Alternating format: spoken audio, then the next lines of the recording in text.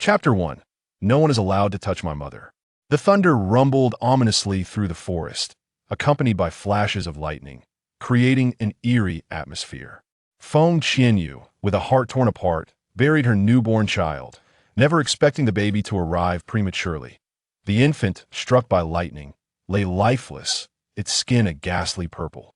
After what felt like an eternity, she finally dragged her bloodied body away from the grave. A disheveled black figure appeared, sniffing around before accurately uncovering the purple-hued baby.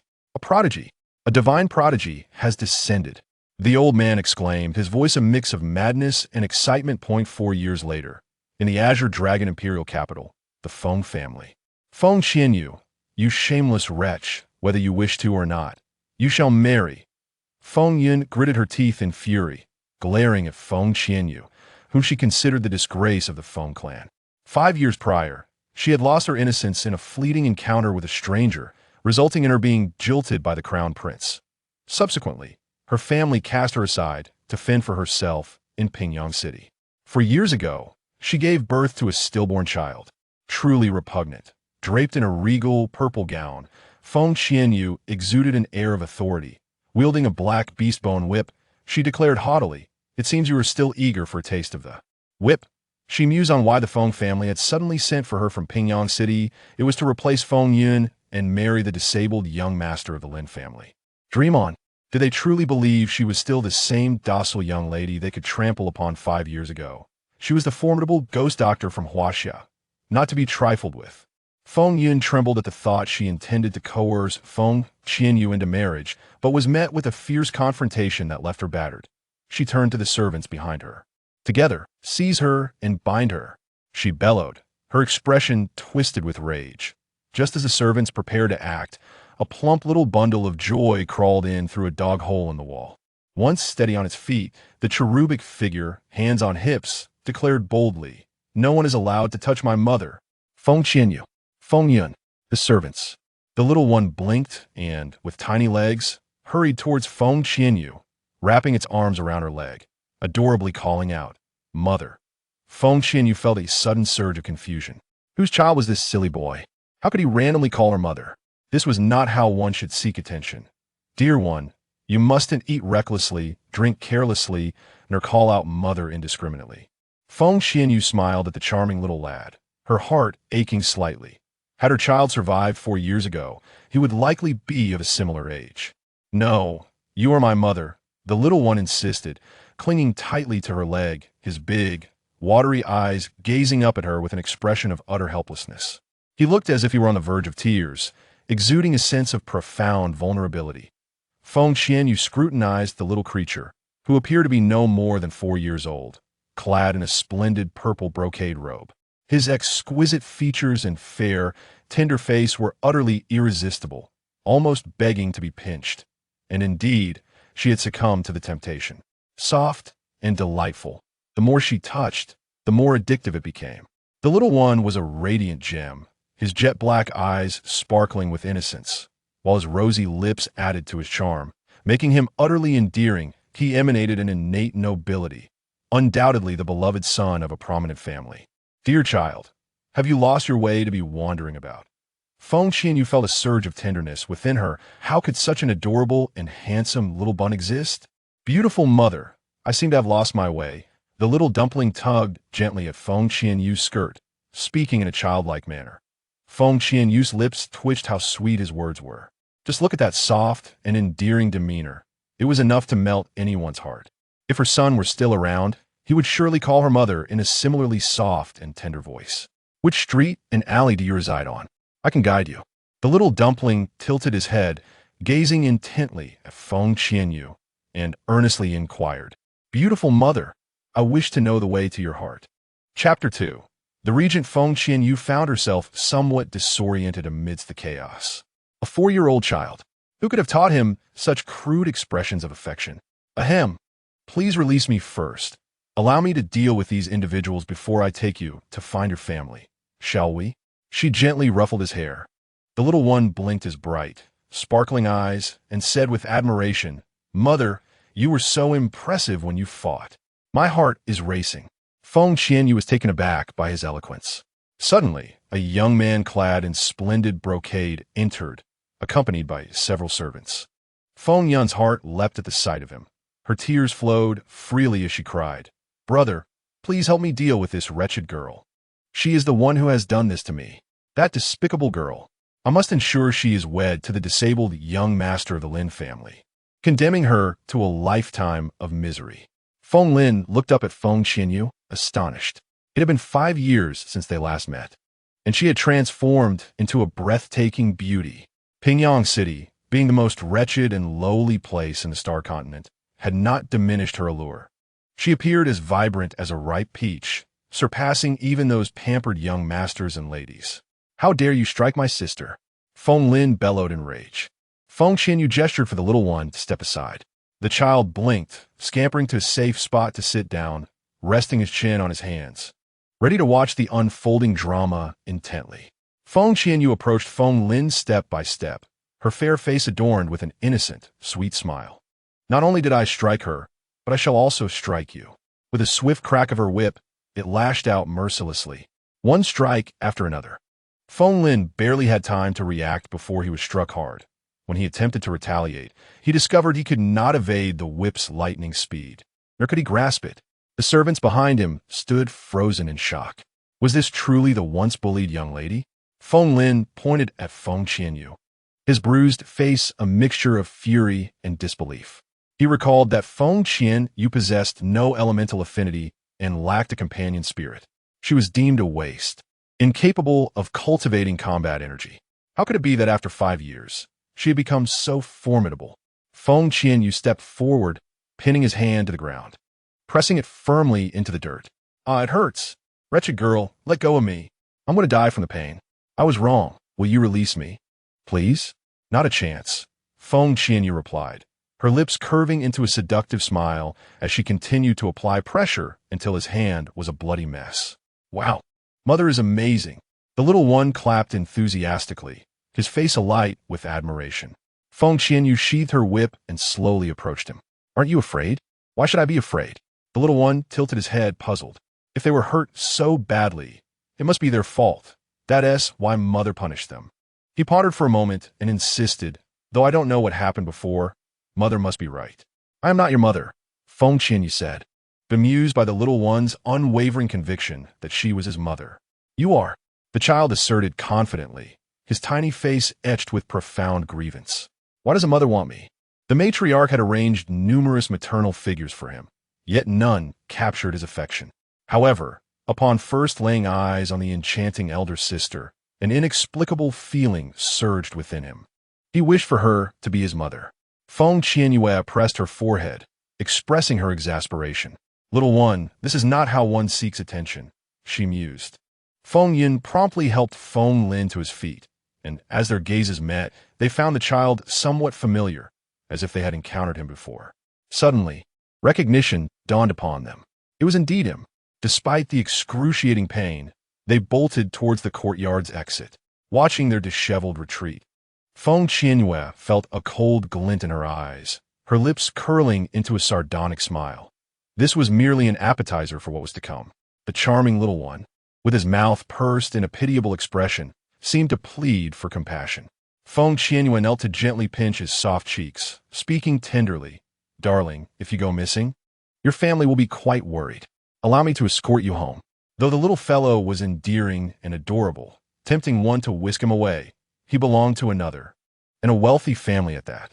Engaging in such unscrupulous acts would only invite trouble. "Beautiful mother, you cannot fathom how pitiful I am. My father treats me poorly. I beg you to adopt me." The little one sniffled, his demeanor teetering on the brink of tears. Observing his woeful expression, Feng Qianyue felt a mix of amusement and sympathy. "I'm afraid not. You must return home." The little one glanced around, a glint of mischief sparkling in his eyes. "Beautiful mother, come with me. This place is dilapidated and chaotic. My home has a vast courtyard." He schemed to lure his mother away. "There are virtues in a run-down yard," he boasted, "for I have mice, cockroaches, frogs, spiders, crows, and snakes, which your courtyard surely lacks." In Pingyang City, due to her repeated trials with medicinal concoctions, The animals fled from her presence as if confronted by a specter. It left her quite vexed. Now, with a variety of creatures serving as her test subjects, she felt an exhilarating rush of vitality. The little one blinked innocently, meticulously counting on his fingers. In my home, I have chickens, ducks, geese, dogs, rabbits, wolves, tigers, eagles, and bears. You win. Let us disregard what was just said, Feng Qianyue replied, her lips twitching slightly, feeling a twinge of heartache. Is your family running a zoo? She inquired. Oh yes. The little one replied obediently. A half-hour later, footsteps echoed from beyond the courtyard, indicating the arrival of a multitude. Regent, the young master is within this courtyard. Feng Qianyue gazed intently at the man ahead, her heart racing uncontrollably. Earlier, she had recognized the young master. Observing how the young master seemed to regard Feng Qianyue as a maternal figure was utterly unacceptable. Thus, regardless of their injuries, she and her brother hastened to locate the regent, hoping he would swiftly take the young master away to prevent any deepening bond between him and Feng Qianyue, for such a relationship would surely complicate their future. It was well known that the young master was the most revered infant in the imperial capital. Whosoever won his favor would undoubtedly ascend to great heights, achieving success beyond measure. Although Feng Qianyue belonged to the Feng family, 5 years prior, they had relentlessly bullied and humiliated her, tarnishing her reputation and stripping her of her status as the crown princess, rendering her the greatest jest in the imperial capital. If she were to attain her goals, she would undoubtedly eliminate them all. Little treasure, come out quickly, your father is here. The voice of Di Jin resonated before he even stepped into the courtyard, as the mischievous child ran about, truly alarming. Feng Qianyue frowned. The regent? The young master? Thus, the impudent little rascal who dared to provoke her had quite the impressive background. Chapter 3. He is a bit dangerous. One must not provoke him. A group swiftly entered the courtyard. At the forefront stood a man of extraordinary nobility, exuding an overwhelming aura of power. Upon discerning his countenance, Feng Qianyue's eyes flickered with astonishment. It was none other than the renowned regent of the Qinglong Empire, Di Xiechun. His status was illustrious, and his influence was immense. He was the only unparalleled genius of the Starry Continent in nearly a century, possessing mastery over 7 elemental systems, and having attained the rank of Do Huang by the age of 20, undeniably the foremost individual in the realm. Now, for years had elapsed, and his strength was unfathomable. No one knew his current level of Do Qi. It was rumored that he had no interest in women, as none had caught his eye. Yet, 4 years ago, he unexpectedly fathered a son, a revelation that shattered the hearts of countless young maidens. To this day, the identity of the mysterious mother of the young master remained unknown. Feng Qianyue scrutinized Di Xiechun from head to toe. He was truly a sight to behold. Perhaps he was the most striking individual she had ever encountered. The tall figure of the man was obscured by a flowing black robe, his features so exquisite they could captivate anyone. His pitch-black, frigid eyes exuded an air of supremacy. He radiated a regal aura that commanded respect, instilling a sense of awe and trepidation. He is somewhat dangerous. One should not provoke him, was Feng Qianyue's initial impression. Di Xiechun's gaze was fixed on the woman in the distance, his brow slightly furrowed. He felt a strange familiarity, yet could not recall when or where he had seen her. The woman's face, small enough to fit in the palm of one's hand, was exquisitely perfect. Her skin as white as jade, her eyes sparkling like stars, and her lips a delicate shade of cherry red. Her entire visage was extraordinarily captivating, undeniably breathtaking. This woman was enigmatic. She was certainly not as fragile as she appeared, was his first instinct. Come here, Di Xiechun commanded coldly, his expression devoid of emotion, radiating an irresistible aura of authority. The little one clung tightly to Feng Qianyue's leg, declaring her to be his mother. Feng Yun, Feng Lin, she is not, Di Xiechun stated indifferently, his sharp gaze fixed on Feng Qianyue, questioning what trickery had led his son to believe she was his mother. Little treasure, you are mistaken. She is not your mother. Come along, be a good child and return home with your cousin, Di Jin urged, approaching to take the little one away. Yet, The child remained steadfast, clinging to Feng Qianyue, insisting, "She is my mother." "She is not," Chen replied. "She is," the little one retorted, puffing up his cheeks in indignation as he glared at Chen, exclaiming, "You are a bad person." What was it that led him to stubbornly believe she was his mother? Was it her extraordinary beauty? Although she considered herself rather lovely. "Approach no closer, or I shall ensure you never see her again," Chen warned, his chiseled features cloaked in a chilling frost, exuding a menacing aura. The little milk packet bit his lip, glaring resentfully at Chen, before reluctantly releasing Feng Qianyue and slowly making his way over. "Will you marry her?" He tugged at his splendid robe. "No," Chen flatly refused. "Then I won't go back." In the next moment, Chen, with a cold expression, lifted him and walked outside. "Little cabbage, the fields are yellow. I'm 4 years old, without a mother. My father doesn't love me. My mother abandoned me. I'm so wrong, but I won't say it, boo-hoo." The little milk packet struggled and cried out loudly. Feng Qianyue was taken aback. Was this little one here for comic relief? Ultimately, she could only watch as Chen carried the little milk packet away. After all, he was someone else's son. Chapter 4. Does your conscience not hurt? Aren't you all leaving? Do you want to continue receiving lashes? Feng Qianyue's lips curled into an eerie, cold smile that sent chills down one's spine.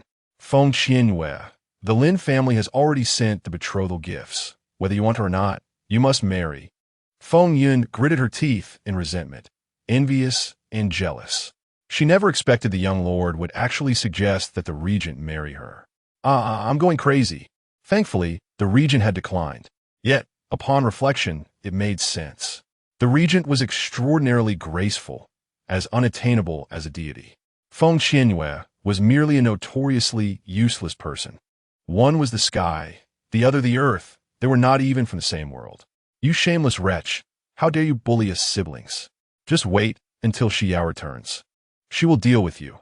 Feng Lin glared at his bandaged right hand, wishing to tear her to pieces. Feng Qianyue raised an eyebrow, striding towards them, brandishing her hungry beast bone whip. Crack! Dust flew about. A fierce wind blew. Feng Yun and Feng Lin trembled in fear, their eyes wide open. Clearly, 5 years ago, she was a fragile being. How could she suddenly possess such strength? No, that was impossible. Upon seeing her approach, the siblings fled as fast as they could. Feng Qianyue wore a thick layer of mockery on her lips, her expression disdainful, as a cool and noble face surfaced in her mind. Feng Xiao, the pride of the Feng family and a standout among the younger generation. For years, whenever she ventured out, she could always hear praises sung about her. Just a thief. At the Regent's residence. Have you found out everything? Chen shot a cold glance at the approaching Chen. Chen approached with a grin, proudly declaring, "Uncle, as long as I take action, there is no information I cannot uncover. She is quite well known in our imperial capital." "Get to the point," Chen replied, Ichiri. He was eager to discover what made this woman special enough to catch the eye of his notoriously picky son. "Her name is Feng Qianyue. She is a useless person who cannot cultivate, the daughter of the previous head of the Feng family. 5 years ago, she had an affair with a stranger despite being betrothed to the crown prince, subsequently suffering a broken engagement and being banished to Pingyang City. It is said that she gave birth to a stillborn 4 years ago. Could it be that having been a mother makes the little treasure particularly fond of her?" Chen pondered, stroking his chin.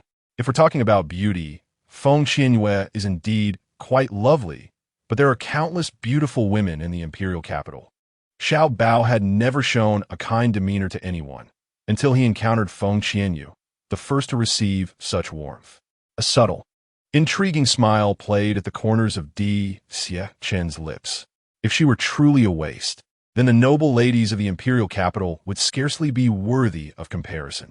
Having encountered countless individuals, he could discern the worth of others to a degree.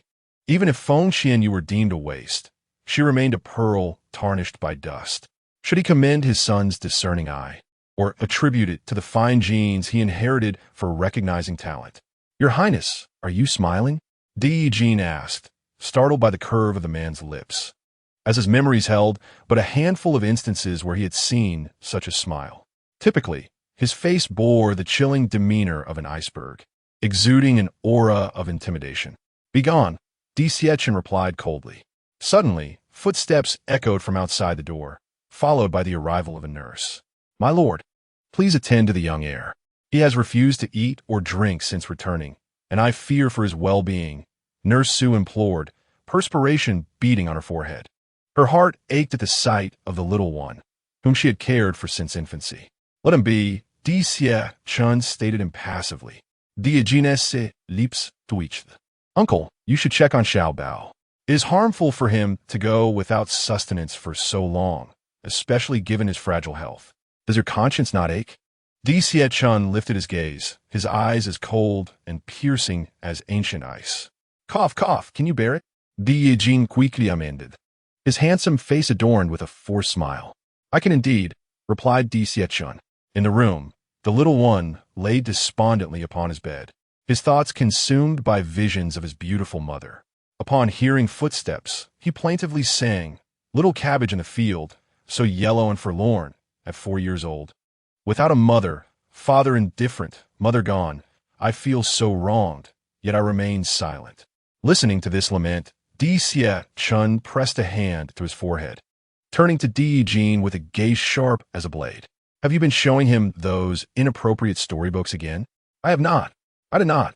Do not speak such nonsense," Di Yijing hastily denied, feeling a twinge of guilt. He cursed the captivating new storybook, "I Am a Goddess," which had proven too irresistible. He couldn't resist purchasing another volume, unaware that his little cousin would sneak a peek and learn the nursery rhymes contained within. Di Xietchen glared at him fiercely, imparting a significant warning. "I have heard that the emperor plans to send someone to the sea. Perhaps I should recommend you?" "Uncle, I will take care of Xiao Bao. I shall never show him another storybook again," Di Yijing vowed, raising his right hand in solemn promise, tears welling in his heart. He had already hidden the storybooks away, yet Xiao Bao always managed to find them. It truly was not his fault. Di Xietchen snorted disdainfully, pushing open the door to enter the room, threatening, "If you dare to sing again, you shall not see her." The little one fell silent, like a frightened chick. Bad father, he thought, having been subjected to such threats since childhood. "Do you wish to see her?" Di Xietchen asked, sitting at the edge of the bed, his gaze softening as he beheld the small figure. "I want mother," the little one replied, turning his back in a huff. "Tomorrow. Now. Do you truly wish to see her now? Come down for a meal. Do you wish to appear weary when she sees you later?" With that, Di Xietchen stood and made his way outside. The little darling sat up, her expression one of utter astonishment. Surely he hadn't misheard? His father intended to seek out his mother? Feng Qianyue had always been a light sleeper, and now that she had just returned to the capital, she dared not indulge in deep slumber. This afternoon, her third uncle had come to find her, only to be driven away by her sharp tongue and fierce demeanor. Yet, he would undoubtedly not relent. As she sensed another presence in the room, she was instantly jolted awake, grasping the dagger concealed beneath her pillow. "It is I. I truly wish to eliminate you. You have already reported to the King of Hell." The man's deep, magnetic voice resonated through the darkness. Feng Qianyue swiftly sat up, raising her right hand as the room was suddenly illuminated, revealing an extraordinarily noble man seated by the table. When had he arrived? And how had he done so without a sound? Had it not been for the sharpness of his gaze, akin to a blade, she might not have reacted at all. This man was indeed formidable. What could the regent want in the middle of the night in the chamber of a vulnerable woman? Feng Qianyue quickly descended from the bed, nonchalantly adjusting her skirt. "The little darling wishes to see you. Oh, since your departure, he has neither eaten nor drunk. And then, what does he desire?" A playful smile slowly graced Feng Qianyue's lips as she stepped closer to Di Xietchen, teasingly remarking, "What I desire may very well be beyond your means, Regent." Chapter 5. One will not have a wife without initiative. Di Xietchen quietly regarded her, his stunningly handsome visage exuding an air of superiority, his gaze cold and penetrating, enveloped in an overwhelming aura of authority that instilled an unspoken pressure. As Feng Qianyue met his deep, icy eyes, her heart tightened. His gaze was excessively aggressive, sending shivers down her spine. She had to concede that this man was somewhat terrifying. He sat silently, yet his presence alone tautened her nerves. Oh, suddenly, Di Xiaoqin uttered a single word. Ahem, I was merely jesting. You are the esteemed and powerful regent. Surely, you possess what a humble girl desires. Feng Qianyue donned a flattering smile, inwardly critiquing the need for him to regard her with such a deathly stare over a mere jest. What do you seek? Di Xiaoqin's tone turned slightly frigid. No need. I cherish the little darling. With that, Feng Qianyue walked straight toward the exit, her heart softening like cotton as she thought of her little darling. If only her son were still with her. In her previous life, she had been an orphan, and 5 years ago, upon discovering her pregnancy, she had felt an unprecedented joy, for in 10 months, she would have a kin connected by blood. She had believed herself fortunate. Yet, fate had proven cruel. Di Xiaoqin observed her retreating figure, a cold smirk gracing his lips, his handsome face inscrutable, leaving one to ponder his thoughts. What sort of game was she playing? In the room, the little darling sat quietly, his face a picture of troubled obedience, occasionally scampering to the door to peek outside. Why hasn't father returned with mother yet? Young master, might you not wish to rest for a while? Sumomo could not help but speak up, even as she stifled yawns, clearly fatigued, yet he refused to lie down. Suddenly, she found herself particularly curious about the kind of woman who could inspire the little demon king to willingly call her mother. It is worth noting that the Empress Dowager had introduced him to many remarkable noble ladies, yet he remained aloof, refusing to engage with them. No, I shall wait for mother. I will not sleep until she arrives. The little one sat at the edge of the table, cradling his chin in his hands, fervently hoping for her return. Surely, mother would come. Moreover, since father had promised to find her, should she fail to appear, given his style of action, he would undoubtedly resort to force to bring her back. Madame Su. Moments later, footsteps echoed from outside. The little one's eyes lit up as he dashed towards the door, throwing his arms around Feng Qianyue's legs, and innocently called out, Mother, Bigot, call her beauty sister. Feng Qianyue felt compelled to correct him. Sweetheart, I am really not your mother. Di Xiaoqin's expression darkened, a foul and unpleasant look crossing his face. In the past, whenever he appeared, his son would immediately rush to embrace his legs. Yet now he felt diminished in status.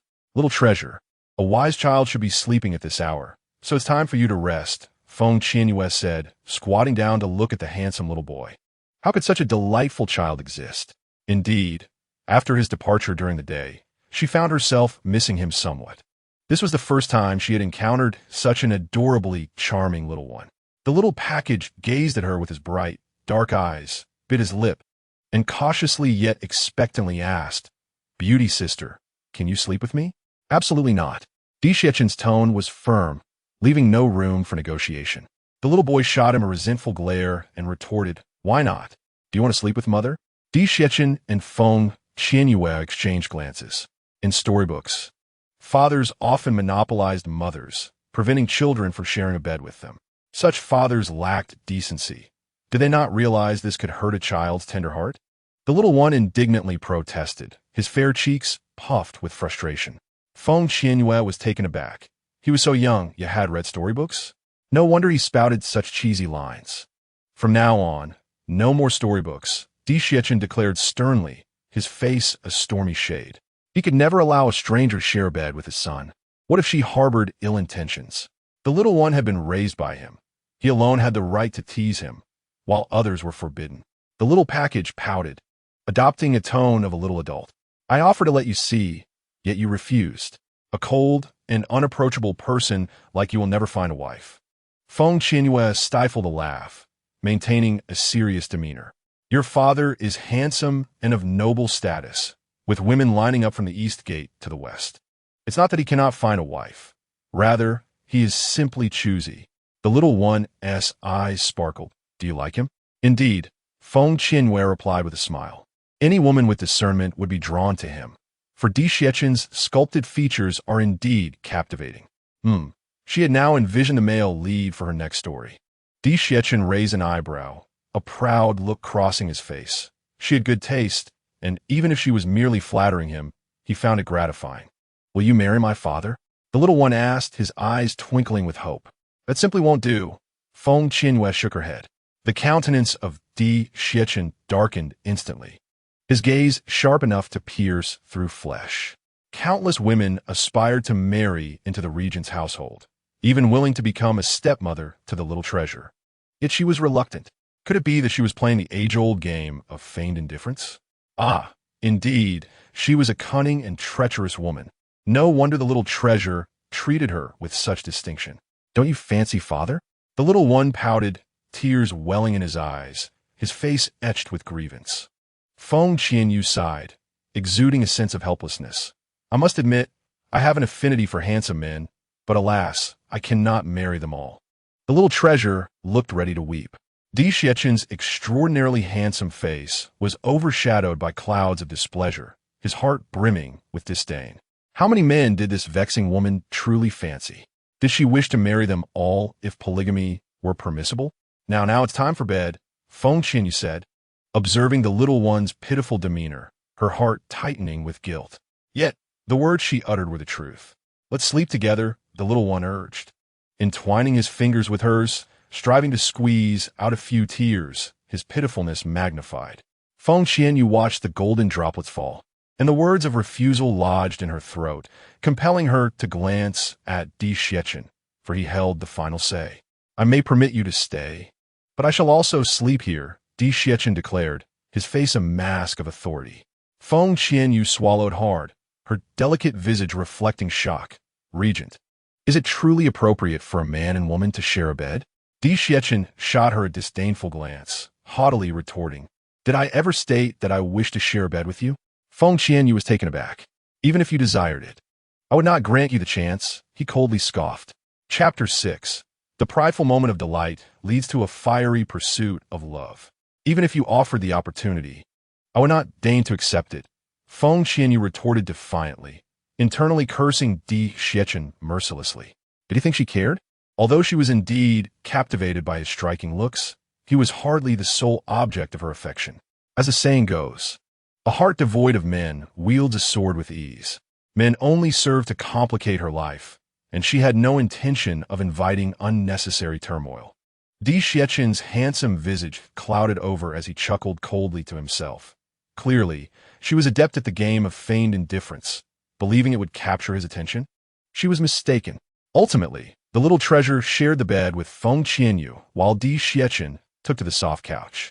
The following day, before Feng Qianyue had even opened her eyes, she felt two fervent gazes upon her. Upon opening her eyes, she was greeted by the sight of two strikingly handsome faces, one large and one small. Truly, they were father and son, a perfect enlargement and reduction of the same striking features. At that moment, she found herself curious about the little one's mother. Who was she? And why had she not appeared in 4 years? How could she bear to abandon such a pair? Or perhaps, had she met with misfortune? Otherwise, anyone with a sound mind would not forsake such a duo. Sister Beauty, you are awake. The little treasure beamed, standing beside the bed with eyes twinkling, warmth radiating from his heart. Do you always sleep like this? Di Xiachen remarked, casting a disapproving glance at her sleeping posture. Upon rising in the morning, he beheld Feng Qianyue sprawled across the bed in a most undignified manner, while his poor son was relegated to a corner. Curiously, the little fellow did not display any signs of displeasure. Instead, he wore a beaming smile, lacking any semblance of backbone. Feng Qianyue quickly sat up, feeling a twinge of embarrassment. After all, she was accustomed to sleeping alone, adopting whatever posture she pleased. To her surprise, she found herself the subject of scrutiny from both a big and a little onlooker this morning. How had she managed to sleep so soundly the previous night? Was it the soft little dumpling in her arms, or perhaps the security afforded by being in the regent's residence? Likely a combination of both. It was well known that Di Xiachen cherished his offspring above all, and since the little dumpling adored her, even if he remained wary of her, he would not harm her at least for the time being. Feng Qianyue swiftly rose from the bed and planted a kiss on the small bundle of joy in her arms. To her astonishment, upon returning to the imperial capital, she had gained an unexpected advantage. As the saying goes, with a cute treasure in hand, the world is at my feet. The little dumpling, initially taken aback by her affectionate gesture, soon blushed with shyness, his large, watery eyes exuding an irresistible charm. "Mother, you kissed me," he exclaimed. "Little one, the beautiful sister is going home," Feng Qianyue replied, gently ruffling his hair, utterly charmed by his rosy cheeks. "Can you stay and have breakfast with me before going back?" The little dumpling pondered aloud, realizing he could not cling to the beautiful lady all the time, lest she grow weary of him. Of course, Feng Qianyue readily agreed. Meanwhile, Di Xiechin scoffed, thinking, "Did I ever say I would allow you to stay for breakfast? How dare she kiss his son, that insufferable woman?" At the breakfast table, the little dumpling incessantly served Feng Qianyue an array of delectable dishes, completely disregarding Di Xiechin, for he had previously uttered unkind remarks. "How vexing! Dixi connaisse en son visage darkened." His gaze icy as he observed the lively exchange between the two across the table, feeling utterly invisible for the first time in his life. He resolved not to be irked. She could continue her game of subtle seduction. At the entrance of the manor, Feng Qianyue said, "Little one, it's time to go home. The beautiful sister will seek you out when she has the time." She pinched the little dumpling's round, pudgy cheeks, contemplating the audacity of wanting to take him with her. The maternal affection that had been dormant for 4 years seemed to awaken within her. Parting from him stirred a hint of reluctance in her heart. "I will also seek out the beautiful sister," the little dumpling declared, forming an adorable heart gesture with his hands. Upon witnessing this, Feng Qianyue felt her heart nearly melt. Clearly, the little fellow had indulged in his fair share of romantic tales. Otherwise, how would he know such cheesy phrases and heart gestures? He was clearly a quick learner, destined for greatness. Before departing, Feng Qianyue cast a glance at Di Xiechin, pondering why so many women desired to marry him. Were they unaware of his sharp tongue and unlikable demeanor? Di Xiechin met her gaze, his expression darkening. What did her disdainful look signify? The little dumpling watched Feng Qianyue leave until her figure faded from view, then tugged at Di Xiechin's sleeve, saying, "Father, I have a word of wisdom for you." "Oh." Di Xiechin raised an eyebrow, intrigued. What profound words would the child offer?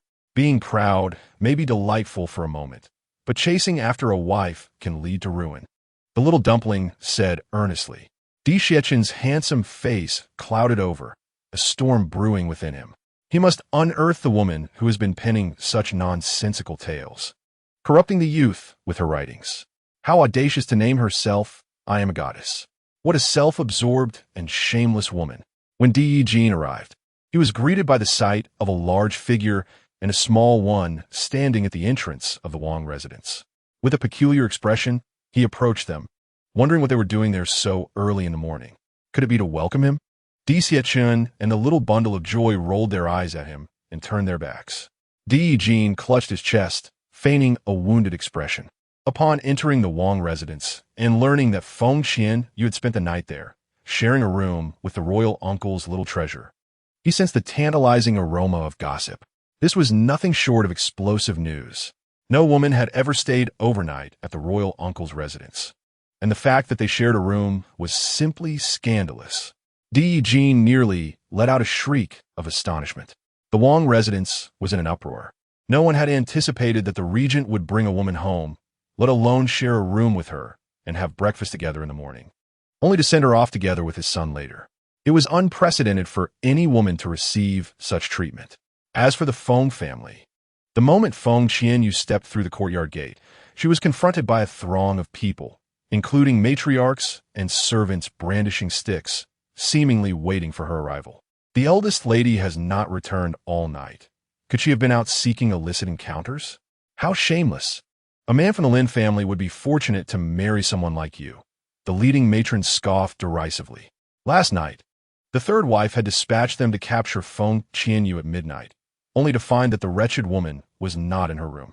They had stood guard all night, and when they reported back to the third wife, she instructed them to wait at the entrance of the Feng family, where they ultimately caught sight of her.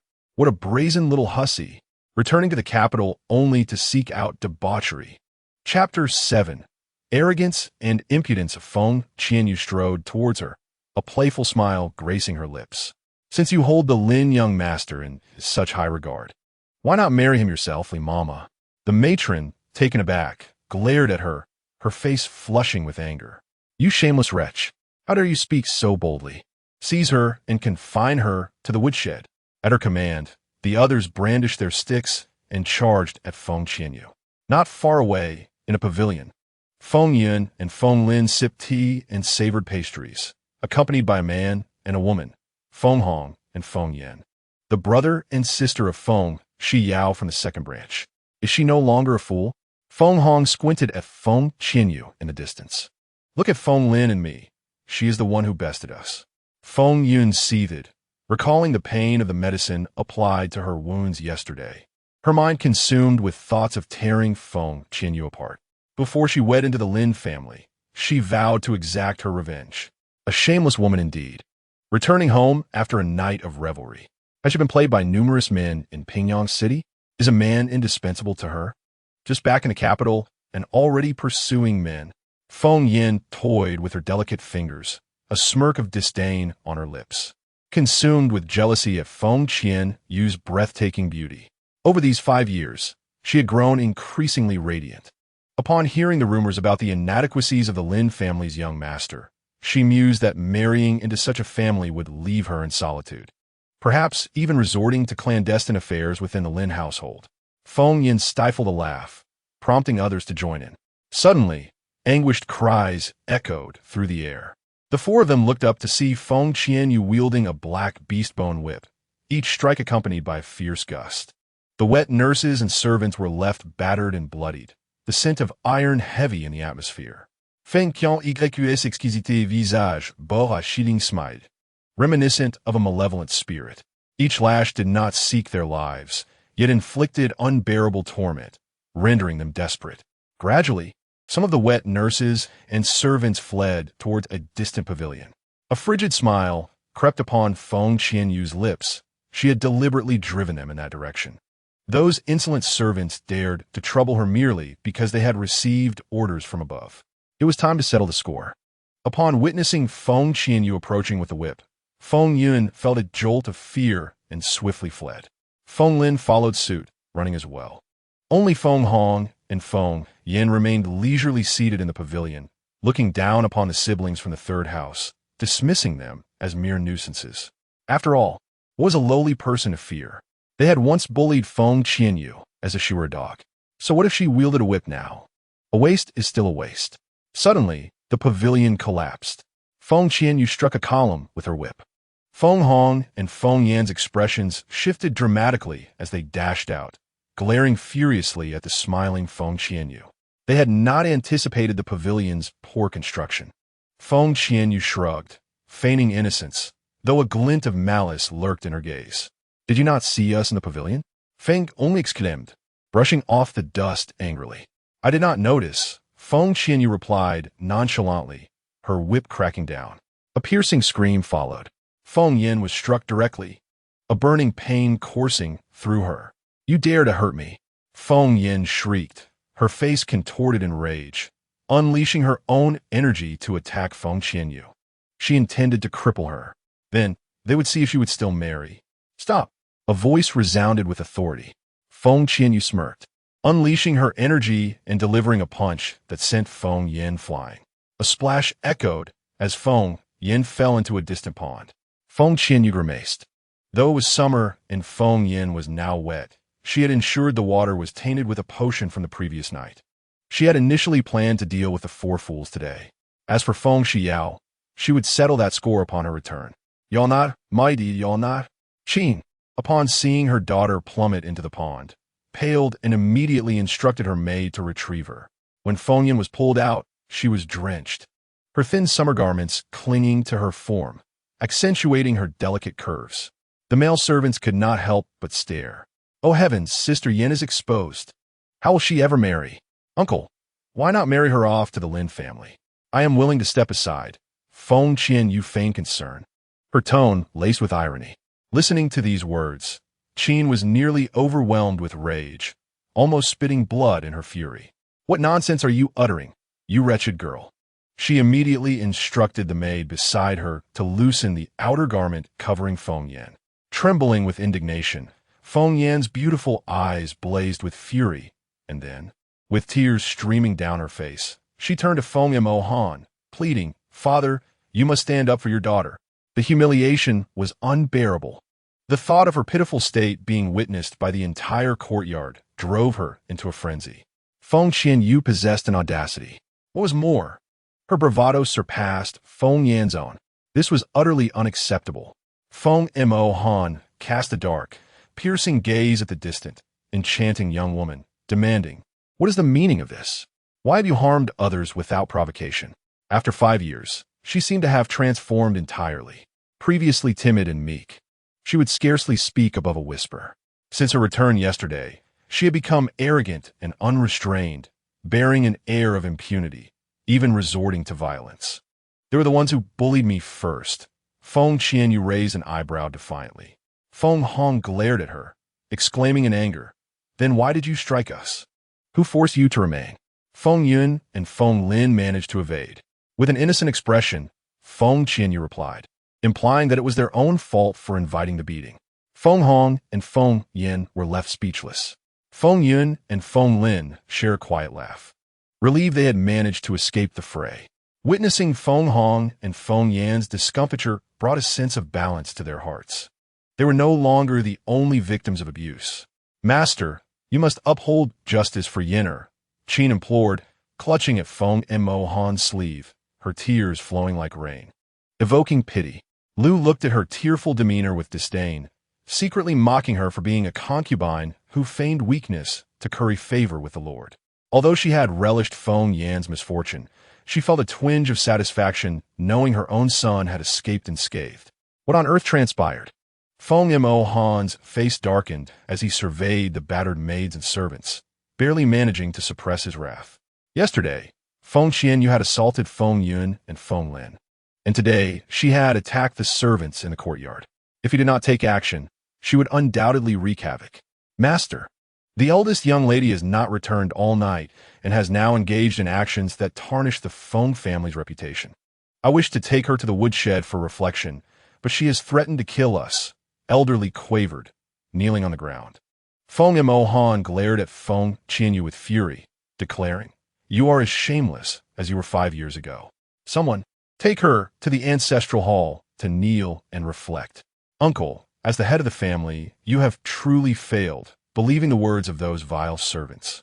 Feng Qianyue shook her head in disappointment, tinged with disdain. Feng Mo Han was incensed, nearly beside himself with rage. Meanwhile, Feng Mingshan and Feng Shi from the third house stifled their laughter, relishing the rare sight of the second master in distress. "I stayed overnight at the Regent's residence. The young master insisted I remain to keep him company. If you do not believe me, you may inquire with the Regent himself," Feng Qianyue declared with haughty pride. Silence fell like a shroud. The sound of a pin dropping could be heard in the stillness. All present held their breath, eyes wide with astonishment as they regarded Feng Qianyue. She had slept at the Regent's residence. How could this be possible? In times past, no woman had ever been permitted to stay overnight at the residence of the Regent, and the young heir certainly held no regard for any woman as a maternal figure. Feng Mohan found himself momentarily speechless, his expression shifting with unease. He firmly believed that Feng Qianyue would not dare to jest about such matters. Otherwise, should the news reach the ears of the Regent, she would surely face dire consequences.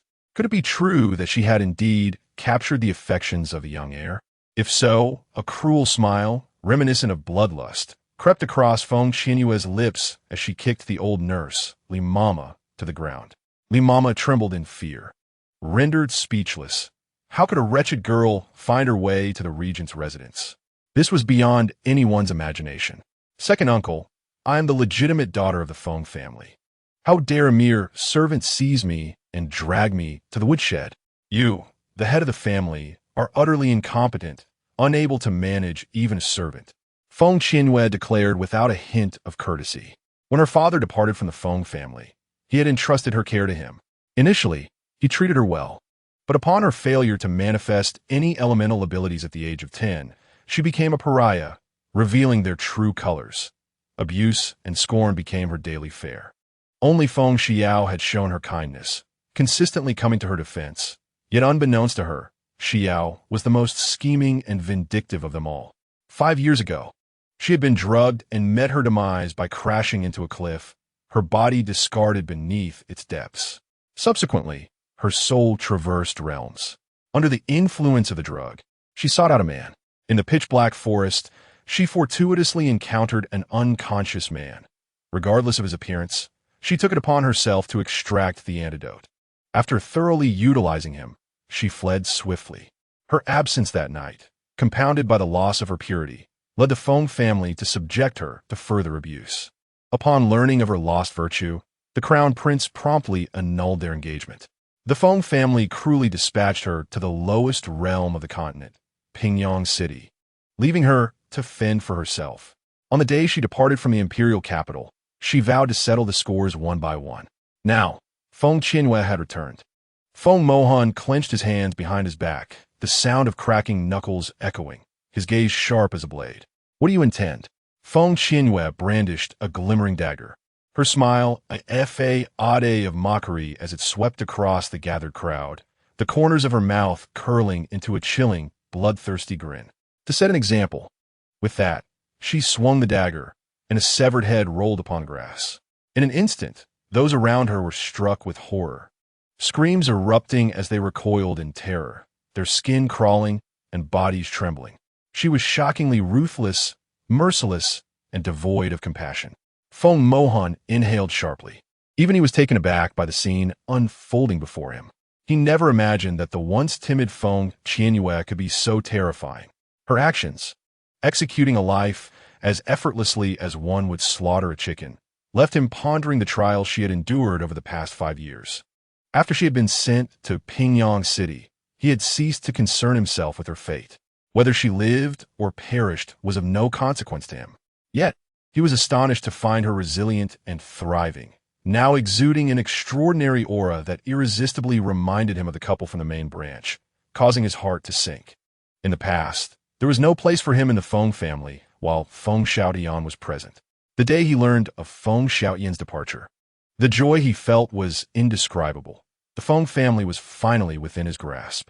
Initially, he did take care of Feng Qianyue, but upon discovering that she had no elemental affinity at her 10-year assessment, he deemed her a useless burden unworthy of his attention. From that moment on, he ceased to concern himself with her. With Feng Xiaotian absent and recalling the grievances he had endured, he allowed the family members to bully Feng Qianyue at will. Second uncle, you are vastly inferior to my father. You indulge the servants too much. Be cautious, lest they one day rise against their master. Why not to deal with them as I do, without hesitation? Feng Qianyue toyed with a dagger stained with blood, her smile both enchanting and terrifying, sending shivers down the spines of those around her. The maids and servants trembled in fear, feeling an icy dread creeping from their feet to their heads. The young lady was truly frightful. That severed head would undoubtedly haunt their memories. To their astonishment, after 5 years of absence, she had become so arrogant and ruthless, showing no regard for anyone. At such a tender age, her heart was as unyielding as her blade, ready to inflict harm at any moment. Go to the ancestral hall. Kneel and reflect on your misdeeds. Feng Mohan bellowed in exasperation. As the current head of the Feng family, he believed he had the final say. I'm too busy, Feng Qianyue replied nonchalantly. Impudent. This insubordination cannot be tolerated. Someone, bind her and take her to the ancestral hall to kneel.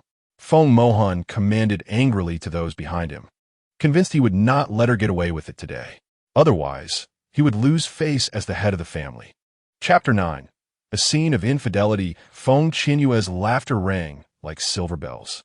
Oh, second uncle, the young master has invited me for a boat ride tomorrow. If he does not see me, or finds me injured, he will be quite upset.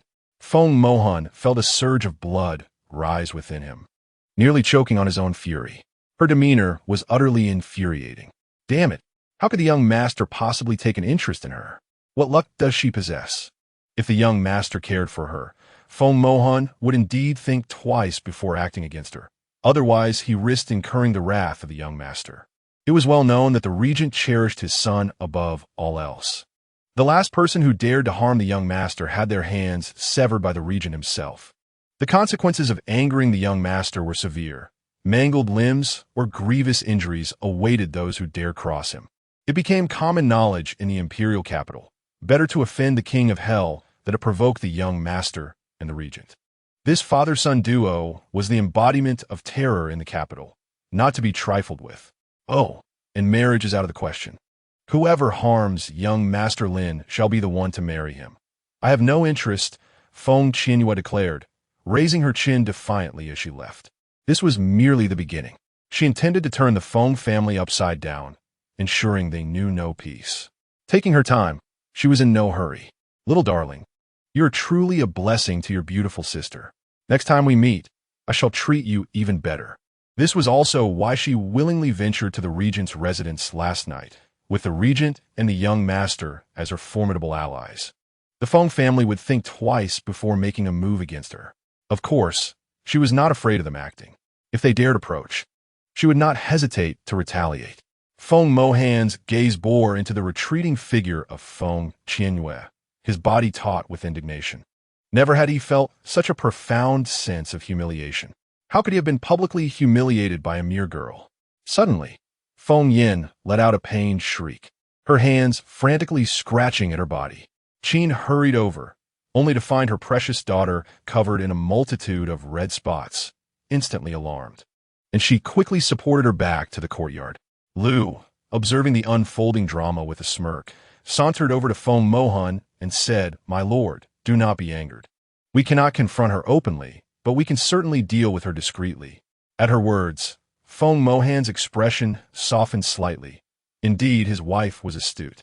Let her revel in her arrogance for now. Once Xiao returned, they would give her a proper reckoning. Lu's pride swelled as she thought of her cherished daughter. A paragon of excellence. The mere mention of Feng Xiao brought a hint of warmth to Feng Mohan's demeanor. His heart lightened considerably at the thought of his talented daughter, who would undoubtedly outshine Feng Qianyue upon her return.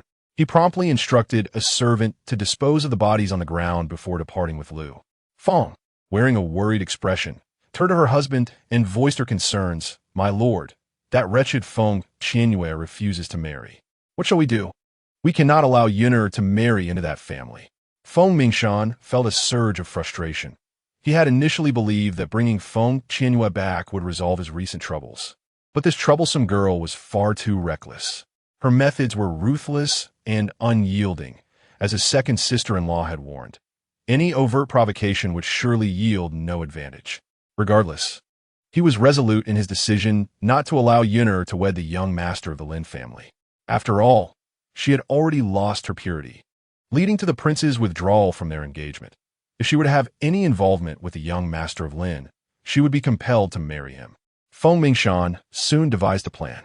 Feng's eyes brightened with realization at his words. They could stage a scene to catch them in the act, ensuring that even if she resisted, she would have no choice but to marry. Furthermore, if she were to embarrass herself, the young master would surely come to despise her, leaving her without allies.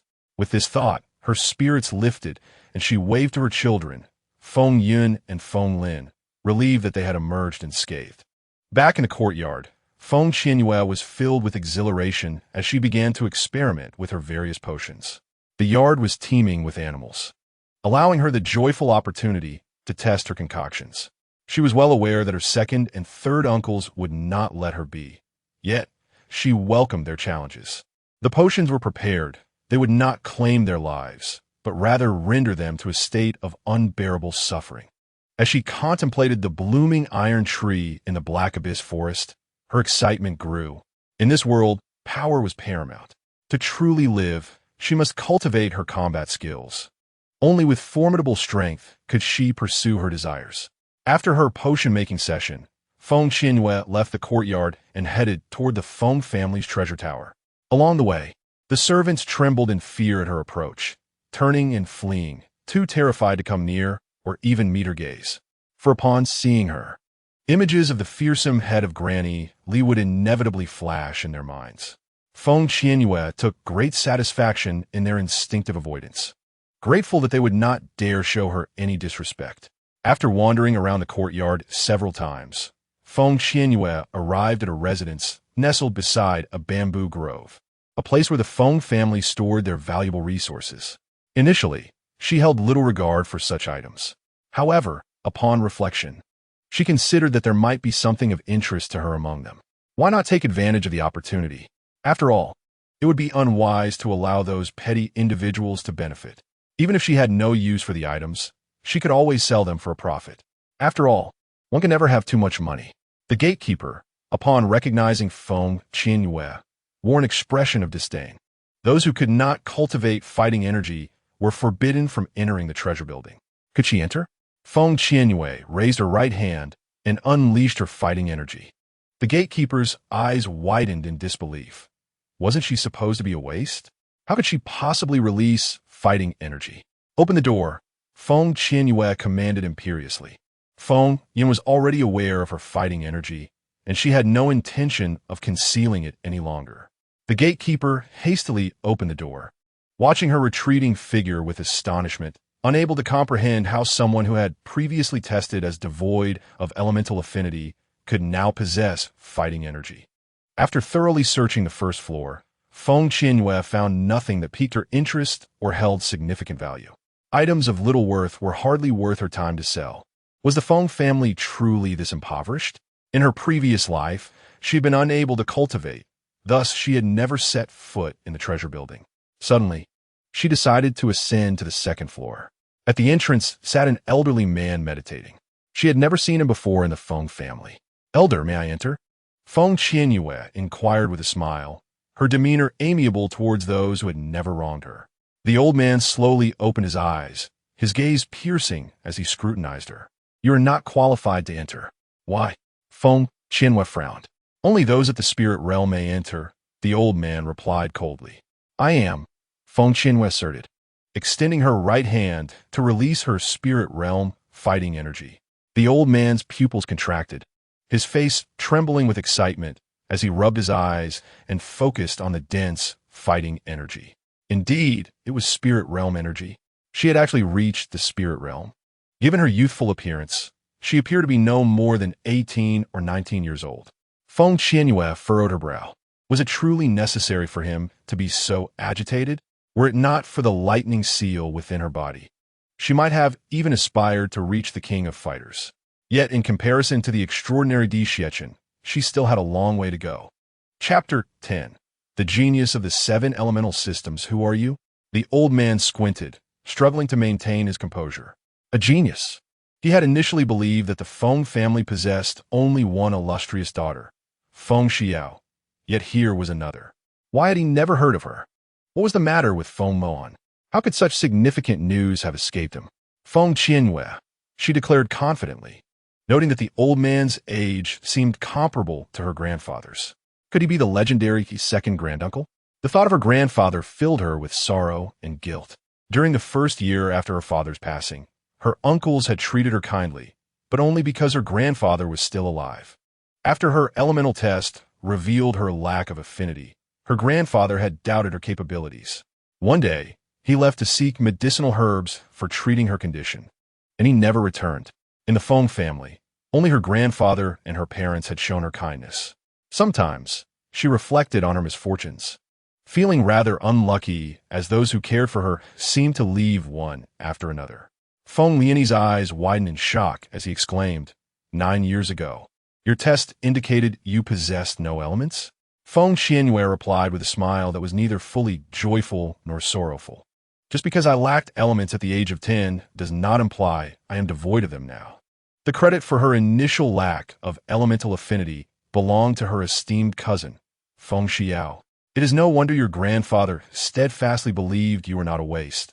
Alas, he has not returned, and were he to witness your current achievements, he would undoubtedly be filled with joy, Feng Liani remarked, his eyes reddening at the thought.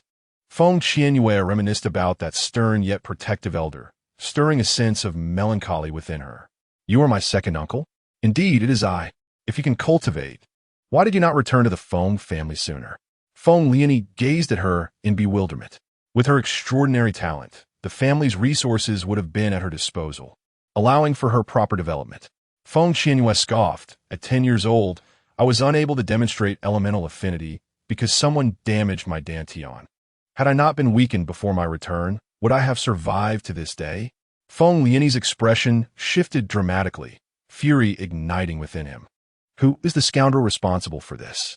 How despicable! The Feng family has fallen into decline, and yet there are those who would harm prodigies. Such individuals are a misfortune to the Feng family and must be punished. I will settle my own accounts. May I enter now? Feng Qianyue smiled faintly. Feng Qianyue rose to his feet. Come with me. Feng Qianyue promptly followed. Upon entering, she immediately sensed a significant improvement over the first floor. The first row showcased various elixirs. The second row contained combat skills and mental techniques. The third row was stocked with medicinal materials and spiritual treasures, while the fourth row featured an array of self-defense weapons. Feng Qianyue patiently introduced each section to her. Curiously, Feng Qianyue peered towards the innermost row and inquired, "What lies in the fifth row?" "Those items are of no use to you. They are relics from our ancestors, usable only by those with dual or triple elemental affinities." Feng Qianyue clarified. His intention was not to belittle her, but rather to highlight that over the past century, the Feng family had seen too few prodigies with dual affinities, with only Feng Xiao emerging in the last decade. "I possess such affinities," Feng Qianyue replied nonchalantly. Then she raised her right hand. The 7 elemental energies, red, orange, yellow, green, blue, indigo, and violet, blossomed in her palm, forming a breathtaking rainbow. Bang! Feng Qianyue, stunned, sank to the ground, his expression blank as he stared at the composed Feng Qianyue. How infuriating! Once again, she has deceived me. Earlier, he had assumed she was not a spirit fighter. She had effortlessly declared, "I am." Just moments ago, he believed she lacked dual affinities, only for her to assert, "I am." The critical point was not merely dual affinities, but rather 7. The Feng family had birthed an unparalleled genius, a rarity in a century. As Feng Qianyue retracted her elemental display with a light laugh, she hoped her second uncle would help her conceal her talents. Her grandfather had once spoken of him as a man of unwavering integrity, fervently passionate about cultivation, who had never married or fathered children. After an unknown ordeal, he returned to the Feng family, requesting to guard the treasure tower, remaining there ever since. "Unless you reveal it yourself, I will not disclose your abilities. Feel free to explore the 5th row," Feng Qianyue said, patting his chest, his heart racing from the shock. Heavens! A genius with 7 elemental affinities. Across the entire starry continent, there is no one else apart from that prodigy, Di Xiachen. Ha! The Feng family is poised for brighter days ahead. After a careful selection, Feng Qianyue approached Feng Qianyue, holding an exquisite box. "Second grandfather, what is inside?" "No, you cannot cultivate with this," Feng Qianyue replied, shaking his head. "Why not?" "Unless your accompanying primordial soul is a phoenix." He hesitated to continue. "It is," Feng Qianyue exclaimed with excitement. Feng Qianyue cursed inwardly, realizing he had once again fallen for her ruse. Feng Qianyue summoned her accompanying primordial soul, a resplendent 7-colored phoenix. Feng Qianyue clutched his chest, relieved that he was seated on the ground, for otherwise he would have been startled into falling over again. The 7-colored phoenix, the Phoenix King, was infinitely more noble and powerful than Shi Yao's golden phoenix. What a monstrous anomaly she was. "Is it?" Feng Qianyue replied, her eyes sparkling with delight. "Ha! Shi Yao's golden phoenix was stolen from her, yet unbeknownst to her, even if she had seized her primordial soul, it had regrown and evolved. The Phoenix King, how intriguing." As night fell, a crescent moon hung high in the sky. Just as Feng Qianyue prepared to retire for the night, a peculiar fragrance wafted into her senses. With a wicked smile, she thought it was akin to flaunting a sword before Guangong. Moments later, someone gently pushed open the door to her room and placed a man on her bed before swiftly retreating. Perched quietly on the beam was Feng Qianyue, observing the scene unfold. The man on the bed was the disabled young master of the Lin family. He had initially been reluctant to marry Feng Qianyue, especially since she had already been bedded by someone else. However, having heard she had become particularly beautiful, he felt a twinge of desire. He thought that if he could enjoy a night with her, he might reluctantly take her as a concubine. Suddenly, he fainted, Feng Qianyue discarded the stick in her hand, a wicked smirk curling her lips. The next day, a terrified scream echoed through the plum blossom garden. At that moment, Feng Qianyue was leisurely strolling outside with a group of servants. Upon hearing the commotion, she gestured for them to follow her inside. Who would dare disobey? Certainly not them. To disregard her would mean facing the wrath of Granny Li. They would eat dung if commanded, let alone merely entering Miss Yun's courtyard.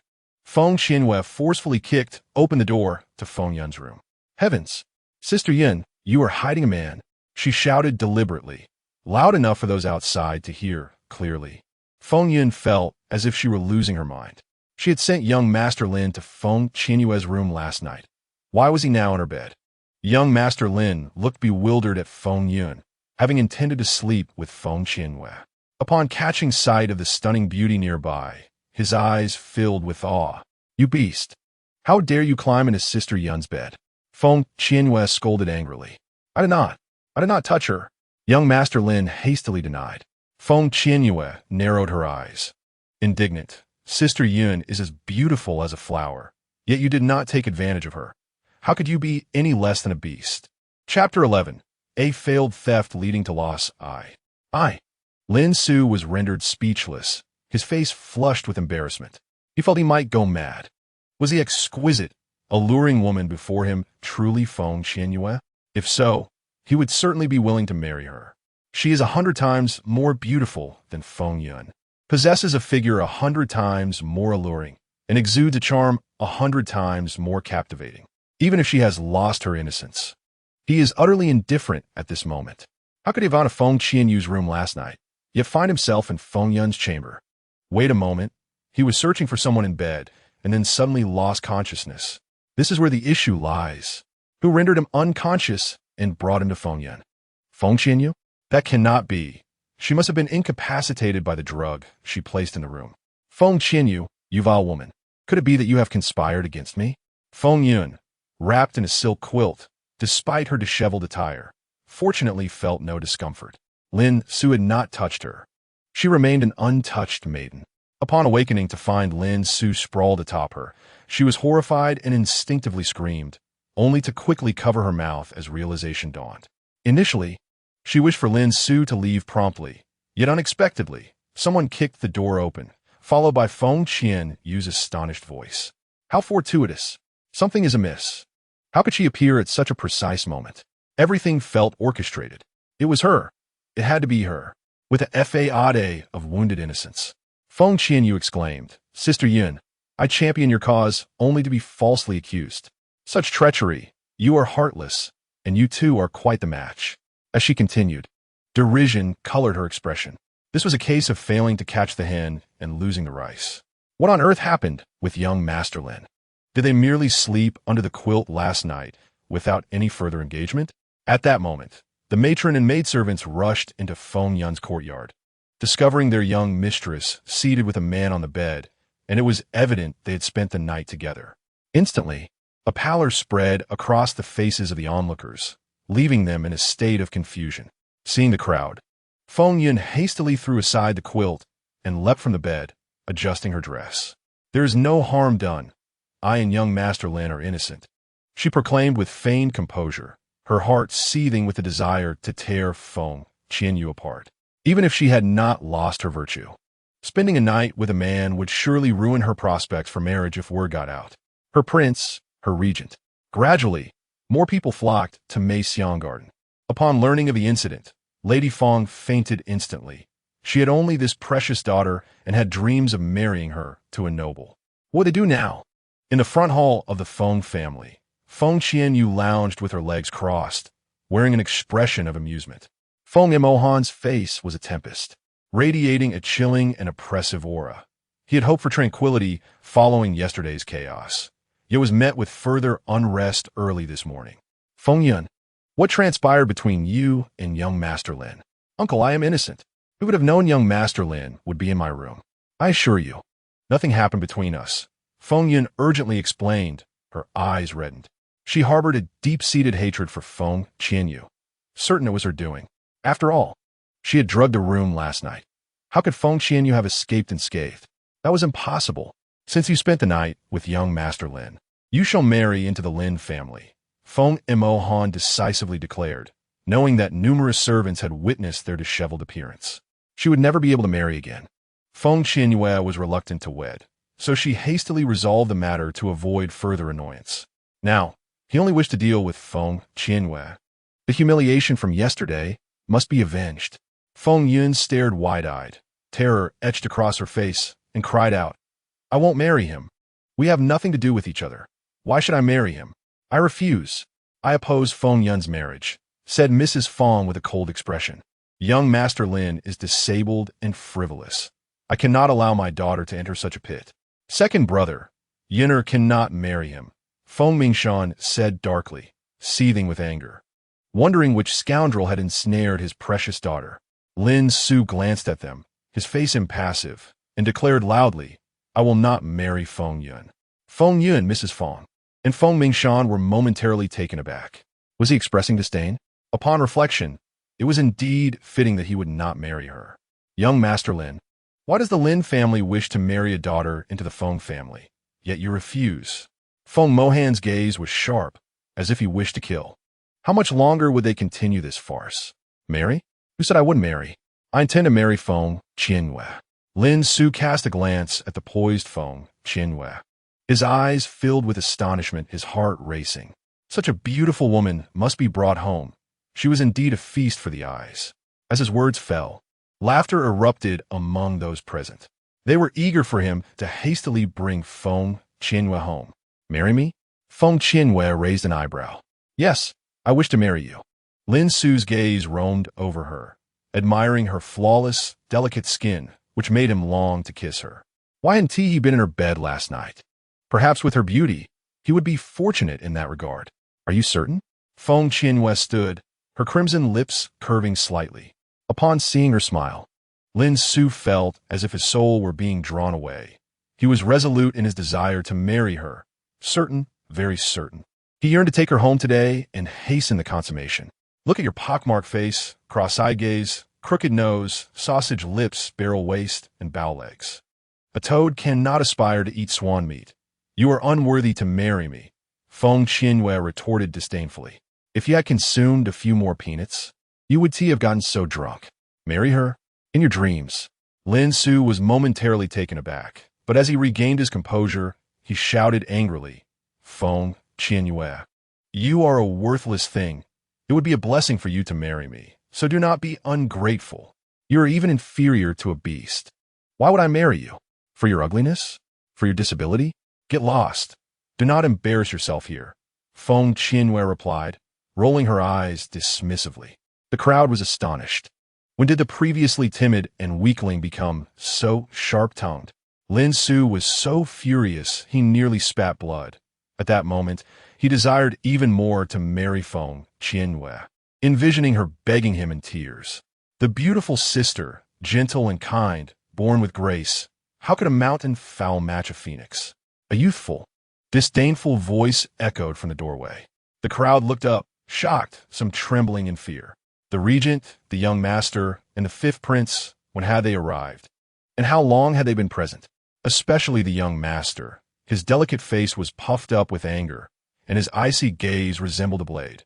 He appeared particularly incensed. The little darling rushed forward, clinging to Feng Qianyue's leg, and plaintively exclaimed, "Sister Beauty." Yesterday, he had restrained himself from coming, but today, he insisted that his father bring him to find her, only to witness this scene. How infuriating! Chapter 12. Sleeping under the covers can stifle one's spirit uncle.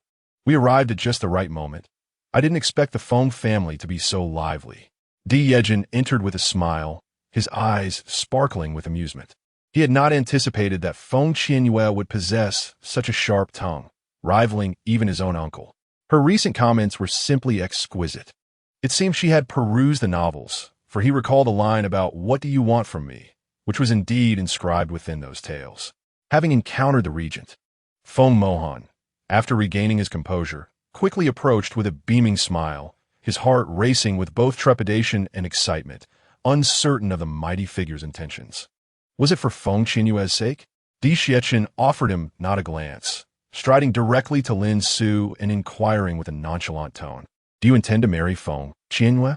Y Lin Su está mered, trembling incontrollably. He wished to rise in greeting, but his legs felt incapacitated, leaving him in a state of anxious disarray. What prompted the regent to ask such a question? My son asserts that a mountain chicken cannot wed a phoenix. Di Xiechin regarded him with a gaze that pierced through to the soul, questioning who had bestowed upon him the audacity to seek marriage with Feng Qianyue. Utterly oblivious to his own limitations. Regent, the Feng family has proactively offered Feng Qianyue to me. Lin Su hurriedly replied, wiping the cold sweat from his brow, an inexplicable fear gnawing at him.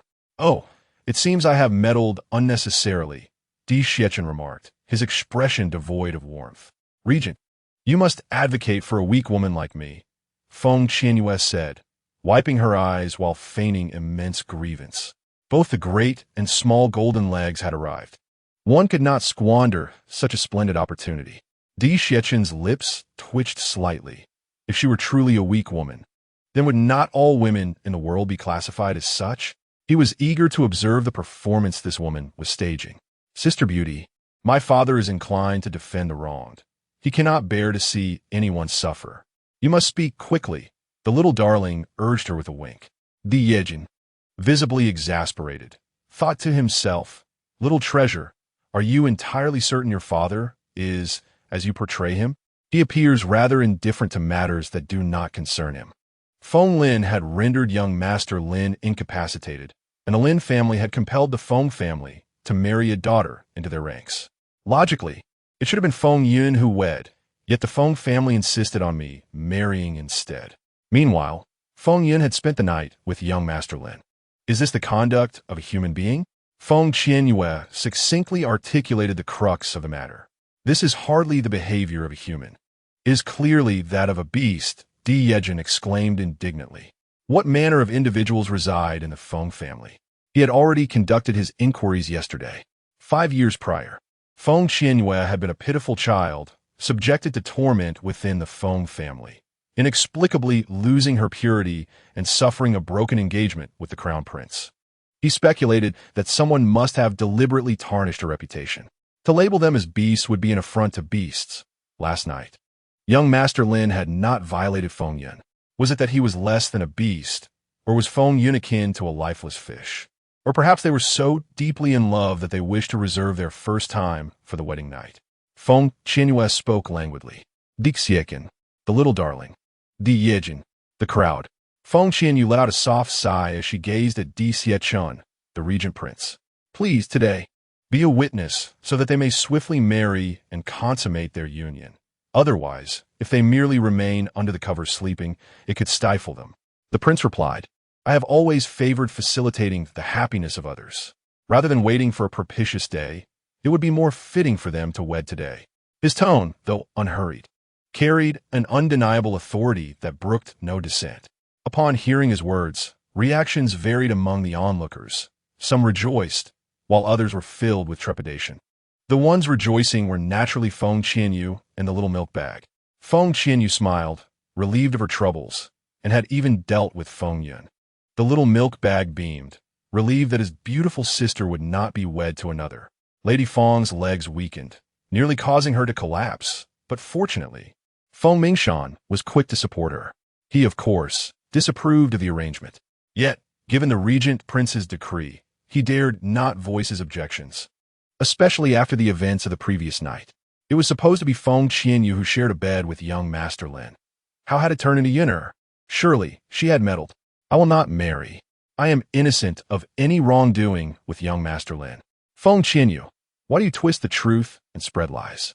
Feng Yun shrieked, her expression contorted in madness. She aspired to become a princess.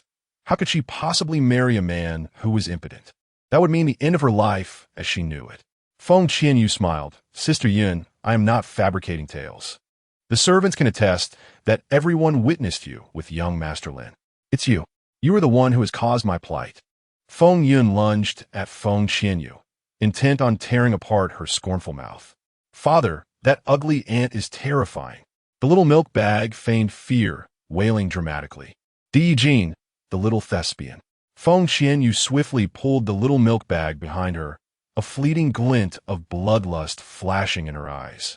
Before Feng Yun could reach her, she was struck down by an unseen force, crashing to the ground, her cries of pain echoing in the air. Lady Feng and Feng Mingshan rushed to her side, hearts aching for their precious daughter. Was she truly to be married into the Lin family? Regent Prince, it is all a misunderstanding. Yin'er harbors no ill intent toward the young master. Feng Mo Han stammered, suppressing his own fears while wearing a sycophantic smile. Internally, he cursed Feng Qianyue, blaming her for this entire debacle. He regretted ever allowing her to return to the capital. Dixie, Chen exuded a formidable aura. His voice icy. If she truly wished to harm my son, she would already be a lifeless corpse. Everyone trembled at his words. Feng Yun bit her crimson lip, tears streaming down her face, consumed by despair. She was unwilling to accept her fate, utterly defiant. Sister Yun, if you do not wish to wed into the Lin family, there are alternatives. Feng Qianyue observed Feng Yun's disheveled state, a smirk playing at the corners of her lips, devoid of any sympathy. Compared to the torment she had once endured, Feng Yun's current plight was trivial. Feng Yun looked up, teeth clenched in resentment. What do you wish to convey? 5 years ago, I lost my innocence, and my family banished me to Pingyang City. If you prefer not to marry, you might also consider living in Pingyang City for 5 years, Feng Qianyue replied with a mischievous grin. Feng Yun's complexion changed dramatically. She shook her head vehemently. She was the legitimate daughter of the third branch of the Feng family. How could she possibly descend to the lowly status of Pingyang City? Moreover, 5 years was an eternity, waiting for her return. Who among the affluent young masters would still wish to marry her? Di Xiachen fixed his gaze upon Feng Qianyue, his sharply defined features cloaked in an inscrutable depth. 5 years ago, she lost her purity. 5 years ago, he too lost his innocence. The mere thought of the woman who had taken advantage of his moment of weakness during his cultivation filled him with an insatiable rage, wishing nothing less than to rend her to pieces. 5 years prior, he had indeed investigated Feng Qianyue, only to learn that her virtue had been sullied by a beggar in a temple, far removed from his own circumstances. Moreover, the location of his cultivation was safeguarded by barriers, making it impossible for her to intrude. As these thoughts swirled in his mind, a sense of irritation began to take root.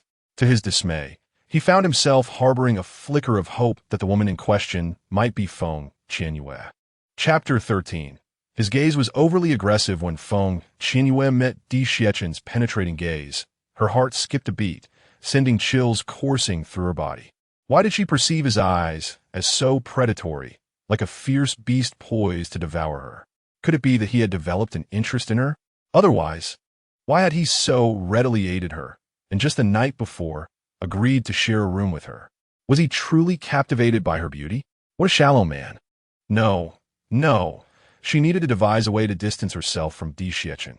This man was too perilous, a danger she could not afford to provoke. Uncle and aunt, please hasten to arrange the marriage between Feng Yun and young Master Lin. I shall not attend the wedding. I wish them a life of carefree companionship.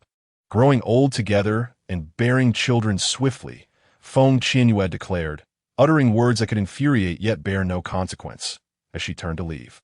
It was not until she found her legs immobilized that she realized a small, adorable figure was clinging to her. Looking down, she beheld a tiny creature, fair and tender, endearing and charming, far surpassing a certain man in cuteness. Little treasure, the beautiful sister suddenly remembers she has matters to attend to. I cannot accompany you today. Feng Qianyue felt a tumult of conflicting emotions. She genuinely cherished the little one. However, Di Xiachen instilled in her an alarm of the highest degree. She must maintain her distance from him, thus naturally limiting her interactions with the little darling. I can accompany you with father, the small bundle exclaimed, blinking its starry eyes and smiling adorably.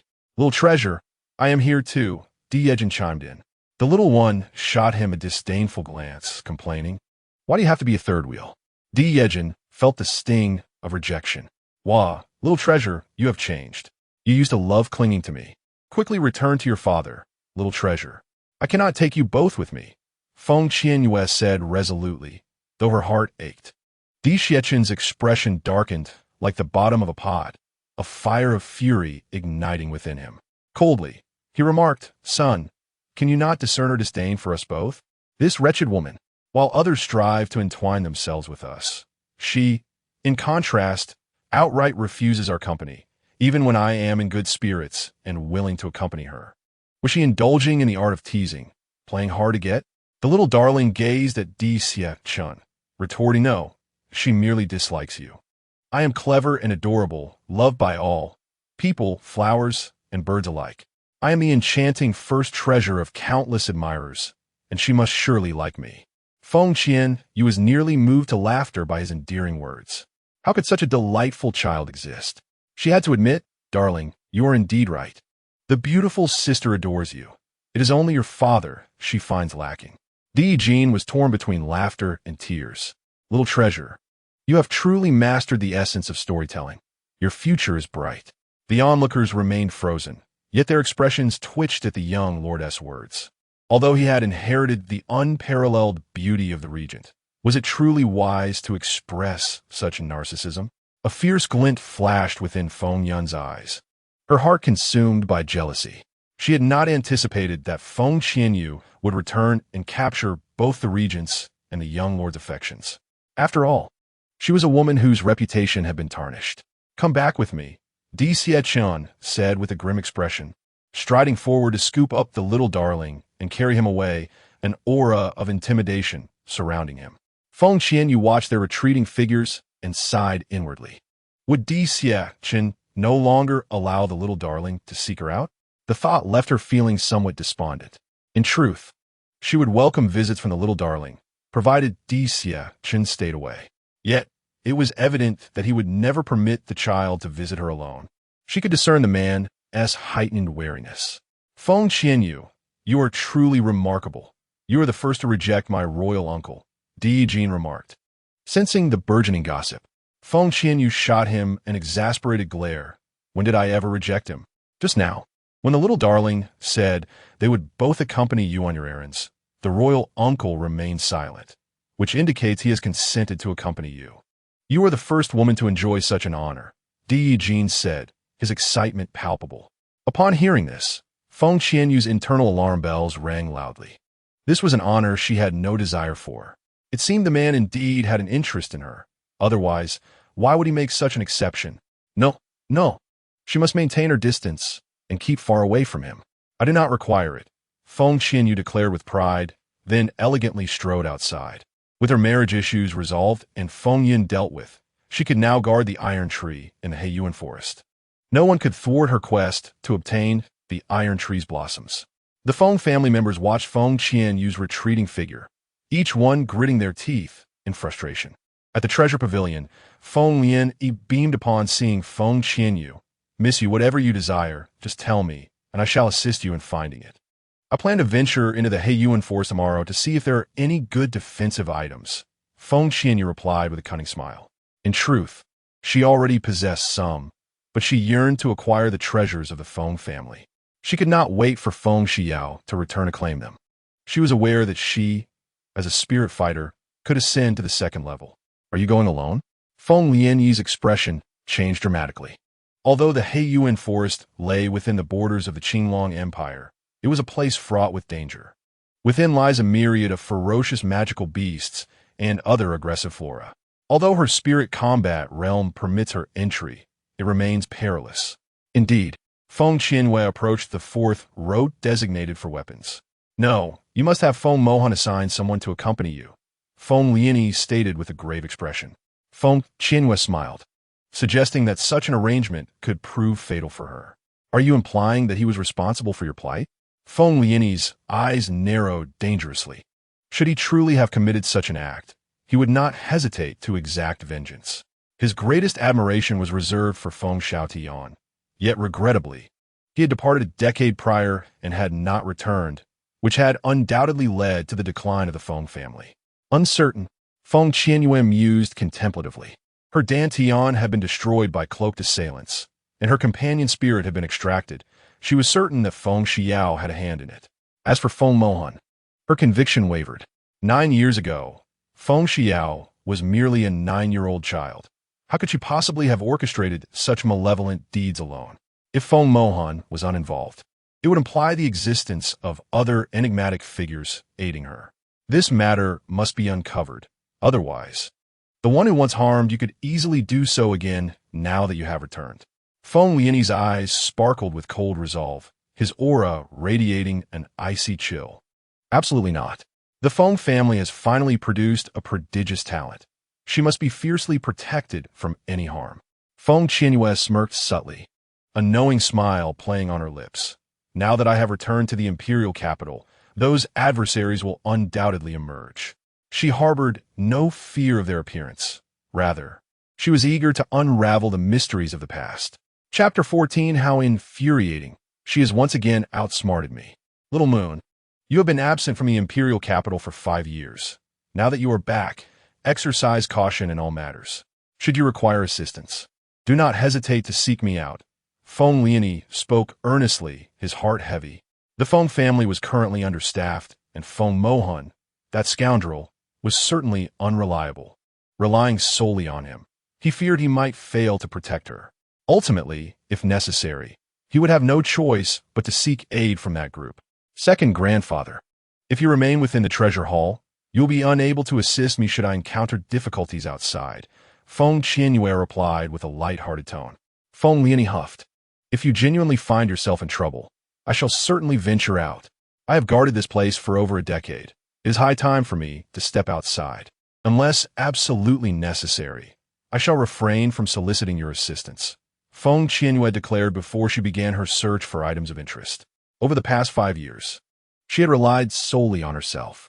From a defenseless maiden to her current state of spirit combat prowess, she had meticulously forged her path, enduring countless trials and tribulations that only she truly comprehended. Feng Qianyue was momentarily taken aback, soon thereafter displaying a glimmer of admiration in his eyes. Truly, she was of the Feng lineage, exhibiting their characteristic resolve to refrain from seeking help unless absolutely imperative. After sifting through all the weapons, Feng Qianyue found nothing particularly captivating, likely having been selected by Feng Xiao. In a moment, she approached the first row where the medicinal pills were stored. What might this box contain? Feng Qianyue inquired, lifting the dust-laden box from the topmost shelf. Feng Qianyue, upon noticing, quickly interjected, Little Moon, that is of no use to you. Wait, could it be that you are a pharmacist? After all, you possess the 7 elemental affinities. Only by simultaneously possessing elements of both yellow and green can one become an alchemist. Indeed I am. Feng Qianyue replied nonchalantly, her attention fully absorbed by the box. Feng Qianyue gaped in disbelief, vexed at having been deceived once again. How many hidden talents does she possess? Upon opening the box, Feng Qianyue discovered an old yellow tome. Second grandfather, this is the personal manuscript of a divine alchemist, chronicling his lifelong research along with various formulas. He was capable of concocting exquisite elixirs. Feng Qianyue said, admiration evident in his expression. Feng Qianyue's eyes sparkled with excitement. This manuscript is mine. What level of alchemist are you? Feng Qianyue felt his heart racing, sensing that this girl would soon surprise him again. Yes, Feng Qianyue said, engrossed in her study of the manuscript. Feng Qianyue stroked his beard, pondering.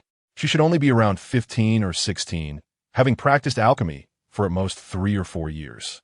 Are you a grand alchemist? He ventured. Feng Qianyue shook her head, feeling that might be an underestimation. In her past life, she was a ghostly physician, exceptionally skilled in alchemy. It came to her as naturally as breathing. A master alchemist? Feng Qianyue gasped, quickly leaning against the wall, fearing he might faint from astonishment. It was safer to hold on. Feng Qianyue shook her head again. Feng Qianyue swallowed hard. Could it be that he had overestimated her? Are you a novice alchemist? He asked. Feng Qianyue shook her head, her gaze fixated on the manuscript, thoroughly engrossed. Truly, the divine alchemist was remarkable. This manuscript was extraordinary and immensely informative. Although she was proficient in alchemy in her previous life, she remained humble, aware that there were always greater talents beyond her own. Feng Qianyue blinked, taking a deep breath. The hierarchy of alchemists includes alchemist, grand alchemist, Master Alchemist, Saint Alchemist, Revered Alchemist, Divine Alchemist, and Emperor Alchemist. If she is not among the first three, could it be that she is a Saint Alchemist? Feng Qianyue's legs quivered slightly, but he quickly regained his composure. After all, he was decades older, yet still so easily flustered. Feng Qianyue nodded enthusiastically, her heart brimming with joy as she admired the manuscript. The Divine Alchemist and Emperor Alchemist were her idols, her aspirations. She hoped that one day she could concoct unparalleled elixirs. Suddenly, Feng Qianyue's legs buckled, and he collapsed to the ground, his expression dazed. "Brother, where are you? Please come back. I cannot bear this alone." He had been thoroughly astonished by the girl over the past 2 days. He had anticipated her talent, but never imagined it would be so extraordinary. Her potential rivaled that of the Regent. Feng Qianyue looked up at Feng Qianyue with a mischievous smile. "Second grandfather, your capacity for shock seems lacking. I still have many more abilities yet to unveil." Feng Qianyue's eyes lit up as he got up and approached her, curious. "Pray, tell me more." "No, I shall wait until your capacity for amazement is stronger," she teased, tucking the manuscript into her spatial ring and happily descending the stairs. Feng Qianyue felt a mix of eagerness and anxiety. This impudent girl was deliberately teasing him. Yet in his heart, he felt an overwhelming sense of pride and joy at the emergence of such a prodigious talent from the Feng family. The next day, the news of Feng Yun and young Master Lin spending a night together spread throughout the bustling streets of the capital. As Feng Qianyue strolled along, she overheard whispers and discussions, and her spirits soared. This was the wedding gift she had bestowed upon Feng Yun. Now, she had no choice but to marry, for such a scandal had tarnished her prospects. It was not just the noble families who would shun her, but even the sons of affluent families would likely hesitate. Her options were limited to marrying into the Lin family or being relegated to a remote corner of the capital. "Beautiful sister." Suddenly, a familiar yet childish voice echoed behind her. Feng Qianyue halted, her heart racing. Had she imagined it? She had distinctly heard the voice of the little darling.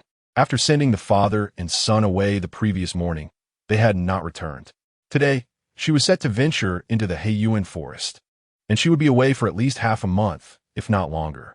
The thought of not seeing the little darling for such an extended period weighed heavily on her heart. What if he forgot her in that time? A wave of sadness washed over her, and her eyes grew misty. In the next instant, she strode purposefully towards the city gate. "Sister, you've dropped something very important." The little darling's urgent, sweet voice rang out, his big, watery eyes filled with a sense of grievance. "Does mother not want me anymore?" He whimpered. Feng Qianyue quickly turned around to see the little darling standing a short distance away, carrying a small bundle. Was he planning to run away from home? Drop something? Feng Qianyue glanced at the ground, seeing nothing.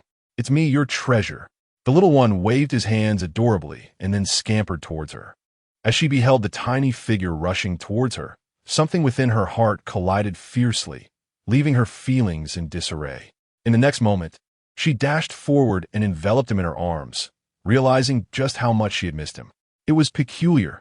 They had only known each other for a few days. "Beautiful sister, let us elope," the little darling said, his cheeks flushed, innocent and endearing. Feng Qianyue nearly choked on his words and playfully poked his soft cheek. "Who taught you such things?" The little one pondered for a moment and replied earnestly, "I learned it from a storybook." "Feng Qianyue," she thought, "are you leaving the city, beautiful sister?" The little darling asked cheerfully. "Yes, take me with you." His eyes sparkled with longing. Feng Qianyue shook her head vigorously. If Di Xiachen discovered she had taken his son, he would surely pursue her relentlessly. She wished to avoid any entanglement with him. Children should not run away from home. The little darling bit his lip, contemplating for a moment before declaring, "If you don't take me, I will go find mother." As he spoke, he released her and began to walk away. Feng Qianyue quickly grasped his arm. "Find mother? If you do not wish for me to be your mother, then I can only seek out the one who bore me and abandoned me." The little darling's voice was filled with sorrow, laden with the weight of his grievances. "Abandon you?" Feng Qianyue's voice rose sharply. She sensed the tantalizing aroma of gossip in the air. "My father said she gave birth to me and left me in the wilderness, and he was the one who rescued me." The little darling spoke with a pitiful tone. her heart heavy with sorrow. Ah, Feng Qianyue, your predicament is truly bewildering. To think the regent could find his own son outside. How extraordinary. Is it possible that your father angered her, prompting her to abandon both you and your father? Curiosity enveloped Feng Qianyue. What sort of woman would forsake such a father-son duo? Could it be that Di Xiechun had tormented her in some manner? The little darling pouted and said, I do not wish to know about their entangled affections, beautiful sister. Would you consider being my mother? Absolutely not. Feng Qianyue firmly rejected, unwilling to become a third party. After all, if the little darling's mother were to return one day, she did not want to invite trouble upon herself. Do you not like me? The little darling appeared on the verge of tears, feeling quite wronged, yet he remained silent. Feng Qianyue gently patted his head, smiling softly. I do like you, but your mother will surely return one day. My father claims she is dead. Dead? Really? But did you not just say you would go find her? If you refuse to be my mother, I shall seek her in the underworld, he declared, resolutely determined to cling to her. Feng Qianyue felt at a loss. All right, you win. Beautiful sister, let us depart. The little darling tugged at her, leading her toward the city gates. No, I must escort you back to the palace. Even if you take me back, I will sneak out again. Are you not worried about leaving such a charming and adorable child like me to roam alone? What if a villain abducts me? He said with utmost seriousness. Feng Qianyue pondered how a child could escape from the palace so easily. What kind of irresponsible parent is Di Xiechun to not fear losing his son? Ultimately, she had no choice but to lead the little darling out of the city. Should Di Xiechun come looking for them, she could always claim she was coerced by his son. As they walked, countless eyes were drawn to the striking duo. The woman, breathtakingly beautiful and exuding grace, and the child, charming and delightful, made for an irresistible sight, impossible to overlook. Uncle, something is amiss. Little Bao has gone missing again. Di Yijin burst into the palace in a flurry, his voice raised in a panic. This marked the 5th time this month he had been startled by that mischievous child. And then, Di Xiechun regarded him with an unamused expression. Are you not concerned? Di Xiechun raised an eyebrow, his face betraying no emotion. He has slipped away countless times. Have you ever witnessed him in peril? Upon reflection, Di Yijin realized that each time the little darling had escaped, he had returned unscathed. Perhaps he had overreacted. Has the Feng family been informed? Di Xiechun's eyes narrowed, and the memory of the woman who had driven them away ignited a murderous impulse within him. They have searched, but little Bao is not there, nor is Feng Qianyue. The servants mentioned she left early this morning. Di Yijin hurriedly replied. Could it be they are together? Di Xiechun suddenly stood, his face flushed with anger. He was convinced that little Bao was indeed with Feng Qianyue. At that moment, a shadowy figure entered. Master, the young master has exited the city with Miss Feng. The cloaked figure reported respectfully. Di Yijin glanced at Di Xiechun and then at the dark guards, instantly comprehending the situation. No wonder the little treasure had never encountered any mishaps before. It was evident that someone had been secretly protecting him. Otherwise, given his adorable and handsome demeanor, he would surely have been snatched away. The royal uncle truly had a proud disposition. He claimed to be indifferent, yet deep down, he was undoubtedly concerned. Oh my, could Feng Qianyue have abducted the little treasure? Upon this thought, Di Yijin's expression drastically changed, and he cried out in alarm. Di Xiechun wore a chilling smirk, his demeanor inscrutable. If she dared to do so, he would have every justification to deal with her. Reflecting on his son's behavior, he felt a profound disdain. How spineless. Despite being scorned by her just the day prior, he still ran after her today. Had he not read in a story that a sycophant would end up with nothing? 3 days later, at the outskirts of the Black Abyss Forest, Feng Qianyue gazed at the vast expanse of the forest, crouching down to look at the little bundle of joy. My dear, do you truly wish to enter the Black Abyss Forest with me? It is fraught with danger. The little one's gaze was resolute. I want to accompany my mother. There are many ferocious magical beasts and man-eating plants inside. Feng Qianyue cautioned earnestly, pondering over it. Ultimately, she was reluctant to bring him along. If he were to get hurt, her heart would ache tremendously. I want to train. The little one blinked excitedly. Having played with the animals at home every day, he was utterly bored and yearned for a challenge.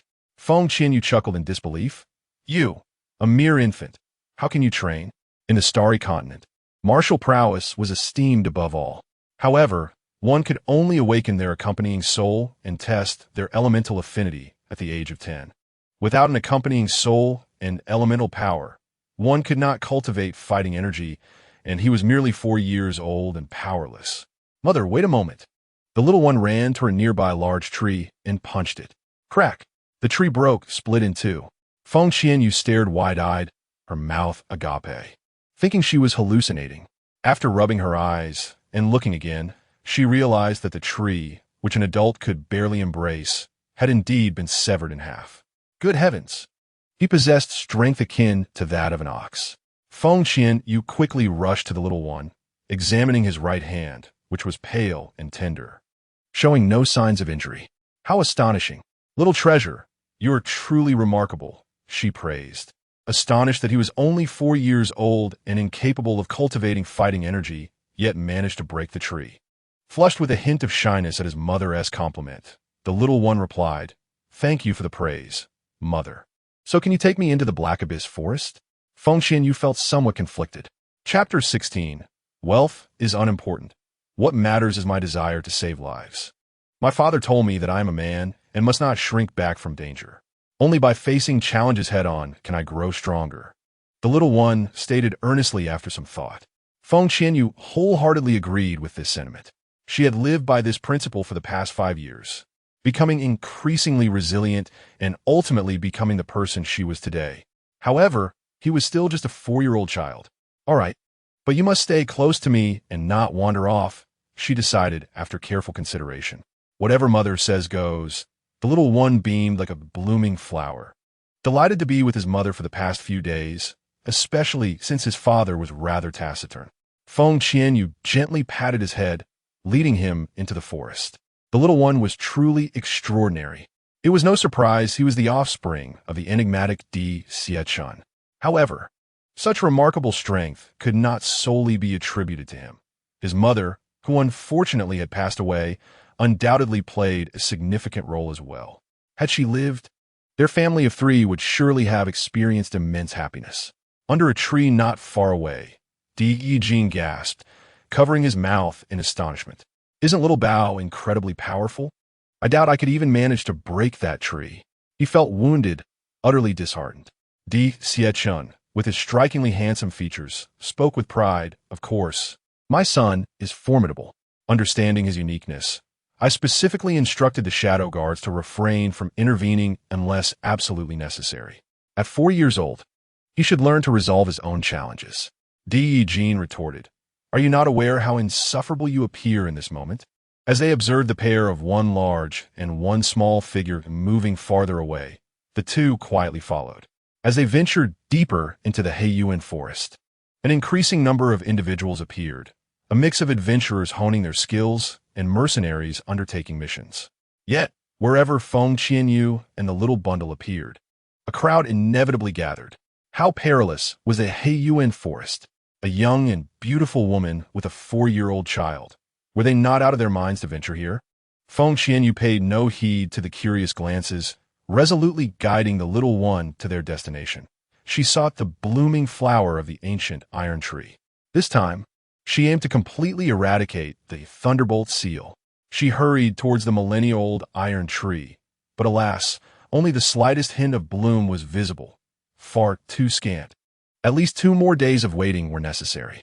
Thus, she sought a shaded spot nearby to teach the little one some martial skills. He possessed a mysterious power within him, which must not be squandered. Formidable techniques paired with strength would be perfect. Should anyone dare to bully him, they would surely face dire consequences. The little one was particularly eager to learn, especially since his father had neglected to teach him. In truth, he had been secretly practicing and had mastered many striking techniques. However, he was determined to learn from his mother, not wanting to disappoint her hopes. The more he learned, the stronger he would become, enabling him to protect her.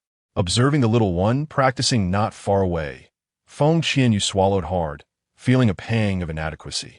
Her child was nothing short of a prodigy. While others struggled to grasp concepts, he learned effortlessly. It was astonishing, reminiscent of his father's own extraordinary talents. "Mother, I'm done practicing," the little one exclaimed, his face flushed with excitement as he rushed to Feng Qianyue. She tenderly wiped the sweat from his brow with a handkerchief. Feeling a surge of irritation that the insufferable Chun had yet to arrive, did he truly expect her to care for the child alone? How vexing! When he finally appeared, she would demand a reward. He could not possibly be oblivious to the fact that little Bao had accompanied her into the Heiyuan forest. Suddenly, a cacophony of frantic footsteps echoed from a distance, suggesting the approach of numerous magical beasts. Feng Qianyue's complexion changed slightly as she swiftly scooped up the child and fled. Curse be it! How could there be a horde of magical beasts appearing out of nowhere? Which wretched scoundrel has stirred this chaos? Help! Help! Help! Suddenly, a frantic cry for assistance echoed from not far away. Feng Qianyue turned her gaze, her enchanting eyes shimmering with a glint of brilliance. Those in distress appeared to be of considerable wealth and status, prompting her to hide with the child nearby. Gradually, a group of handsome young men and beautiful young women approached, accompanied by over a dozen magical beasts, all of high rank, far beyond what they could contend with. An intense battle was on the verge of erupting, with a dazzling array of colors from their energies swirling chaotically. Soon, the beautiful youths found themselves at a disadvantage, their plight becoming increasingly dire. Without intervention, they were destined to fall prey to the beast's ravenous jaws. "Stop!" A delicate voice rang out, instantly halting the fierce skirmish between the beautiful youths and the magical beasts. "Miss, please help us," implored one handsome young man, his eyes reddened and his arm nearly severed by a beast. If the fight continued, he was certain to perish. "Miss, I beg you to save us," cried a beautiful girl, tears streaming down her face, her complexion pale as a ghost, blood covering her body in a gruesome sight. Feng Qianyue chuckled gently. "I can certainly save you, but with my child in tow, it would be too perilous." "We can offer you money," they replied eagerly. "Indeed, we have wealth. If you save me, I will reward you generously." The little bundle in her arms, with innocent and bright eyes, chimed in, "Rescue is possible, but it will cost 10 million gold coins per person." Feng Qianyue silently praised the audacity of her child. 10 million gold coins was indeed a reasonable price for their salvation. The youths in the distance were taken aback, their eyes widening in disbelief. Were the mother and child attempting to extort them? "Ah, do you feel that 10 million gold coins is beneath your station? Very well, then let it be 20 million per person." The little one pondered and innocently suggested, a face devoid of malice. Feng Qianyue nearly burst into laughter at the cunning displayed. "My dear, you have a promising future." "Mother, do they think 20 million is still insufficient? Perhaps I should propose 30 million gold coins, as I am a benevolent child and would feel embarrassed otherwise," the little one remarked, a hint of distress on his tender face. The handsome youths and beautiful maidens felt a wave of nausea wash over them. "This is robbery. Sweetheart, those young men and women clearly belong to affluent families. Their silence suggests they feel your initial offer was too modest and unworthy of their status," Feng Qianyue stated, suppressing her amusement while maintaining a serious demeanor. The young man and woman finally comprehended. "Oh, I had thought they were commoners." No wonder they remained silent. 50 million gold coins each. If you are willing to pay, my mother will save you." Upon uttering those words, he glanced at the beasts. Suddenly, the magical beasts launched an assault on the beautiful youths, unleashing a torrent of screams and cries. "I'll offer 50 million gold coins. Save me, please. I too am willing to pay. Help!" Feng Qianyue cleared her throat and declared, "Since each of you is willing to part with 50 million gold coins, I shall assist you. Truth be told, the money is of little consequence. My true delight lies in saving lives." The enchanting young maiden, known as the Little Milk Bun, playfully chastised, "Mother, you are so wicked." In the distance, the formidable Chen's lips twitched in disbelief. If anyone could claim the title of shamelessness, it would undoubtedly be her. "Uncle, Feng Qianyue is simply too mischievous." Jean marveled in admiration. Chapter 17. Is it truly acceptable to be this shameless? Upon witnessing the Little Milk Bun reach a place of safety. Feng Qianyue darted forward like a specter, her aura surging with a formidable energy that struck fear into the hearts of all the magical beasts. The disheartened young man and woman retreated, clutching their wounds. Only able to glimpse her fleeting figure, her overwhelming power crashing against them like a titanic wave, leaving them utterly astounded. How powerful! They gasped. The beasts emitted anguished howls, hastily fleeing in terror, their expressions a portrait of fright. This woman was terrifying. Her strikes were non-lethal, yet rendered them utterly miserable. Life had become a torment worse than death itself. Now that the threat is eliminated, let us discuss payment. Feng Qianyue approached the young duo, her exquisite visage adorned with a radiant smile. Initially, she failed to recognize them, but as she gazed longer, familiarity dawned, prompting her to conspire with the little bun to inflate their demands. These individuals were scions of affluent families from the Qinglong imperial capital, who had once delighted in tormenting her. Years ago, during the Empress's perilous labor, it was her mother who had intervened to save both mother and child. Following her birth, the Emperor had betrothed her to the Crown Prince. Before she turned 10, she was the envy of every young maiden in the capital. However, after a fateful test revealed her to be a waste, her life spiraled into ridicule and scorn. Wherever she went, she was met with mockery and disdain. They bullied, insulted, and physically assaulted her, deeming her unworthy of the exalted crown prince. Those years felt like an eternity in hell. She had once believed her fiancé would offer her protection, yet he merely stood by as she was victimized. That night, she lost her innocence. The following day, the crown prince stormed into the Feng household, hurling vile words of humiliation, ultimately casting aside their engagement. "Oh, crown prince, how blind you are!" she lamented. Had she not been wronged, she would have been a peerless genius. Yet now, she was deemed unworthy of his status. Money? What money? The young girl in pink suddenly interjected. Feng Qianyue smiled knowingly.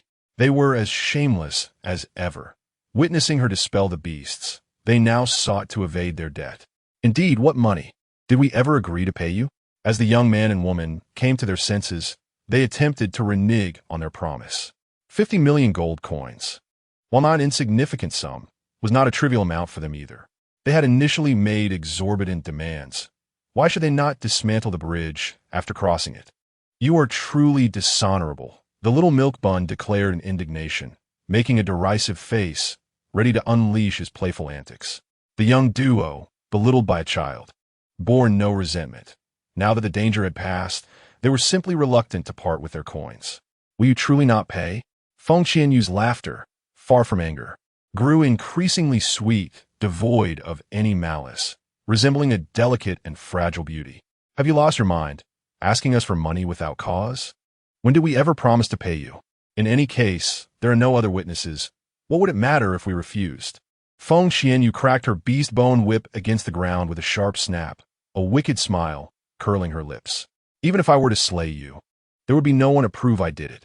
The young boys and girls trembled in fear, slowly coming to the realization that if she could defeat magical beasts, she was undoubtedly stronger than them. Thus, killing them would be as effortless as slaughtering chickens. "I have heard you distinctly promise 5 million gold coins each for her assistance." Chun landed beside Feng Qianyue, his gaze sharp as a blade. The youths were instantly petrified upon seeing his arrival. The Regent. The man exuded an air of regal authority, his demeanor radiating an arrogant superiority. Standing there, he appeared as the sovereign of this realm, instilling fear and trepidation in those who beheld him. "Regent, it's her. She has abducted the young heir." The girl in pink suddenly cried out. "I thought the little child looked familiar. It turns out to be the young heir." The Regent seldom brought the heir into the streets, so they hardly ever saw him, which is why she failed to recognize him at first. It was only when Chun appeared that a spark of realization ignited in her mind. Chun coldly glared at her, his words dripping with disdain. "You are truly beyond redemption. Your existence is a waste of resources and a pollution to the air." Feng Qianyue's eyes twitched slightly. "Regent, do you also indulge in reading novels?" "Regent." The girl in pink's eyes brimmed with tears, her pitiable demeanor evoking sympathy. My son is not someone who can be taken so easily. Do you think me incompetent? Di Xie-chun's face darkened, and with a flick of his wrist, he sent the girl in pink flying. With such low intelligence, it was a sight unbearable to behold. The girl let out a cry as she crashed to the ground, unable to rise. The others trembled in fear, their faces a mixture of terror and despair, cursing the girl in pink in their hearts. If it weren't for her leading the way in dishonesty, they would have obediently paid the money. After all, preserving one's life is paramount. There is only one life, but money can always be earned again.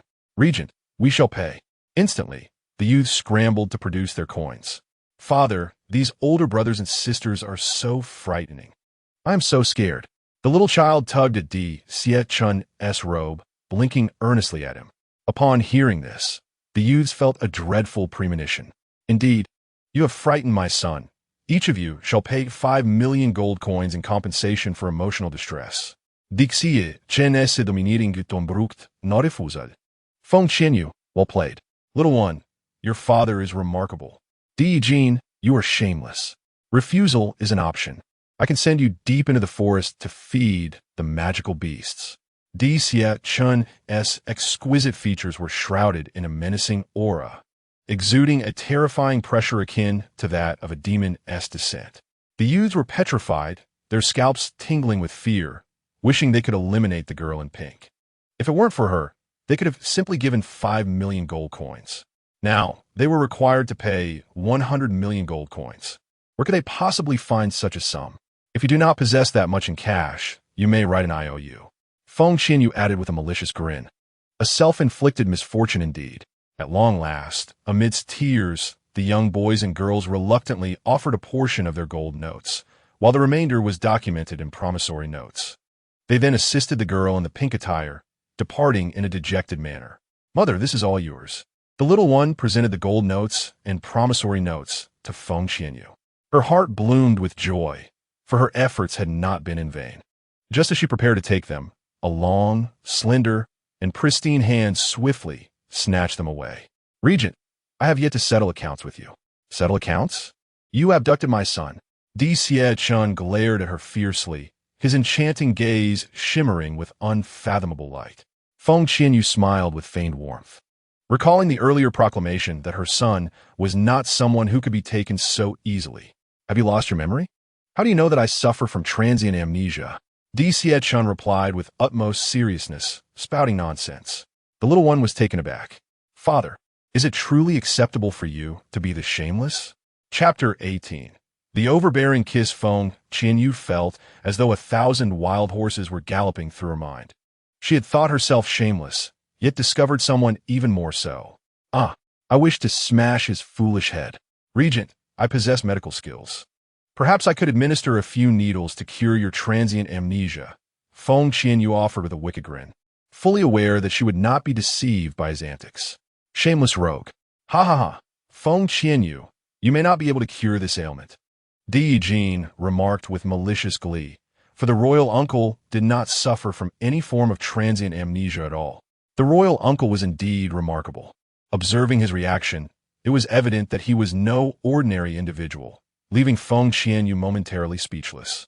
Suddenly, he glanced at the royal uncle, then at Feng Qianyue, and finally at the little treasure, arriving at the realization that it was best not to offend these 3 exceptional individuals, each more troublesome than the last. Cannot be cured? I believe he is not sick at all, Feng Qianyue boldly asserted, exposing the shameless man. Di Jin was taken aback. Miss Feng, you have unraveled the truth. The little one tugged at Di Xie-chun's robe, his expression forlorn, silently gazing at him. The child was troubled. Father, when will you be able to marry the beautiful sister? Di Xie-chun cast a gentle glance at him, then approached Feng Qianyue, offering her the gold notes and promissory notes. She, without hesitation, accepted them into her spatial ring. In her world, she might be at odds with others, but she would never be at odds with money. The 50 million in compensation for emotional distress shall serve as your reward for caring for me these past few days. Di Xie-chun's gaze was deep, for he had not truly desired this. It was merely a ploy to tease her. Observing her flustered and defeated demeanor brought him an inexplicable sense of delight. At least you possess some conscience, Feng Qianyue scoffed, not allowing herself to be swayed by the money he offered. Oomph. You are still at the top of my blacklist, a figure of utmost danger. She reminded herself to keep her distance from this man, further and further away. Are you attempting to steal my son? Suddenly, Di Xiechun leaned closer to Feng Qianyue, his dark, profound eyes fixed intently upon her. Feng Qianyue did not anticipate his approach, only to witness that enchanting and beguiling face magnifying before her in an instant. She could even sense the warmth of his breath cascading over her skin. The words he uttered left her feeling slightly unsettled. Just as she contemplated retreating, her balance faltered and she began to topple backward. In that moment, a strong hand grasped hers. Before she could register what had transpired, she found herself in the embrace of Di Xiechun, enveloped by an unfamiliar scent that surrounded her, allowing her to distinctly perceive the warmth of his body. A strange heat enveloped her. That night, when she had been forced into intimacy, marked her first close encounter with a man. In the years that followed, no man had dared to approach her. Let me go, Feng Qianyue insisted, feeling the ambiguity of their closeness. Oh, Di Xiechun indeed released his grip. Inwardly, she cursed, her body plummeting toward the ground, just as she believed she was destined for an intimate encounter with the earth. Di Xiechun swiftly yanked her hand, and she was abruptly pulled back into his embrace.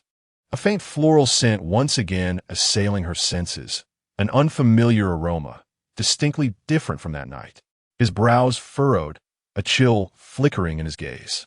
Feng Qianyue winced, nearly shedding tears. She feared her nose might be askew after colliding with his iron-like chest. Just as she contemplated voicing her grievances, she looked up, her pupils constricting, breath hitching, her body freezing in place. What was his intent in drawing so near? He was close enough that another inch would bring their lips together. Di Jin hurriedly covered the little milk bun's eyes, exclaiming, "Do not look! Do not look! Did they kiss? Did they kiss?" The little milk bun asked excitedly, genuinely concerned for his father's happiness. "No," came the disdainful reply from the little milk bun. "Father, you truly lack skill." Di Xiechun scrutinized the woman before him. Her skin was as white and delicate as snow, her lips luscious and inviting, igniting an impulse to taste her. And then he did just that. Feng Qianyue felt as though struck by lightning, her body stiffening in a state of shock, her eyes widened in disbelief, her heart racing uncontrollably. Thump, thump, thump. Her heartbeat echoed in her ears, relentless. This was her first kiss. Though 5 years prior, she had forced herself upon that man. At that time, her focus had solely been on obtaining the antidote, leaving no room for the notion of kissing a stranger. This was indeed her inaugural kiss with a man. His lips were soft and slightly warm, and surprisingly, she felt no revulsion. Indeed, beauty can be misleading. They kissed. Di Jin firmly shielded the little milk bun's eyes, thoroughly entertained, as the flames of gossip ignited within him. Surely, there was an affair. The day the emperor learned that the little treasure had been taken by Feng Qianyue, he had been furious, yet did not immediately reclaim the child, allowing her to carry on instead. Ultimately, he discreetly followed her. Something was amiss, profoundly amiss. This was the first time he had witnessed the emperor tolerating a woman to such an extent. Had it been anyone else who abducted the little treasure, they would have met their demise countless times over. The little milk bun pried apart Di Jin's fingers for a fleeting glance, mouth agape in surprise. Had his father finally gained insight? Suddenly, a resounding slap echoed through the air. Little milk bun, Di Jin. Feng Qianyue's moonlit eyes shimmered. Her cheeks flushed as she glared angrily at Di Xiechun. "You shameless rogue," she exclaimed. "Your failure to push me away immediately indicates that you do not detest my kiss." Di Xiechun scrutinized the situation, his hawk-like obsidian eyes harboring a chilling, dangerous glint.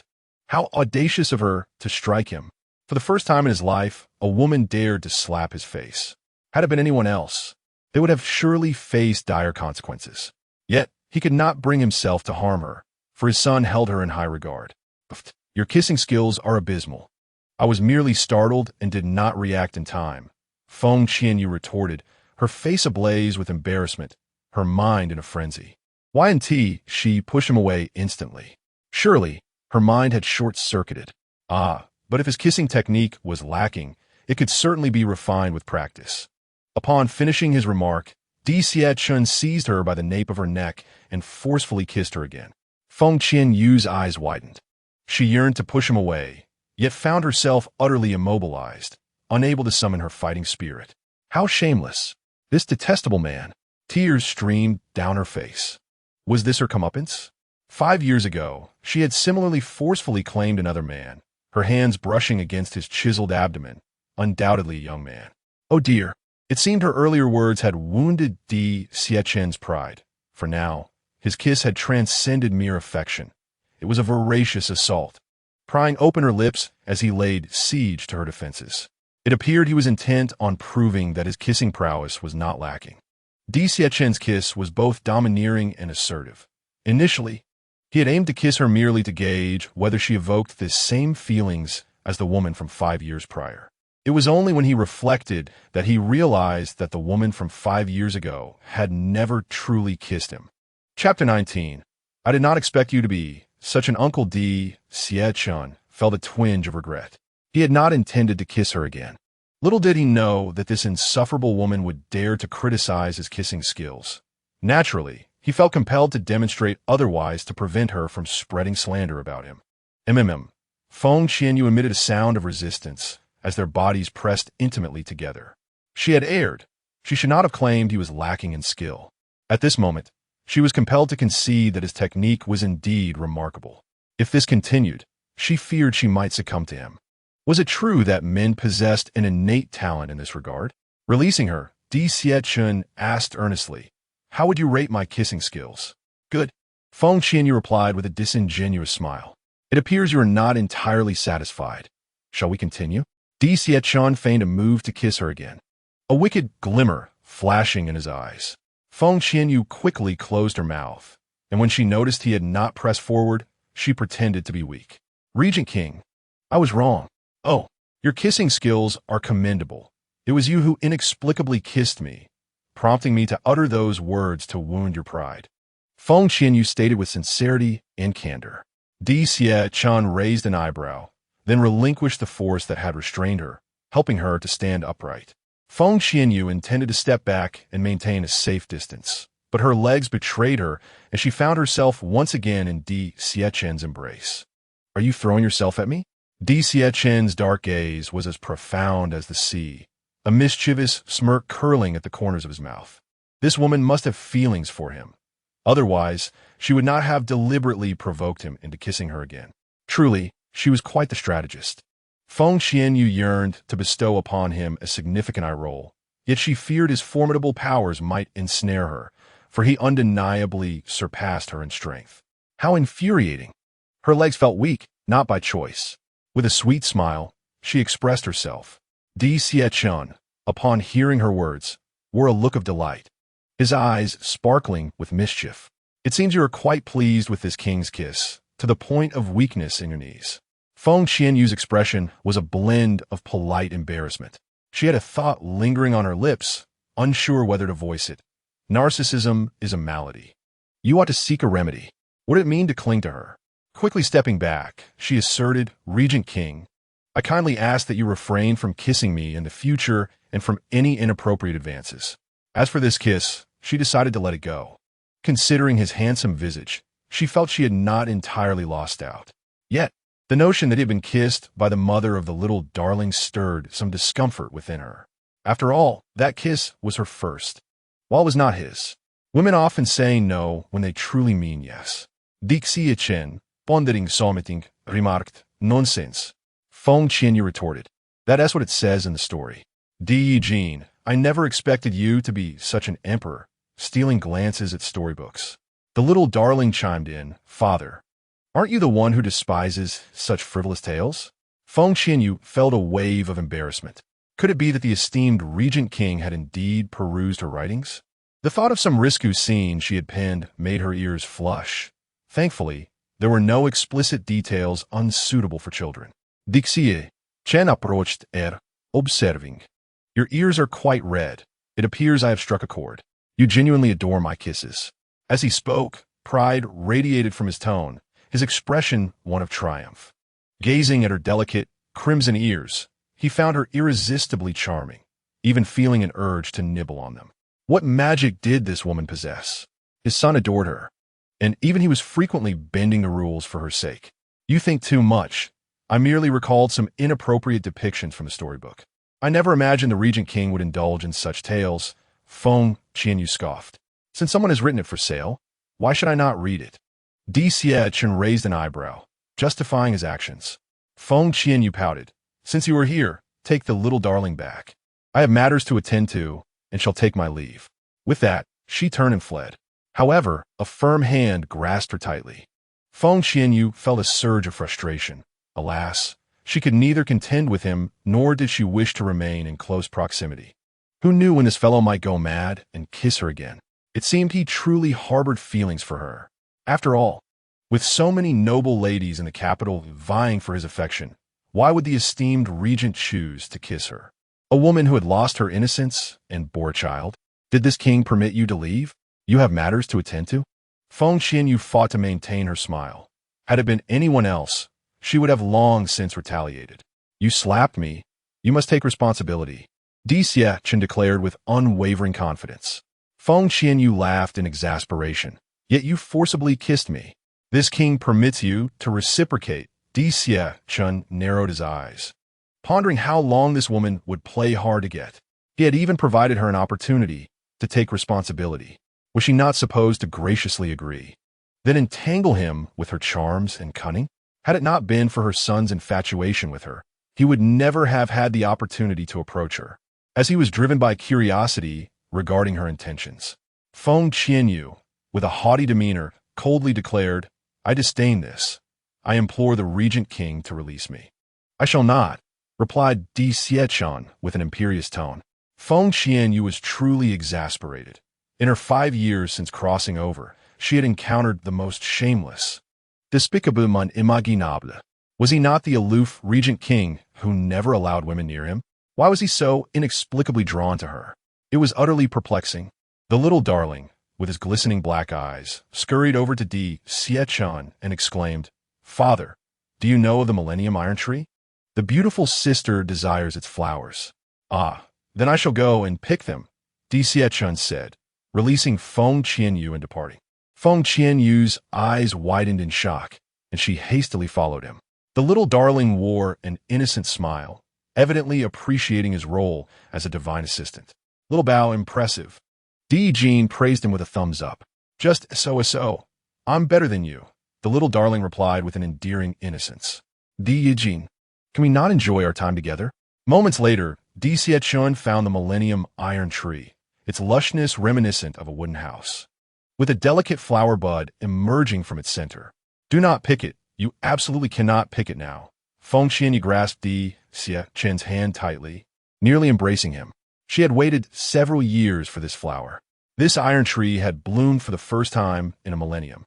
The mad grandfather had informed her that it was the only treasure capable of unsealing the thunderbolt confinement within her. Even if the King of Heaven himself appeared, she would not allow anyone to thwart her in obtaining the flower of the Millennium Iron Tree.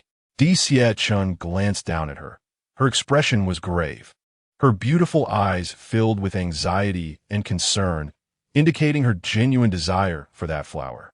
I could destroy it with but a flick of my fingers, Chen remarked nonchalantly. Feng Qianyue puffed up her cheeks in indignation, resolutely stating, If you dare to destroy it, I shall fight you to the death, loathe you for eternity, and harbor hatred for you forever. Is it truly that serious? Chen queried. Chapter 20. Who dares to touch what belongs to this king? If I were to assist you in obtaining this flower, how would you repay me? Chen reigned in the combativeness that enveloped him. Feng Qianyue pouted. Even without you, I could acquire it. The iron tree has guardian beasts, and surely I am not the only one coveting this flower. A cold smile played upon Chen's lips. The Millennium Iron Tree blooms only once every 1,000 years. Such a treasure would not escape the attention of other cultivators. I shall exert every effort to seize it. Feng Qianyue fixed her gaze on the flower's core. Her slow progress in cultivation over the years was due to the thunderbolt confinement within her. Now that she had returned to the imperial capital, she was determined not to allow herself to advance at a sluggish pace. Why is it so essential to you? Dixie Chen inquired, curiosity piqued. Regent King, not everyone is as fortunate as you. When I was 10, I was tested and found to have no elemental affinity, branded as a waste by all. After being sent to Pingyang City, a senior helped me heal my damaged Dantian, but then the city was struck by a thunder calamity, and I was left with a thunderbolt confinement. The pace of my cultivation is exceedingly slow. I must eliminate this obstacle. My senior informed me that only the bloom of the ancient iron tree can serve as the antidote. I yearn to cultivate diligently and to truly live. Feng Qianyue spoke with an unguarded demeanor, revealing no secrets. Di Xiechun, with his domineering and acerbic tongue, was intimidating. Yet she recognized he was not a hypocritical and despicable individual. Moreover, with Xiao Bao by her side, he would not harm her, although he relished teasing her. How could she not discern his trivial intentions? Di Xiechun's cold, dark eyes were as profound as an unfathomable abyss. I will assist you in obtaining this flower. But you shall owe me a favor, he stated. Could she refuse? No, she could not. Did she not wish to ensure her success? It should be noted that there are many formidable beings in the Starry Continent, and she is but a speck in comparison, Di Xiechun remarked. He was not belittling her.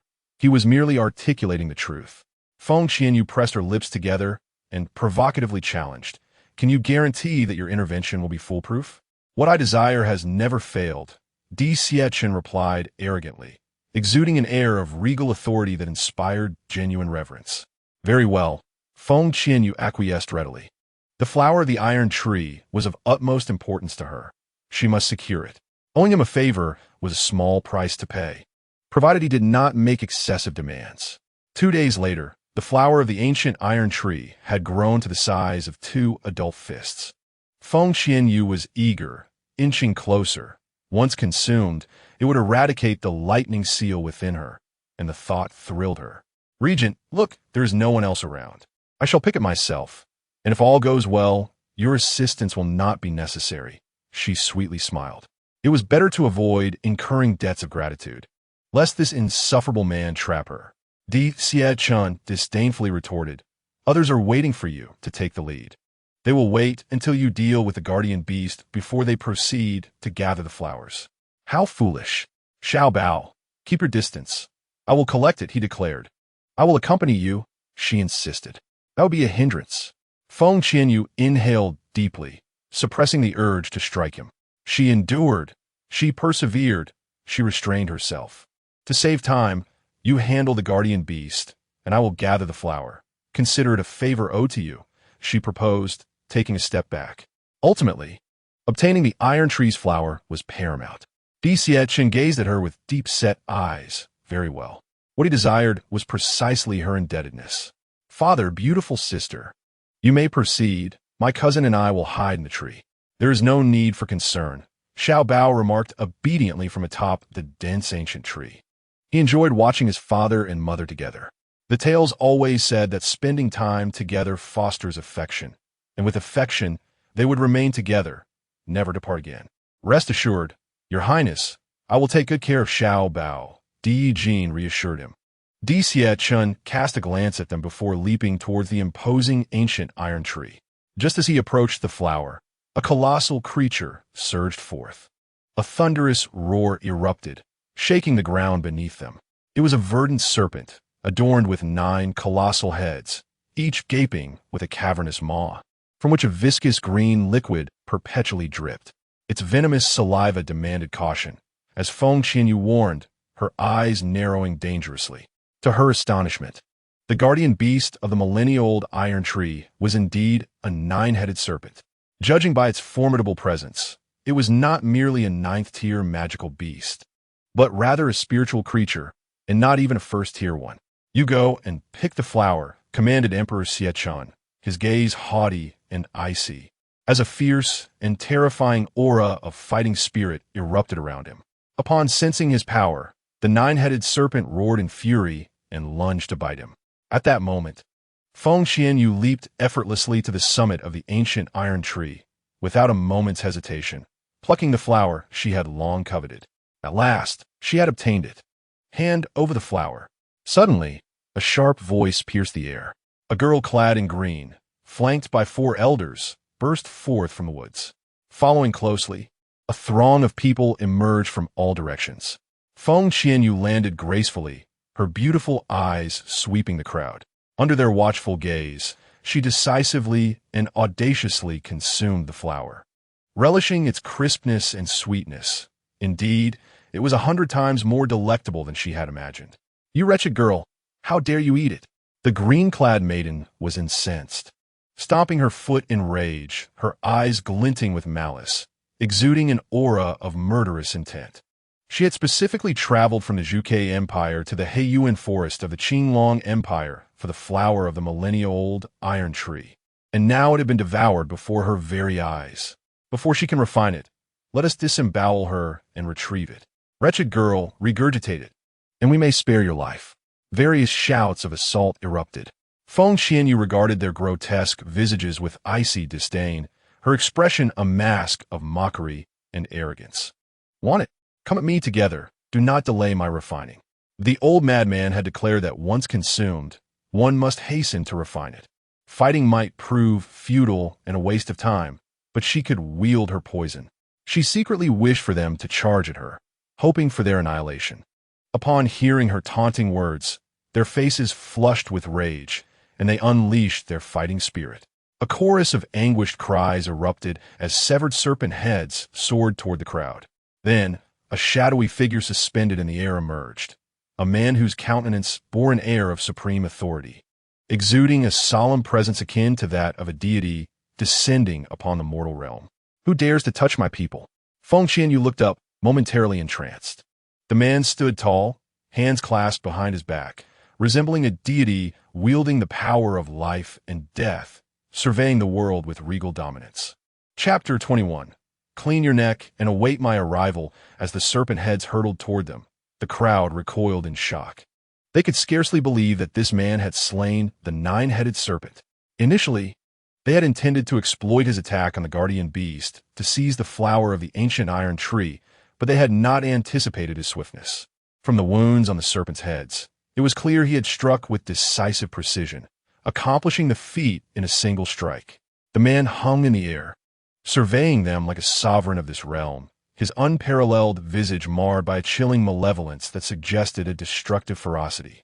Upon beholding the formidable Emperor Xiechun, the green-clad maiden's eyes sparkled with a captivating intensity, her heart racing wildly. This man was hers to claim. "Begone!"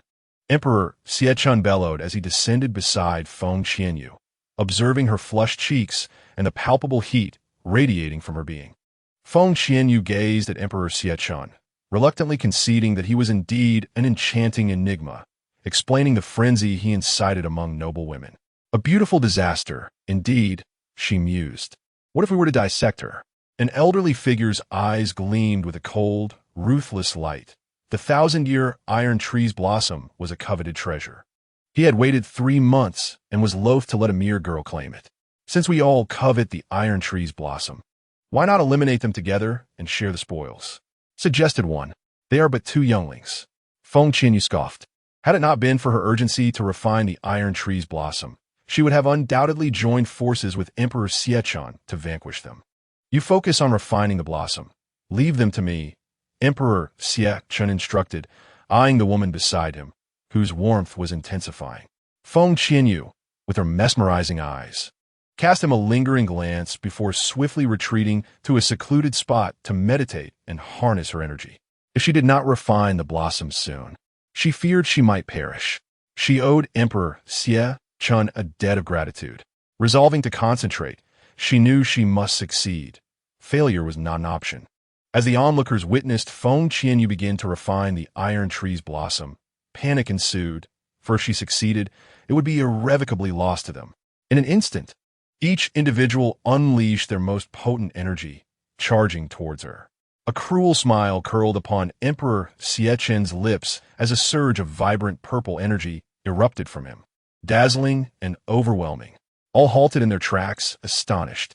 The cultivation of energy requires elements: red, orange, yellow, green, blue, indigo, and violet, ascending in strength, with purple being the most potent.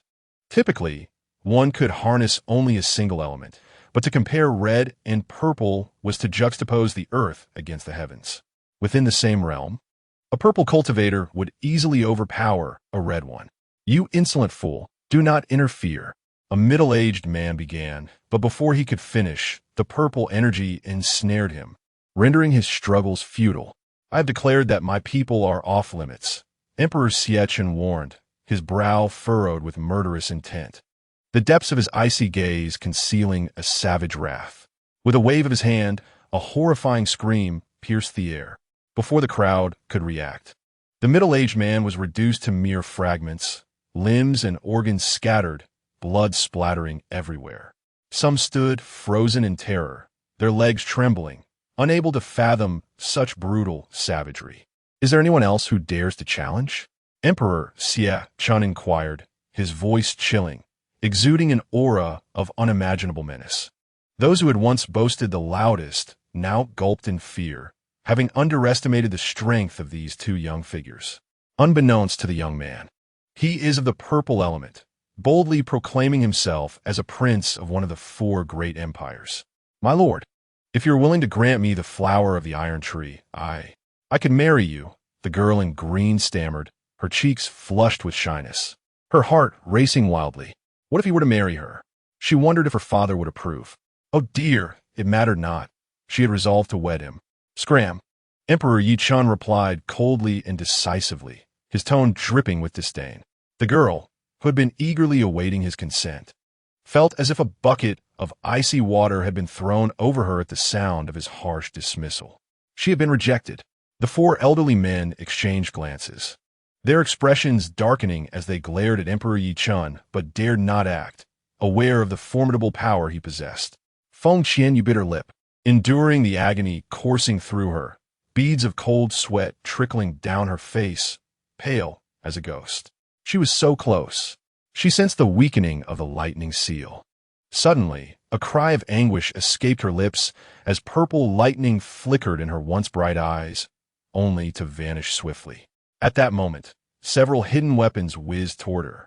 Feng Qianyue sprang to her feet, brandishing a beast-bone whip with ferocity.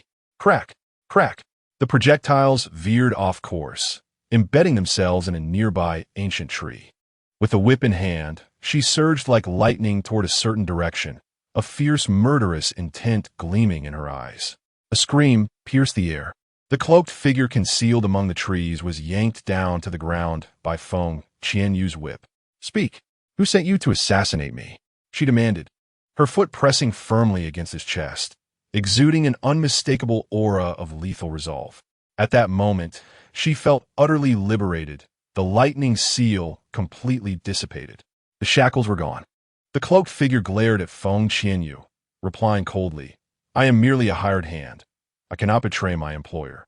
Feng Qianyue smirked, drawing forth a glinting dagger with a bloodthirsty and cruel smile. "I possess 100 ways to make you wish for death without granting it," she retorted, plunging the dagger into his palm.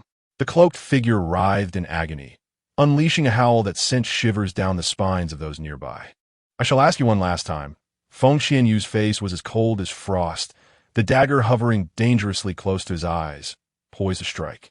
As he gazed at the dagger inches from his face, terror washed over him, his body tensing with fear. Feng Qianyue's crimson lips curled into a beautiful yet sinister arc as she struck, gouging out one of his eyes. The cloaked figure writhed in excruciating pain, finally comprehending the meaning of her words. Living in agony was indeed a fate worse than death. She delivered a powerful kick, sending him flying as she declared with authority, "Return to your employer and tell them to clean their necks, for I shall be waiting." If it did not speak, how could she not surmise? Other than a few useless members of the Feng family, who else could it be? The cloaked figure, now free, gritted his teeth against the pain and hurriedly fled, crawling away in disgrace. Feng Qianyue sheathed her dagger and approached Emperor Yichun with a beaming countenance, cheerfully stating, "Regent, I owe you a favor." Without him, she would not have successfully dispelled the lightning seal within her. This act of kindness shall be etched in her memory. Qianyue's phoenix-like eyes, dark as ink, flickered with a hint of amusement as he scrutinized Feng Qianyue. In one moment, she was ruthlessly dealing with her adversaries. In the next, she wore a carefree smile. Chapter 22. She preferred to avenge her grievances on the spot. I hope you won't go back on your word later. Dixie quien regarded lazily. His handsome visage cloaked in an inscrutable aura. Am I truly the sort to lack integrity? Feng Qianyue shot him an exasperated glance.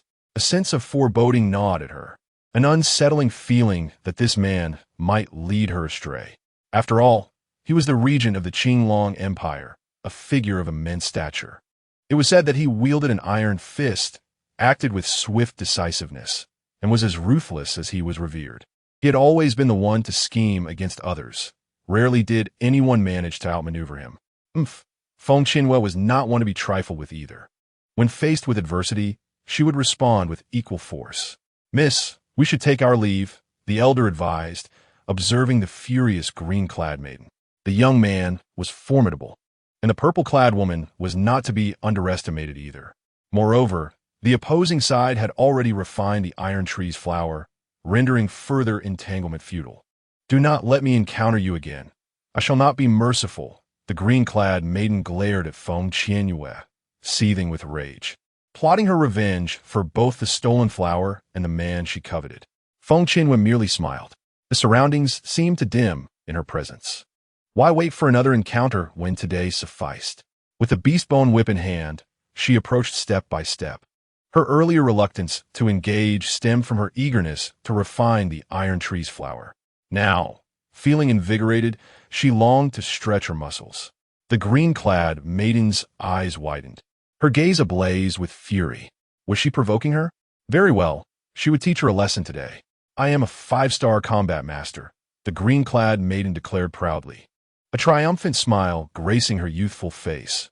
At merely 15 years, achieving such a rank was commendable. What a coincidence, so am I, Feng Qianyue replied with a knowing smirk. The green-clad maiden's lips curled into a derisive sneer as she unleashed her combat energy, confident that without the young man's interference, she would surely subdue her opponent. The dazzling yellow energy radiated brilliantly. Feng Qianyue raised an eyebrow, channeling her green combat energy and striking swiftly and decisively with the beast-bone whip. The green-clad maiden's pupils constricted, panic flooding her heart. The opposing elemental strength surpassed hers by a level. If they were both 5-star combat masters, defeat was inevitable. A sharp pain shot through her arm, tears nearly spilling forth as she felt the sting of the whip. Upon seeing the whip swing toward her again, she turned and fled into the crowd. This was her intention. If Feng Qianyue's whip struck someone else, they would undoubtedly retaliate. Such cunning. Wait, why was she not falling for a trap? Why did she only pursue her without striking? Feng Qianyue chased after her with the whip, her beautiful eyes glinting with a fleeting, mischievous light, her lips curling into a wicked smile. Your Highness, what is she doing? Di Yijin inquired, approaching Di Xiechan while carrying Little Bao. Feng Qianyue clearly had the opportunity to strike the girl in green, yet she refrained. Di Xiechan's dark eyes sparkled with a bewitching light, his lips curling slightly, revealing his unwholesome intentions. Though he was uncertain of her exact plans, he recognized that this woman was cunning. Little Bao blinked innocently and cheerfully remarked, Mother is administering poison. On their way to the Black Abyss Forest, she had given him several packets of poisonous powder for self-defense. He had wanted to mention that he possessed some as well, but naturally, he accepted whatever his mother provided. How do you know? Di Yijin asked, his expression one of astonishment. Little Bao, feigning mystery, replied, That's a secret between me and Mother. I certainly can't disclose it to you. Di Xiechan's expression darkened, while Di Yijin's lips twitched. Suddenly, the girl in green halted, bending over and gasping for breath. Please stop chasing me. I concede, I won't fight you anymore. What a disgrace. She had exhausted herself to the point of surrender. Though reluctant, she truly lacked the strength to continue fleeing. Meanwhile, her opponent appeared utterly unfazed, which was a cruel blow to her pride. Feng Qianyue sheathed her beast-bone whip and coldly declared, I am a benevolent person and will not stoop to your level. Should you provoke me again, I shall ensure you meet your demise. With that, She turned to leave. Ah, it's so itchy. What is happening? The crowd erupted with various cries of distress. Even the girl in green began to scratch herself, overwhelmed by an unbearable itch, wishing to tear her skin in relief. Stop! Did you poison us?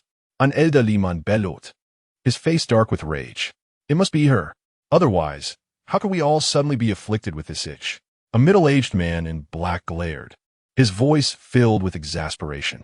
Feng Qianyue paused, her smile radiant as she replied, "It appears my poison powder has improved, manifesting so swiftly. Indeed, I am the one who administered it," she admitted boldly. Upon hearing this, the crowd's eyes burned with fury, wishing to dismember her piece by piece. When had she administered the poison? Wait, she had been chasing the girl in green among them. No, she had deliberately pursued her back and forth to apply the poison. What a cunning strategy. You. The girl in green quickly grasped the situation. Feeling frantic, she had unwittingly become a pawn in her adversary's game. How foolish of her to think she could evade responsibility by running into the crowd, hoping for a collective assault against Feng Qianyue. No wonder she had not needed to strike her with the whip. How ruthless. Feng Qianyue's expression turned icy as she continued. You sought the iron tree blossoms. And while your desire is justified, the error lies in attempting to seize what is rightfully in my possession. Her beautiful eyes glimmered with cold determination. They were brazen, thus. She felt no need for politeness. She relished the opportunity to settle scores on the spot. Even if she could not exact full retribution, she would demand some interest. What of it? The starry continent respects the strong and preys upon the weak. A defiant voice rang out from the crowd.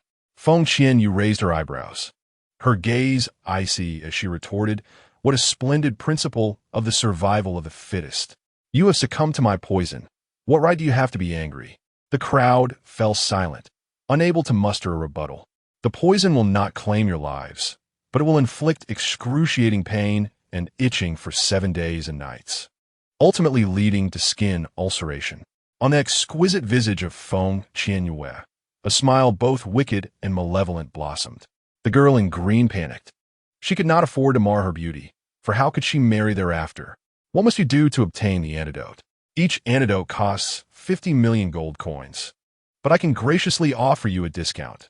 25 million gold coins shall suffice, Feng Qianyue declared with utmost seriousness, her heart secretly reveling in amusement. The actual cost of the antidote was merely a few hundred gold coins. After all, who invited them to provoke her? It would be a shame not to exploit their predicament. Di Xiechin and Xiao Naibao, as well as Di Yejin, felt a surge of frustration. They were not afflicted by a lethal poison, yet she demanded 50 million gold coins. Even after the discount, 25 million was still an exorbitant price. You may choose not to purchase my antidote.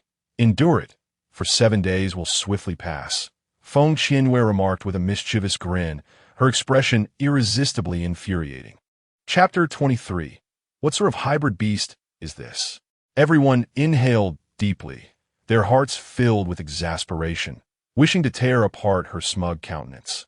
Yet, they were indeed afflicted by the poison. I'll buy it. I'll buy it.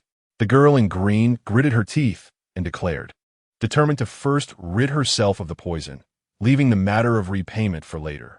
The Chu family was not to be trifled with.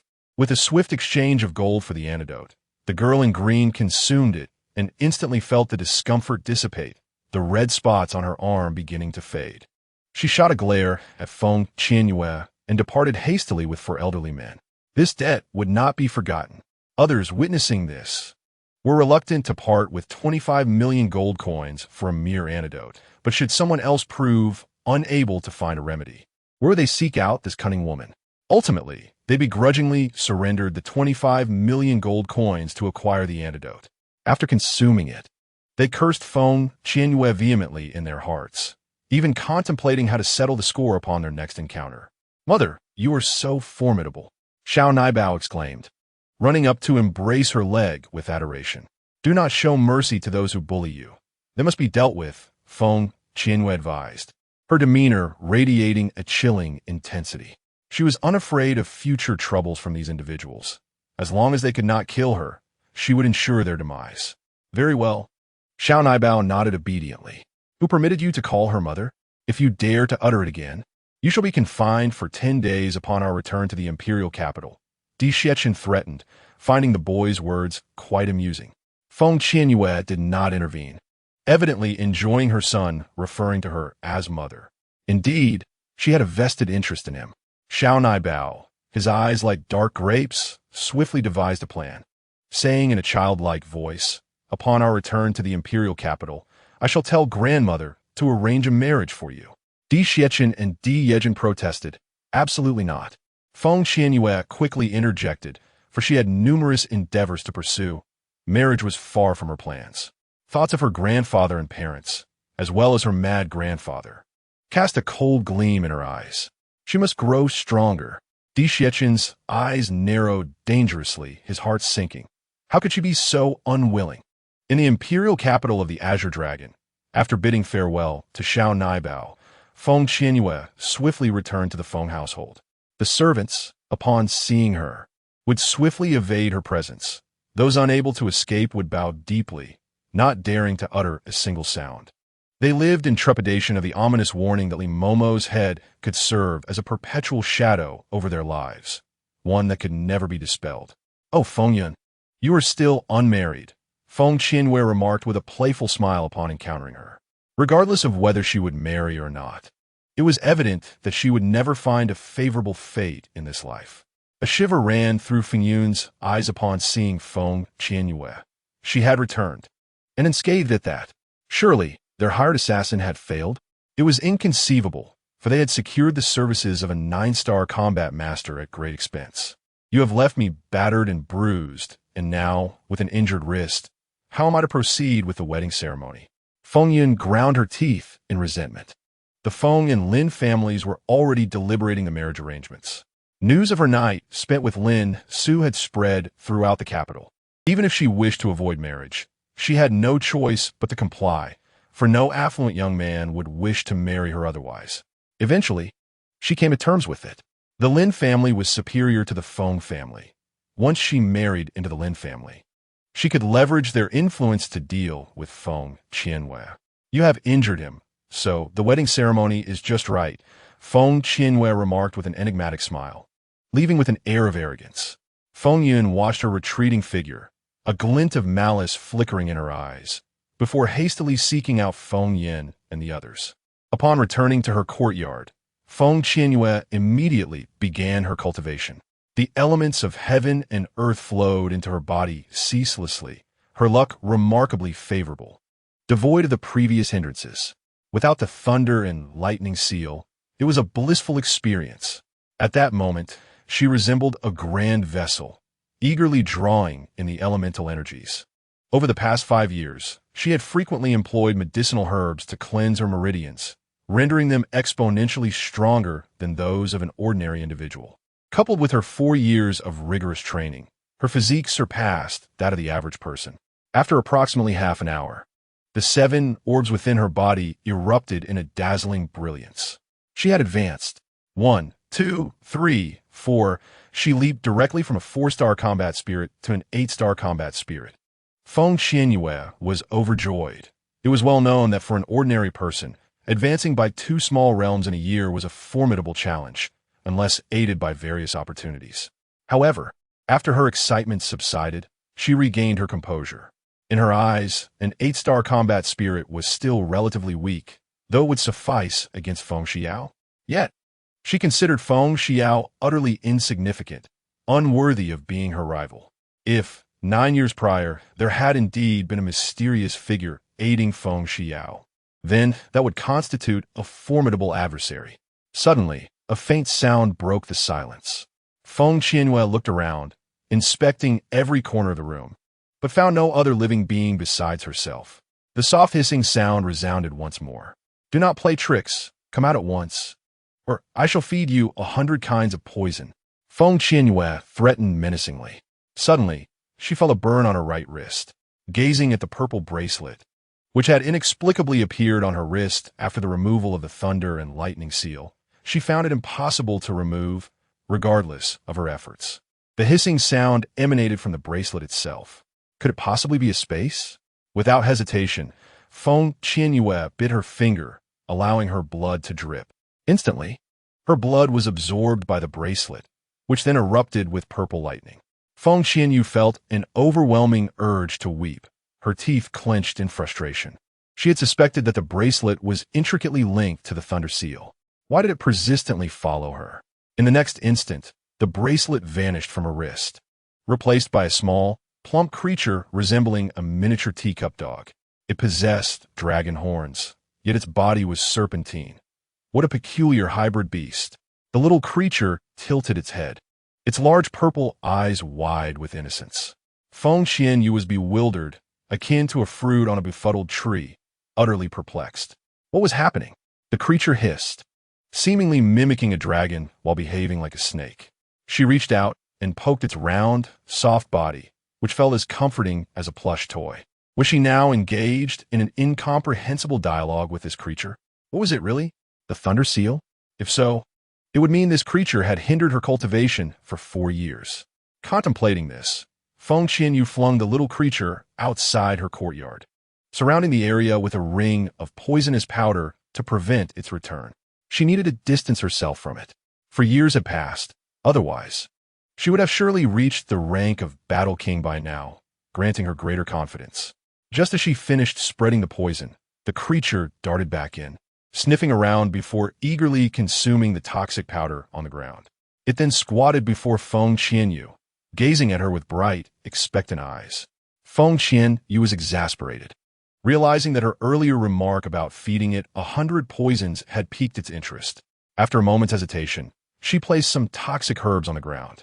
The creature sniffed at them, ignoring the lesser poisons and instead devouring the highly toxic ones with gusto. "What kind of monster are you?" Feng Qianyue inquired, poking its round belly. After consuming so much poison, it exhibited no adverse effects.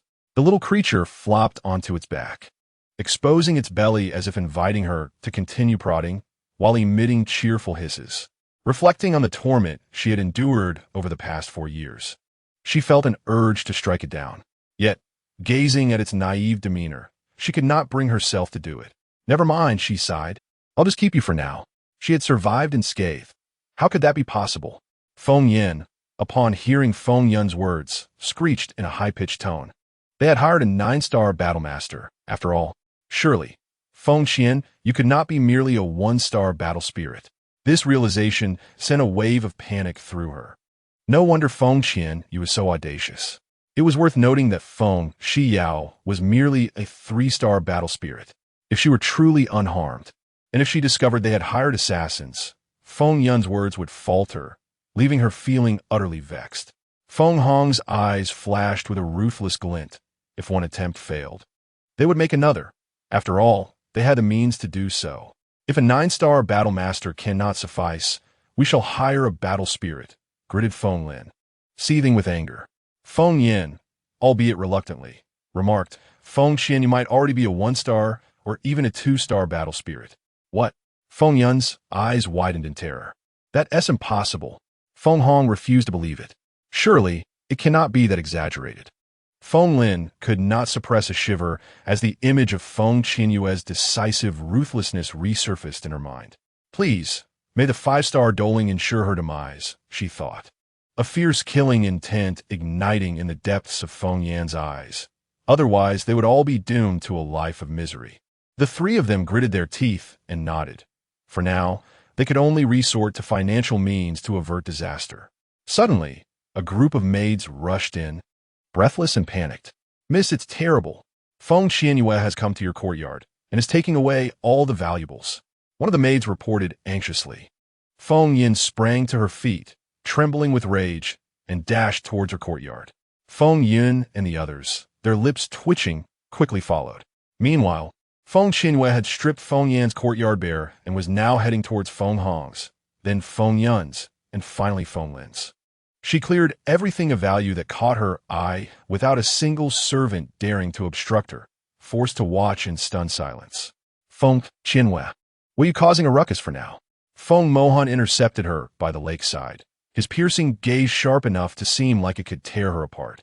Behind her stood a long line of individuals, each laden with stolen goods, resembling a band of marauders. After days of peace in the Feng household, her return had shattered the tranquility. Uncle, if my memory serves me right, these items belong to my parents' courtyard. I'm merely reclaiming what is rightfully mine. Is it inappropriate to raise my voice?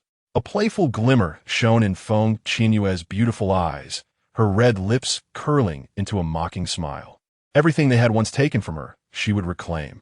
Feng Mohan's eyes widened in fury, nearly ready to explode. Though the Feng family was but a small clan, he was still the head of the household, and for her to speak to him so brazenly in front of the servants was intolerable. You are a good-for-nothing. The Feng family has cared for you for so many years, and yet you dare to take your parents' belongings. I am not a good-for-nothing. Feng Qianyue frowned. She despised that term. You deemed me useless at 10 years old, causing embarrassment to the Feng family, and yet they still raised you for 4 years. You should demand they return the items to their rightful place. Feng Mohan's face turned a ghastly shade of anger. Feng Qianyue's lips curled in derision. By uncle's reasoning, if Feng Xiao, Feng Hong, and Feng Yin were deemed useless, would he not wish to expel them from the Feng family?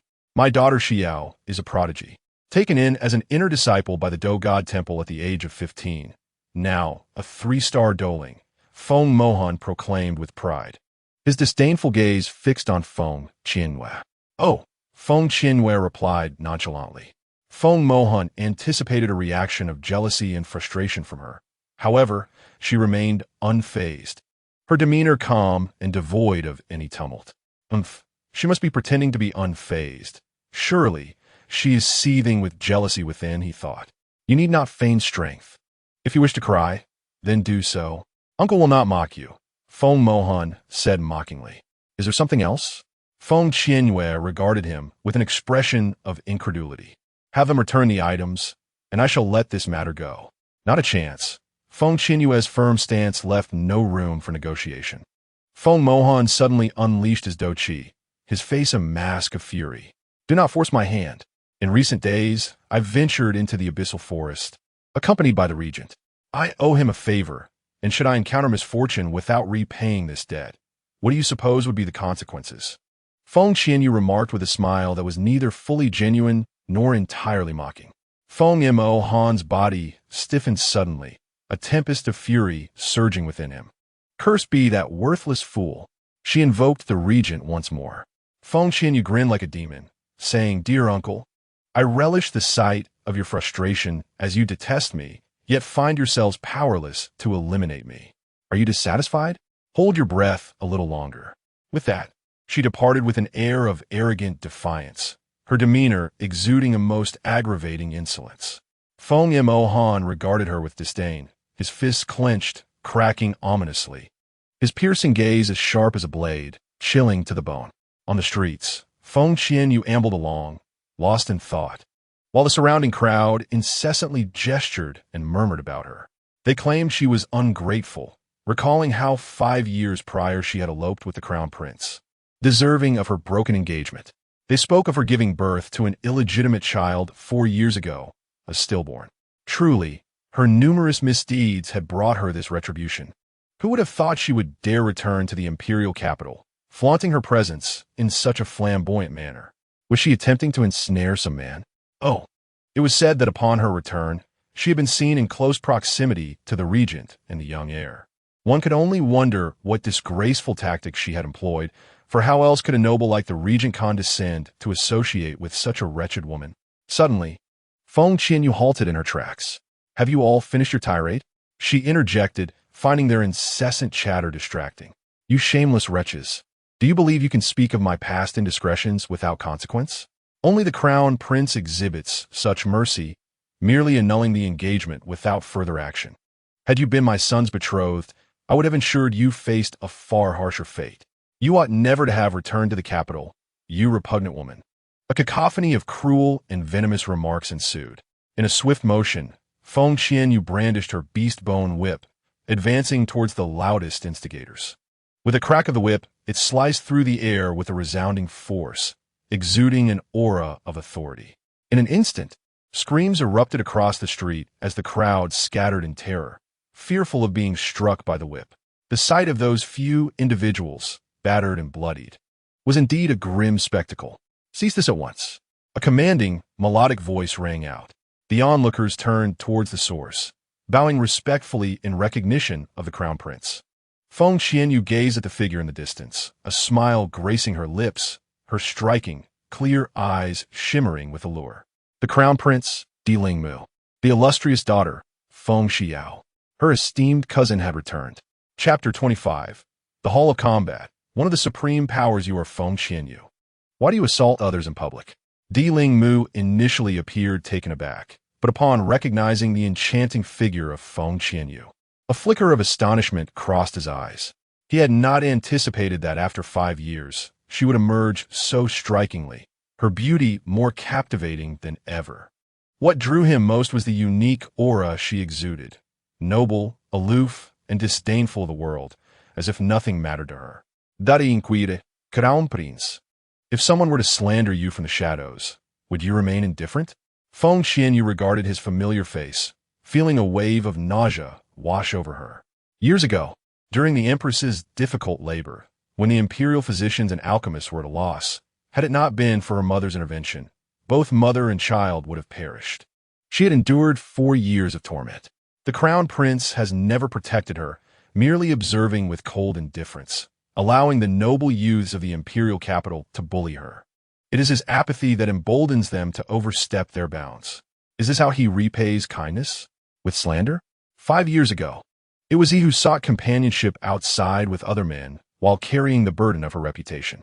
As Di Lingmu recalled the events of 5 years past, his expression darkened. Although the engagement had been annulled, he had become a subject of ridicule. Were it not for her mother rescuing the Empress, he would have shown no mercy to this worthless individual. The thought of her inability to cultivate transformed his previous admiration into disdain. As the esteemed crown prince of the Azure Dragon Empire, how could he possibly wed a daughter of an inconspicuous family?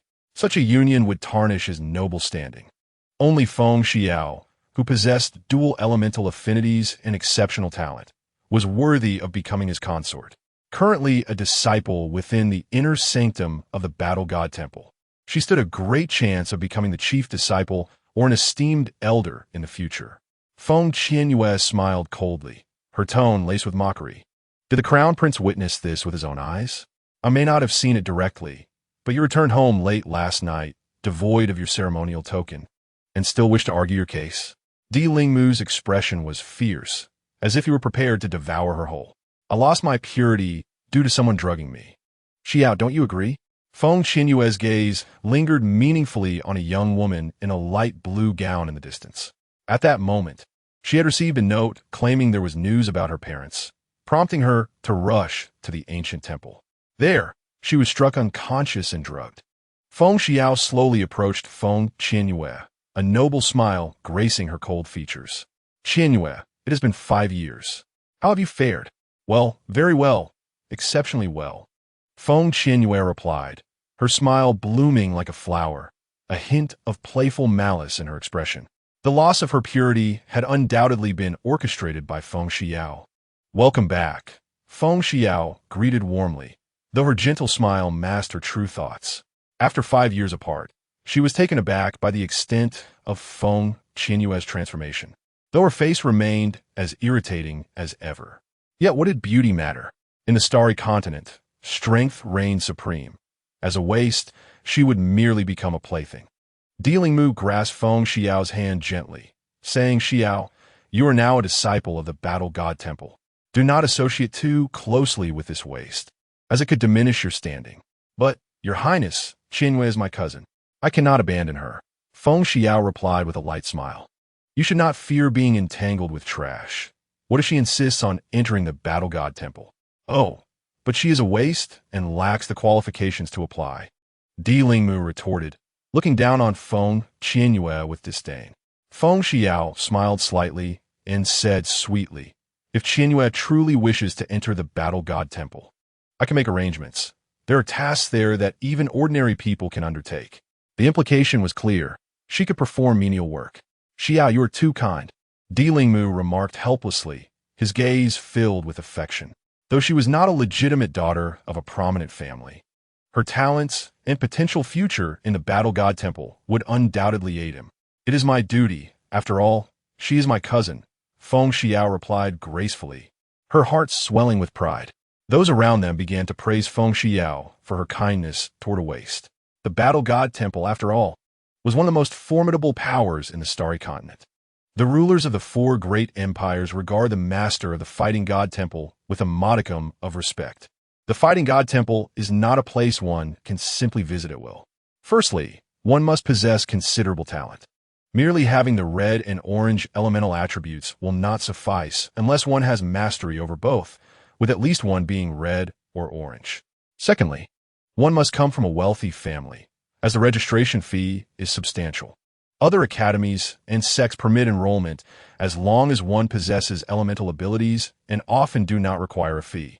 Nevertheless, there is an undeniable fervor to attend the Fighting God Temple. What is so remarkable about the Fighting God Temple? I could go there whenever I wish. Feng Qianyue declared with disdain, her gaze dripping with sarcasm as she looked upon the couple before her.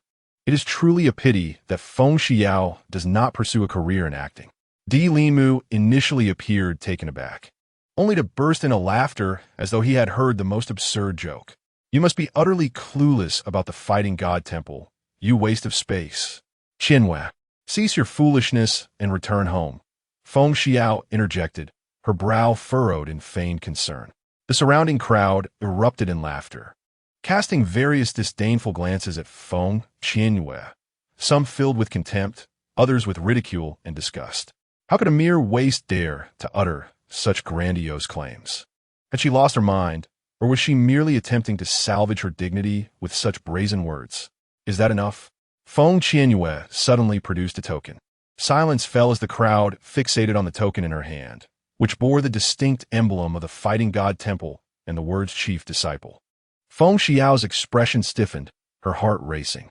How could she possess a token indicating she was the chief disciple of the Fighting God Temple? How ridiculous! She flaunts a fake token, unafraid of attracting trouble from the temple. What an imbecile, choosing to pretend with such a token. She will surely regret it when the branch of the temple in the capital discovers her deception. Various voices of derision echoed around her. Feng Qianyue felt exasperated. She merely wished to impress, yet no one believed her. Was she truly so understated? Qianyue, how could you display a fake token? Put away at once. Feng Qianyue approached her with a serious demeanor, realizing she had momentarily lost her composure. The fact she was intimidated by a mere token held by a waste was absurd. That token is genuine, Feng Qianyue asserted, word by word. Very well, just put it away for now and return home quickly. If word reaches the branch of the Fighting God Temple in the capital, you will be in serious trouble, Feng Qianyue urged, her face a mask of concern. How could you be so foolish? Had the trauma of giving birth to a stillborn 4 years prior affected her mind? Feng Qianyue cast her a languid glance, stowing the token away as she turned to leave, a cryptic smile playing at the corners of her lips. She was entirely certain that Feng Qianyue would send someone to the branch to report her for parading a counterfeit token, seeking to create trouble for her. The latter had just claimed the token was genuine, but it was clear she herself did not believe it.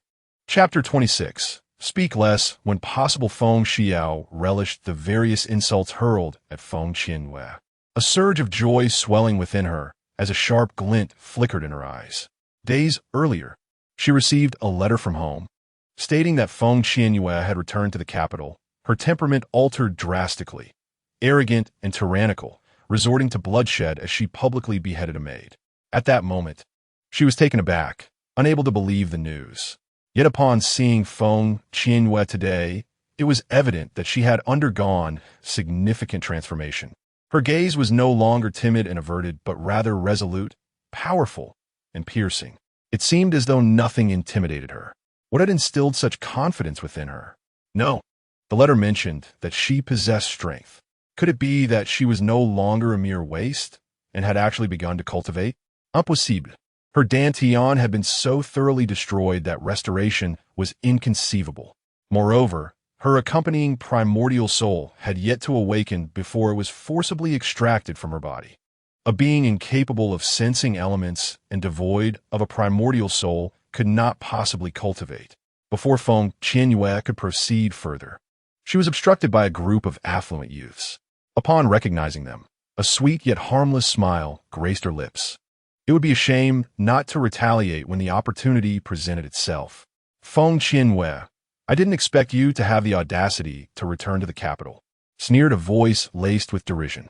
The leading girl, clad in a meticulously crafted emerald gown, appeared to be around 16 or 17. Her exquisite features illuminated by a fiery intensity in her eyes, eager to reduce Feng Qianyue to ashes. Rumors had swept through the capital these past few days, alleging that Feng Qianyue had taken refuge in the Regent's manor and had garnered the favor of the young heir. She, a mere fallen woman, was utterly unworthy of such attention. Why shouldn't I return? Feng Qianyue inquired, raising her eyelids in confusion. Lan Xiyin, gulp. You committed the foul act of betraying His Highness the Crown Prince, and he, in his kindness, chose not to deal with you. Today, I shall enact justice on his behalf. Feng Xiao swiftly stepped forward, shielding Feng Qianyue. I won't allow you to harm her. Step aside. Lan Xiyin zito an gili. So what if Feng Xiao was an inner disciple of the Fighting God Hall? The Lan family also had members among the inner disciples, and they were one of the 4 prominent families in the Azure Dragon capital. The Feng family was insignificant in comparison. She couldn't fathom how His Highness the Crown Prince could take notice of Feng Xiao, simply because she possessed dual elemental affinities and a phoenix as her accompanying primordial soul. Now, at the spirit fighting stage, such factors fueled her jealousy. Qianyue, you must leave, urged Feng Xiao, her eyes brimming with concern. Feng Qianyue smiled softly, leaning closer to whisper in her ear, Aren't you tired of this charade? It makes me feel quite awkward. Feng Xiao was taken aback. What did she mean by that? Feng Qianyue bypassed her and approached Lan Xuan, her eyes sparkling like stars, her smile innocent and benevolent. Are you certain you wish to engage me in combat? Absolutely, Lan Xuan replied, her demeanor haughty, gazing down upon her as though she were an insignificant insect.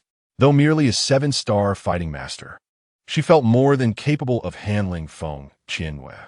Feng Qianyue smiled, brandishing a beast-bone whip, and without further ado, struck directly at Lan Xuan. In her view, it was preferable to minimize unnecessary banter and simply take action. Before Lan Xuan could fully comprehend the situation, she was struck with a whip, pain igniting her eyes as fury surged within her. In the next instant, she unleashed the power of the 7-star fighter, a vibrant green aura emanating from her, while a robust black bear, her accompanying primordial spirit, materialized behind her. A fierce glint flashed in Feng Qianyue's dark and bright eyes as she erupted with formidable green fighting spirit, and a vine, as thick as a man's arm, appeared. The entire street fell into a profound silence, as if time itself had frozen, with everyone fixated on the fighting spirit enveloping Feng Qianyue and the vine. Feng Xiao thought she was hallucinating. As she focused her gaze, her expression shattered. Green elements, a plant-type primordial spirit, Feng Qianyue had truly managed to cultivate. It appeared she had reached the fighter realm. Feng Xiao quickly regained her composure, disdain filling her heart. Plant-type primordial spirits were the lowest of the low. And even if Feng Qianyue possessed green elements, it mattered little. She still could not compare to her. Lin Mu's eyes widened in disbelief. Feng Qianyue had been deemed a waste during her assessment. How could she have cultivated fighting spirit after 5 years? Observing her primordial spirit, he concluded that trash was still trash, incapable of standing on a grand stage. Lan Yuan was momentarily dumbfounded. How could Feng Qianyue possess fighting spirit? Just then, with a crack, the whip struck her again, lacerating her skin. How could this dignified young lady of a Lan family be beaten by a waste?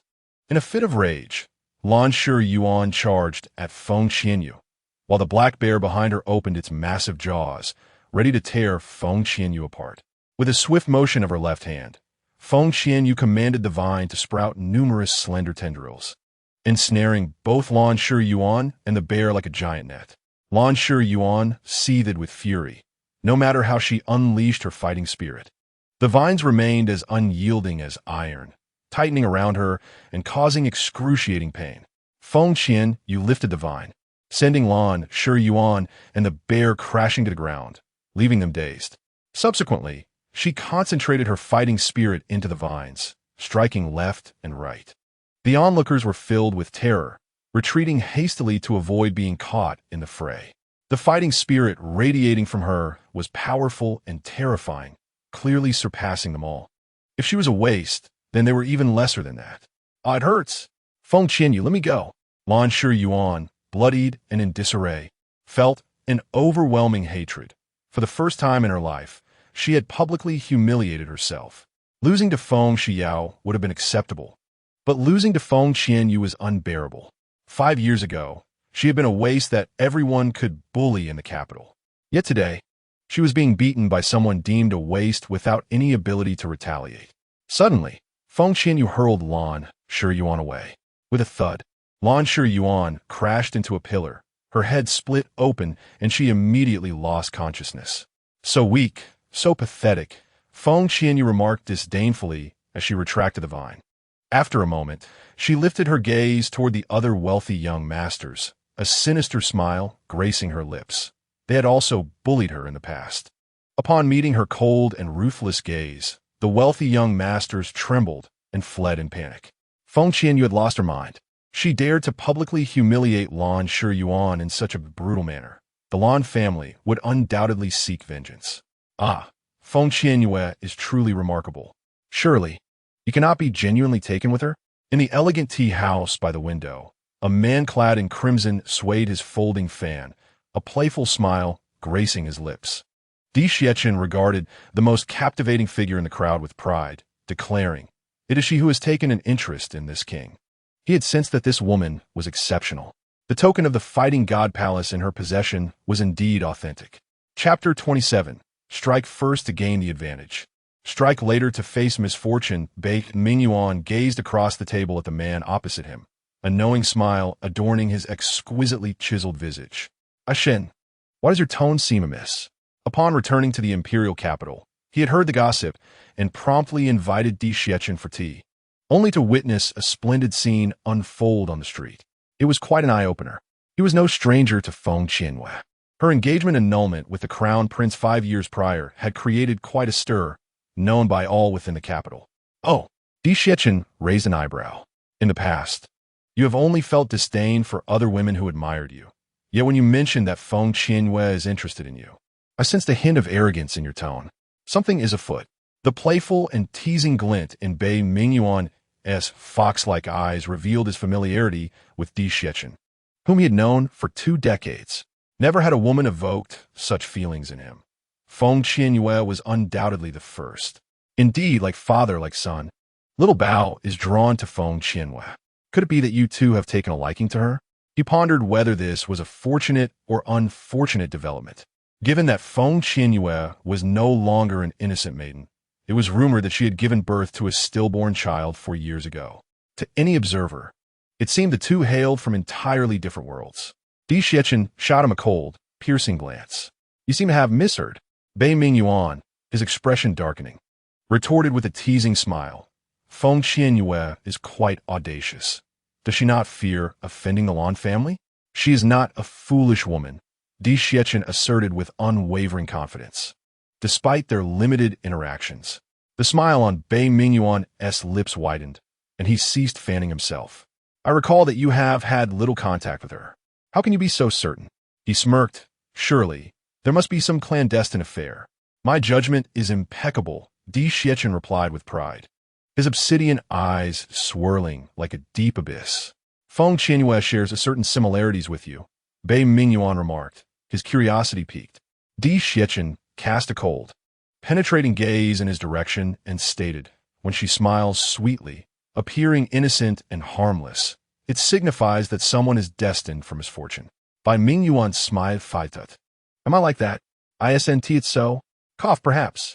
Bei Mingyuan chuckled, his eyes twinkling with amusement as he observed the violet figure, sensing that the once dull imperial capital was about to become far more entertaining. The token of the chief disciple of the fighting god palace she possesses is indeed genuine.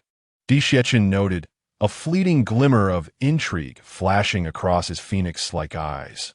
Bei Mingyuan straightened, his playful demeanor giving way to seriousness. "Are you certain?" "Absolutely certain."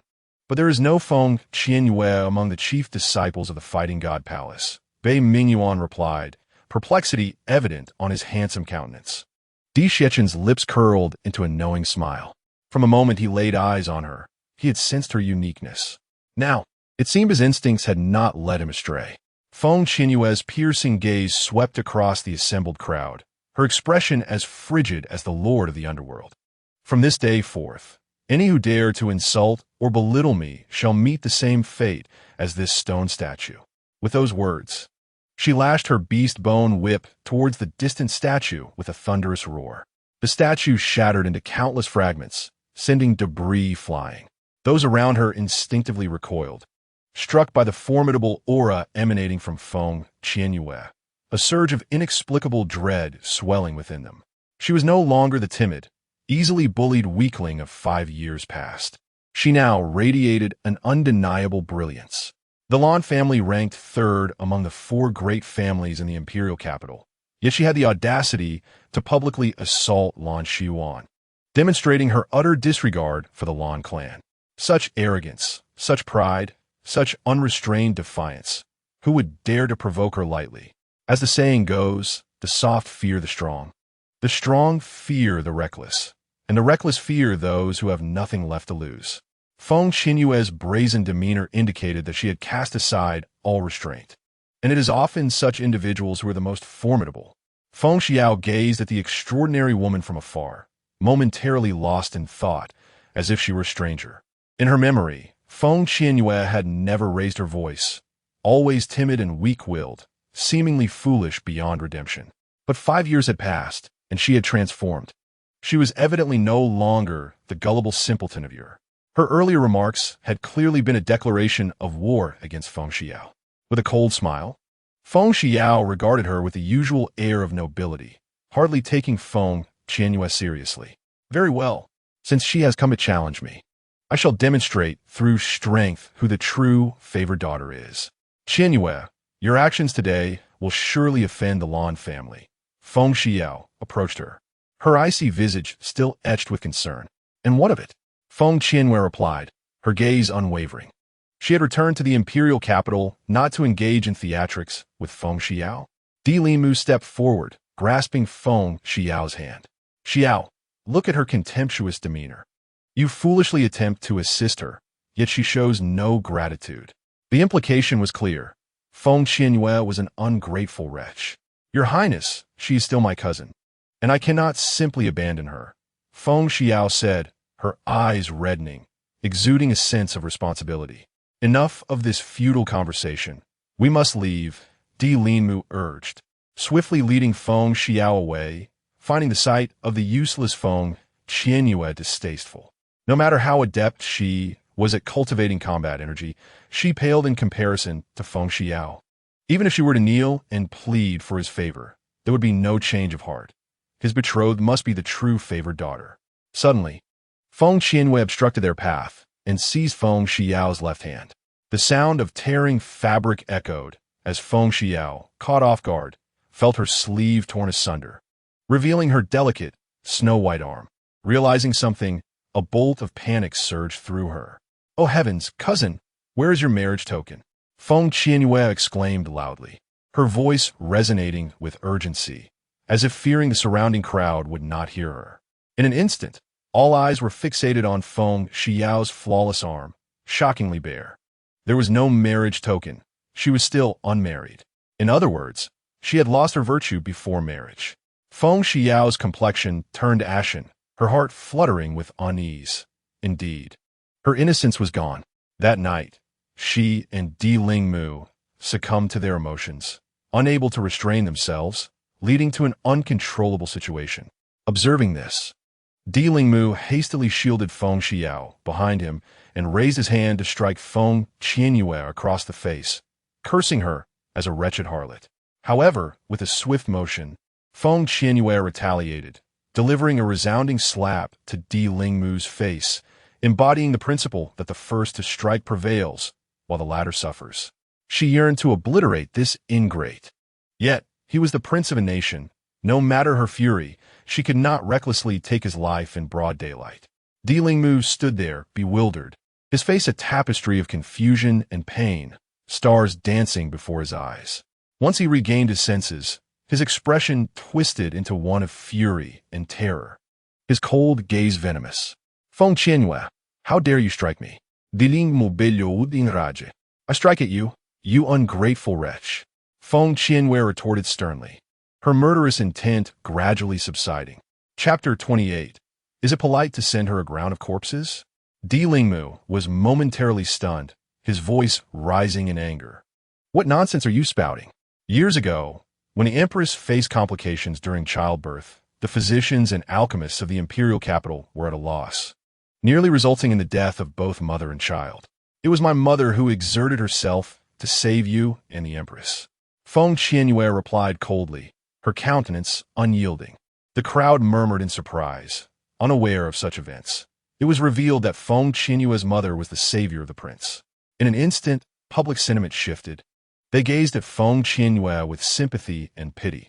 Despite her previous status as an inept cultivator, her mother had saved the crown prince.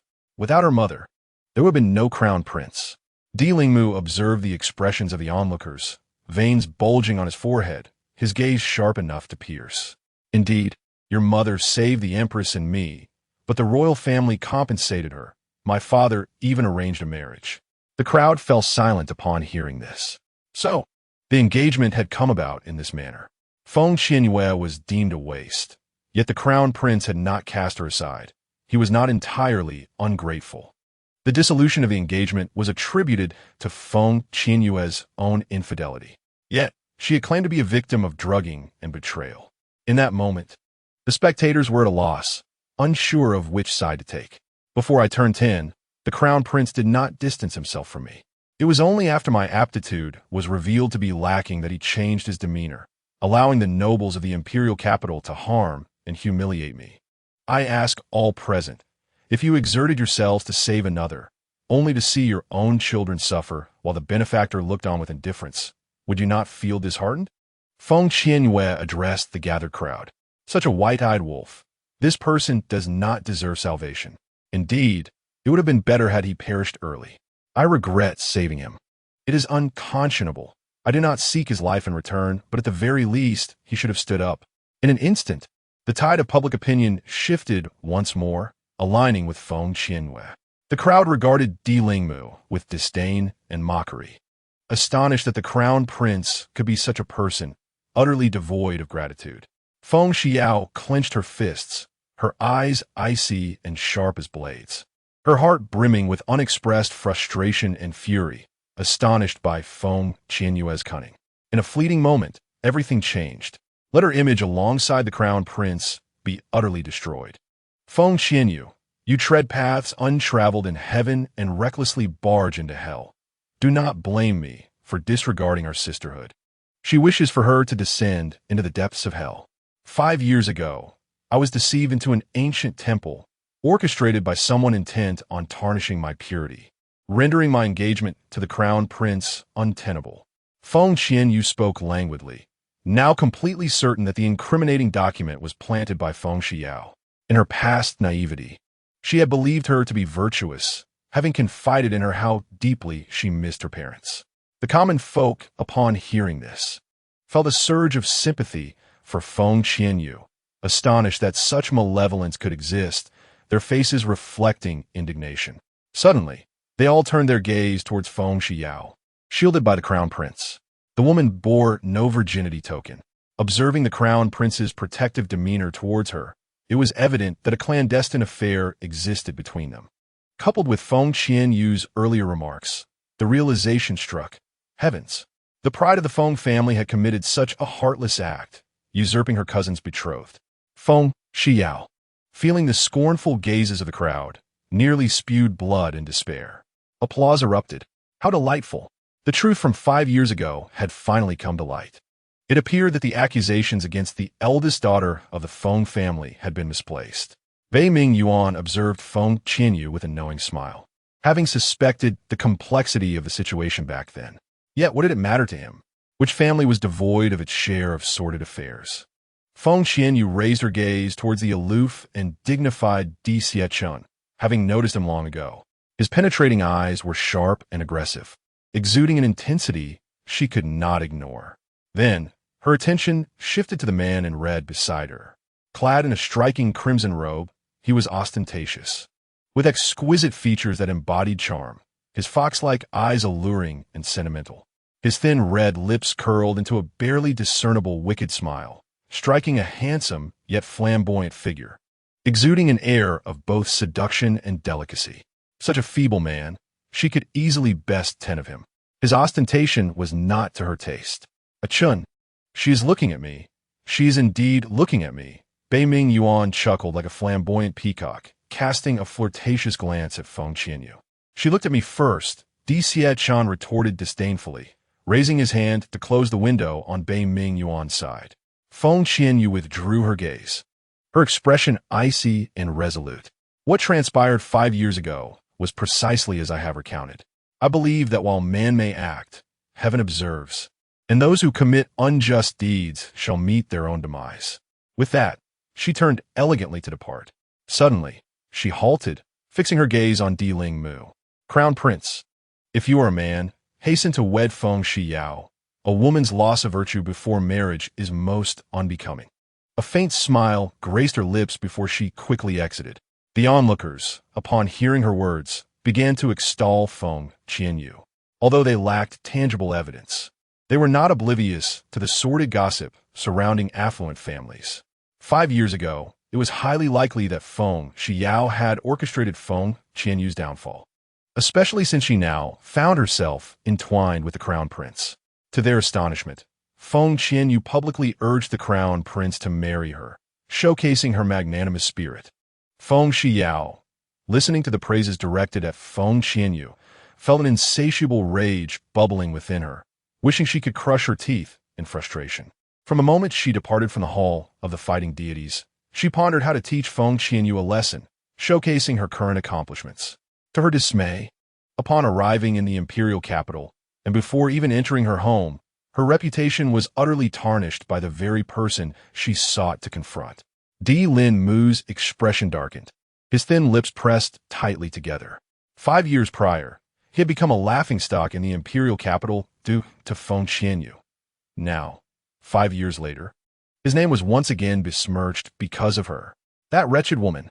She was a harbinger of misfortune, his nemesis. When Feng Qianyue returned to her courtyard, she was instantly rendered speechless, frozen in shock.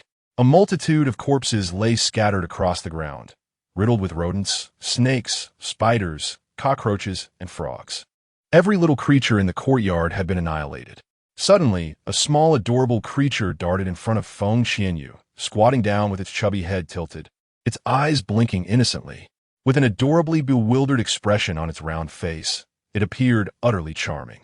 "You ungrateful child," Feng Qianyue scolded, her heart aching. It had eradicated all those little lives. How would she experiment with medicine in the future? The small creature shook its head vigorously, expressing its innocence, its eyes glistening with tears. Feng Qianyue felt a surge of frustration. Before she had left, she had warned it not to come seeking vengeance, but rather to express gratitude. Otherwise, she would dispose of it. "Ungrateful child, is this your way of showing gratitude?" The little creature nodded earnestly. Feng Qianyue's lips twitched. What a troublesome burden it was. If only it had gone to Feng Yan's courtyard to procure something valuable, instead of gifting her a graveyard of corpses. "Mother, I am not ungrateful." Suddenly, a soft, endearing voice chimed from the entrance. Feng Qianyue was taken aback. Chapter 29. Peculiar abilities. Upon seeing the small milk bag at the entrance of the courtyard, the little creature flew towards him, nestling in his embrace and gazing up with sparkling violet eyes. "Mother, it is so cute." The small milk bag cradled the round, unknown beast. It possessed a serpent's body, yet bore a dragon's horns. Having perused the illustrations of beasts, he had never encountered such a creature. "Do you like it?" Feng Qianyue inquired with a smile. "I do," he replied eagerly. "Then it is yours," she said, eager to rid herself of this troublesome entity, uncertain of what further madness this ungrateful child might unleash. The small milk bag blinked and shook his head, asserting it is mother's contracted beast. "I formed a contract with it." Feng Qianyue was bewildered, suddenly recalling the incident of her blood falling onto the bracelet, leaving her on the verge of tears. Indeed, I sense your contract, the small milk bag stated earnestly. Feng Qianyue's eyes brightened. Oh, how can you sense that? I do not know, he replied innocently. I seem to possess some peculiar abilities by nature. Mother, what is its name? I have not yet named it, she responded. The small milk bag scrutinized the little creature, observing its plump and round physique. How about calling it Guan? Feng Qianyue's lips twitched. She thought Rollaway would be quite apartment ultimately. The little creature was named Guan. Ah, Guan seems to quite enjoy its name, the small milk bag exclaimed excitedly. Just as he prepared to enter the courtyard, he was met with the astonishing sight of countless corpses scattered across the ground. Mother, Feng Qianyue said as she poked the plump head of Rolling. This troublesome creature is responsible for this mess. I asked it to repay a debt of gratitude, and it delivered a pile of corpses instead. The little bundle, with a serious expression, earnestly instructed, Rolling, Mother prefers precious treasures. Henceforth, we must honor her together, understood? Rolling blinked, nodding in a half-understanding manner. Feng Qianyue's heart swelled with joy. This was indeed her precious child. Look at how considerate, how thoughtful, how adorable. Mother, we cannot waste these corpses. They could be given to those wicked ones who have bullied you, the little bundle proposed, having gathered the necessary information. The Feng family was too vile to be spared. Feng Qianyue pinched his soft cheeks and grinned. You're thinking along the same lines as I am. We shall utilize everything to its fullest potential. Waste is not an option. She had already devised a plan. She had yet to present gifts to everyone upon her return to the Feng family, and the corpses on the ground would serve their purpose perfectly. Mother, I shall assist you. The little bundle's eyes sparkled with enthusiasm. No, let be, Feng Qianyue remarked as she poked Rolling's chubby head. In the Feng family's main hall, Feng Imohan beamed as he watched Feng, Shiyao, and Dilingmu, his heart brimming with joy. He had not anticipated that the crown prince would personally greet his daughter at the city gate. Feng family head, I shall enter the palace later to seek the emperor's decree for a fortunate day to betroth Shiyao as the crown princess, Dilingmu declared with seriousness, holding Feng Shiyao's hand tightly. He had always intended to marry her. Now, it was simply happening sooner than expected. A rare blush adorned Feng Shiyao's noble and aloof face. The title of crown princess was indeed a mark of great honor. After 5 long years, she had finally awaited this moment. From childhood, she had envied Feng Qianyue. Her father was the head of the Feng family, and her mother was the matriarch. She was born as the crown prince's fiancée, a position of immense prestige. But what did it matter now? The crown princess would soon be Feng Shiyao, and the future empress would also be her. Feng Imohan's eyes widened in delight, the shadows that had lingered in his heart dissipating instantly. He never expected the crown prince to take the initiative to propose marriage to Shiyao. His daughter was about to become the esteemed crown princess. Everything is at the crown prince's discretion, Feng Imohan said in a splendid mood, filled with pride. So what if the Feng family was a minor clan? They were soon to have a noble crown princess. In the future, he would hold his head high among the 4 great families. Feng Xiao turned to Dilingmu, her voice gentle. Crown Prince, are you certain you wish to marry Xiao? Absolutely, without a doubt. You are to be my crown princess, the woman I intend to cherish for a lifetime, Dilingmu replied, caressing Feng Xiao's face. Yet in his mind, the enchanting visage of Feng Qianyue emerged, stirring feelings of disdain within him. What he desired was not merely a beautiful ornament. Feng Xiao wore a shy and blissful expression, fully aware that the crown prince's willingness to marry her was due to her talents and strength. She would only grow stronger. No one could usurp her position in Dilingmu's heart. Beside them, Feng Yin watched with envy and jealousy, yet she dared not act out, fully recognizing her own limitations in comparison to Feng Xiao. Feng Yin bit her red lips, consumed by envy and jealousy. Soon, Feng Xiao would become the esteemed crown princess, and what of her? She can only marry the disabled young master of the Lin family. Although the Lin family is one of the 4 prominent families in the imperial capital, it ranks 4th and is the weakest. Moments later, the Feng family, in a grand procession, escorted Dilingmu out of the courtyard. After watching his carriage depart, they returned to the courtyard with radiant smiles. Xiao, have you seen that wretched Feng Qianyue? Feng Hong asked his sister, a proud expression on his face as he recalled the recent frustrations. He wished for her to deal with Feng Qianyue immediately. I have seen her, Feng Xiao replied, her noble demeanor restored, a chilling malice lurking in her eyes. The humiliation of today, she vowed to reclaim. Xiao, she seems like a completely different person now, especially with her proximity to the Regent. For the time being, avoid contact with her until the marriage is conferred, Feng Mohan advised seriously, a sense of unease gripping him as he feared Feng Qianyue might resort to foul play. The image of the scene on the streets flashed in Feng Xiao's mind as she obediently said, "Daughter will listen to father."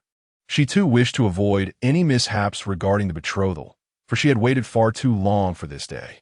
However, she need not act against Feng Qianyue herself. She could allow others to do so. After all, Feng Qianyue flaunted a counterfeit token from the Do God Temple.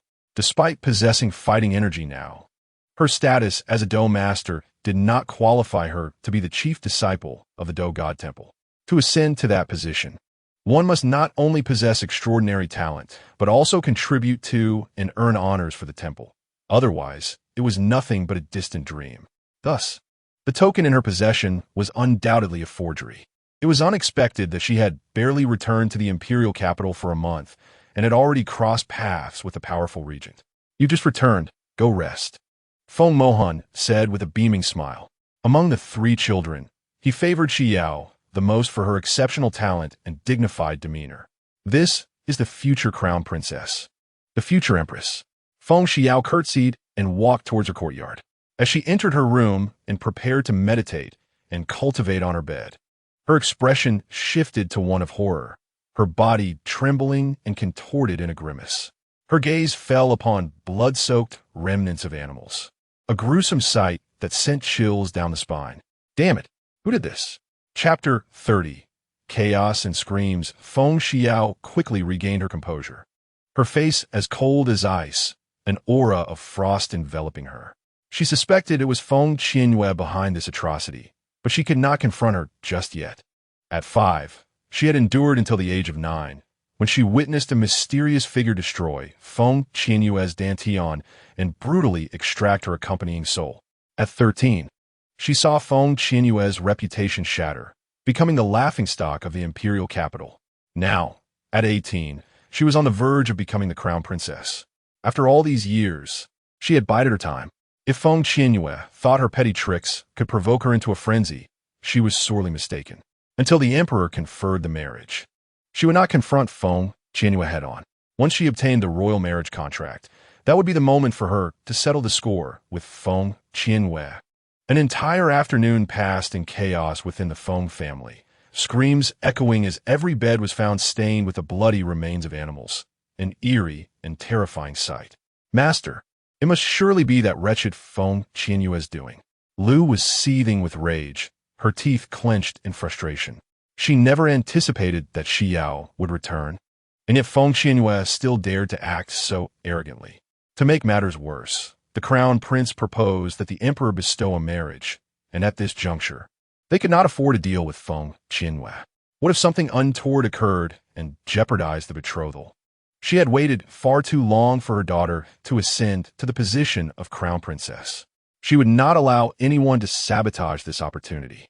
Feng Mohan's expression was as dark as a stormy sky, his obsidian eyes brimming with a murderous intent, an overwhelming fury that he could not express. He endured. He would continue to endure. Once the emperor granted the marriage, he would ensure that Feng Qianyue faced a fate worse than death. For now, he would refrain from confronting her. Feng Mohan stifled the rage within, willing to bear this indignation for a few more days.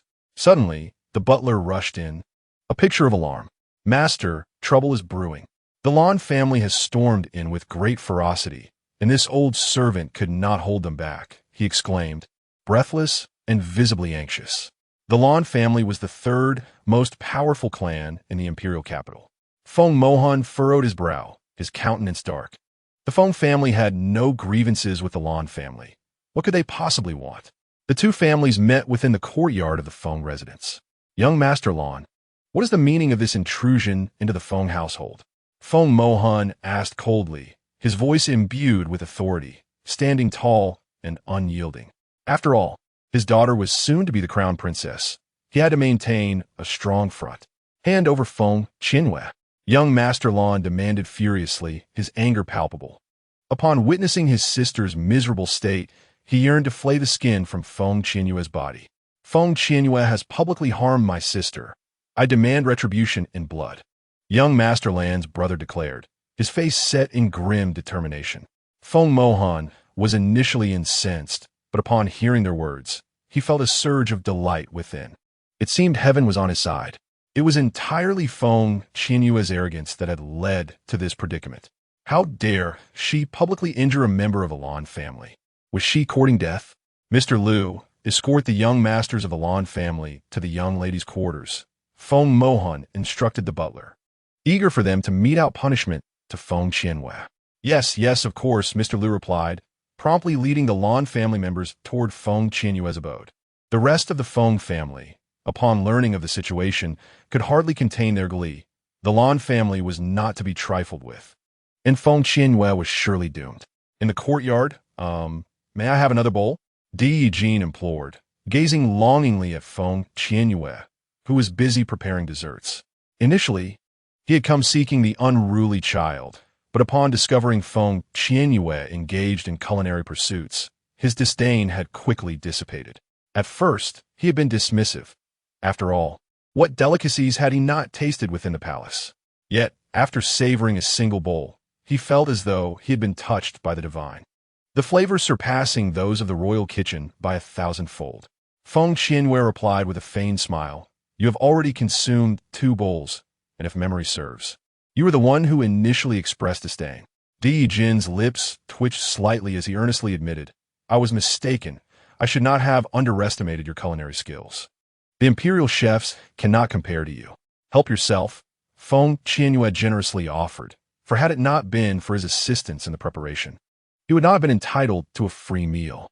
"Very well," Di Yijin exclaimed, clutching the bowl and dashing eagerly toward the kitchen. Little Milk Bun gazed at Feng Qianyue and asked, "Mother, may I bring a bowl back for father?" "Of course," Feng Qianyue replied generously, for she owed a favor to Di Xiechun. Moments later, Di Yijin swiftly approached the table, holding a bowl in his hands. Upon seeing the towering stack of bowls he had amassed, Feng Qianyue felt a wave of disarray and disdainfully remarked, "You're such a glutton." "Mother is right." Little Milk Bun nodded in agreement. Di Yijin, exasperated, questioned, "Feng Qianyue, what on earth is this? I've never seen anything like it. It's delightfully cold and refreshing. It's simply the perfect treat for summer. It's called burning immortal grass." Feng Qianyue replied with a cheerful smile. They had certainly never encountered it before, as it was a delicacy from Huaxia. "Can you teach me how to make it?" "Of course. I'll come to learn tomorrow. The tuition fee is 100 million gold coins, but I'll give you a friendly price of 99,999,999 gold coins," Feng Qianyue said with an innocent smile. "Just one less?" Di Yijin asked, bewildered. "Even a single coin is still love." "Di Yijin, you are such a shrewd merchant." Suddenly, a commotion of footsteps echoed from outside, indicating that many had arrived. "Feng Qianyue, come out." "Lan jia sao bao lao." His voice filled with anger, as if fearing the occupants inside might not hear him. Feng Qianyue furrowed her brow and stepped outside the courtyard, where she was met by a dozen unfamiliar faces, each wearing a fierce expression, as if they were ready to devour her. "Is there something you need?" she asked nonchalantly, deducing they were from the Lan family. "You harmed my sister. I am here to settle the score," Lan Shao declared indignantly. A slight smile graced Feng Qianyue's lips as she replied, "Go ahead, make your move." Lan Shao widened his eyes in disbelief. She showed no fear whatsoever, a stark contrast to her demeanor 5 years prior. Indeed, she was no longer the useless girl she once was. Or else how could she have harmed the sister of a 7-star dome master? "Prepare to meet your end." Lan Da Sao shouted, unleashing his Do Chi in an attack towards Feng Qianyue. Suddenly, a cute, adorable sound echoed, "Awu, a fluffy creaturi hushit tovard Landa Shao," biting down hard on his arm before swiftly retreating into the courtyard, leaving only a blurred shadow behind. Lan Xiao's face twisted in pain as he felt his entire arm go numb, followed by an involuntary stiffness that spread throughout his body. Thud! The towering figure collapsed to the ground, motionless. Brother! Lan Xiao cried out in alarm, clenching his fists as he rushed towards Feng Qianyue. Observing the approaching figure, Feng Qianyue executed a swift, high kick, exclaiming, "Out of my way!" Her movements were quick, precise, and fierce. Thud! Lan Xiao flew through the air like a ball, tracing an elegant arc before splashing into a nearby pond, sending water flying everywhere. The members of the Lan family stood in stunned silence. Their eldest and second sons had been defeated by the once derided Feng Qianyue. They were 8-star dome masters. In the shadows, Feng Xiao quietly observed the scene, a hint of confusion in her eyes. Could this truly be Feng Qianyue? Chapter 31. Congratulations on becoming the Crown Prince's concubine. 5 years' time. Can a single individual truly undergo such a dramatic transformation? A cold glint of malice flickered in Feng Xiao's piercing gaze as she reflected on how she had previously dismissed Feng Qianyue, even if she was a dome master with a plant type accompanying soul. Upon witnessing her agile and decisive demeanor, a surge of alarm coursed through her, instilling a profound sense of urgency. She could no longer underestimate Feng Qianyue. Feng Xiao silently slipped away with great haste. Her thoughts turned to the enigmatic figure from the past. It seemed prudent to reach out to him now. Once the Lan family regained their composure, they swiftly retreated, accompanied by young Master Lan and second young Master Lan, their former bravado dissipating entirely. Truly, it echoed the saying, "A fallen phoenix is less than a mere chicken." The second and third households, initially anticipating a spectacle, were taken aback to witness the Lan family's guard supporting the two young masters as they left in disarray. Their mouths gaped in astonishment. Brother, the Lan family cannot even contend with Feng Qianyue. Feng Mingshan's expression was one of disbelief. What had transpired in the past 5 years to transform her so? Or had it all gone awry, allowing her to attain such prowess? Feng Mohan, with a face as grim as a stormy sky, observed keenly, "It appears we must arrange for someone to investigate Feng Qianyue's activities in Pingyang City thoroughly." Initially, he had dismissed Feng Qianyue as a worthless individual, believing she would struggle in the lowly Pingyang City, thus neglecting her. Now, it was evident that he had gravely erred, an egregious mistake. Had he eradicated the roots back then, he would not find himself in such an exasperating predicament now. Father, it is indeed time for a thorough investigation. Feng Xiao stepped forward gracefully, convinced that someone must be assisting Feng Qianyue. Otherwise, how could a seemingly crippled individual cultivate? Those who meddled in affairs that did not concern them deserved their fate. Feng Mohan's countenance grew stern as he summoned individuals to promptly investigate Feng Qianyue's past 5 years in Pingyang City. Knowledge of oneself and one's adversary ensures victory in every battle. The following day dawned bright and clear. As Feng Qianyue stepped out of the courtyard, the cheerful chirping of magpies reached her ears. Was there joyous news afoot? Suddenly, she recalled the message delivered by Di Yejin before his departure. Di Linmu intended to seek the emperor's decree to betroth him to Feng Xiao. Could it be that the arrangement had come to fruition? She was acutely aware of Feng Xiao's ambitions. She aspired to be the crown princess, to ascend as the future empress. Yet, she had returned. How could she possibly allow her dreams to materialize? Surely, the emperor would not issue a decree so swiftly. She had yet to instigate any turmoil. With this thought, she hastened towards the main hall. Indeed, before she could reach the front hall, she spotted several eunuchs clad in palace attire standing in the grand hall. Feng Qianyue smirked, allowing Feng Xiao to enjoy her fleeting moment as the crown princess. Sometimes, attaining what one desires only to lose it can be more torturous. "Oh, is there a celebration today? Why is everyone gathered here?" Feng Qianyue exclaimed cheerfully as she bounded into the front hall, her curious gaze fixed on the eunuchs. The leading eunuch held a decree in his hands, confirming that a marriage decree had indeed been issued. Upon seeing Feng Qianyue's arrival, both Feng Mohan and Lu Shi felt a tightening in their hearts. their expressions darkening as the eunuch was about to announce the decree. At that moment, it was imperative to prevent Feng Qianyue from causing any disruption. Qianyue, quickly pay your respects. This is Eunuch Hai, who serves the emperor and is here to proclaim the decree. Feng Xiao gently urged as she approached Feng Qianyue with a graceful smile. Feng Qianyue scrutinized her before glancing at the others, a wicked smile curling at the corners of her lips. Yesterday, she presented them with gifts upon their beds, initially expecting them to confront her. Yet they remained as silent as chickens, as if nothing had transpired. It appears they possess remarkable forbearance. Or perhaps their quietude is a strategic choice to avoid jeopardizing the marriage arrangement. She surmised it was the latter, for the second house had awaited the position of crown princess for far too long and surely wished to avoid any unforeseen incidents. Regrettably, she had yet to stir any trouble. The commoner Feng Qianyue had encountered the esteemed Eunuch Hai. She bowed respectfully to the beaming eunuch, who scrutinized her with a professional smile. He recognized her.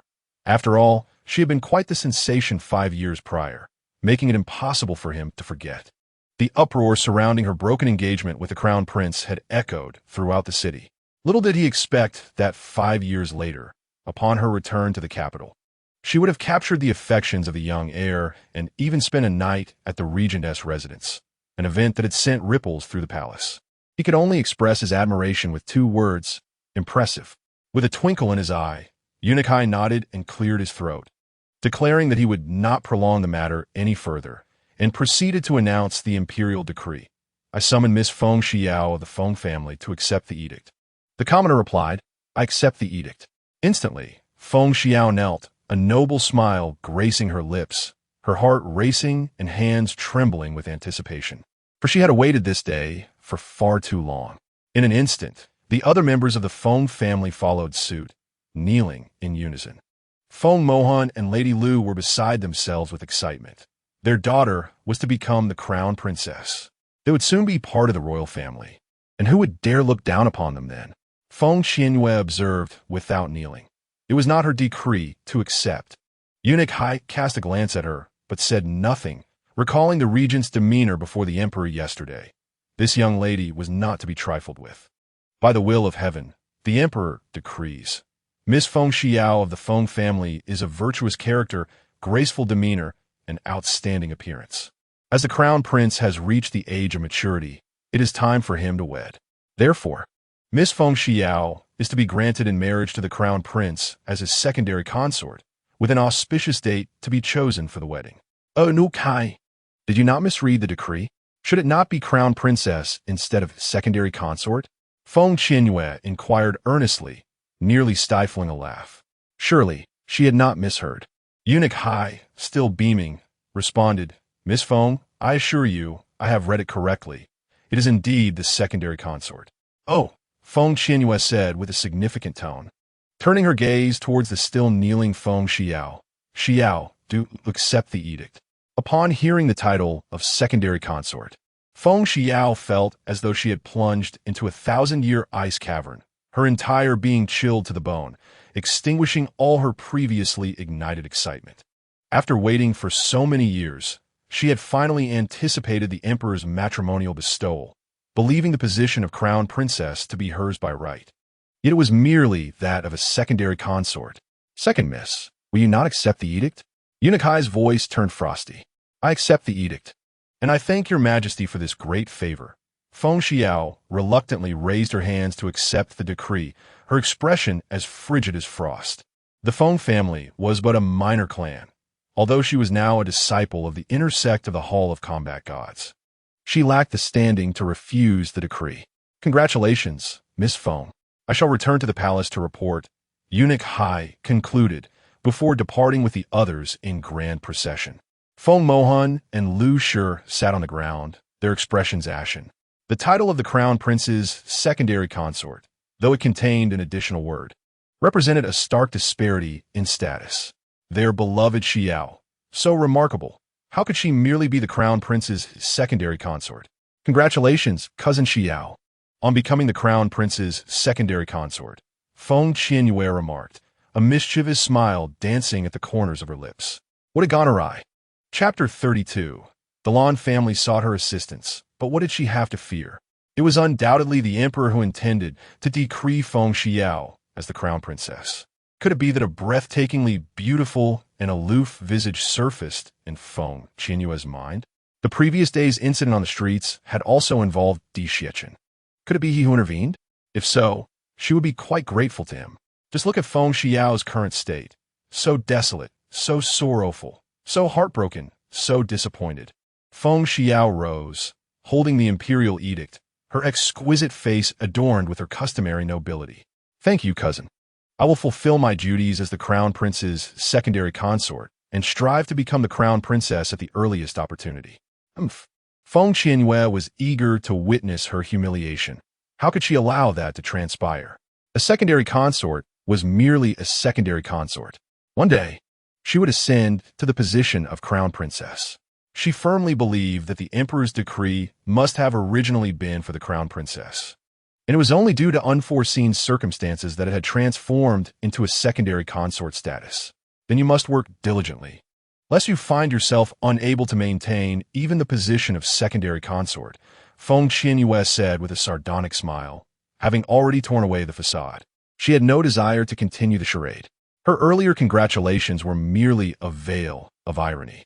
Feng Qianyue, with an air of esteemed confidence, replied, "Rest assured. The only candidate for crown princess must be Feng Qianyue. Then I wish you and the crown prince a swift blessing of children. May you grow old together, and may your bond be everlasting," Feng Qianyue said, her beautiful eyes shimmering with enigmatic light, her lovely face inscrutable. Children? They were likely to have none. The ungrateful and treacherous Di Linmu had not only turned a blind eye, but had also participated in her mistreatment. If she allowed him to thrive, she would cease to be Feng Qianyue. Feng Qianyue scoffed inwardly, her alabaster face radiating nobility. You ought to live well, otherwise you may not witness that day.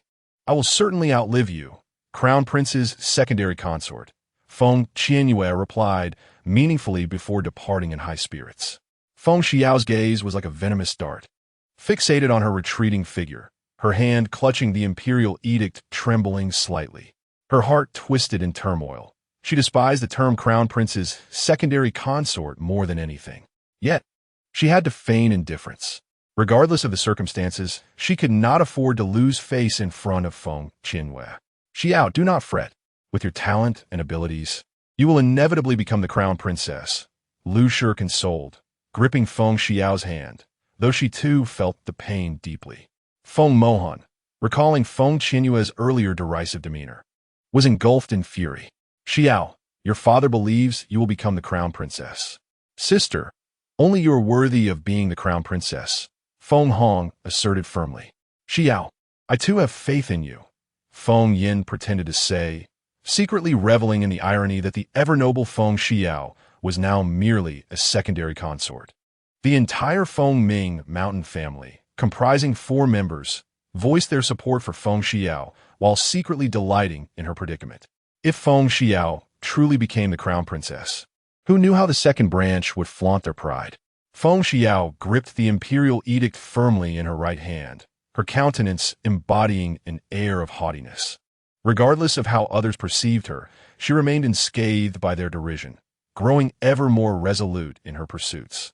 From a tender age, she understood that one must strive for what they desire, employing any means necessary, displaying a ruthless tenacity to achieve her goals. Anyone who dared to obstruct her path would be systematically eliminated. As Feng Qianyue stepped beyond the gates of the Feng family estate, an elderly man blocked her way. "Miss Feng, I must request your presence at the Lan family," he stated, his expression stoic and his demeanor radiating a formidable authority. Upon her shoulder, the chubby creature, rolling, bared its teeth and emitted a fierce yet comical growl. Feng Qianyue gently patted its plump head and smiled. "Are you certain you wish for me to visit the Lan family?" "You must go," the old man replied, his tone dark and forbidding. "Very well," Feng Qianyue acquiesced readily. Not far away, the little prince tugged at Emperor Xiechun's robe. "Father, mother has been taken. You must intervene." "Why should I?"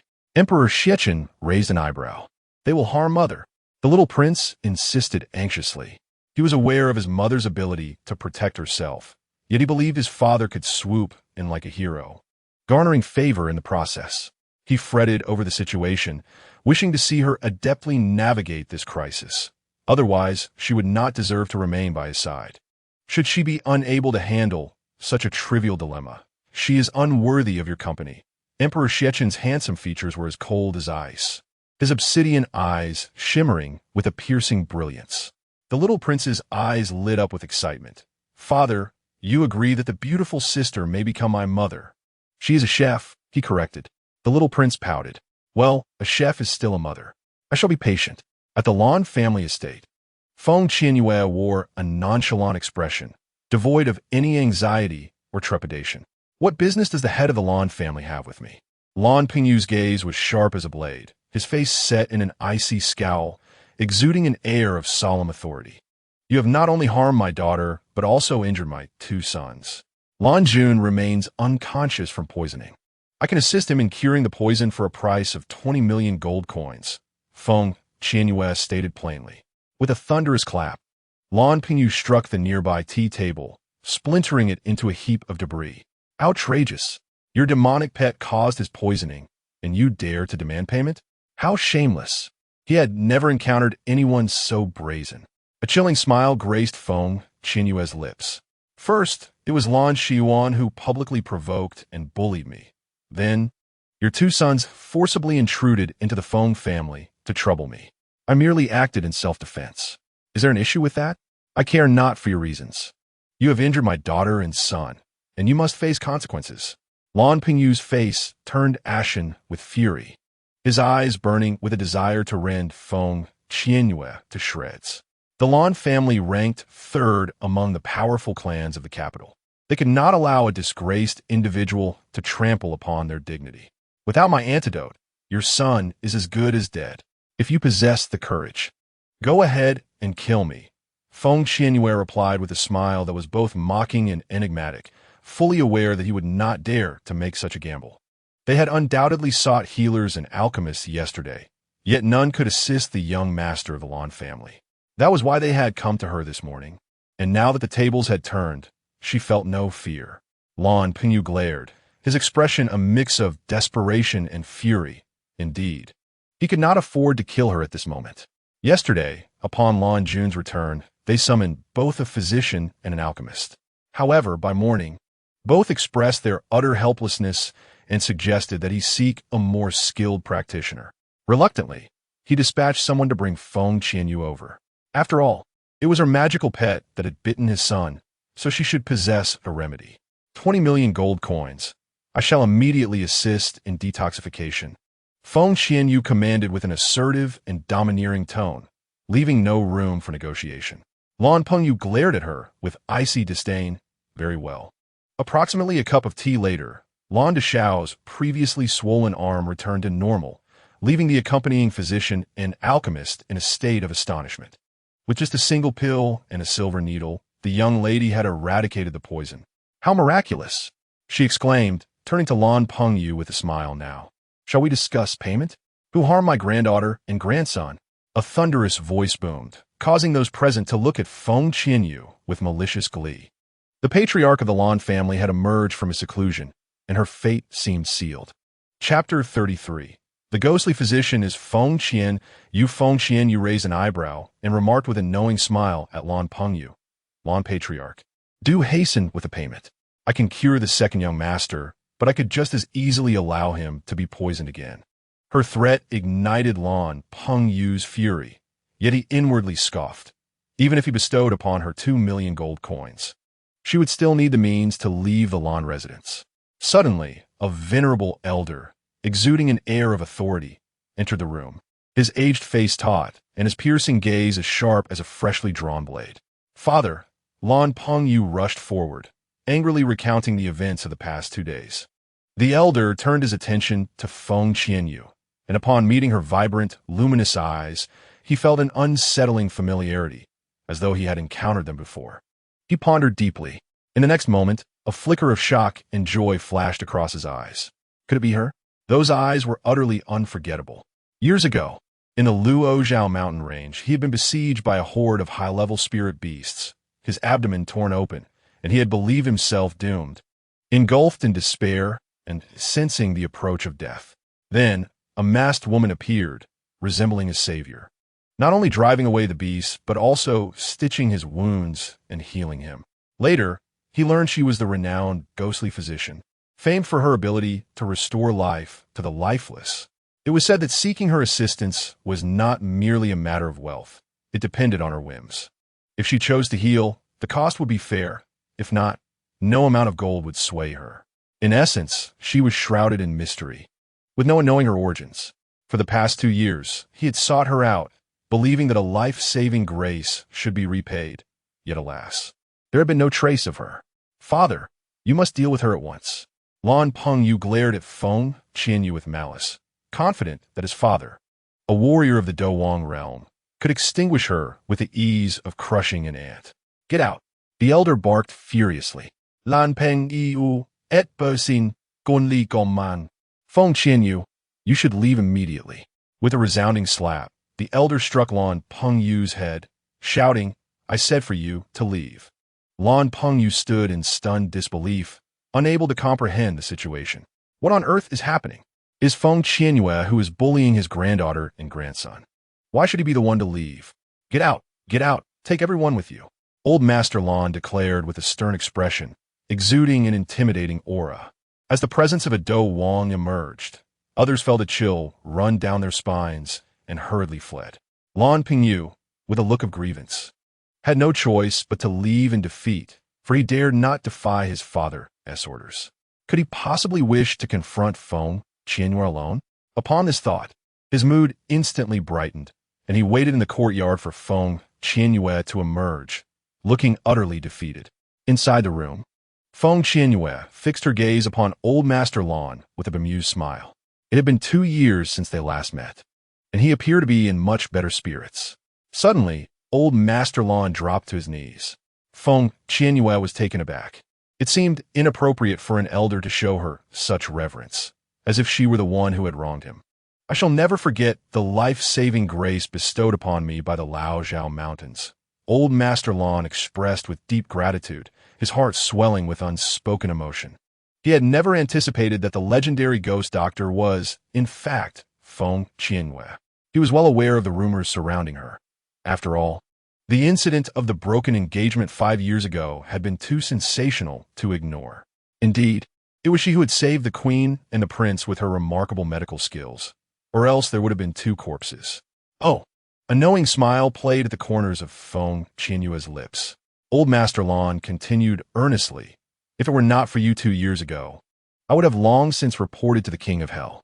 Although you wore a mask at the time, I shall never forget those eyes." He had traversed the gates of death. In the debt of gratitude, he owed her felt akin to being reborn. "You must rise and speak, Old Master Lan, or I shall take my leave." Feng Qianyue chuckled, her eyes twinkling.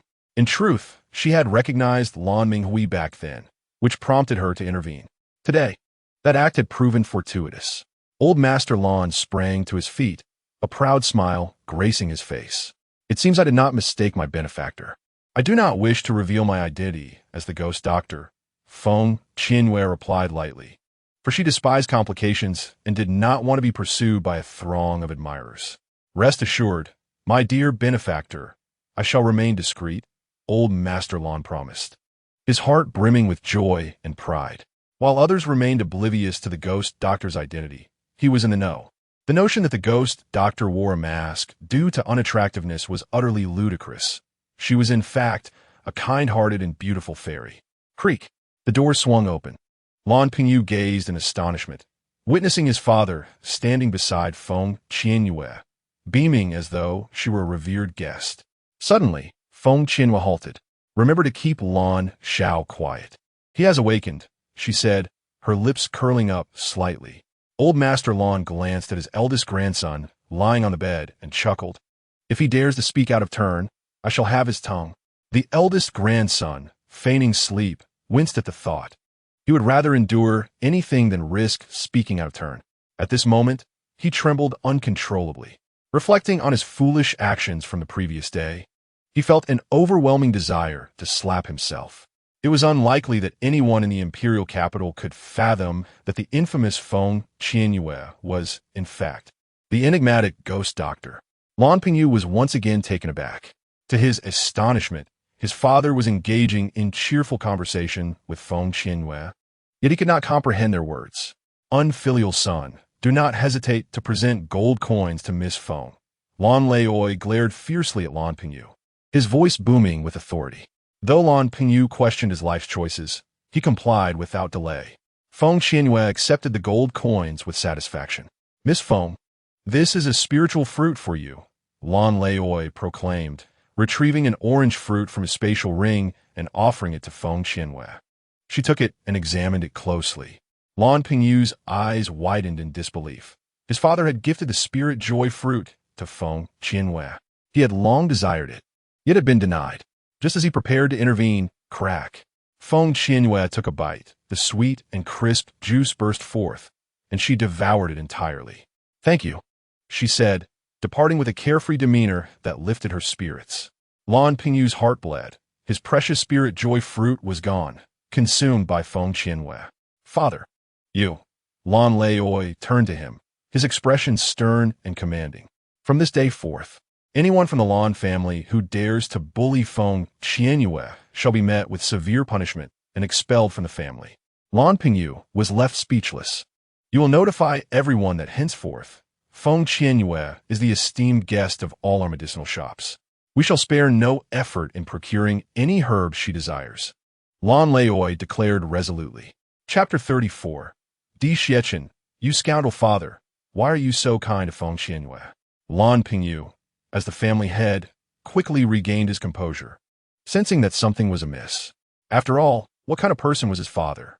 To treat someone with such respect, they must possess genuine abilities, otherwise he would never yield. Could it be that the infamous Feng Qianyue had exceptional qualities? A rare, tender smile graced Lan Leoi's face. Do you remember the incident 2 years ago in the falling Sun Mountain Range? Lan Pingyu shivered involuntarily, his eyes wide with shock. Could it be that the woman who saved you back then was Feng Qianyue? 2 years ago, his father recounted his harrowing experience in the mountain range. Without that woman's intervention, he would never have returned. Indeed, it was she, Lan Leoi replied, his face beaming. Although Feng Qianyue requested a reward in my eyes, it was far from sufficient. That is why I have sought her out, wishing to repay my debt. Lan Pingyu's expression shifted with each passing moment, relieved that he had not clashed with Feng Qianyue. Otherwise, the outcome could have been dire. Father, I understand what must be done. Wait, does that mean? Lan Pingyu's pupils constricted, his heart racing with indescribable astonishment. Lan Leoi shot him a sharp glance. It is good that you understand. Should you dare to reveal the identity of our benefactor, I shall have your tongue. Lan Pingyu hastily covered his mouth, shaking his head, his heart swelling with uncontainable joy and excitement. It was well known that the ghost doctor was shrouded in mystery, with no one aware of her true identity. Now that the father and son duo were privy to this monumental secret, what an honor it was. There was no way he would dare to speak of it indiscriminately. As Feng Qianyue stepped out of the Blue family's gate, a plump little bundle of joy dashed towards her, nimbly clinging to her leg. Mother! The cherubic child called out in a soft and endearing tone. To her surprise, Feng Qianyue's lips twitched. She had not anticipated encountering this little one here. Glancing up, she noticed the imposing figure of Di Xiechin striding toward her. What brings you here? She inquired. Father was particularly worried when he saw you being taken away, insisting that I accompany him to check on you. The little bundle earnestly babbled. Feng Qianyue smiled, reminding the child, It's not good to lie, my dear. I truly am concerned for you. I fear that if anything were to happen, you would be unable to serve as the royal chef at the Regent's residence.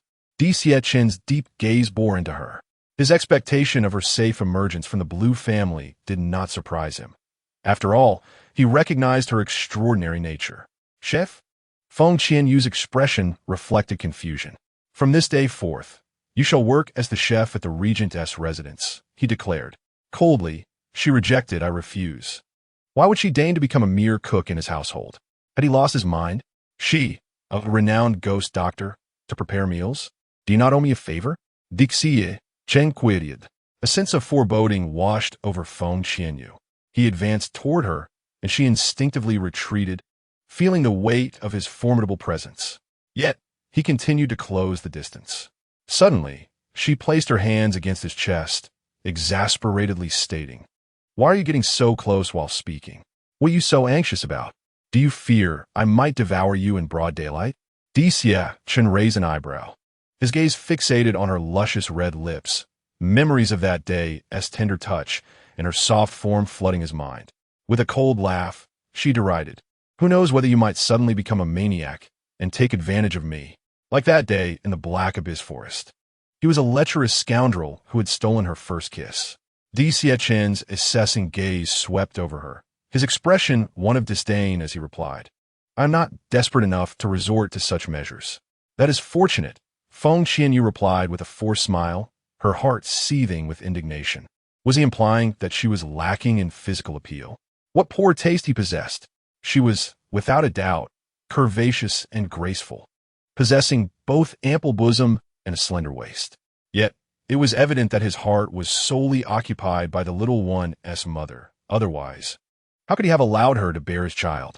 Recalling that day when he had forcibly kissed her, Feng Qianyue raised her foot and stomped down hard on his instep. "Take that, you vile man!" Dixie Chen let out a muffled grunt of pain. Surprised by her ferocity, she was like a fierce tigress, utterly relentless. The little one's eyes widened in sympathy for his father. "Feng Qianyue." Dixie Chen glared at her darkly. "Keep your distance from me. Next time, it won't just be a mere stomp." With a fierce countenance, Feng Qianyue retorted, her obsidian eyes glinting with a frosty light, "Do not presume that just because I owe you a favor, you can act with impunity. Do not think that your devilishly handsome face will earn my tolerance. If you truly provoke me, it matters not whether you are the regent. I shall retaliate without hesitation." Dixie Chen's handsome visage darkened, his gaze sharp and dangerous.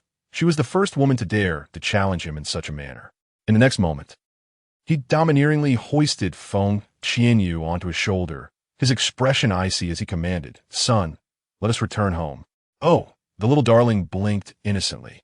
"Little treasure, save me." Feng Qianyue was exasperated.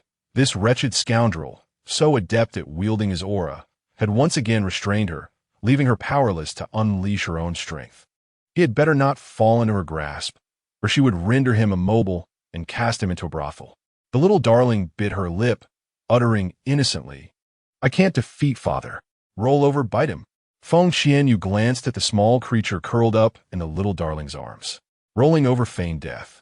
It realized it could not contend with the man's overwhelming presence. With a sharp slap, Dixie Chen struck Feng Qianyue's backside. Her face instantly flushed crimson. That despicable man had taken advantage of her once more. Initially, she had presumed him to be a lofty, abstinent gentleman, but it was now evident that he was merely a beast cloaked in propriety. "Dixie Chen, you scoundrel." "I can be even more of a scoundrel," he retorted. Feng Qianyue had no doubt of his words. He was indeed the most incorrigible of rogues. She never anticipated that the esteemed regent would be so shameless as to brazenly abduct a common woman in public. Desperate to avoid scandal, she concealed her face to prevent anyone from recognizing her as Feng Qianyue. Otherwise, even if she jumped into the Yellow River, she could never cleanse her name. She sought only to maintain an unblemished relationship with him. This rogue was undoubtedly doing this on purpose, as he could have quietly returned to the regent's estate, but chose instead to parade her through the streets. Damn it, she reflected on her previous folly in the Black Abyss Forest. She should never have accepted his assistance. Now, she owed him a favor that she could not repay. Ultimately, it was her inferior strength that led to this predicament. On the streets, the townsfolk gaped in astonishment at Dixie Chen carrying a woman. They dared not speak or inquire, merely watching with wide eyes, rife with curiosity. It was well known that the regent had always maintained a distance from women, and his current demeanor was as if the sun had risen from the west. Who was this woman? Could it possibly be the rumored Feng Qianyue? Yet, that seemed implausible. Given her tempestuous nature, she would never allow herself to be so easily carried.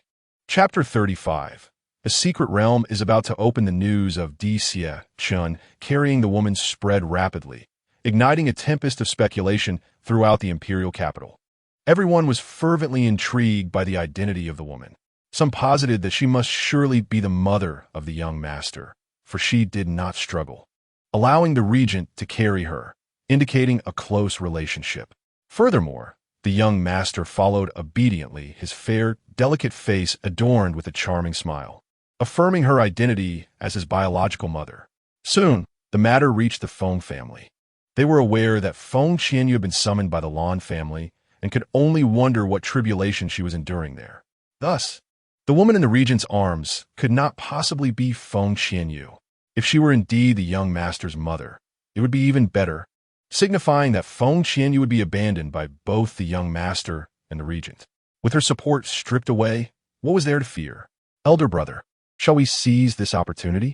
Feng Mingshan made a motion across his throat, a cold glint flashing in his eyes. If it were not for Feng Qianyue, how could his precious daughter marry that cripple, Lin Su? He had once harbored hopes that she might become a princess, but now, Feng Qianyue has completely ruined that prospect. She deserves to be punished. Feng Mohan's face was taut with a dark intensity, his piercing gaze imbued with a merciless ferocity as he declared, "It is time to take action." Previously, he had refrained from moving against Feng Qianyue out of respect for the regent and the young heir. With the absence of these formidable figures, he could now deal with her as he pleased, seeking to reclaim the indignities he had endured during this time. This night would mark the end of Feng Qianyue.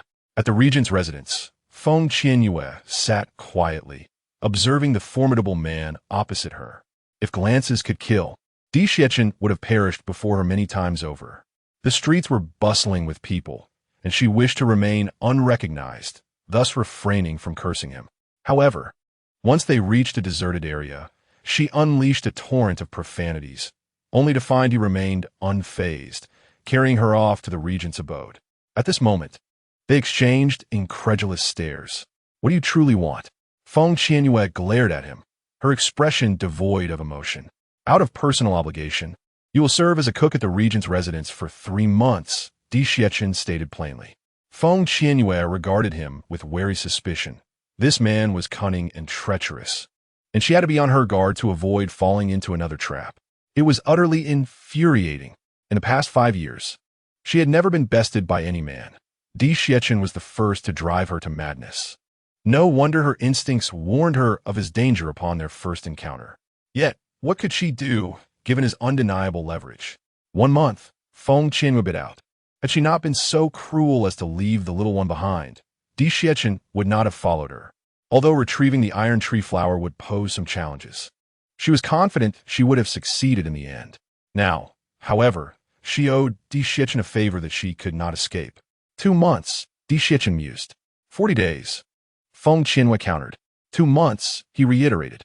Feng Qianyue inhaled deeply, exclaiming in frustration, "Di Xie-chun, do you possess any humanity?" 2 months felt like an eternity, meaning she would have to endure his company for 60 days.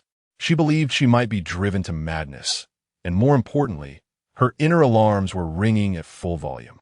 "Non," Di Xie-chun replied impassively. Feng Qianyue's lips twitched. Could they not have a civil conversation? "Are you certain you want me to serve as a cook at the regent's residence for 2 months?" she asked, her mind racing, determined not to allow herself to be at a disadvantage. "Yes," Di Xie-chun affirmed resolutely. Was he thinking? Did he truly enjoy this game of subtle manipulation?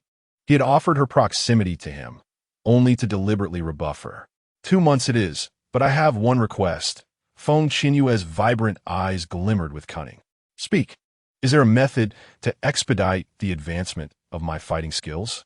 Feng Qianyue's lips curled into a slight smile.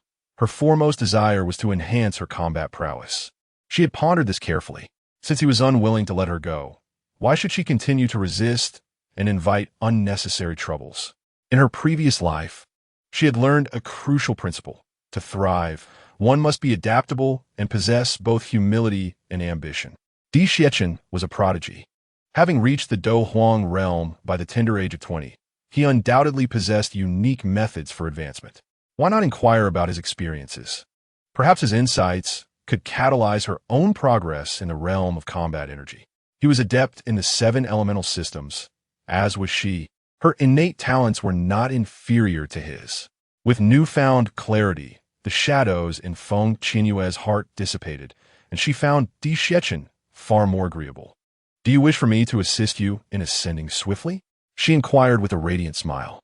She had always understood that cultivation was a solitary endeavor. Eager to advance? A fleeting glimmer of intrigue flickered in Di Xiachen's dark pupils, his expression enigmatic.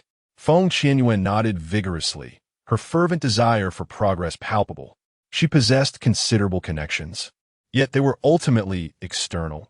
Only through her own formidable abilities could she truly thrive. Observing her yearning demeanor, Di Xiachen's lips curled subtly. "I am aware of a new secret realm about to be unveiled, which contains a duki fruit. Consuming it could facilitate rapid advancement. Those fortunate enough may ascend 2 or 3 realms, or even more." Without hesitation, Feng Qianyue darted around the table to sit beside him, her smile charmingly obsequious. "Your Highness, I could serve as your cook for 3 months." To her astonishment, it was indeed the fabled duki fruit. She had heard her eccentric grandfather speak of it. The duki fruit was exceedingly rare and precious, a coveted treasure for all combat energy practitioners, particularly those who faced bottlenecks in their progression. Consuming a single fruit could not only shatter such barriers, but also enable rapid ascension. Truly, returning to the Empire was fortuitous. It seemed she must cling tightly to this golden opportunity.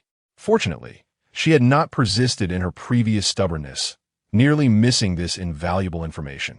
"How pragmatic," Di Xiachen remarked with a scowl. "Ahem, I call it being genuine, far better than those who feign disinterest while secretly yearning. Is that the kind of pretentiousness you favor, Your Highness?" Di Xiachen's handsome face darkened as he retorted sharply, "I do not. That is understandable, given that your heart belongs solely to your beloved mother." Feng Qianyue replied with a knowing smile.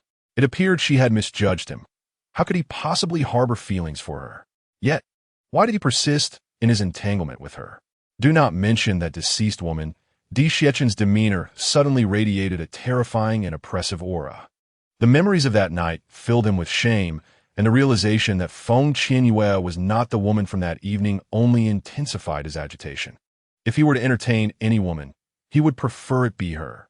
She was conveniently near, perfectly positioned for him to address her. Alas, she was not the one. The scent from that embrace in the Heiyuan forest was entirely distinct from that of the woman he had encountered that night. Chapter 36. "I want to smash your doghead." Feng Qianyue's lips twitched. It was evident that the two had experienced a significant misunderstanding. As a wise woman, she knew that now was not the time to offer unsolicited advice. How might I gain entry to the secret realm? She was aware that the starry continent harbored numerous secret realms. Those places are predominantly controlled by royalty and formidable powers. However, certain new secret realms remain untamed by any faction, and it is these realms that are most coveted. Since no one has ventured into them, the treasures within remain untouched. These new secret realms are perennial targets for the major powers. Clearly, the secret realm mentioned by Di Xiachen is new and has yet to be traversed by anyone. She must seize this opportunity. As for the duki fruit, she must devise a way to obtain it. After 4 years of cultivation, she is acutely aware that relying solely on training to advance is exceedingly slow. She cannot accept the prospect of only progressing 1 or 2 ranks in an entire year.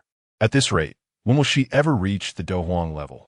"As long as you serve diligently as a cook in my residence, I shall grant you entry when the secret realm opens," Di Xiachen stated, suppressing his inner agitation. "You want to go?" Feng Qianyue exclaimed in surprise. Di Xiachen's expression darkened, and he coldly retorted, "The new secret realm has restrictions. Only those below the Dohuang rank may enter." "Ah, I see." Feng Qianyue instantly comprehended, realizing he could not possibly forsake the chance to explore the new secret realm. It is well known that the strong are particularly fond of new secret realms, as they harbor countless unknown opportunities. With a stroke of luck, one might ascend in rank immediately. This is precisely why the powerful are reluctant to hone their skills on the Star Continent, opting instead to await secret realms, venture into mysterious seas beyond the continent, or ascend to higher realms. Di Xiachen scrutinized her for a moment, his sharp tongue slicing through the air. You won't perish inside, will you? Feng Qianyue shot him a glare, her brows raised in haughty defiance. Though I am not a Duki powerhouse, I can flee or resort to poison if necessary. It won't be so easy to kill me. Over the past 4 years, she has faced countless dangers in her training and has emerged unscathed. Have you never been to a secret realm? Di Xiachen inquired. No, Feng Qianyue replied helplessly, explaining that it was not for lack of desire, but rather a string of misfortunes that thwarted her every attempt. Ultimately, she decided to hone her skills within the Star Continent, accumulating battle experience while waiting for the new secret realm. Country bumpkin, he remarked. In a secret realm, aside from rivals vying for spiritual treasures, the very environment is perilous. And so what? I've endured plenty of trials over these 4 years, she retorted. You truly didn't remain obediently in Pingyang City, he noted, a hint of amusement in his tone. What the heck? Have I been played?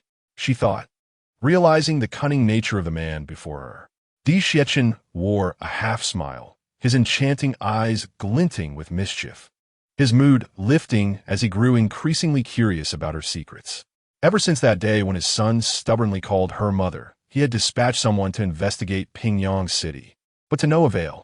The citizens surrounding her claimed she seldom ventured out except to shop and was reluctant to socialize with others. Beyond that, they knew nothing. It could only be said that this woman concealed herself well. Feng Qianyue, it seems you harbor many secrets, Di Xiachen remarked meaningfully, a flicker of intrigue flashing in his gaze. Calm and composed, Feng Qianyue confidently asserted, having finally gained the opportunity to cultivate, I must certainly venture out to train. Otherwise, how will I deal with those who bullied me in the past? Is that so? Di Xiachen naturally did not believe her, convinced that she was concealing much more. For instance, how could she possess the token of the chief disciple of the fighting god sanctuary? Naturally, Feng Qianyue smiled with her eyes crescent-shaped, yet her heart sank. Was he doubting? During dinner, Feng Qianyue prepared a lavish feast, with 2 additional guests joining. One was Di Yijin, and the other was Bei Mingyuan. Upon hearing that Di Xiachen had brought a woman back to the residence, they hurried to the Regent's palace, just in time to see them emerging from the room. Upon learning that Feng Qianyue would serve as a cook in the Regent's palace for 3 months, both men were utterly astonished. After his initial shock, Di Yijin was filled with joy, knowing Feng Qianyue's culinary skills. He decided he would come to the royal uncle's residence for meals every day. Bei Mingyuan was significantly taken aback. How could a Chun allow Feng Qianyue to be a cook in his home? It seemed this fellow had truly developed feelings. When had he ever granted such an opportunity to another woman? Feng Qianyue was indeed fascinating. She had transformed dramatically in comparison to 5 years prior. It seemed I, too, would have to come for meals daily. Bei Mingyuan smirked mischievously. Feng Qianyue frowned and replied displeased. What do you mean by coming for meals? She certainly did not wish to prepare food for an additional person. Di Yijin was one thing. After all, he was the cousin of her little darling. But why was Bei Mingyuan here?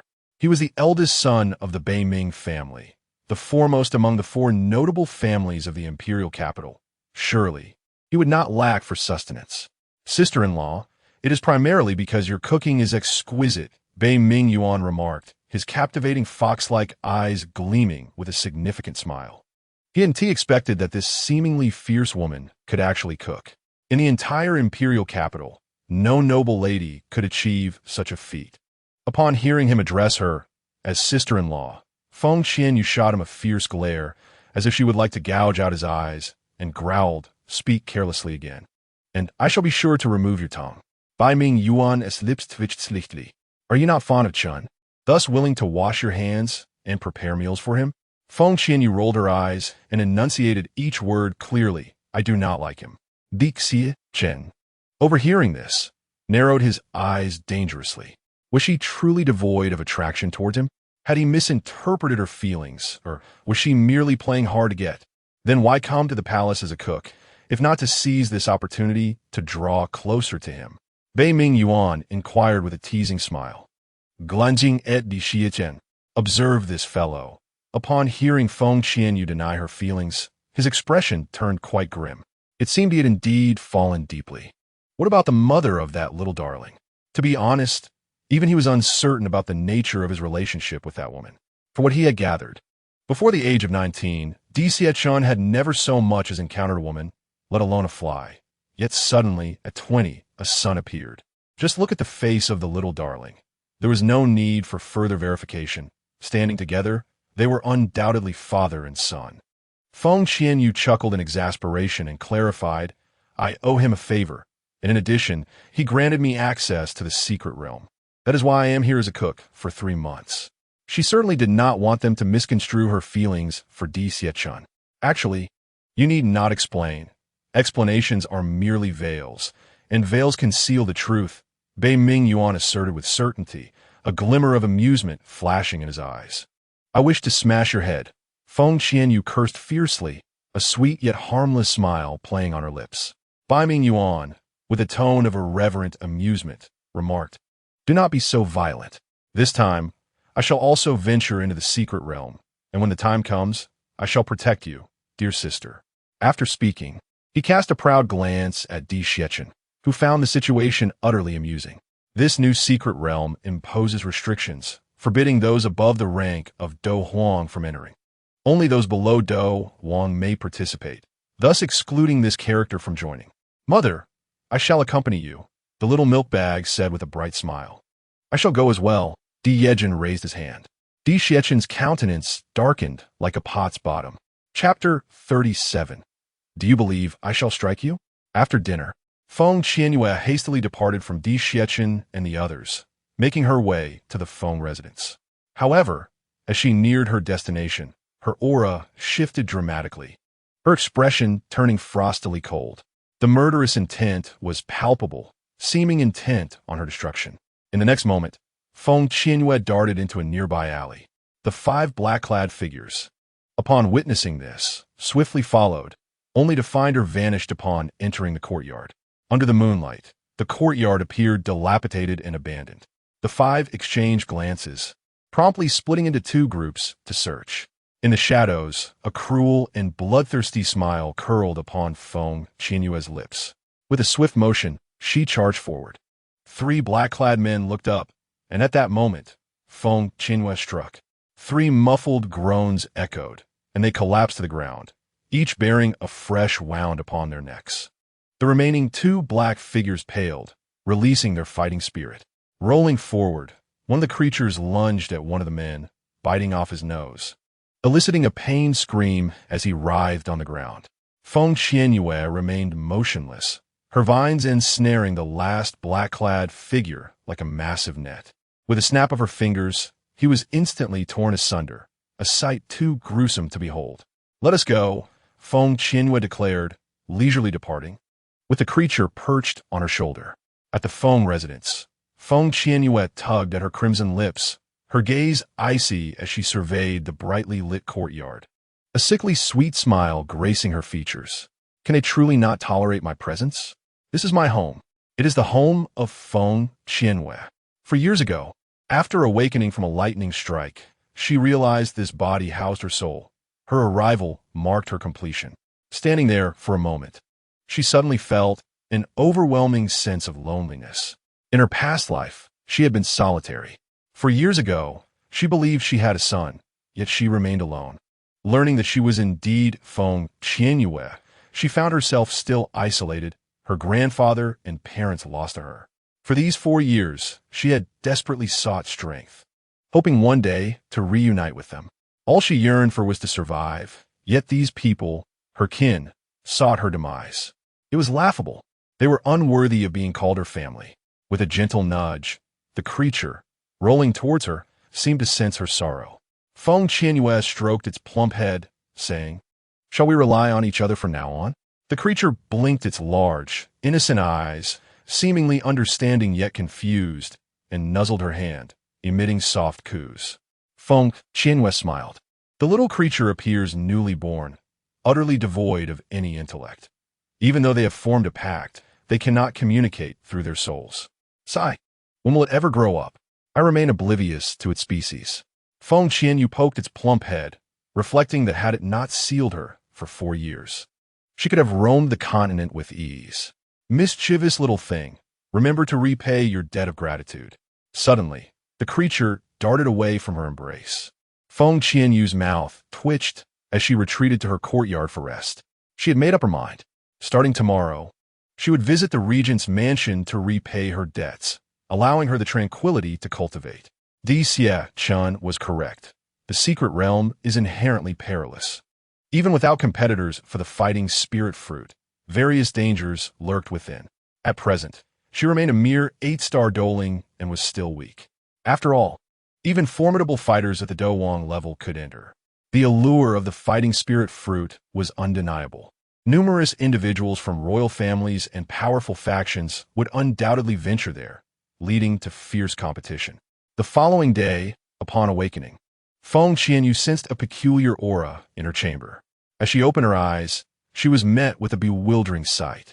The creature was squatting on the floor amidst a heap of treasures: ginseng, spirit fruits, snow lotuses, reishi mushrooms, purple frost flowers, phoenix dangrass, snake gallbladders, beast bones, and many other seemingly valuable oddities.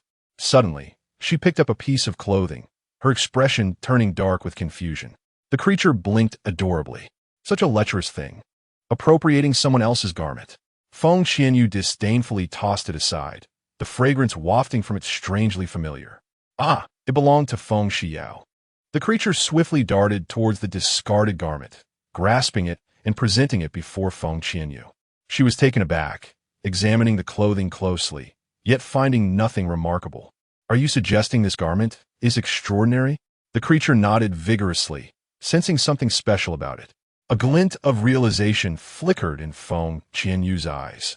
It seemed that Feng Qianyue's garment held some significance, though upon closer inspection, aside from the fine fabric and exquisite craftsmanship, she discerned nothing unusual.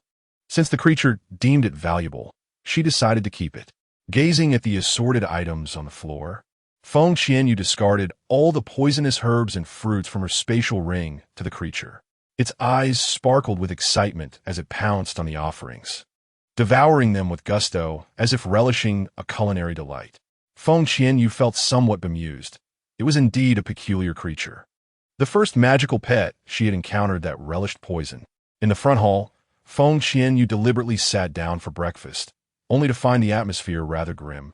Everyone's faces bearing an expression of discontent. Remembering the creature's antics, she stifled a laugh within herself. Early in the morning, why did everyone wear such glum expressions? No one from the Feng family had perished. As her voice broke the silence, all heads turned, their expressions growing even more sour. She was still alive.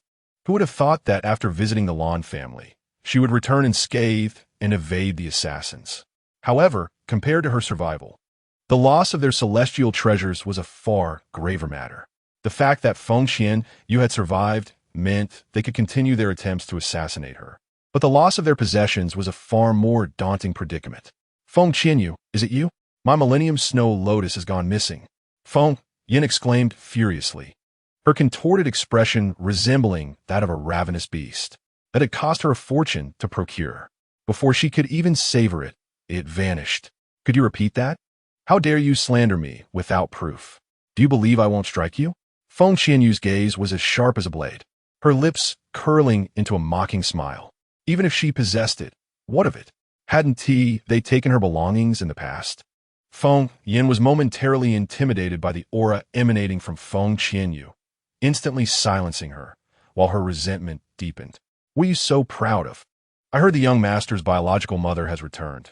The Regent and the young master will no longer protect you. Feng Hong sneered, his expression dripping with disdain. Is that so?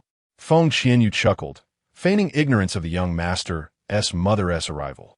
You truly don't believe the Regent would take a liking to a woman like you, do you? Yesterday, everyone witnessed the Regent carrying a woman back to the residence. That was the young master's biological mother, Feng Hong proclaimed with self-satisfaction. Feng Qianyue burst into laughter, exclaiming, the woman the Regent carried yesterday was me.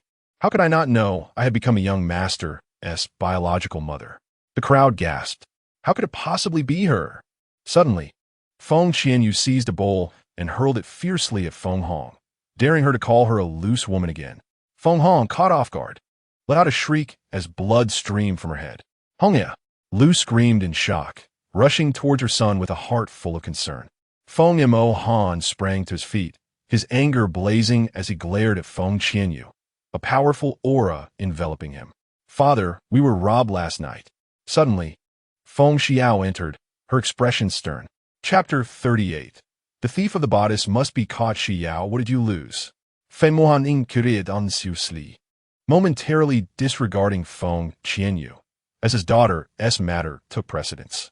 Feng Xiao surveyed the room, full of people, surprised to find Feng Qianyue present. Yet she spoke nonetheless. The bodice. Damn it. Last night, she had just changed out of that bodice and had placed it beside her bed, only to wake up this morning to find it missing. She had hidden something within it, believing it to be the safest and most concealed place, never anticipating it would vanish without a trace. Upon discovering its absence, she immediately searched, yet scoured the Feng residence without success. Losing the bodice infuriated her.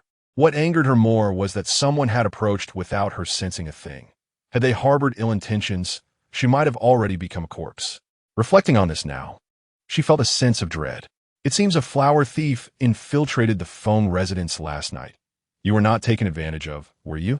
But matters not, for you have lost your virginity and are no longer pure, Feng Qianyue remarked with a sneer. Her words stunned everyone present. Feng Xiao remained unfazed. Her demeanor regal as she declared, I am the side consort of the crown prince. Naturally, I am his woman.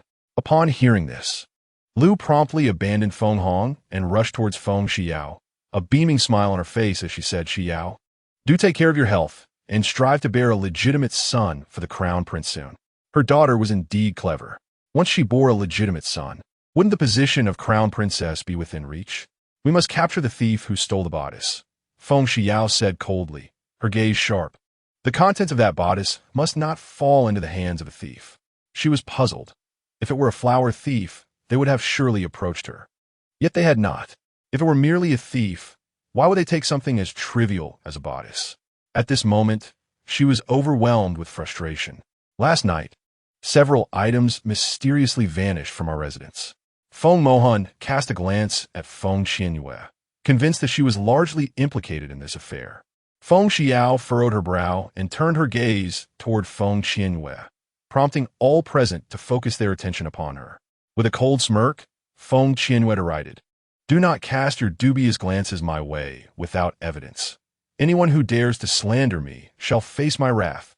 Observing her audacious demeanor, Feng Mohan felt a surge of rage within him, wishing he could strike her down with a single blow. In the next instant, he indeed acted upon this impulse. Feng Qianyue moved like lightning, leaving only an afterimage behind. With a swift motion of her hands concealed beneath her sleeves, 5 silver needles were launched with precision and ferocity. Feng Mohan's eyes widened in disbelief as he realized that Feng Qianyue had evaded his energy attack. Suddenly, a sharp pain pierced his knee, causing him to collapse to the ground. The onlookers were left in a state of shock, particularly Feng Xiao, whose expression shattered into a myriad of emotions. Her heart tumultuous with disbelief. Her father was a 9-star doling. How could Feng Qianyue possibly evade him? Unless, of course, she had also reached the doling level, which she just done so swiftly that even she could scarcely comprehend, reducing her father to his knees. Feng Xiao hurried forward to assist him. Though he attempted to rise, a searing pain gripped his legs, nearly overwhelming him into unconsciousness. I am no longer the Feng Qianyue of 5 years ago, she declared coldly, her demeanor reminiscent of a demon emerging from the depths of hell, exuding an aura of lethal intent. Her eyes, devoid of warmth, sent shivers down the spines of those who beheld her. Feng Yin and the others swallowed hard, paralyzed by fear, not daring to make sound. In that moment, they comprehended fully that Feng Qianyue was no longer the victim they could easily bully. Standing tall, Feng Xiao glared at Feng Qianyue, stating, my father is your elder. Is this how you demonstrate your lack of decorum? I am the eldest daughter of the Feng family. 5 years ago, you allowed the servants to torment me. Where was your sense of propriety then? Feng Qianyue retorted with a mocking smile. First, let my father rise. Feng Xiao nearly ground her teeth in frustration, having underestimated Feng Qianyue's capabilities. Kneeling suits him better, Feng Qianyue replied with a cruel and bloodthirsty smirk. Feng Xiao's gaze darkened, her countenance turning as frigid as ancient ice. Qianyue, do not force my hand. I rather anticipate your strike. Feng Qianyue provocatively replied, her exquisite features radiating challenge, a hint of mischief glimmering in her eyes. She was ready for a true confrontation, but not at this moment. Feng Xiao refrained from unleashing her energy, uncertainty gnawing at her, especially after witnessing Feng Qianyue evade her father's attack. Could she possibly be a Dowang? No, that was implausible. 5 years prior, Feng Qianyue had been a waste. Even if her dantian were repaired, it was impossible for her to ascend from Doge to Dowang in just 5 years. Since you choose not to engage, I shall take my leave. Oh, the Regent has invited me to his residence to serve as a cook for 3 months, Feng Qianyue remarked with a playful smile. Feng Xiao's body stiffened, images of the regal and imposing figure of the prince flashing in her mind, her heart sinking heavily. Just yesterday, she had encountered the crown prince. He confided in her that he had sought the emperor's decree for her to become the crown princess, yet for reasons unknown, she had been designated as a secondary consort. At that moment, the Emperor Siechun was also present. If she were not mistaken, it must have been something he had said. That day on the street, Feng Qianyue had humiliated her publicly, with the regent in attendance. Qin girl, I have come to escort you to the regent's residence. Do hurry out. A carefree yet melodious male voice rang out. Feng Qianyue's lips twitched. Even before his arrival, she recognized that it was the flamboyant Bei Ming Yuan. They hardly knew each other, yet he spoke so affectionately.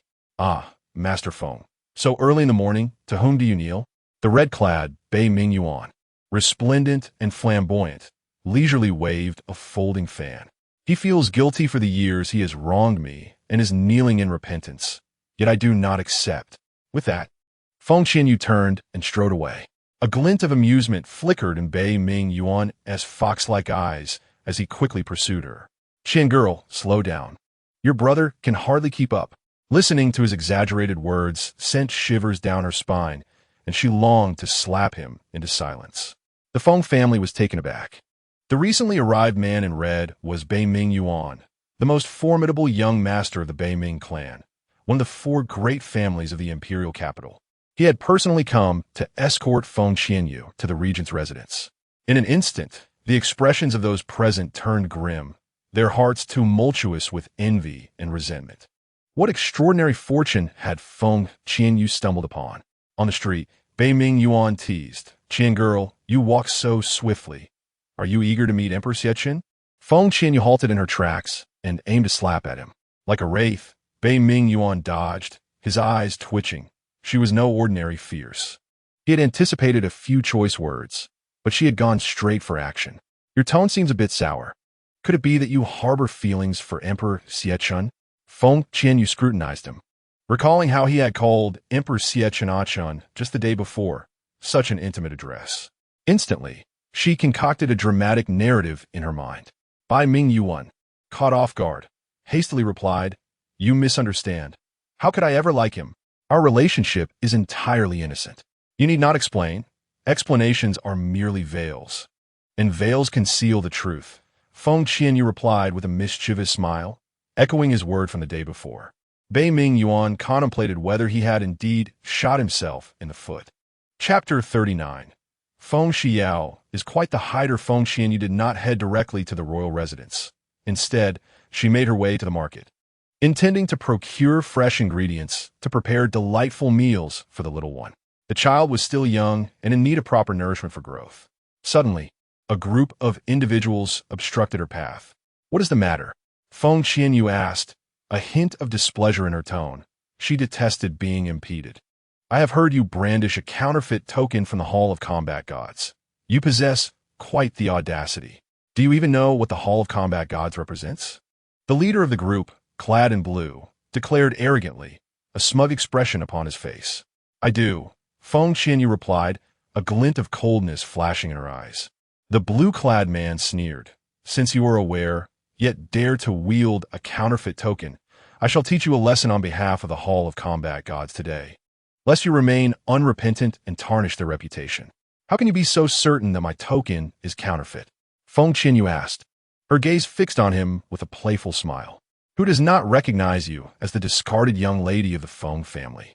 Even if you are capable of cultivating combat energy now, you are still unworthy of being the chief disciple of the Hall of Combat Deities. The man in the blue robe scoffed. Damn Feng Qianyue. Today, I will certainly deal with her publicly. According to my sister and the others, they were each swindled out of 100 million gold coins by her in the Black Abyss Forest not long ago, which is a substantial sum for them. Let us make a move. Do not waste my time, Feng Qianyue languidly remarked, clearly disinterested in further conversation. Do you require my assistance? Bai Ming Yuan inquired, gently waving the folding fan in his hand, casting a sympathetic glance at the man in blue. No need, Feng Qianyue replied coldly. The man in blue glared, a storm of fury brewing within him. Her arrogant demeanor was infuriating. Without hesitation, he clenched his fists tightly, a dense aura of combat energy swirling around them. In the next moment, he lunged forward, fists aimed menacingly at Feng Qianyue.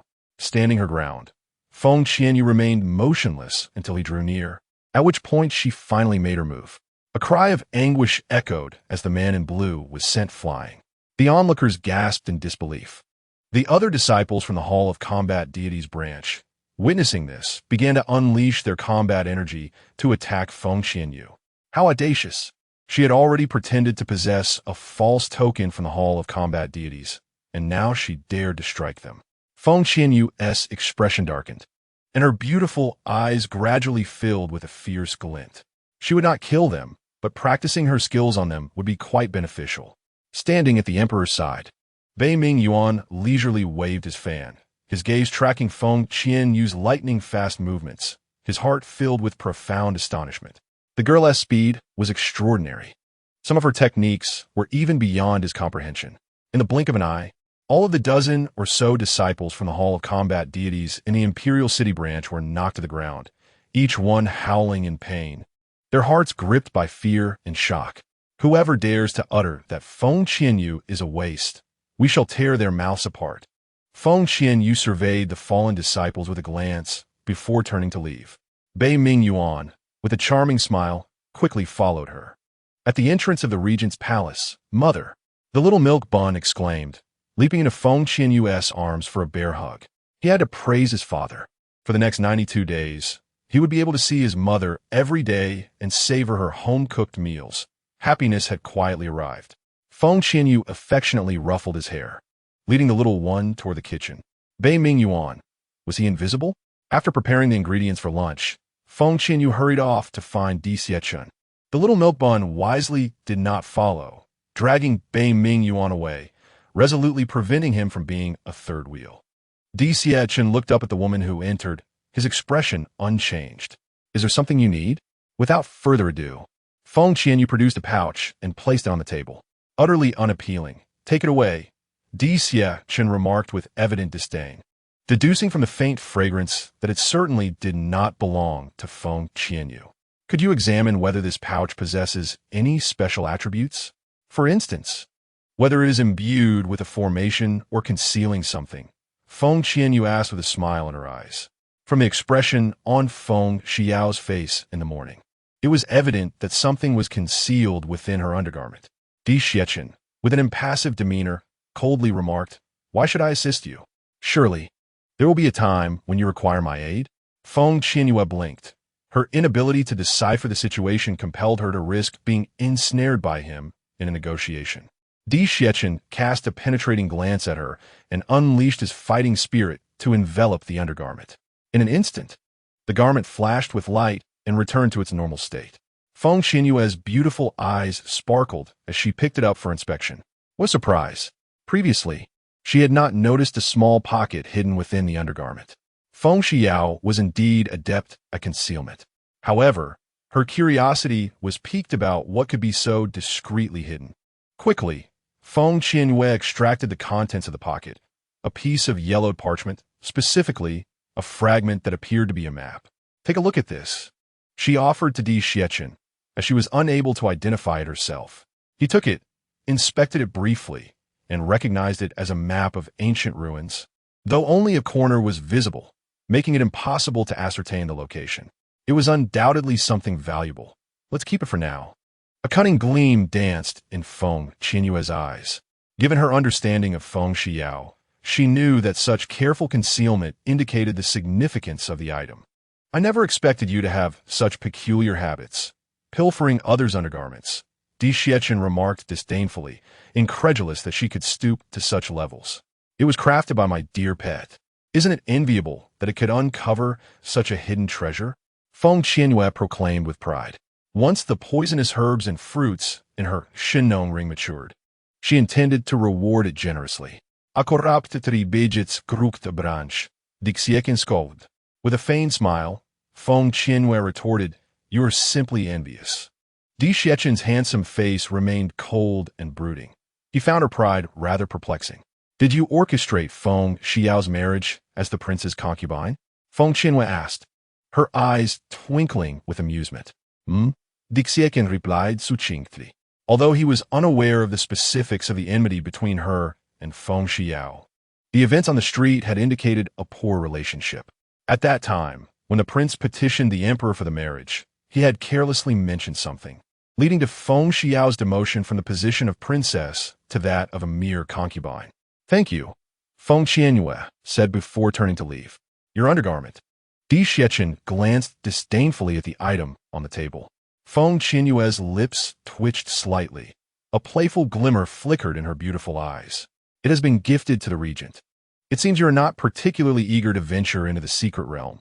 Di Xiechin's voice was frigid and devoid of mercy, his elongated eyes glinting with a hint of ruthlessness. "My apologies. I was mistaken." Feng Qianyue quickly altered her demeanor, her lovely eyes appearing pitiful. Internally, she couldn't help but grumble. As Xiao Bao had suggested, this fellow had a peculiar penchant for threats. Di Xiechin's thin lips pressed tightly together. Suddenly, he found it challenging to gauge this woman. She exhibited a ruthless side, yet possessed a delicate demeanor, devoid of any lethal quality. At times she seemed unwise, yet, at others, she displayed remarkable cunning. Chapter 40. Let us all join forces to eliminate her fighting spirit guild. "Miss, how may I assist you?" The staff greeted Feng Qianyue warmly upon her entrance, recognizing the formidable aura she exuded. She was undoubtedly a force to be reckoned with. As a receptionist of the Azure Dragon Empire's combat guild, he had encountered countless fighters, enabling him to discern their prowess with relative ease. "I wish to submit a challenge," Feng Qianyue stated directly. "This way, please." The staff member gestured for her to follow.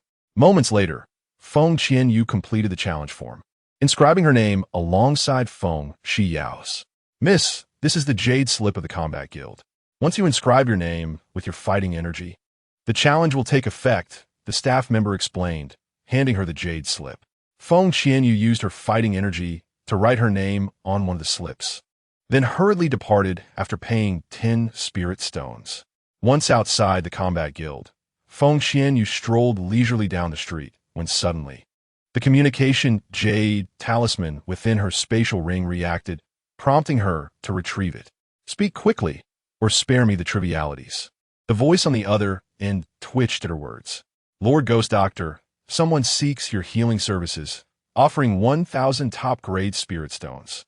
Not interested. And 3 gathering pills. Do you think I lack elixirs? Do not contact me with such rewards unless." Feng Qianyue paused. "Unless what?" "For instance, qualifications to enter secret realms, or anything that could aid in enhancing my fighting energy level. Spirit stones and elixirs are of no concern to me," she concluded thoughtfully. With no lightning seal within her body, she could cultivate freely. "I understand.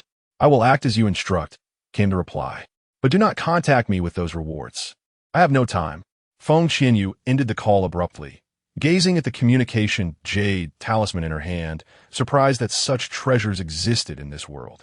Of course, not everyone could possess a communication jade talisman, as they were high-grade spiritual instruments, and wealth alone might not secure one. A loud crash echoed nearby. "Old fool, daring to set up shop without money?" Do you not know you must pay protection fees? A middle-aged man glared menacingly at an elderly vendor who was scrambling to gather his scattered belongings. The surrounding townsfolk remained silent, intimidated by the ferocity of the fierce tiger gang, the local tyrants of the empire. Feng Qianyue frowned and strode over, unable to tolerate such bullying. What if I refuse? The middle-aged man retorted, his face darkening with fury. I advise you to mind your own business. Today, I shall intervene, Feng Qianyue declared defiantly. Noticing the insignia on their garments, realizing they were members of the fierce tiger gang, she knew well their penchant for preying on the weak. Emboldened by their intimidation of the common folk, had they confronted other families or esteemed noble clans, they would not dare act so brazenly. Naturally, they had backing, otherwise, they would not be so audacious. Young lady, do not concern yourself with me. Just leave. I will pack up and not return, the elderly man implored, his eyes glistening with unshed tears, wishing to shield her from trouble. Feng Qianyue surveyed the disarray of items on the ground, her expression darkening. Without further ado, she seized a beast bone and struck the middle-aged man with considerable force. The crack echoed and blood splattered. By the time he reacted, his face burned with pain as he angrily unleashed his fighting energy. Everyone attack! Kill her! He shouted, rallying the members of the fierce tiger gang to charge at Feng Qianyue. A chilling glint flickered in her eyes, and a bloodthirsty, cruel smile curled upon her lips, reminiscent of a fierce demon, instilling dread in all who beheld her. She refrained from unleashing her fighting energy. With a skilled flick of her beast-bone whip, anguished cries echoed in rapid succession. The members of the tiger gang scattered in terror, their pained wails resonating in the air. The townsfolk watched in awe, their hearts swelling with admiration as they witnessed the once infamous waste of the Feng family, the young lady, standing up for the common people. In an instant, their perception of her underwent a remarkable transformation. Leave, Feng Qianyue declared, her voice charged with menace as she retracted the whip. A middle-aged man glared at her before hastily retreating with his companions, muttering curses under his breath. Did she not realize the dire consequences of offending the tiger gang? She was surely doomed. Thank you, young lady. An elderly man expressed his heartfelt gratitude. Feng Qianyue smiled slightly, her gaze sweeping across the stall until it settled upon a yellowed old book. How much for this book? She inquired. 5 gold coins, the old man replied promptly. Feng Qianyue placed 5 gold coins on the stall. Would you consider exchanging it for something else? Well, I believe this book is special. It is blank and rarely sought after, the old man suggested, wishing to spare her unnecessary expense. Feng Qianyue opened the book and indeed found it devoid of any words. No one wants it.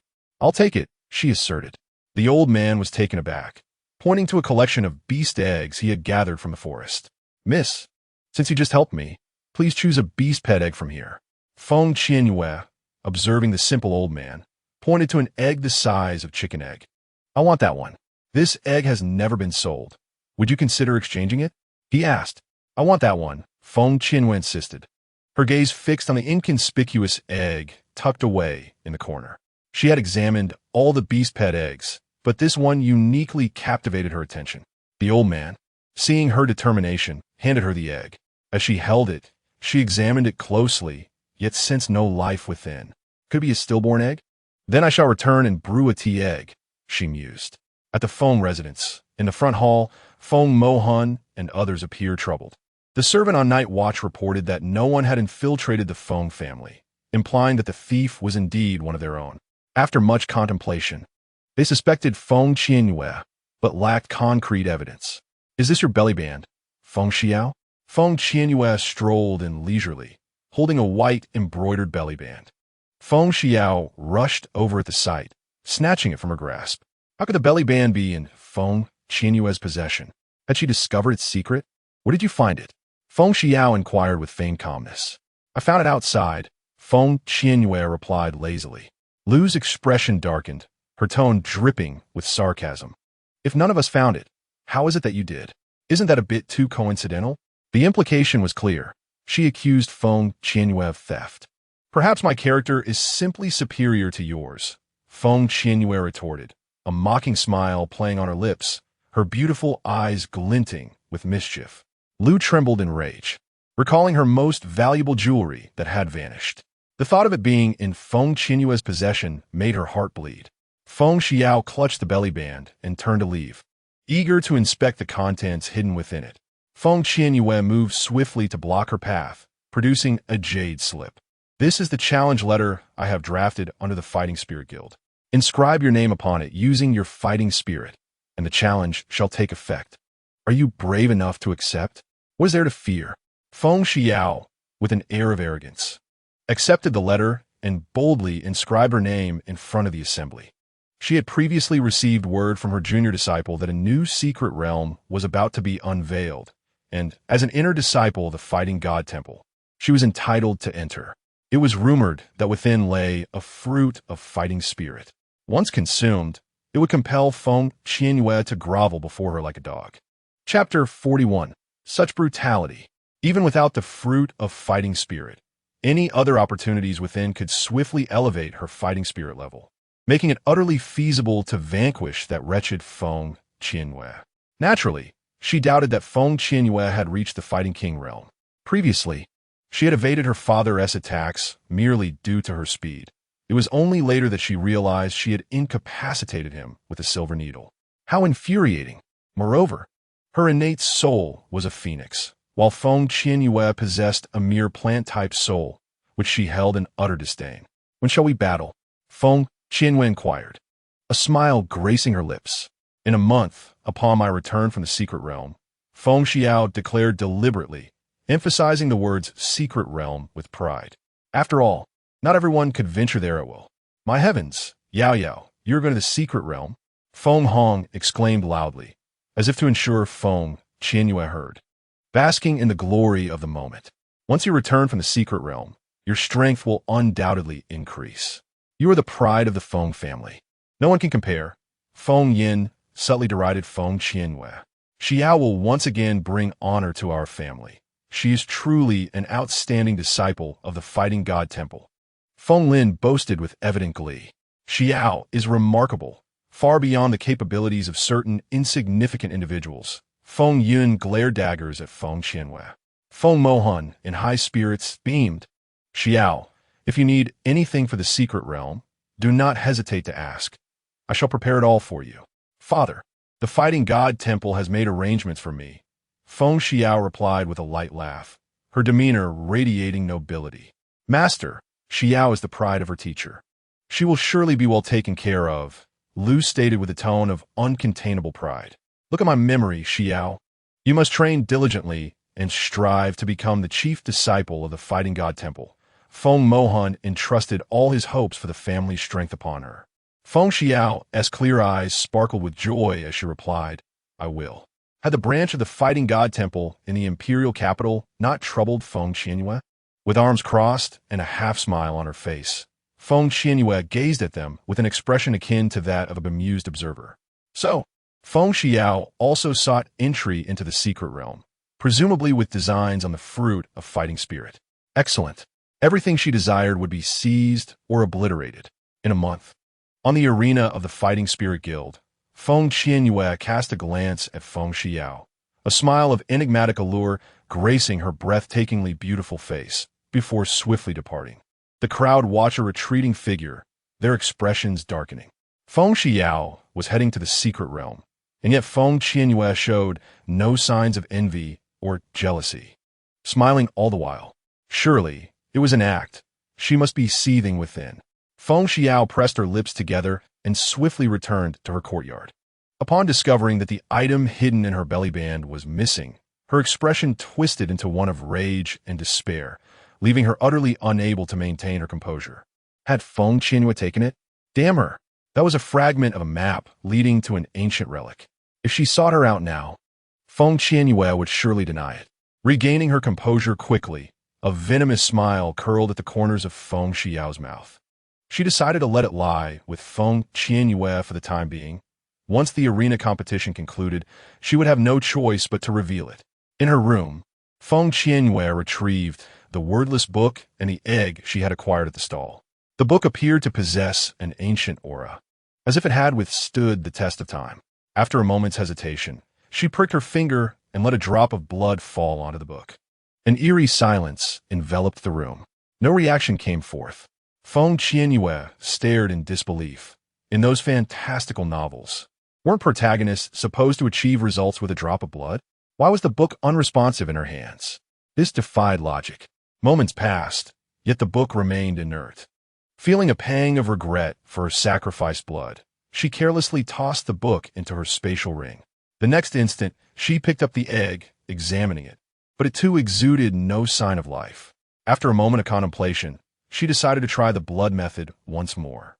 After another brief wait, the egg yielded no response. Choosing to abandon the endeavor, she glanced at the time and realized it was time to head to the Regent's palace to prepare dinner. After all her running around, she pondered whether she should mention to Di Xiechun the possibility of staying at his residence. Before she could reach the Regent's palace, a group of thugs obstructed her path.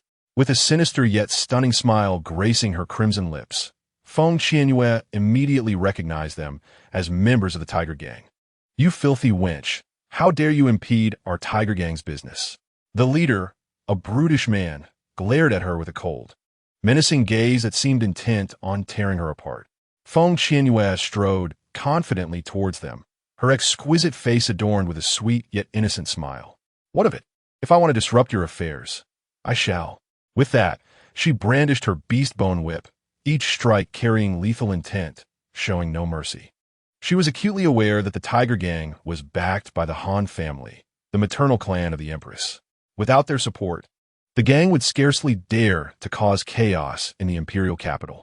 With a ferocious leap, her beast companion lunged at the Tiger Gang members, snapping its jaws with brutal ferocity. Moments later, the entire gang lay sprawled on the ground, writhing in agony, particularly afflicted by an unbearable itch as if poisoned. "You have been afflicted with the Sanhua poison. If it remains unresolved in 7 days, your intestines will rupture. If you wish to survive, each of you must pay 20 million gold coins to the Feng family and seek me out." Feng Qianyue proclaimed audaciously before departing with grace. The gang stared wide-eyed, soon succumbing to excruciating stomach pains as if their insides were being torn apart, their faces paling in terror, nearly losing their wits. How had this useless girl become so formidable? They hadn't even comprehended her swift and brutal movements. At the Regent's palace, Feng Qianyue hurried to the kitchen to gather ingredients for dinner. She placed the lifeless egg into a pot, adding some tea leaves to simmer slowly, preparing to make tea eggs for her little treasure. Once everything was set, she noticed it was still early, prompting her to seek out Di Xiechun. "Regent, may I enter?" Feng Qianyue knocked gently on the door of Emperor Xiechun's chamber, having been informed by the steward that he was inside. There was no response. She continued to knock, but still, no answer came from within. Feeling a sense of unease, she boldly pushed the door open and stepped inside. Upon entering the inner room, she beheld Emperor Xiechun sitting cross-legged on the bed, deeply engaged in meditation. However, his aura was unsettling. With urgency, she rushed forward, only to find the man's complexion pale, beads of cold sweat forming on his forehead, and a mysterious black mist gradually enveloping him. It was an enigmatic and eerie sight that sent shivers down her spine. Feng Qianyue swallowed hard. This was beyond her capacity to remedy, and it would be wise to retreat. Just as she turned to leave, an unseen force bound her, pulling her into a searing embrace. As she lifted her gaze, she was met with Emperor Xiechun's breathtakingly handsome face. The dark mist surrounding him had vanished. A strange tension gripped Feng Qianyue. What had she just witnessed? Emperor Xiechun's voice was low and resonant, laced with a hint of seduction, his eyes shimmering with a captivating allure. Feng Qianyue blinked, seeing nothing unusual. "Are you certain?" he inquired, leaning closer, his warm breath brushing against her cheek, while the faint fragrance emanating from her calmed his inner turmoil. Chapter 42. Emperor Xiechun. "There's a thief in your residence, I am certain," Feng Qianyue replied earnestly. "So you are blind then?" A wicked glint danced in Emperor Xiechun's eyes as a peculiar smile curved his lips. Feng Qianyue rolled her eyes in exasperation. All right, I saw it. Shouldn't I silence you then?" His aura suddenly turned chilling, exuding a potent pressure that was almost suffocating. "I will not speak carelessly," Feng Qianyue assured him, recalling the ominous dark energy that had enveloped him earlier, akin to something otherworldly. Could it be that he was not entirely human? So that's why Little Bao possesses such extraordinary powers. Had she stumbled upon a monumental secret? Only the dead do not speak foolishly. Emperor Xiechen's tone was icily devoid of warmth. In the next moment, his long, elegant fingers crept slowly up her delicate neck, as if with a mere squeeze. He could enter life. Feng Qianyue stiffened, feeling his icy touch akin to that of a venomous serpent, causing her to tremble involuntarily. "You might as well kill me," she declared, closing her eyes, prepared to face her fate. She was aware he would not slay her. If he intended to, he would have done so the moment he regained consciousness. "Do you think you can act so boldly because you perceive that I will not kill you?" He scoffed, his handsome face shadowed by an icy demeanor. He had to admit, this woman was rather remarkable. Feng Qianyue opened her eyes, her gaze sparkling with mischief.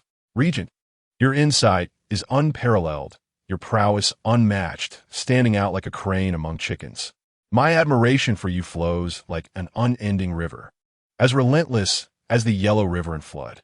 "Stop flattering me," Emperor Xiecheng replied with a look of disdain, though he couldn't help but appreciate her eloquence. Feng Qianyue beamed. "I am not flattering you. I am merely stating the truth. Do you not consider yourself exceptional, Regent?" Emperor Xiecheng remained silent. "Should you continue to hold me in this manner, I may misconstrue your affections," remarked Feng Qianyue, a smile gracing her lips, though her eyes betrayed a different sentiment. The two found themselves in an undeniably intimate and perilous position. Di Xiechen's handsome visage clouded with displeasure as he forcefully pushed her away. Feng Qianyue promptly rolled off the bed, retreating to a safe distance, maintaining a cautious space between them. "What business do you have barging in my chamber?" Di Xiechen's gaze was sharp as a blade, radiating an indescribable chill. Why did she stand so far away? Did she fear he might devour her? "I knocked on the door, but received no answer. Concerned for your well-being, I took the liberty of entering to check on you. I wish to discuss the possibility of residing in the royal residence during my 3-month tenure as your chef," Feng Qianyue replied with a smile. During this time, she intended to devote herself to rigorous training in preparation for the secret realm. Di Xiecheng raised an eyebrow, a flicker of unusual light darting through his eyes. Indeed, she was a cunning woman, finally revealing her true intentions. She sought to move into his royal abode. It seemed she adeptly played the game of feigned restraint. Noticing his silence, she continued, "If you refuse, I shall simply make more frequent trips. Given your slight frame, such exercise would benefit your health. Yet, to avoid interfering with your timely meals, I shall permit you to move over. However, you must adhere to the rules. Stray not into forbidden areas. Lest you face my wrath," Di Xiecheng warned, his tone laden with stern caution. He was curious to observe her true motives for moving into the royal residence. Feng Qianyue felt a surge of frustration. Could she not express herself in one go? "Rest assured, Regent, I shall abide by the rules," she replied, her eyes sparkling with mischief. Though whether her pet would comply remained uncertain. "Keep a close watch on your magical companion. Should it venture where it ought not, the consequences shall be yours to bear," Di Xiecheng advised with an enigmatic undertone. Feng Qianyue's lips twitched in annoyance. How devilish he was. It seemed he could read her thoughts. After departing, she hastened to the kitchen to prepare dinner. "Where are my eggs? Who has taken my eggs?" Upon lifting the pot lid, she discovered the tea eggs had vanished. And to her dismay, all the ingredients she had meticulously gathered for dinner were also gone. Moments later, she dashed toward Di Xiechen's courtyard. "Di Xiecheng, there is a thief in your residence," she proclaimed with utmost seriousness. Di Xiecheng regarded her with an expression akin to that reserved for simpletons, his discontent evident. "Are you certain a thief would dare to steal from my palace?" "Uncertain.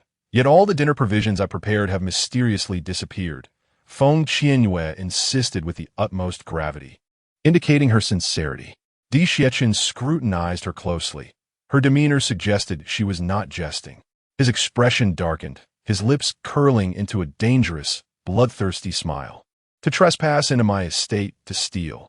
Do they seek an audience with the king of hell? Father, a thief has infiltrated our household. All the chickens, ducks, and geese I tend to have vanished. The small boy rushed into the room, his cherubic face pouting with indignation. Upon spotting Feng Qianyue, his eyes sparkled with recognition, and he immediately clung to her leg, his large, round eyes brimming with grievance. Feng Qianyue's lips twitched in exasperation. All my dinner ingredients have been stolen as well, including the tea eggs I specially prepared for you, she lamented, her ire palpable as she recounted the events. The wretched thief had best not be caught by her. Otherwise, even if Di Xie-chun refrains from intervening, she would still administer a thorough beating to vent her frustration. The small child, perplexed, was left in a state of confusion. Suddenly, Feng Qianyue's eyes widened with determination. Little Bao, take me swiftly to where you keep your animals, she urged, urgency lacing her voice. The small child nodded vigorously, grasping her hand and dashing outside. Di Xie-chun observed their retreating figures, one large and one small. An inexplicable sensation surged within him, a feeling he had never encountered before. Soon after, his expression hardened. This woman was cunning and deceitful. She could never be the mother of his son. Moments later, the little one cried out, Sister Beauty, my rabbit is missing too. His face crumpled with heartache. Woe is me. Which villain has stolen my chickens, ducks, geese, and rabbits? Not a single feather was left behind. It was utterly ruthless. Feng Qianyue, contemplating with a hand on her chin, turned to Di Xie-chun and inquired with a playful smile, Regent, what do you think happened? The culprit is here to pilfer, Di Xie-chun asserted with unwavering certainty, his gaze sharp as an eagle's. The small child appeared on the verge of tears. Will my other beasts suffer the same fate? A haunting and furious roar echoed. The trio, Little Bao, Feng Qianyue, and Di Xie-chun, swiftly made their way towards the source of the beastly cry, only to witness a fluffy little creature engaged in battle with a golden tiger. The little creature, clad in long white fur, sported two goat-like horns atop its head and a tuft of fiery red hair, its face shrouded in darkness, with eyes wide as copper bells, exuding an air of ferocity. It looked both grotesque and endearing. Despite its size being dwarfed by that of the tiger, the little beast ferociously tormented the massive creature, which roared in pain. Whose beast is that? Di Xie-chun questioned Feng Qianyue, for his royal mansion certainly harbored no such unsightly creature. Don't look at me. It's not mine. I have no connection to it, Feng Qianyue quickly retorted, dismissing any association with the homely beast. After all, she had only formed a pact with the giant panda. It's not mine either. The little one lamented helplessly. What a grave loss. Chapter 43. Fateful Entanglement. We must be fated in an instant. Di Xie-chun shot forth like an arrow released from its bow, unleashing a powerful surge of energy that ensnared the fluffy little beast. Let me go. The creature screeched in indignation, its plump body writhing in desperate struggle. Di Xie-chun, with a look of disdain, swatted the little creature towards Feng Qianyue. The creature landed on the ground, but its rotund figure struggled unsuccessfully to rise, appearing rather comical while maintaining its fierce demeanor, reminiscent of a little demon. Why did you consume my chickens, ducks, geese, and rabbits? The small child angrily demanded. I was hungry, the little beast replied defiantly. The duo, Feng Qianyue and the small child, exchanged glances as they scrutinized the creature, which appeared somewhat familiar. This little beast, despite its young age, could articulate itself and was insatiably gluttonous. Dao Dia, they exclaimed in unison. Now that you know, you insignificant humans should hasten to release me. The Tao Tai growled with a fierce temper.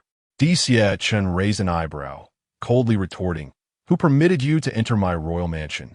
It was her, it was her, it was her. Tao Tai pointed at Feng Qianyue, exclaiming in frustration. Feng Qianyue crouched down and slapped its head, declaring, I don't even know you. How could I possibly take you into the royal residence? Suddenly, her pupils dilated. Could it be that it was that dead egg? Just as Tao Tai was about to speak, Feng Qianyue swiftly picked it up and hurled it outside against the wall. After a piercing scream, the royal residence fell into silence. Little Milk Bundle, Emperor Xie-chun, The Regent, this thing is far too unsightly. It was better to dispose of it early to spare our eyes.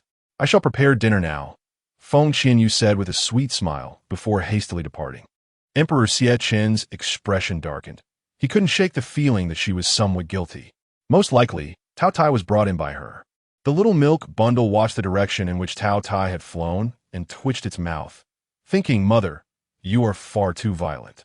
Instead of heading directly to the kitchen, Feng Qianyue dashed out of the royal residence to retrieve Tao Tai, believing it had fled. However, she found that the hideous creature lay on the ground, sound asleep, with bubbles blowing from its nostrils, both foolish and adorable. She picked it up and swiftly returned to the royal residence, heading straight for the kitchen, where she casually tossed it into a corner. That wretched creature remained in a deep slumber, utterly unresponsive. How could it be so carefree? Moments later, the kitchen was filled with an enticing aroma. Tao Tai suddenly opened its eyes, saliva dripping as it rushed toward Feng Qianyue. "You wicked woman! Ah, you infuriate me!"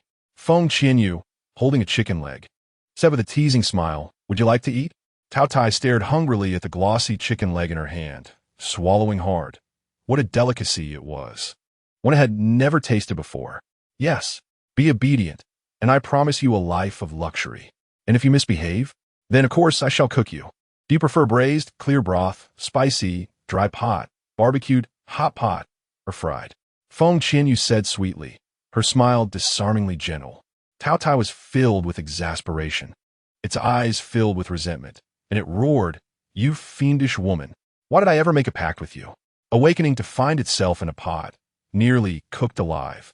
It wondered if any beast could be more unfortunate than itself. "Perhaps we share a unique bond," Feng Qianyue said earnestly, rather taken with its formidable strength. "It must be a fateful entanglement." Tao Tai was beside itself with frustration. "A fateful entanglement is still a connection," it grumbled. At the dinner table, Feng Qianyue declared defiantly, "Regent, I retrieved Tao Tai. After all, this matter could not be concealed, and it was better to be forthright." Emperor Xie Qin cast her a sidelong glance, coldly remarking, "You were the one who brought it in. It was a dead egg. I intended to make tea eggs for the little one, only to have it suddenly hatch and unleash chaos." Feng Qianyue protested her innocence. "Emperor ye vinchaklet." Filled with envy, "You're quite remarkable. With just a dead egg, you managed to conjure up Tao Tai." Feng Qianyue felt embarrassed. Should she say she was lucky or just fortunate? "Little one, I am sorry. I will compensate you for those animals." "It's fine. No need for compensation." The little milk bundle replied with its sparkling eyes, adorably. "But, little one, last time I accidentally let one of your ducks die, and you made me shovel duck droppings for 3 days." In the stillness of the night, Di Jin's lament echoed with an almost comical intensity, prompting Feng Qianyue to stifle a laugh, as the tableau was too delightful to fathom. Little Bao, resembling a miniature adult, imparted wisdom. "With so many tales at your disposal, how could you fail to understand that girls are meant to be cherished?" Di Jin was momentarily taken aback. Feng Qianyue, amused yet charmed, found warmth in the little one's exuberance, pondering which young lady might eventually capture his heart. Suddenly, an aura of menace enveloped her, causing her smile to vanish instantaneously. "Ahem, please enjoy your meal. I must return to the Feng residence to gather my belongings. Tomorrow, I shall relocate to the Wang residence," she declared, hastily rising to depart. Little Bao's eyes sparkled with excitement.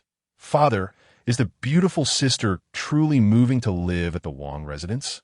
"Indeed," Xie Chen replied, his gaze lingering on the direction Feng Qianyue had vanished, sensing that her presence had infused his monotonous life with newfound intrigue. "You all enjoy your meal. I shall prepare a room for the beautiful sister," he announced, as little Bao leaped from his chair, rushing outside in glee. Di Xiechun, however, regarded him with disdain. What a lack of ambition. Di Jin, flabbergasted, stammered, "Uncle, do you truly intend to allow Feng Qianyue to reside at the Wang residence? Is there a problem?" Di Xiechun's eyes narrowed dangerously. "You are the master of your own residence. It is merely that the Empress Dowager has been inquiring about your affairs." Di Jin confessed, acknowledging that their matters had already reached the palace. Yet, who would dare meddle in his affairs? Dixie chinese lips curled slightly. And how do you propose to address this? Di Jin straightened his posture, speaking earnestly. I shall assure her that your relationship is entirely innocent, urging the Empress Dowager not to misunderstand or harbor any false hopes. As darkness enveloped them, Di Chen scoffed. Di Jin blinked, touched. Unke. Are you concerned that I might struggle to return to the palace in the dark? Fear not. I shall be fine. You should leave. Di Chen dismissed him with palpable disdain. Di Jin, still feeling unsatisfied, lamented, but I have yet to finish my meal. Woe is me. Feng Qianyue's culinary skills are unparalleled. Not a single master in the imperial kitchen can compare. I must concede. Uncle possesses discerning taste to have summoned her as a cook. Alas, 3 months is a fleeting span. Should I devise a means for Feng Qianyue to stay longer? After all, dining at Uncle's home is free, whereas at the Feng residence, with her shrewd nature, I cannot fathom the toll it might take on me. At the Feng residence, at the breakfast table, Feng Qianyue leisurely stated, from today forth, I shall be residing at the Regent Prince's manor. Please refrain from seeking me. And, if you have matters of importance, do not approach me either. The others were taken aback. She intends to move to the Regent Prince's manor? How could this be? Chapter 44. Are you asking me to leave? The Regent Prince's manor is rife with rules. Be mindful to avoid riling his temper, Feng Qianyue cautioned her. A weight of unease settling within her, giving rise to an acute sense of crisis. Feng Qianyue would be the first woman to take residence in the Regent Prince's manor. Could it be that the Regent Prince held feelings for her? Impossible. Feng Qianyue was but a fallen woman, and how could someone of the Regent Prince's exalted status ever take interest in her? I certainly shall not be like you, ignorant of propriety, and lose my virtue before marriage, Feng Qianyue retorted, her crimson lips curling into a mocking smile. Feng Yun, with a sarcastic tone, remarked, some people who are unmarried and pregnant still have the audacity to speak ill of others. With a swift motion, Feng Qianyue approached her and delivered a resounding slap. You wretched creature. Feng Yun seethed with rage, her expression contorted. Tomorrow marked the day of her marriage to Lin Su, and the thought of her dreams of becoming a princess shattered filled her with regret for not having eliminated Feng Qianyue 5 years ago. Another slap resounded. Always calling others wretched, you truly lack upbringing. Since your uncle and aunt have failed to educate you, allow me to teach you a lesson today. Feng Qianyue declared with commanding authority. Unbridled, Feng Mingshan, his face flushed with anger, unleashed his fighting spirit and prepared to strike Feng Qianyue. At that moment, a pair of ferocious beasts lunged at him, their jaws snapping, displaying their fierce nature. Feng Mingshan cried out in pain, unable to shake them off. Suddenly, darkness enveloped him, and he lost consciousness in an instant. Lord Feng gasped in shock. Feng Mohan's eyes, dark as storm clouds, brimmed with fury, an aura of death surrounding him. With a thunderous punch, he slammed his fist onto the table, his voice seething with rage. Feng Qianyue, do not push your limits. I have yet to settle the humiliation of kneeling yesterday. Feng Qianyue retorted with a mocking smile, her words icy. When you bullied me 5 years ago, you should have foreseen your current predicament. You insolent wretch. Feng Mohan bellowed, his face dark with fury. Just then, the butler rushed in, panting, Master. The people from the fierce tiger gang have arrived, claiming to seek the young lady. Let them in, Feng Mohan replied, a glimmer of joy in his heart. It was evident they had come to confront Feng Qianyue. The others brightened at this news, as they had grown weary of her arrogance and hoped outsiders would deal with her harshly. Moments later, a throng of burly men surged into the room. Feng Mohan and the others smirked, their expressions betraying a sense of schadenfreude. The fierce tiger gang was the most formidable force in the capital, with a powerful backing. They would undoubtedly take on Feng Qianyue. With a series of thuds, the sound of kneeling echoed through the room. The group of strong men knelt in unison before Feng Qianyue, creating a striking spectacle. Last night, they had learned the meaning of suffering, the pain within them so excruciating they wished for death. Yet, they were reluctant to die. Early this morning, they had no choice but to bring gold to the Feng family. The Feng family members were left dumbfounded, utterly bewildered. What was happening? They had anticipated the gang would punish Feng Qianyue, yet here they were, kneeling before her. Did they bring money? Feng Qianyue's exquisite face bore an air of regal aloofness. Indeed, we did, they replied, promptly presenting the 2 million they had prepared. Feng Qianyue's lips curled into a delightful smile as she collected the money into her spatial ring, then tossed a porcelain vial to the middle-aged man at the forefront. Should you provoke me again, remember that wealth alone will not secure the antidote, she warned, her voice chilling and devoid of warmth, striking fear into their hearts. The group trembled, hastily promising never to oppose her again. Not only was she powerful, but she was also skilled in poison, and only a fool would dare to provoke her again. Begone, Feng Qianyue said lightly, dismissively. A group of individuals hastily rose and fled, their expressions filled with disbelief. How did she manage that? Feng Qianyue cast a cold and haughty glance at them before departing with an air of arrogance. She would not eliminate them immediately. That would be too merciful. 5 years ago, she had experienced their torment, and now it was their turn to suffer. Feng Qianyue was regarded as the pride of their family, and she would be the one to ruin her. She would cast them from their heights into the depths of despair, ensuring they could never rise again. As Feng Qianyue exited the Feng residence, she sensed someone trailing her, though the individual seemed devoid of hostility. A smirk graced her lips as she turned into a narrow alley, vanishing instantaneously. Moments later, a figure emerged in the lane. I know you are here. I am Duan Qi Ming, the leader of the Azure Dragon Hall of the Battle God Temple. With his hands clasped behind his back, he emanated a formidable aura.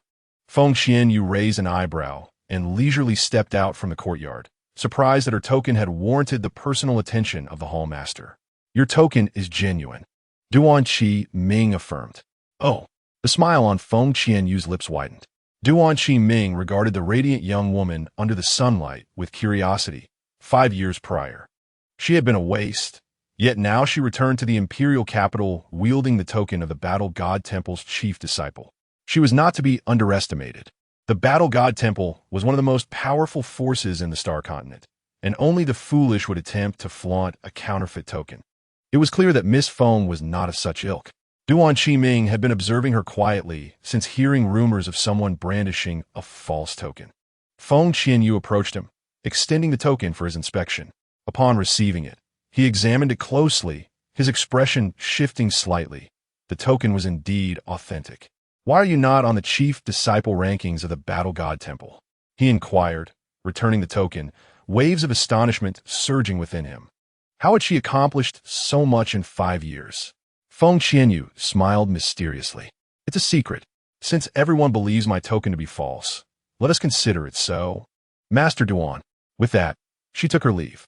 Duan Qi Ming stood in a daze, contemplating for a moment before concluding that this young woman was not to be trifled with. At the Regency Prince's residence, Feng Qianyue gazed at her room in astonishment. I live next door to you? Is there a problem? Xie Chen's icy gaze fixed upon her. Wasn't this the perfect opportunity for him to gain her favor? Feng Qianyue weighed her thoughts internally. I have no objections, but I fear that if this matter spreads, it may tarnish your reputation, Regency Prince. Living nearby is advantageous for me to address your inquiries, she added. Do you think I care? Xie Chen's expression radiated an air of arrogance and nobility. Feng Qianyue mused silently. He was indeed the formidable ruler of the imperial capital, and the common folk dared not speak ill of him. Are you not attending court? If I wish to attend, I shall. If not, I shall not, Xie Chen scoffed, displaying his disdain for the responsibilities of a regent. How capricious. Feng Qianyue remarked with a chuckle. Regency Prince, shouldn't you be on your way? Surely. He did not intend to linger in her room any longer. Are you urging me to leave? A fière sera soudainement enveloppée de 11e chaînesse exquisitely en somme face. Chapter 45. She is truly a little clever fox in truth. You need not depart, but I am too preoccupied to attend to you. I must devote myself to my cultivation. With that, Feng Qianyue ascended the soft couch to meditate. Xie Chen essaie en son countenance darkened instantly. In her heart, was cultivation more significant than him? Other women, upon seeing him, would cling to him fervently, Yet she, given the opportunity, preferred to cultivate rather than acknowledge his presence. With such a pedestrian method of cultivation, it is impossible for you to advance before entering the secret realm, Di Xiechun scoffed coldly. A glimmer of brilliance flashed in Feng Qianyue's beautiful eyes as she smiled and said, "Do you possess a means to facilitate my advancement?" "Indeed. But this prince has no desire to disclose it," Di Xiechun replied, turning to depart, a devilish smirk curling his lips, awaiting her to speak first. "If you choose not to divulge, then I shall cultivate on my own," Feng Qianyue declared with admirable resolve. She was well aware of his little wicked whims. To articulate such a thing was merely an attempt to compel her to lower her stance and appease him. This time, however, she resolutely refused to comply. Di Xiechun's expression darkened. That damned woman! If only she would utter a few flattering words, he would escort her to that place. Yet she scorned the very notion. Feng Qianyue watched his retreating figure with a triumphant smile. He often made her suffer, but today, she would let him experience the taste of defeat. In the evening, as Feng Qianyue prepared dinner, the butler, Su Bo, entered. "Miss Feng, the prince and young master will not be dining at home this evening." Su Bo glanced at the table laden with delicacies, his mouth twitching slightly. "Oh!" Feng Qianyue furrowed her brow. "Someone from the palace just arrived." The prince hurriedly took the young master into the palace and instructed this old servant to inform you, Su Bo said with a grave expression. Judging by the prince's demeanor, it seemed a significant matter had arisen. Feng Qianyue pursed her lips, not expecting that fellow would send Su Bo to deliver the message. Thus, dinner became a solitary affair for her and the two beasts, who devoured with gusto, exhibiting both elegance and refinement. After finishing her meal, Feng Qianyue cautioned them not to roam about recklessly or cause any trouble, for should they do so, she would be unable to protect them. The two little ones nodded obediently. Feng Qianyue intended to return to her room to cultivate. However, she sensed an unusually potent presence of elemental energy in the courtyard and decided to find a suitable spot to practice. Moments later, her dantian brimmed with pure fighting energy, a result of her recent absorption of the elemental forces coursing through her meridians. Feng Qianyue attempted to break through to the 9-star Do spirit, but despite her efforts to gather her energy, she could not shatter the barrier. Ultimately, she had to concede. If advancement were that effortless, the starry continent would be teeming with Do emperors. Was she destined to seek Di Xiechun's assistance? Suddenly, the communication jade talisman within her spatial ring reacted. Feng Qianyue swiftly retrieved it. "Is there something amiss?" "Lord Ghost Doctor, someone seeks your healing services, offering a spot in the new secret realm as compensation." "And who is the employer?" Feng Qianyue's interest piqued instantly. "It is the Regent of the Qinglong Empire, Di Xiechun." Feng Qianyue's expression soured. "It was indeed him. I shall not accept." "Ah, did you not say you would accept if the compensation was a qualification for the secret realm?" "He also mentioned that if you can cure him, you may propose additional requests." "I shall not accept." Feng Qianyue resolutely declined. If she answers, she would undoubtedly expose her identity as the ghost doctor before him. This cunning fellow, she is not ready to reveal her true self just yet. Very well. From now on, all his requests shall be firmly declined. Feng Qianyue declared without hesitation, her dark, luminous eyes darting quickly, a wicked smile curving her lips. "You seem to have some objections towards him? Mind your own business regarding the matters of beautiful maidens." With that, Feng Qianyue severed the call. In a flash, Feng Qianyue rose and paced through the garden. Di Xiechun hurriedly entered the palace with Xiao Bao, immediately posting a task on the dark web, indicating that the ailing individual held great significance to him. Could it be the Empress Dowager? There was no need to use her ghost doctor identity to treat her. She could simply utilize Feng Qianyue's persona. Truly, she was quite the clever little sprite. The following day, Feng Qianyue waited in vain, her anticipation unfulfilled as Di Xiechun did not return. Had he succeeded in his treatment? Was this a missed opportunity? In the evening, the sound of a door opening next door broke the silence. Quickly, Feng Qianyue leapt from her bed and made her way next door, finding the door ajar. She knocked lightly. "Regent? Come in," came Di Xiechun's indifferent voice.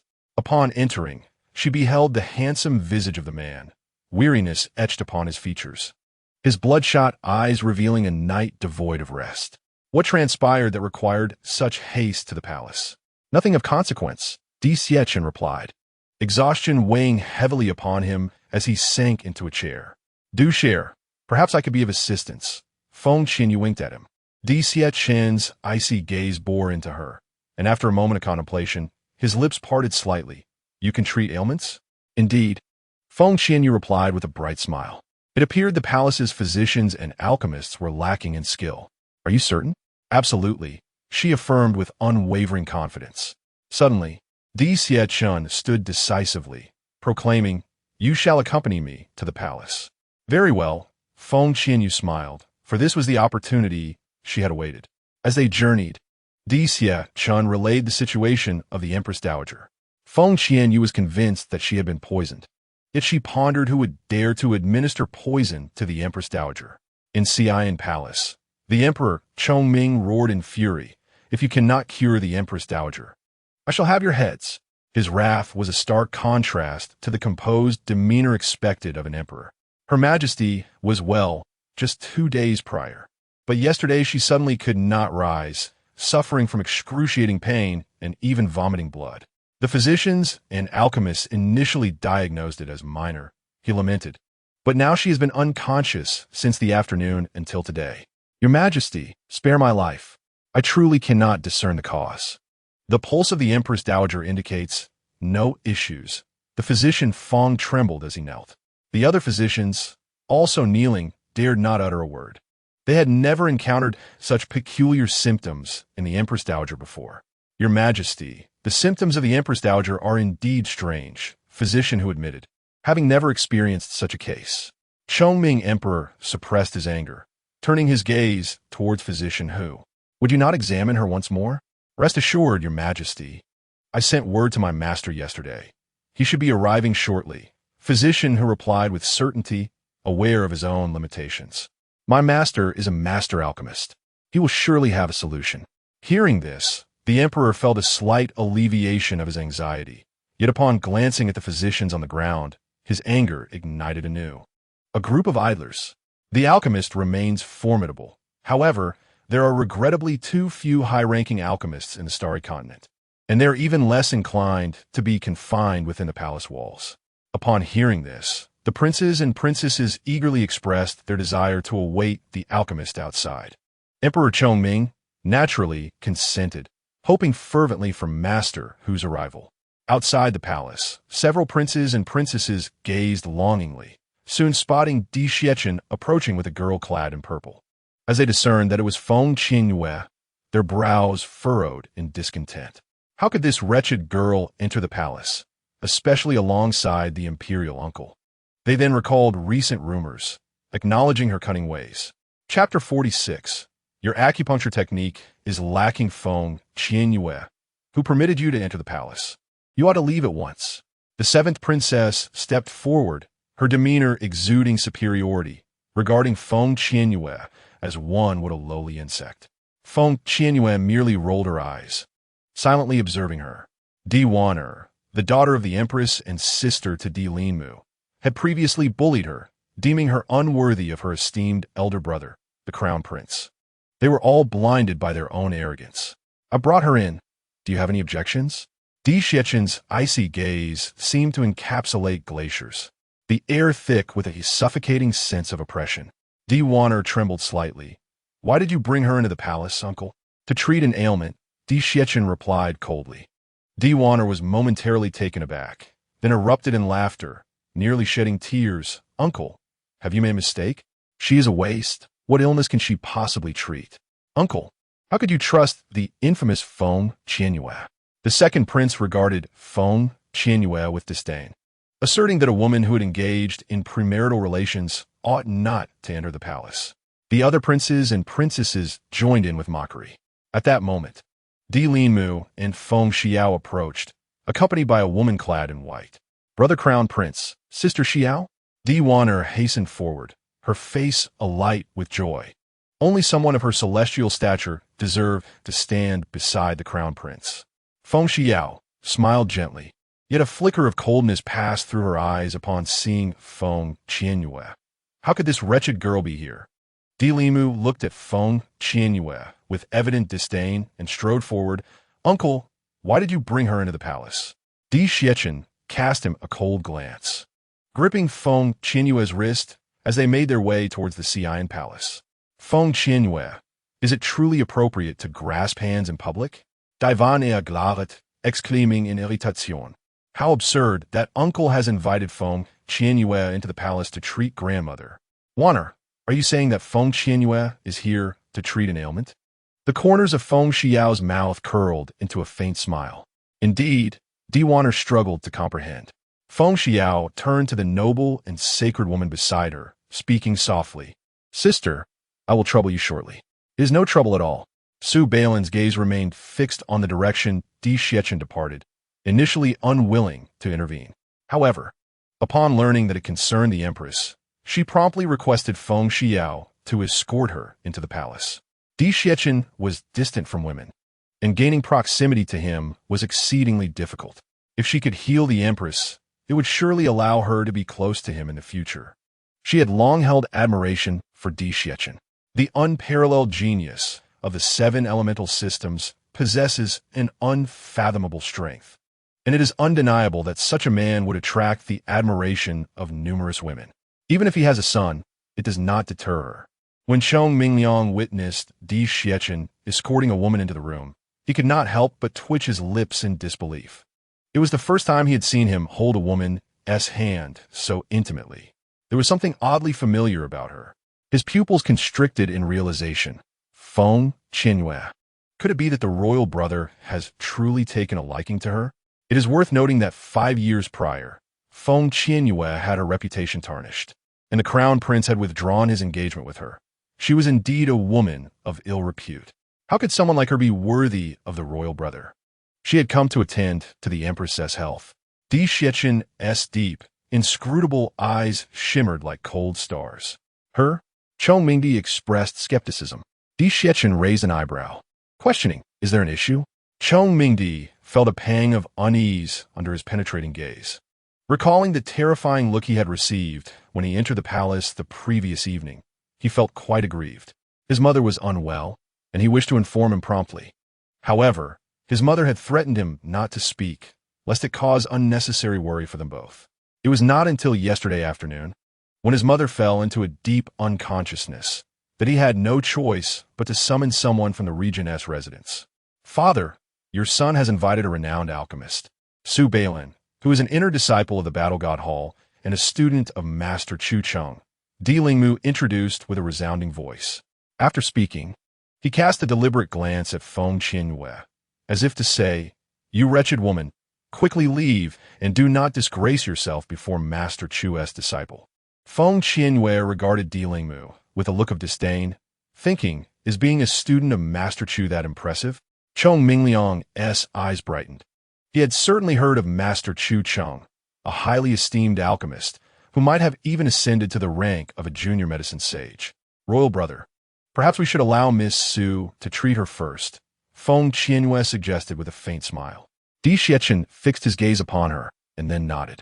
Was she not concerned that someone else might succeed in curing the Empress and steal her chance for glory? Or did she possess the confidence that they would fail? Feng Xiao subtly smirked. She was perceptive enough to know that allowing Sister Su to treat the Empress first would spare her from potential embarrassment. If she were to treat her first and fail, it would indeed be quite humiliating. She was rather astute. Su Balin bowed respectfully to Chong Mingdi and strode towards the bedside. Upon observing the Empress's pallor, she immediately deduced that she had been poisoned. After checking her pulse, she found it to be normal. In the next moment, she retrieved a silver needle kit from her spatial ring, deciding to use acupuncture to expel the toxins from the Empress's body. Miss, are you planning to use silver needles? Hu Yaosher inquired curiously. Indeed, Su Balin replied as she began her work. This was a set of treatment techniques specifically taught to her by her master, known for its remarkable efficacy, said to be a unique skill of a highly esteemed master. Feng Qianyue observed Su Balin with a bemused expression. It appeared that Master Chu Cheng had imparted this technique to her, though her execution seemed somewhat unrefined. With such skill level, she dared to showcase her abilities. Suddenly, footsteps echoed from outside. "Father, Master One has arrived," the second prince announced as he ushered in a middle-aged man, approximately 40 years of age. Upon witnessing the scene, Hu Yaoshe hastened forward, exclaiming with delight, "Master, you have finally arrived. Are you in the midst of treatment?" When Rennie furrowed his brows as he observed Su Balin administering acupuncture. "Master, that young lady Su is a disciple of Chu Cheng," Hu Yaoshe remarked. When Rennie strode over, and upon noticing the 4 silver needles embedded in the Empress Dowager's body, he exclaimed in anger, "What nonsense is this? Do you truly believe that silver needles can expel toxins? Why not?" Feng Qianyue interjected, her disdain evident as she perceived the other's contempt for the use of silver needles in healing, as if alchemists alone could cure all ailments. When Rennie directed a displeased glance at Feng Qianyue, asking, "Who are you?" "The person I have invited," declared Di Xiechen, exuding an air of unparalleled arrogance. For reasons unknown, he found himself willing to place his trust in Feng Qianyue, largely due to her composed demeanor since entering the palace, so poised that it seemed she possessed an undeniable advantage. "Regent, silver needles can only treat common ailments. They are certainly ineffective for detoxification." When Rennie's expression softened slightly, although he was a master alchemist and enjoyed considerable respect, he still dared not act too presumptuously in the presence of Di Xiechen. "I assure you, it is entirely feasible," Feng Qianyue responded with unwavering confidence, her dark, luminous eyes radiating conviction. "Silver needles can indeed detoxify." Su Balin rose, her exquisite face exuding nobility. "Feng Qianyue chuckled softly, "Misu, your technique in acupuncture leaves much to be desired. What basis do you have to criticize Miss Su's acupuncture skills? She is a disciple of Master Chu Cheng, while you, with no medical knowledge, are merely spouting nonsense." Di Lingmu retorted scornfully, feeling insulted by the implication that his companion was inadequate. "Prince, do you possess any medical expertise?" Di Xiechen's gaze was as cold as ancient ice, imbued with an unspoken pressure. "I do not." "Then on what grounds do you question her?" The chilling aura surrounding Di Xiechen was enough to send shivers down one's spine. Di Lingmu shot a glare at Feng Qianyue, defiantly asserting, "Does she even understand medicine? What gives her the right to question Miss Su?" Di Xiechen turned his attention to Feng Qianyue. She smiled, replying, "Prince, I do understand medicine." "Understanding medicine is not merely a matter of words," Di Lingmu scoffed. "Feng Qianyue, do you still harbor feelings for the prince? Do you think that by showcasing yourself in the palace, he would choose to marry you? Divan es niet hauchtili, hier disdain palpable." Seeing this waste is revolting. 5 years ago, she committed such shameless acts, tarnishing the prince's reputation. "I harbor no such feelings," Feng Qianyue retorted, her cool demeanor betraying no hint of concern. Di Wanner snorted, her pride unabated. "Do not stubbornly deny it. Give up. The prince already has a princess.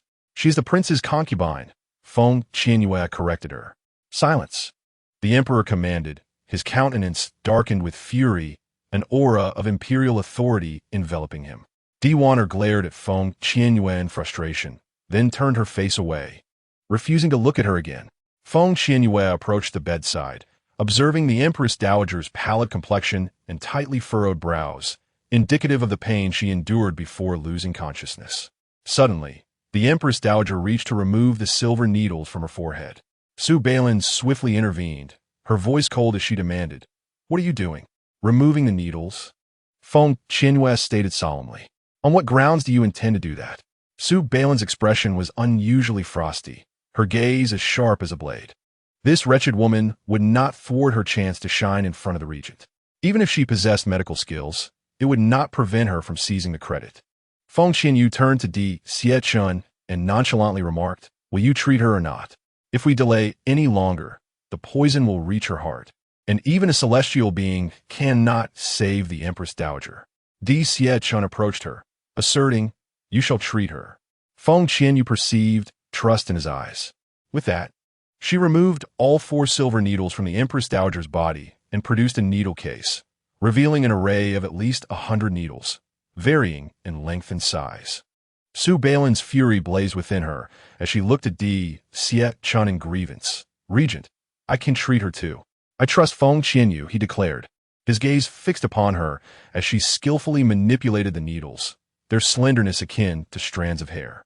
Yet, one by one, she expertly inserted them into the Empress Dowager as flesh. A flicker of surprise crossed his eyes, though he lacked medical knowledge. He could discern that only someone with genuine skill could so deftly pierce the flesh with such delicate instruments. Upon witnessing Feng Qianyue's technique, Su Balin furrowed her brow, realizing she wielded the fine needles with surprising ease, despite her own earlier trembling. Suddenly, she frowned. Why did her method resemble that of her master? The acupuncture points matched precisely with what her master had demonstrated last time. Doubt flooded her mind. She was certain her master had no apprentice by the name of Feng Qianyue. Damn it, she must have stolen her master's secrets. Hu Yaoshe whispered to the middle-aged man beside him, previously skeptical of Feng Qianyue's abilities. Yet, even without understanding the intricacies, he recognized her skills surpassed that of Su Balin. Indeed, but it does not guarantee she can neutralize the poison, Wenrini remarked disdainfully, clearly looking down upon Feng Qianyue's method of using needles to relieve the toxin. Let her show off. If she fails, it will be my turn as the master alchemist. The palace fell into a hushed silence, with all eyes fixed upon Feng Qianyue as she performed her craft, many anticipating her failure with ill-concealed amusement. After a brief interval, she withdrew her hands. 18 silver needles were embedded in 18 acupoints. She looked up at Di Xie-chun, stating, "The Empress Dowager is no longer in mortal danger. She will awaken in an hour." Indeed, Di Xie-chun replied, captivated by her clear, dark eyes, inexplicably inclined to believe her words, despite having never witnessed her healing prowess before. Di Wan scoffed. Does she truly think herself a divine healer? The imperial physician and Hu Yaoshe have been unable to cure her for 2 days. How could you do it in just an hour? Feng Qianyue's exquisite features radiated confidence and arrogance. If the Empress Dowager awakens in an hour, you will pour me tea and apologize. If not, I shall apologize to you. Do you dare to wager? Let's wager then. Diwan retorted defiantly, genuinely unconvinced of Feng Qianyue's medical expertise. Feng Xiao initially intended to thwart Diwan, but to her surprise, the latter responded with remarkable swiftness. The current Feng Qianyue was no longer the feeble and foolish girl she had been 5 years prior. What if the Empress Dowager truly awakens later? Su Balin's lips curled with derision and disdain. An hour? Did she truly consider herself the legendary and enigmatic ghost physician? If the other party did appear, it might indeed be possible. Suddenly, Di Yejin entered, holding the little darling. "Sister Beauty," the little one exclaimed, his eyes sparkling like dark grapes upon seeing Feng Qianyue. And he ran over, expertly wrapping his arms around her legs. "Di Xiechen, has your son been raised in vain these past 4 years?" Upon seeing the little darling, Feng Qianyue's heart softened immensely. She crouched down and pinched his fair, tender face, assuring him, "Do not worry. Your royal grandmother is perfectly fine. Do you think that by soothing the little darling in such a manner, he will always favor you?" Di Wanner rolled her eyes, finding her rather cunning. That wretched harlot. They cannot even think of touching the little darling, yet she brazenly pinches his cheeks. The little darling looked up, displeased, and said, "Sister Beauty said that if the royal grandmother is fine, then she is indeed fine. Do you wish for the royal grandmother to be unwell?" "I did not mean it that way," Di Wanner hastily replied, casting a fierce glare at Feng Qianyue. "Feng Qianyue, are you aiding in the Empress Dowager's recovery?" Di Yejin inquired, astonished. Yes, the little darling clapped his hands, exclaiming, "Sister Beauty is amazing. It's nothing extraordinary, just a bit more skilled than the average person." Feng Qianyue replied with a smile. When Rennie coldly snorted, his expression impassive, "Miss Feng, that assertion should be reserved until the Empress Dowager awakens, lest it become quite awkward." Indeed, the apothecary is correct, Su Balin concurred, eagerly awaiting Feng Qianyue's potential embarrassment. At that moment, she planned to rescue the Empress Dowager, and the Regent would surely lose all trust in that wretched woman. Di Yejin glanced between Wenrini and Su Balin, his expression one of bewilderment. It seemed he and the little darling had missed a great deal during their absence. In the adjacent room, Feng Qianyue delightedly indulged in pastries, recounting her wager with the seventh princess to the little darling and Di Yejin. You truly dare to gamble? Di Yejin esse lips twitched slightly. Why would I not dare? I possess confidence in my medical skills, Feng Qianyue declared, her eyes brimming with assurance. She would never wager without certainty. Otherwise, would that not be akin to inviting Di Wanner to strike her? She relished striking others instead. Di Yejin gazed at her with an odd expression. After 5 years apart, her transformation was astonishingly profound. Although he had not interacted with her before, her status as the crown prince's fiancée made it impossible for him to remain unaware of her. How did you acquire your medical skills? Di Xiechen's gaze bore into her, sharp and probing, as if he could see into her very soul. Feng Qianyue replied with calm assurance.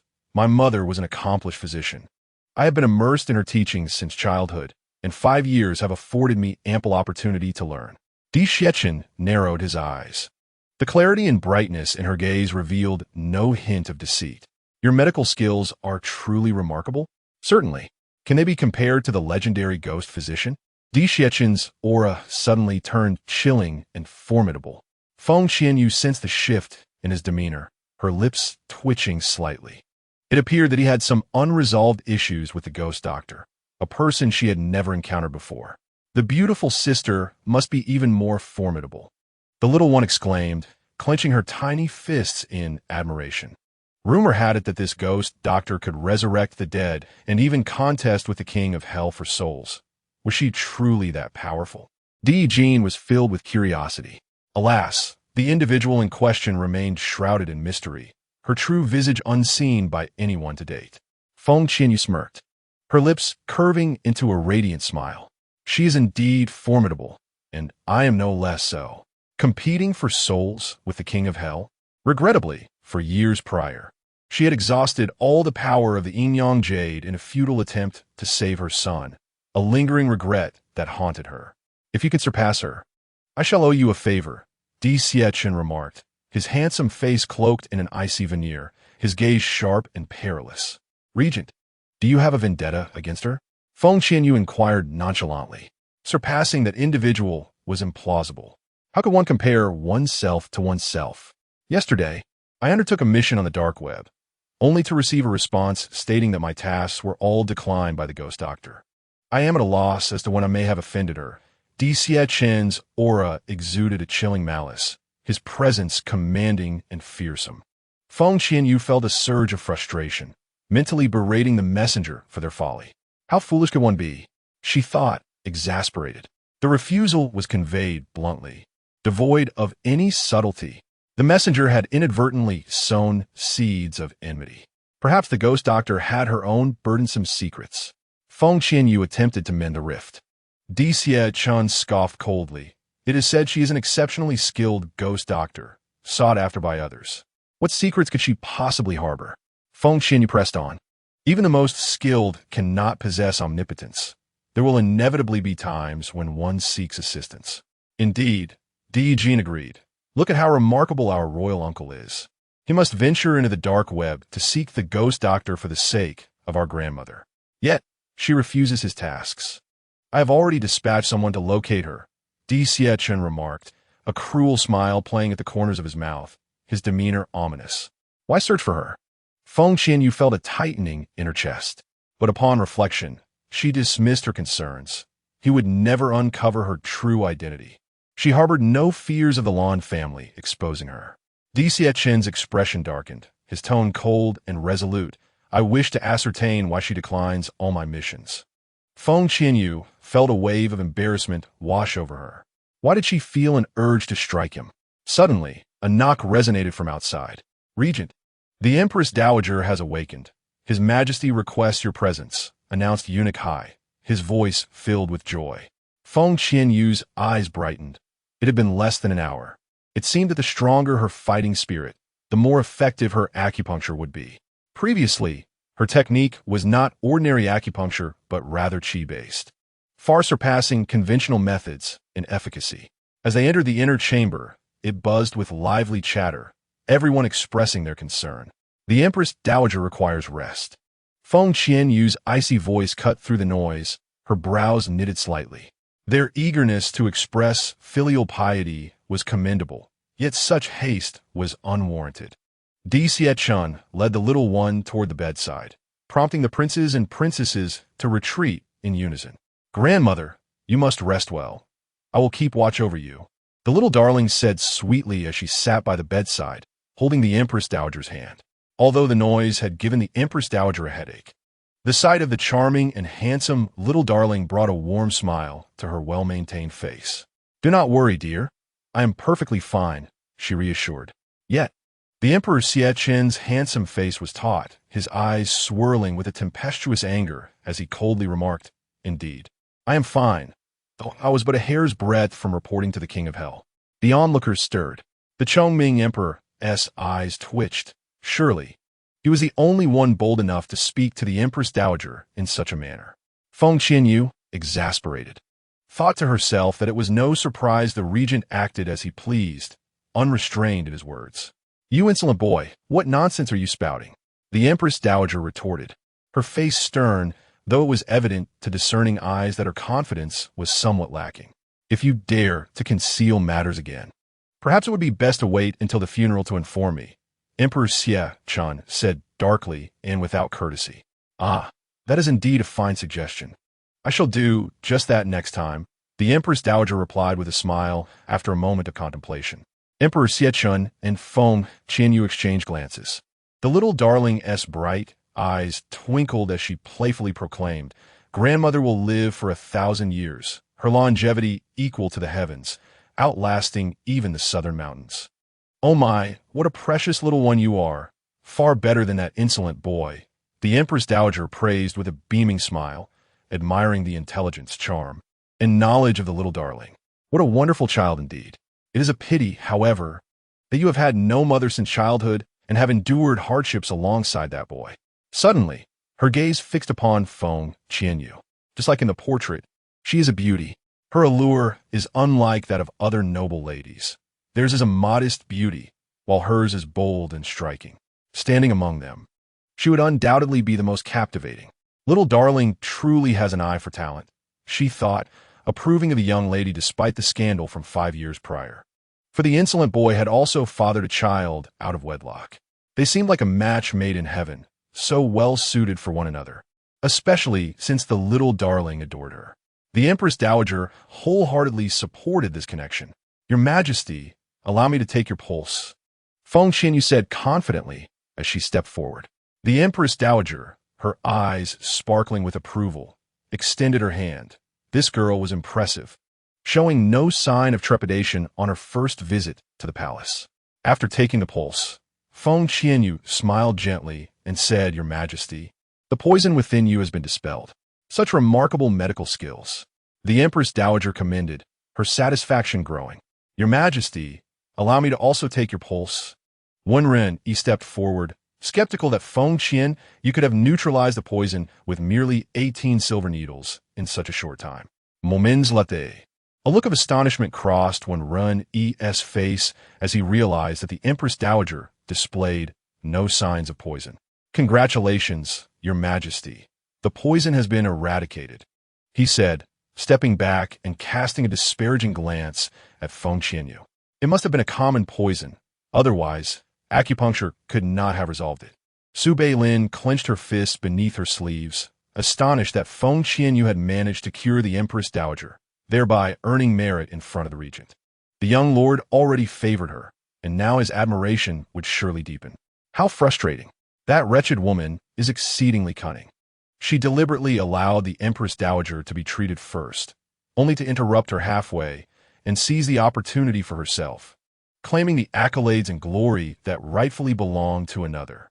A swift glimmer of coldness flashed in Feng Qianyue's eyes as a heaviness settled in her heart.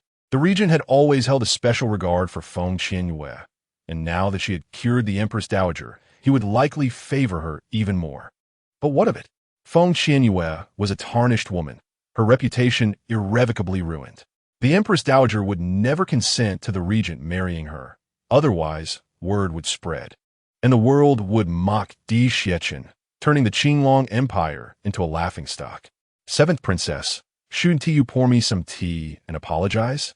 Feng Qianyue remarked with a smile that held a hint of mockery, directing her gaze at the visibly displeased Diwanner. Divaner bit her lip in frustration, her eyes blazing with hatred as she beheld Feng Qianyue's triumphant expression, wishing she could tear her apart. What was she to warrant an apology and tea from someone of her esteemed status? It was a mere jest, and yet you truly expect Wanner to apologize by pouring tea for you? Di Lingmu's expression was as frigid as ice, his voice low and filled with disdain. Feng Qianyue smiled, raising her gaze to Di Xiechun. Was their previous wager merely a jest? What transpired? The Empress Dowager inquired with curiosity. The little one, in a huff, recounted the details of the wager. With him here, you shall not dare bully my beautiful elder sister. The wager stands, the Empress Dowager pronounced with commanding authority, her forewords sealing Di Wanner's fate to apologize with tea. Ultimately, Di Wanner had no choice but to approach Feng Qianyue with the tea. I apologize. I should not have questioned your medical skills. What did you say? I didn't quite catch that. Feng Qianyue replied with a mischievous smile. Tu venais à clair de her. But with the Empress Dowager and her father present, she had no choice but to repeat, I apologize. I should not have questioned your medical skills. Haven't you eaten? Your voice is so faint, Feng Qianyue teased, her star-like eyes sparkling with mischief. Feng Qianyue, Di Wanner's face twisted in anger, her eyes aflame. How dare you be so arrogant before me, especially in front of the Empress Dowager and my father? Just because you healed the Empress Dowager, do you think you can act with such impunity? Feng Qianyue sweetly smiled, leaning closer to Di Wanner's ear and whispering, I am intentionally tormenting you. Are you not furious? If you have the courage, strike me. The disdainful tone nearly provoked Di Wanner to hurl the tea in her hand at her. But reason restrained her. She could not fall for Feng Qianyue's trap. If she were to strike her now, the consequences would surely be dire. I apologize. I should not have questioned your medical skills, Di Wanner enunciated clearly, raising her exquisite face so that all present could hear her. Seventh Princess, do not be so arrogant in the future, Feng Qianyue replied leisurely, extending her hand to accept the teacup. Suddenly, the teacup fell to the ground with a loud crash. Deas bluttering everibere. Feng Qianyue gasped and quickly retreated to Di Xiechun's side, feigning fright. Di Wanner stood in stunned silence, having been startled. What is happening? Seventh Princess, I understand that asking you to apologize in public has wounded your dignity as a princess, but you cannot scald my hands with boiling tea. Feng Qianyue, filled with indignation, voiced her grievances. Di Xiechun, with a furrowed brow, recognized her acting prowess. Di Wanner, taken aback, hurriedly defended herself, exclaiming, I never. You are speaking nonsense. Of course, you won't admit it. Are you going to claim that I failed to catch it when you clearly let go before I had the chance? Feng Qianyue retorted coldly, taking the initiative. You. Di Wanner stammered, at a loss for words. Someone, take the seventh princess away and confine her for 7 days. The emperor thundered, his voice laced with authority.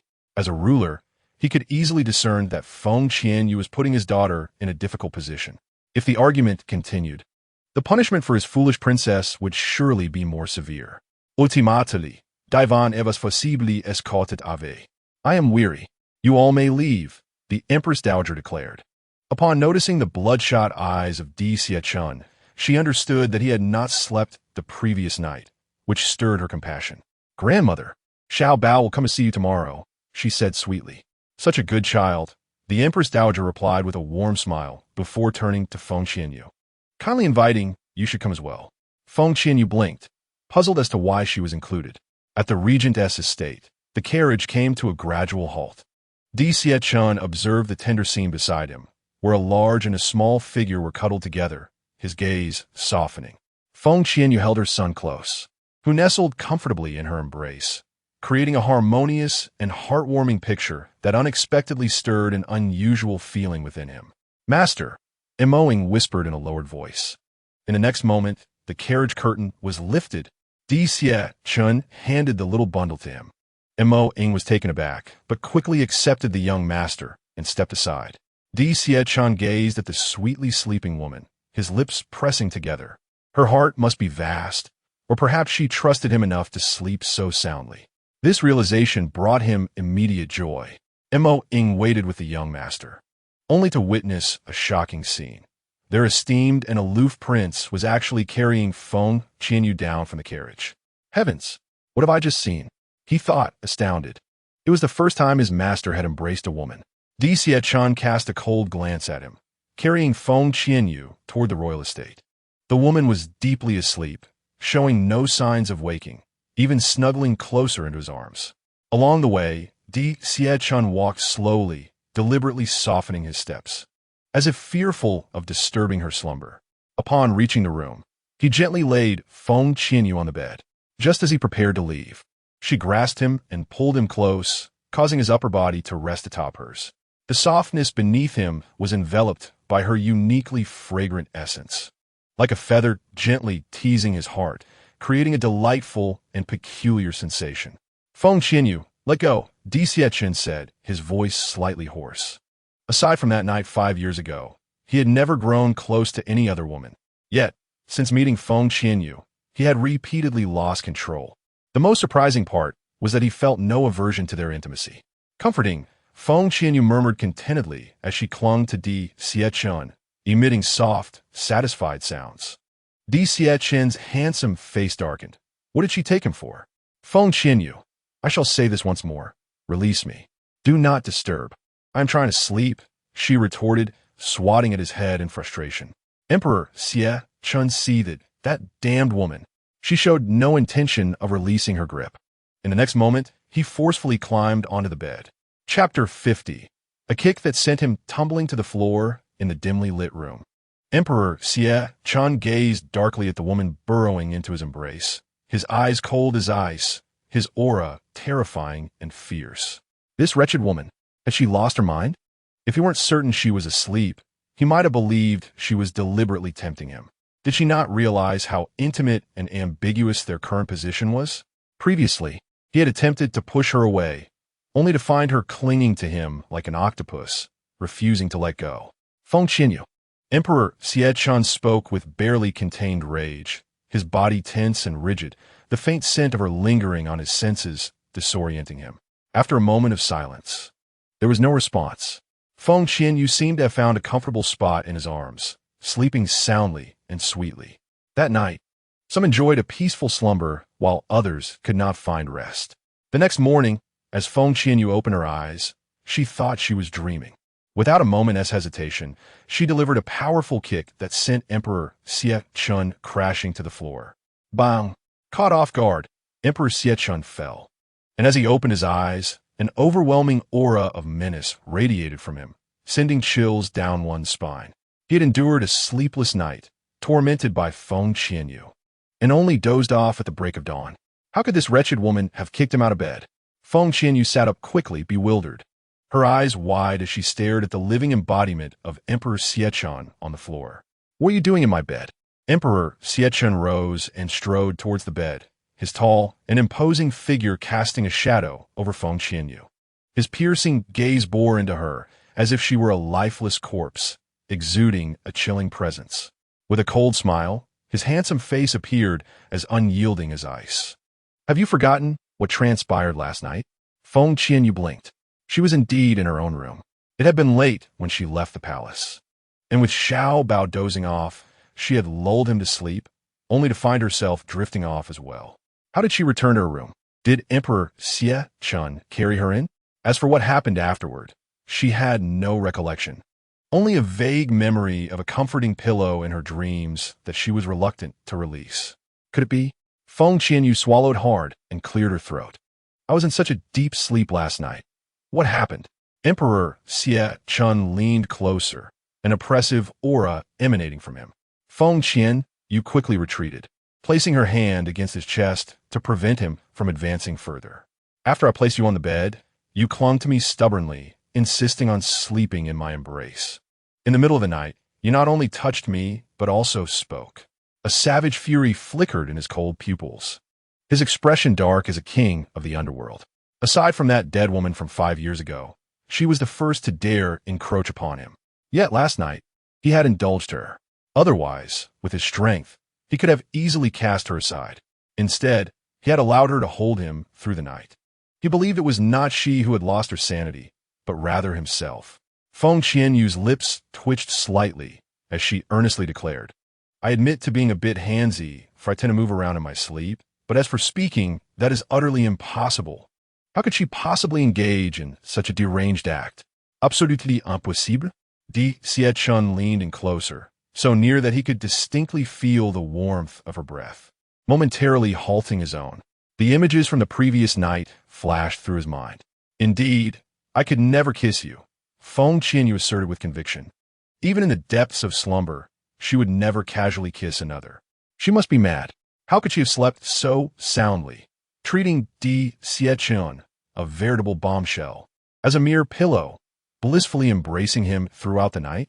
"You may not have kissed me, but you did bite me," Di Xiechun remarked coldly, his expression devoid of emotion. "Bite?" Feng Qianyue furrowed her brow.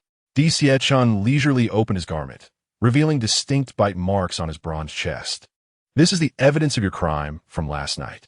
Do not dare claim I inflicted this upon myself. It is beyond my reach. Nor should you suggest it was another woman, for you should know well that there are no others beside you." He effectively obstructed her path, leaving her no room for rebuttal.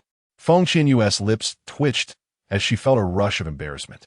She had never anticipated engaging in such madness. Why had she slept so deeply last night? Was it because she trusted Di Xiechun, feeling no concern for danger, allowing herself to relax and lower her guard? Such realizations weighed heavily upon her heart, signaling a troubling sign. "What do you desire?" she asked, pursing her lips. A fleeting glimmer of something unusual flashed in Di Xiechun's pupils as he replied, "You have crossed boundaries with me last night. You must take responsibility." Feng Qianyue widened her eyes and firmly stated, "Responsibility? I will not marry you. Did I ever claim I would wed you?" Di Xiechun retorted coldly, mocking her disdain. "What do you mean by responsibility, then?" Feng Qianyue exhaled, relieved, fully aware that she and Di Xiechun belonged to different worlds. Once she had gained strength, they would part ways, never to intersect again. "As my servant," Di Xiechun declared with domineering authority, the more she rejected him, the more he wished to bind her to his side. "Impossible. Do you have any idea what you did to me last night?" Di Xiechun growled through gritted teeth. Had it been any other woman, she would have long since been a lifeless body. No, other women would never have the opportunity to approach him. Feng Qianyue gazed at the reddish bite marks on his chest, feeling a twinge of guilt. Who was Di Xiechun, after all? The idol of countless young maidens. An unparalleled genius, a figure of immense power and supreme nobility. Aside from the mother of the little milk bun, no other woman could dare approach him. Yet, she had not only embraced him, but also bitten him, sharing a bed with him for an entire night. Wait, given Di Xiechun's prowess, even if she had forcibly held on to him, he could have easily pushed her away. Yet he did not. He allowed her to hold him throughout the night. It felt as though something had exploded in her mind. Di Xiechun must have feelings for her. Otherwise, he would never have indulged her, nor would he have allowed her to remain alive until this moment. It is rumored that in the past, a woman dared to reach out to him, only for him to coldly sever her hand without a hint of remorse. When someone attempted to poison him, he transformed the assailant into a lifeless corpse. Yet curiously, he often made exceptions for her and even indulged her whims. "Do you harbor feelings for me?" Feng Qianyue inquired earnestly, her gaze unwavering. Di Xiechun's lips curled into a sardonic smirk, his expression one of disdain as he arrogantly declared, "Feng Qianyue, do not flatter yourself. It is impossible for me to harbor any affection for you." Her audacity was truly remarkable. While he did show her a degree of leniency, it stemmed solely from his amusement at her antics, devoid of any emotional attachment. "Then why do you treat me differently? If it were any other woman who dared to approach you, she would have perished by now," Feng Qianyue remarked with a hint of smile. Chapter 51. Are you jealous? Were it not for my son's affection for you, you would have long been a mere corpse. Di Xiechun stated with a solemn and icy demeanor, suspecting that her feelings were reciprocated. She was always playing hard to get, seizing the opportunity to move into his royal residence. Her cunning was beyond the ordinary. Feng Qianyue raised an eyebrow and said meaningfully, I never imagined that the esteemed regent would tolerate my audacity for the sake of his son. Have you not heard the phrase, a father's love is profound? Chen replied with pride. Feng Qianyue's lips twitched. Little Bao has always yearned for a mother. I can see that he genuinely adores you. Otherwise, you would have met your demise the moment you took him to the black abyss forest. You truly are a good father, she praised, though internally she rolled her eyes, doubting his sincerity. If that were the case, he would not have so forcefully taken him home during their first encounter. That is only natural, Chen scoffed. Suddenly, Feng Qianyue leaned closer, her smile radiant as she said, Regent, you must not develop any feelings for me. I have someone I adore. The Crown Prince? Chen's eyes narrowed dangerously. How could I possibly like such trash? Feng Qianyue retorted coldly and with pride. Previously, she had not pursued Di Lingmu, merely regarding him as her fiancé. And who might that be? He inquired, curiosity piqued. Are you eager to discover which unfortunate soul has captured your fancy? Feng Qianyue felt a surge of irritation, boldly asserting, the man I adore is, of course, the father of my child. You must be aware that I gave birth 4 years ago, right?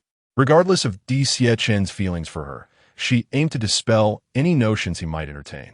They could be friends, brothers, or allies, but she would not allow any feelings beyond that to arise. Indeed, Chen said, his thin lips pressed tightly together, an inexplicable agitation brewing within him at the thought of her having borne a child with another man. A violent impulse surged within him. Feng Qianyue smiled mischievously. Do not fall for me. It would lead nowhere. My heart and mind are solely occupied by the father of my child. I'm no different. My heart and mind are solely devoted to little Bao's mother, Chen countered, unwilling to yield, though he secretly wished to strangle Feng Qianyue. It was evident that her child's father was a scoundrel. Otherwise, why had he not appeared to protect her when she was cast out of the imperial capital 5 years ago? Now, upon her return, she was being coerced by the Feng family to wed the disabled heir of the Lin family, and he remained absent to shield her. What kind of man was he? Why did you kiss me last time? Feng Qianyue glared at him with indignation. For a moment, I mistook you for her. Get lost, Feng Qianyue retorted, laughing in anger as she lifted her foot to kick him in the chest. How outrageous! To think of her as a mere stand-in. Chen's broad and warm hand caught her delicate foot, a bloodthirsty smirk gracing his lips. Do you wish to kick me out of bed again? Feng Qianyue felt the heat radiating from the hand gripping her foot, and in exasperation, she exclaimed, Who told you to be such a shameless scoundrel? I am Feng Qianyue, not anyone's substitute. Your anger, could it be that you are jealous because I mistook you for a stand-in? Chen tightened his grip slightly, his mood inexplicably brightening. Feng Qianyue gazed skyward in disbelief, wondering how there could be such a self-absorbed and audacious man. A face is a precious thing. I hope the regent possesses one. Not only do I possess a face, but it is also exceptionally handsome, Chen declared, his brows and eyes radiating an air of arrogance. Feng Qianyue, who thought herself vain, found herself outdone by his level of narcissism and silently conceded defeat. At the breakfast table, the little milk bun glanced between his father and the beautiful sister, a look of profound confusion etched upon his cherubic face. There was a palpable tension between them, as the air was thick with unspoken words since they began their meal. Suddenly, old Master Hai hurriedly entered, flustered. I have seen the regent. The Empress Dowager has vomited blood this morning. The physician has examined her and declared that there is poison once more in her system. The Emperor has sent me to summon Miss Feng, he stated urgently. Feng Qianyue stood abruptly. Another poison? This is impossible. Last night, I clearly detoxified her.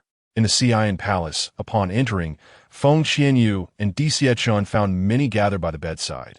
Not only Emperor Chongming, but also the Crown Prince, Feng Xiao, and Sube Lin. When run, he was checking the Empress Dowager's pulse. Please, quickly examine my grandmother. Jin rushed to Feng Qianyue, his anxiety palpable. The physician had been checking, but had yet to commence treatment.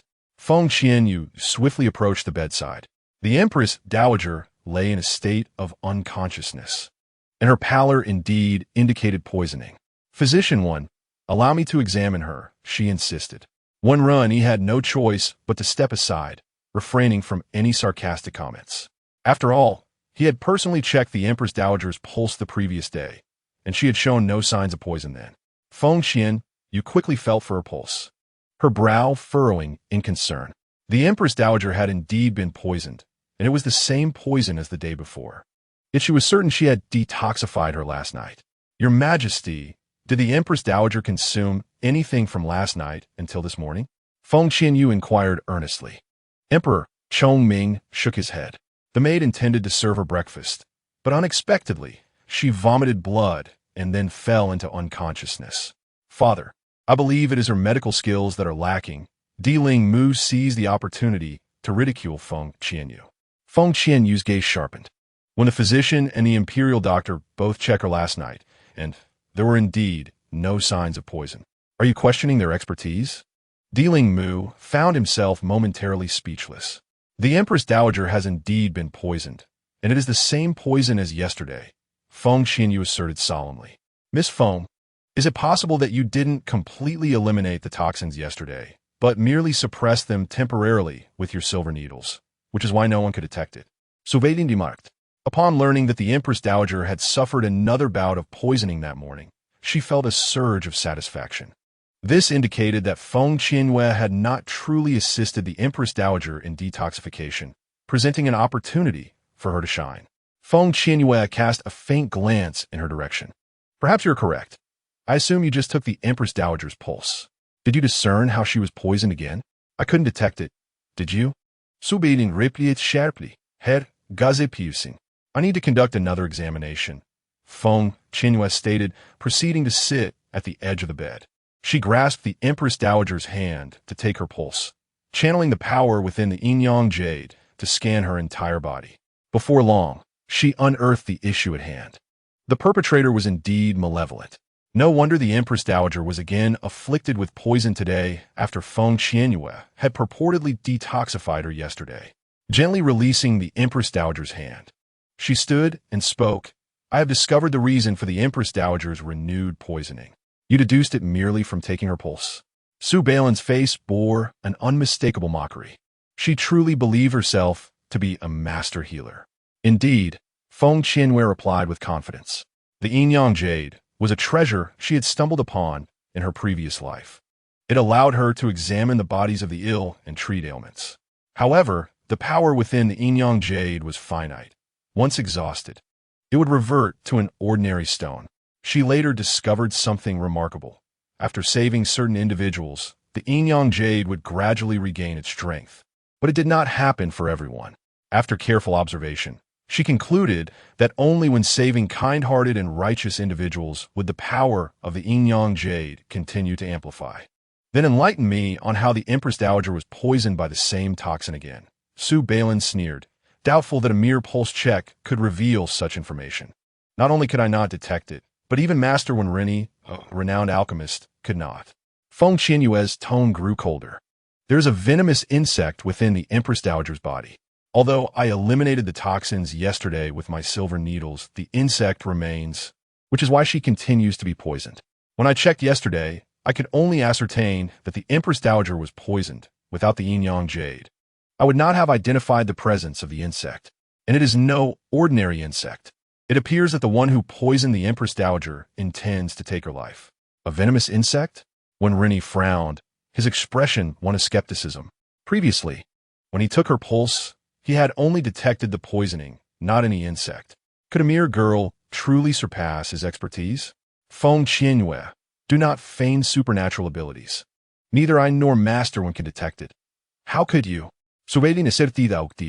Last night, Feng Xiao had spoken about Feng Qianyue to her, branding her as a shameless wretch who dared to vie for the Regent's attention, questioning when she had stolen her needlework techniques from her master. She would settle this score with her. Perhaps my abilities are superior, Feng Qianyue teased, a wicked smile gracing her lips. Su Balin's eyes widened in disbelief. Her face contorted with indignation. This audacious woman, who gave her the audacity to be so brazen? When Rennie coldly scoffed, remarking, Miss Feng, You possess an audacious tongue. He was a master alchemist, and countless cultivators treated him with utmost respect, while some families regarded him as an esteemed guest. Yet here was a mere girl flaunting herself before him, which he found to be an affront. I am currently extracting the poisonous insect from the Empress Dowager, Feng Qianyue declared, settling herself by the bedside. Having employed the Yin-Yang Jade previously, she had already located the position of the insect.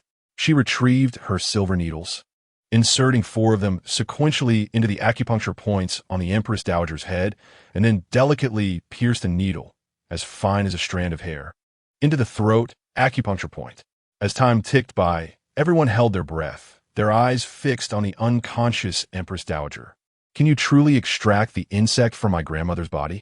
Di Linmu expressed her skepticism, questioning whether Feng Qianyue believed her silver needles to be infallible. Indeed, Feng Qianyue responded with unwavering confidence. Nonsense. When Rini reprimanded coldly, his expression darkening, he could scarcely believe that a few ordinary needles could yield such miraculous results. Di Xiechin regarded Feng Qianyue, whose face exuded calm assurance, instilling an inexplicable faith in her capabilities. Look, what is that? Suddenly, Di Yejin exclaimed, pointing at the Empress Dowager, his scalp prickling, his heart racing. The assembly turned in astonishment, witnessing a small, black insect the width of a pinky finger sluggishly crawling out of the Empress Dowager's mouth. It was both repugnant and bizarre. The Chongming Emperor was utterly astonished. He had maintained a silent, spectator's demeanor, never anticipating that Feng Qianyue truly possessed such prowess. Di Linmu was rendered speechless, having closely monitored the procedure, thereby confirming that Feng Qianyue could not have manipulated the outcome. This meant that there indeed was a poisonous insect within the Empress Dowager, and her diagnosis was accurate. She claimed she could extract the insect, and she had succeeded. His mind was a tempest of confusion. In his memory, Feng Qianyue had been a useless individual, yet 5 years later, she had proven to be remarkably competent. It was noteworthy that neither Su Bailin nor Wen Yaoshe could achieve what she accomplished in less than half an hour. Master, it truly is a poisonous insect, Hu Yaoshe remarked, swallowing hard, a chill creeping across his skin, feeling an overwhelming urge to retch. When Rini's expression darkened significantly, his gaze heavy. How could a mere girl surpass him? Su Bailin shivered at the sight of the soft, poisonous creature, unable to fathom how Feng Qianyue had managed it. Feng Qianyue grasped the pitch-black insect, turning to the Chongming Emperor. Your Majesty, this is no ordinary poison insect, but one that has been specially cultivated by someone. I have already arranged for an investigation into those who have recently interacted with the Empress Dowager, the Chongming Emperor stated, his gaze sharp and voice grave, realizing that someone had dared to harm his mother beneath his very nose. I can immediately identify the perpetrator, Feng Qianyue asserted, squeezing the poisonous insect in her hand. Is that true? Absolutely, she replied with unshakable confidence, summoning Gungun. Upon seeing the insect in her hand, Gungun's violet eyes sparkled with brilliant light, fixated on it, even licking its lips in anticipation. This is your reward, Feng Qianyue offered, and Gungun promptly devoured the insect, relishing every bite. The onlookers were left in stunned silence. Feng Qianyue gently patted the round creature's head and asked, "Do you remember the scent of the poisonous insect?" The creature nodded eagerly. "There are such insects in the palace. If you can lead us to them, I shall reward you with 10 stalks of poisonous herbs." She affectionately stroked its chubby head. With a magical pet by her side, adept at sensing toxic essences, her confidence grew. With an excited squeak, the creature darted out of the palace, prompting Feng Qianyue and Di Xiechin to follow closely behind. Emperor Chongming instructed the imperial physician to take good care of the Empress Dowager and join them, eager to uncover the identity of the malicious individual who had poisoned his mother. Others, noticing the commotion, trailed behind to observe the unfolding situation. After a brief moment, the creature halted at the entrance of the palace, calling out anxiously to Feng Qianyue while glancing back at the building. Amused, she chuckled. It seemed even the little one felt frustrated by its inability to speak. She recalled that as long as a human master advanced, their magical pet would also elevate in rank.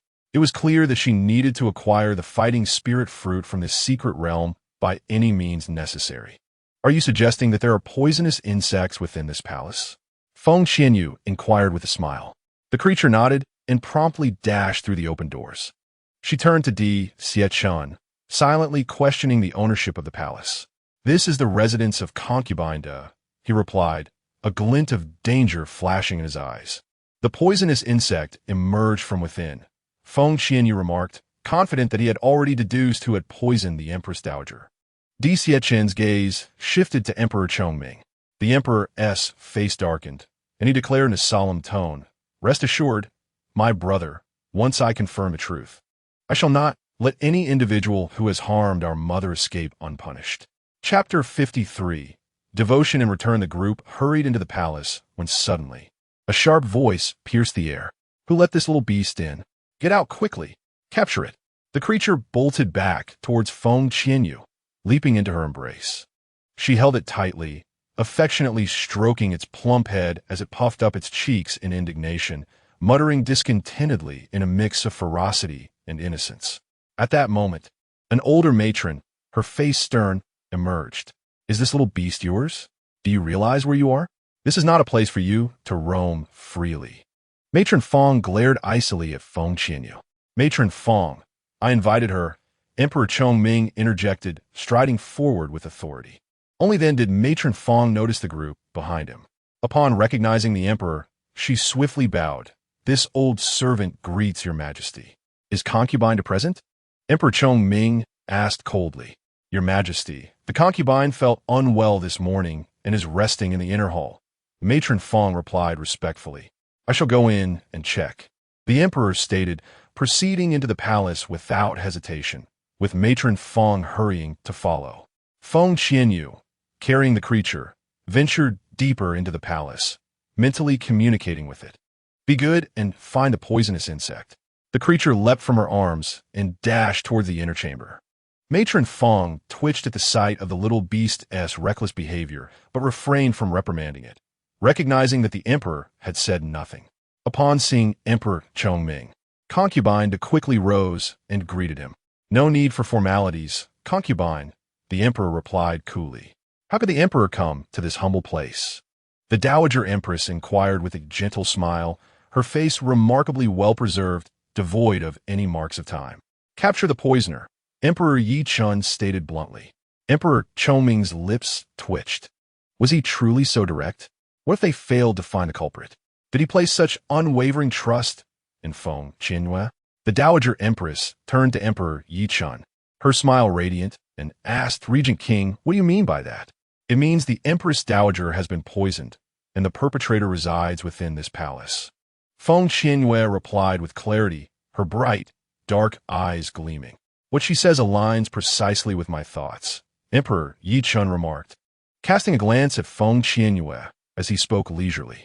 Emperor Chongming, observing the two, pondered why they could not employ a more roundabout approach. Should they fail to apprehend the poisoner, how would they alleviate the ensuing awkwardness? The atmosphere shifted as the Dowager Empress's smile vanished, and she spoke with authority. Regent King, all matters require evidence. Are you implying that I poisoned the Empress Dowager? I cannot ascertain whether it was the Dowager Empress who administered the poison, but I am certain that the assailant lurks within this palace, Feng Qianyue declared with confidence and vitality. I trust her words, Emperor Yi Chun affirmed. The Dowager Empress glared sharply at Feng Qianyue, her voice dripping with disdain. Who is this unruly wretch, daring to slander here? Feng Xiao internally reveled in the misfortune of the insolent woman, recognizing that she had thoroughly offended the Dowager Empress, whose son, Duke De, was not to be trifled with. Am I permitted to speak? Feng Qianyue asked Emperor Yi Chun. Speak freely and act as you wish. I shall bear the consequences, Emperor Yi Chun asserted, exuding an air of regal authority. Emperor Chongming's brow twitched as he regarded Feng Qianyue. What exceptional quality did she possess that afforded her such indulgence from his royal brother? Feng Qianyue blinked in surprise at his reassuring words. Consequently, she turned to the Dowager Empress and stated earnestly, the murderer is among us. And where is your evidence? The Dowager Empress replied coldly, her demeanor frosty, as she contemplated the audacity of this insolent girl who had boldly accused her. Behold, Feng Qianyue smiled slightly. Suddenly, a sturdy figure dragged a beautifully crafted rectangular brocade box with great effort, the box appearing larger than its own frame. Feng Qianyue swiftly approached, lifted the box, and confidently declared, "The poisoner is contained within this box." "How dare you? That is the Dowager Empress's jewelry box." Nurse Feng scolded sharply, her body tensed with apprehension. Feng Qianyue cast a glance at her and boldly opened the box before the assembly, revealing an array of exquisite jewelry. Frowning, she remarked, "It seems there are no poisoners here." As she prepared to close the box, Emperor Linmu smirked, reveling in the potential embarrassment. Feng Xiao and Su Balin wore expressions of haughty anticipation, eager for the reprimand that was to come. Nurse Feng exhaled in relief, her body relaxing momentarily. However, oh dear, it appears there is a hidden compartment within the box. Feng Qianyue suddenly exclaimed, immediately rummaging through the contents. Nurse Feng nearly lost her balance, her composure slipping away. The Dowager Empress remained impassive, silently observing Feng Qianyue's antics, her mind repeatedly envisioning the girl's demise. Who was this insufferable wretch? Moments passed. Feng Qianyue retrieved a white porcelain bottle from the ornate box and, before the assembled crowd, opened it to reveal a black poisonous insect that instantly drew gasps of shock. It bore an uncanny resemblance to the creature residing within the Empress Dowager's body. The Emperor, Di Jin, let out a piercing scream. Those who had previously encountered the insect stood frozen in disbelief. It was indeed the same venomous creature. What is the meaning of this? Mama Feng, why is there a poisonous insect in my jewelry box? The Dowager demanded, her eyes wide with alarm. In response to your inquiry, Your Highness, I am equally perplexed. This box was just received from the Ministry of Internal Affairs, and it appears someone intends to harm you. Mama Feng stammered, trembling on her knees. Feng Qian, you carefully returned the insect to its container and turned to Emperor Chongming. Your Majesty, I believe my involvement in the forthcoming events is unnecessary. I shall return to attend to the Empress Dowager. Very well, Emperor Chongming replied, his hands clasped behind him, his gaze cold and piercing. Feng Qianyue and the noble Di Xie Chen swiftly departed, leaving the intrigued crowd to follow. Upon their return to Xi'an Palace, they found the Empress Dowager awake. As she saw Feng Qianyue enter, she warmly gestured for her to approach the bedside. Miss Feng, you have saved me twice. While I cannot offer my own hand in gratitude, I shall let my youngest son repay you in kind, the Empress Dowager declared, winking at Di Xie. My dear son, your mother can assist you no further. The rest is up to you. She understood her son well. If he harbored no feelings for Feng Qianyue, he would never have brought her into the palace or entrusted her with the delicate task of antidote preparation. Suddenly, she felt that her current predicament, fraught with poison, might yield unexpected blessings, perhaps even a romantic union. Feng Xiao stood in shock, her mind racing. How could the Empress Dowager favor Feng Qianyue? By uttering those words, she had effectively accepted her as a daughter-in-law, despite her being an unwed mother. A malicious glint flashing in her eyes. This wretched girl was stealing her limelight and her regent. She wished for her demise. Feng Qianyue felt as if struck by lightning and hastily interjected, Your Majesty, I am not suited for the regent. Not suited? Pray, enlighten me on what makes you unworthy, the Empress Dowager inquired, her demeanor patient and maternal. Was her son truly so undesirable? It was true that he often appeared aloof, rarely smiling, and possessed a sharp tongue. Any sensible young woman would hesitate to find favor in him.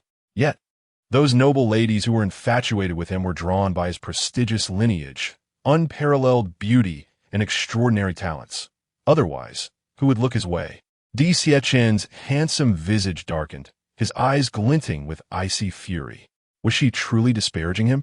Did she hold that unassuming protector in greater esteem? Feng Qianyue, perplexed, couldn't help but wonder how the Empress Dowager differed from the imposing figure she had imagined. Shouldn't she look down upon her? Especially knowing her notorious reputation as Feng Qianyue? The regent is exceptionally handsome and extraordinarily gifted. I'm simply not worthy, Feng Qianyue replied with a smile. Miss Feng, you possess the beauty that stirs the heart and the intellect that dazzles the mind. How could you possibly be unworthy? The Empress Dowager gazed at her with a beaming smile. The Regent was a peerless genius, adept in the seven systems. 5 years ago, Miss Feng was unable to cultivate, yet now she possessed fighting spirit that rivaled that of a prodigy, coupled with her medical expertise, making her a perfect match for him. The crowd murmured. Feng Qianyue felt a sense of exasperation. She couldn't shake the feeling that she was engaging in a mutual flattery exchange with the Empress Dowager. Thus, she was left with no choice but to unveil her trump card. Marriage was utterly out of the question. Your Majesty, I am an unwed mother, and my reputation is in tatters. If I were to wed the Regent, it would only turn him into a laughingstock, Feng Qianyue said with an innocent smile. She couldn't believe that the Empress Dowager would still accept her. It was well known that the royal family placed immense value on reputation. You, an unwed mother, and he, a bachelor with a child, such a perfect match. Should anyone dare to mock him, he could silence them with his fists, the Empress Dowager declared with commanding authority. Feng Qianyue felt as if she might spiral into despair. Your Majesty, why must you play by such unconventional rules? She was at a loss for how to counter the argument. Mother, you ought to rest more and speak less, Di Xiechin coldly interjected, an aura of frigid disdain emanating from him. It was audacious for that woman to publicly reject him. He was curious to see who the man was that lingered in her thoughts. The Empress Dowager shot him a glare, exclaiming, Little Bao is already 4 years old. You should find him a mother. I believe Miss Feng would be quite suitable, and I shall request the Emperor to arrange a marriage for you. Your Majesty, that cannot be. My heart belongs solely to the father of my child. I implore you to select another consort for the Regent, Feng Qianyue quickly protested, nearly frightened out of her wits. If the Emperor were to bestow a marriage upon her, escaping would prove exceedingly difficult. With that, she cast a glance at Di Xiechin, signaling him to intervene. He regarded her with a serious demeanor and replied coldly, Have your eyes gone awry? Feng Qianyue rolled her eyes. The Empress Dowager observed them and, undeterred, inquired, Are you deceiving this humble one? If not, why not bring him here for me to see? According to her information, Feng Qianyue had returned alone from Pingyang City. Moreover, the Feng family had summoned her back with the intention of marrying her off to the disabled young master of the Lin family, which indicated that she was devoid of any male companion. The corners of Feng Qianyue's mouth twitched. Experience was indeed invaluable. Yet, she was no pushover. Your Majesty, 5 years ago, we were forced apart for various reasons. Though separated for 5 years, my heart remains unwavering in love for him, and I have always believed he would return. Feng Qianyue fabricated with an unfaltering demeanor. She was quite adept at weaving tales. The Empress Dowager was momentarily rendered speechless, only able to sigh inwardly. Little Bao had a fondness for Feng Qianyue, and the boy was particularly attached to her, which endeared her to the Empress Dowager. It was rare to encounter a lady they both cherished, only to discover she had someone she adored. What a predicament! However, what if that person never returned? Or perhaps he had already taken a wife and started a family, which would imply that her dear boy still had a chance. I did not expect Miss Feng to be so devoted. I truly admire that. Here's the deal. If he hasn't returned within a year, I shall have the Emperor arrange a marriage for you, the Empress Dowager said with a twinkling smile. Feng Qianyue was taken aback. Di Xiechin's expression darkened, and he disdainfully remarked, What marriage? This prince has no interest in her. Upon hearing this, Su Balin subtly curled her lips, remarking how could the illustrious and valiant regent ever take a fancy to someone like Feng Qianyue. The Empress Dowager was incensed and retorted, If you do not regard her, then what kind of woman do you desire? My heart solely belongs to the mother of my child. My love for her remains unwavering, Di Xiechin stated earnestly. Naturally, he would not concede to Feng Qianyue. The regent's devotion is indeed profound. He is a commendable man, Feng Qianyue praised with a radiant smile. As long as he does not pursue her, he may adore whomever he wishes. Su Balin bit her crimson lip, unexpectedly discovering that he already held affections for another. No wonder no woman had approached him over the years. The Empress Dowager's countenance darkened, and with a cold smirk, she inquired, "What is it about her that merits your affection? Come, enlighten me about the love-hate entanglement between you two." Her curiosity was insatiable. Which woman had the prowess to ascend to her son's bed and bear such an adorable, handsome, and considerate child?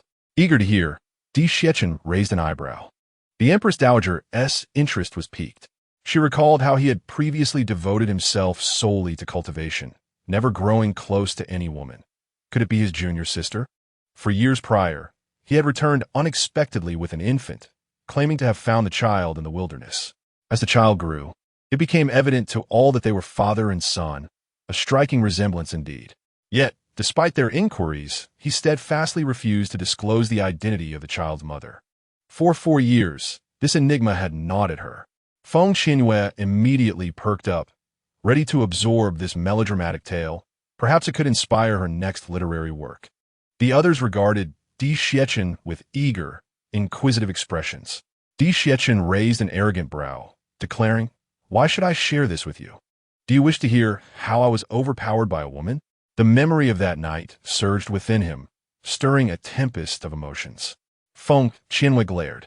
She had braced herself for a revelation, only to be met with silence.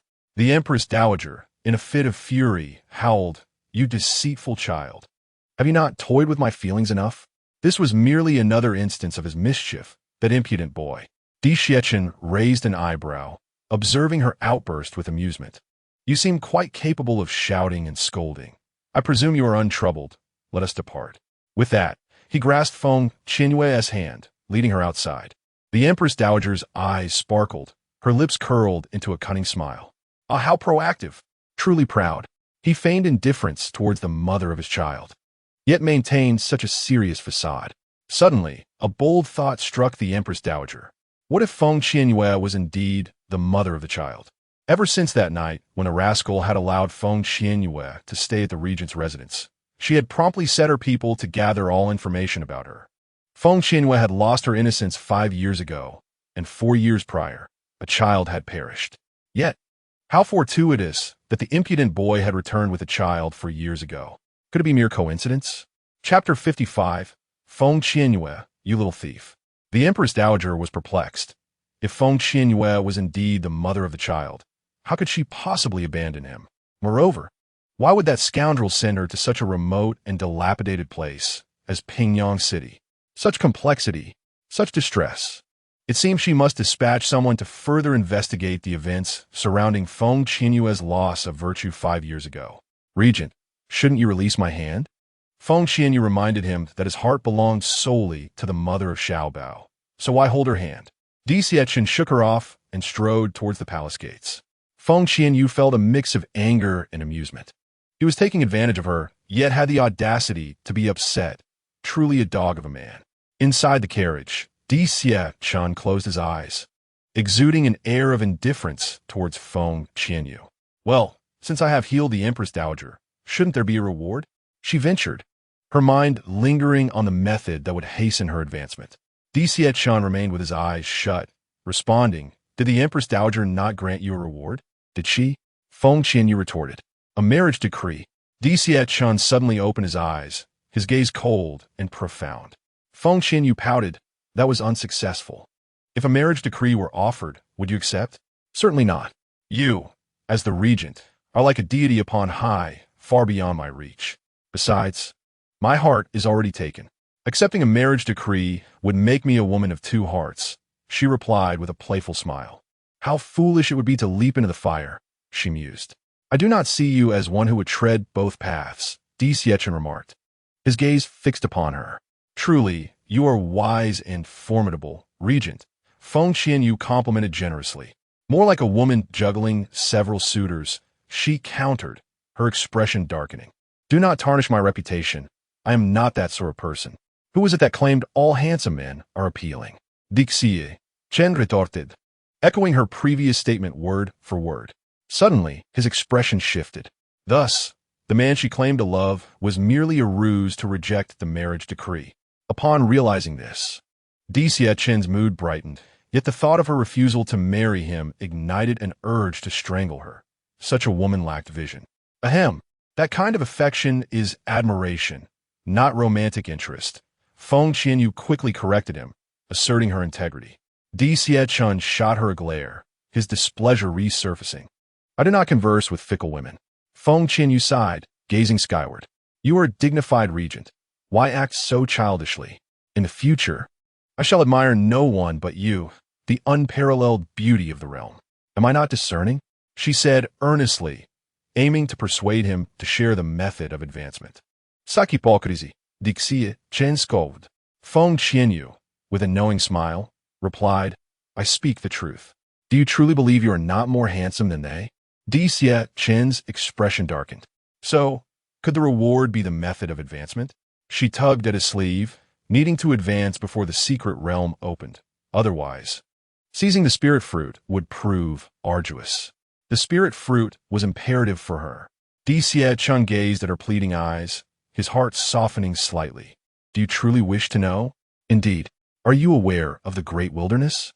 Is the method of advancement located there? Feng Qianyue's bright eyes sparkled with excitement. The great wilderness was renowned across the starry continent, rich in elemental energies, a prime location for cultivation. Not only was the Hall of Battle Gods situated there, but the 10 major sects also called it home. It was a place every aspiring young cultivator dreamed of. Do you dare to go? On the handsome face of Emperor Xie Chun lingered a smile that was neither fully formed nor entirely absent. Feng Qianyue raised her eyebrows, dismissing the matter with indifference. As long as there exists a way to aid my ascension, there is nothing I would shy away from. Her singular ambition was to grow stronger, ever stronger. The following day, Feng Qianyue entered the palace. Emperor Xie Chun had promised to escort her to the great wilderness, a journey that would take several days. She needed to conduct another health check on the Empress Dowager. Upon seeing Feng Qianyue, the Empress Dowager's face lit up with joy. Feng Qianyue found herself in a quandary, unsure whether to feel flattered or dismayed. The Empress Dowager's beaming smile resembled that of a mother-in-law delighting in her daughter-in-law, growing more satisfied with each glance. Logically, given her tarnished reputation, the Empress Dowager should have held disdain for her. Yet, she appeared intent on orchestrating a union between her and Emperor Xiechun. After greeting the Empress Dowager, Feng Qianyue stepped forward to pay her respects. The Empress Dowager kindly took her hand, saying, in the absence of outsiders, there is no need for such formalities. I have a strong premonition that we are destined to be family. Feng Qianyue felt a bit lost in the whirlwind of the moment. Typically, she considered herself quite astute, yet before the Empress Dowager, her composure faltered. In truth, you harbor no feelings for any man, do you? The Empress Dowager inquired knowingly. 5 years ago, you had no man by your side. Feng Qianyue replied, her face unwavering. I do, but he is merely the father of an ordinary girl. The Empress Dowager, with an air of sagacity, remarked, as the Empress Dowager, I have witnessed countless intrigues. 5 years ago, you were wronged and promptly faced a broken engagement. It is evident you were ensnared in a scheme. Feng Qianyue's lips twitched slightly. The Empress Dowager, perceptive and wise. Yet Feng Qianyue was not of the same ilk as the regent. She hoped the Empress Dowager would not forcibly bind them together. It is only through interaction that one can discern compatibility, and I shall not coerce you, nor will I petition the Emperor to grant you a marriage. After contemplating throughout the night, the Empress Dowager resolved to alter her approach. This girl seemed resistant to the notion of an arranged marriage. Thus it would be unwise to impose. Thank you, Your Majesty, Feng Qianyue replied, relieved by her words. She intended to embark on her own adventures, and any future encounters with Emperor Xiechun would be inconsequential. After a moment, Feng Qianyue exited the Xian Palace, offering the Empress Dowager 3 detoxifying pills to purge the lingering toxins from her body. Just as she left the palace, she spotted Di Lin Mu approaching with Feng, Shi Yao, and Su Bei Lin. Feng Qianyue, you little thief. Su Bei Lin stepped forward to block her path, her expression stern and accusatory. A thief? Feng Qianyue frowned. With her chin held high, Su Bei Lin proclaimed, Did you not learn that acupuncture technique from my master? Did I steal Master Chu's technique? Feng Qianyue laughed as if she had heard a jest. I witnessed my master use that very technique, and he stated he would teach it to no one. You must have stolen it. Beilin accepted the conviction. Feng Qianyue raised an eyebrow, relieved that Master Chu had not imparted that technique to Su Beilin. Otherwise, she would have found it utterly revolting. She had no desire for her unique skills to fall into the hands of such a mediocrity. Why don't you consider the possibility that your master learned from me? Feng Qianyue replied haughtily, her refined features exuding an air of cold disdain. Su Beilin's eyes widened in disbelief, her voice dripping with scorn as she retorted, "My master is Master Chu, and you are unworthy to even carry his shoes. Dreaming in broad daylight, are we? In the gentle light of the moon, Feng Qianyue. If you truly have been surreptitiously learning, then confess. Beilin is Master Chu Cheng's favored disciple. I shall persuade her to intercede on your behalf."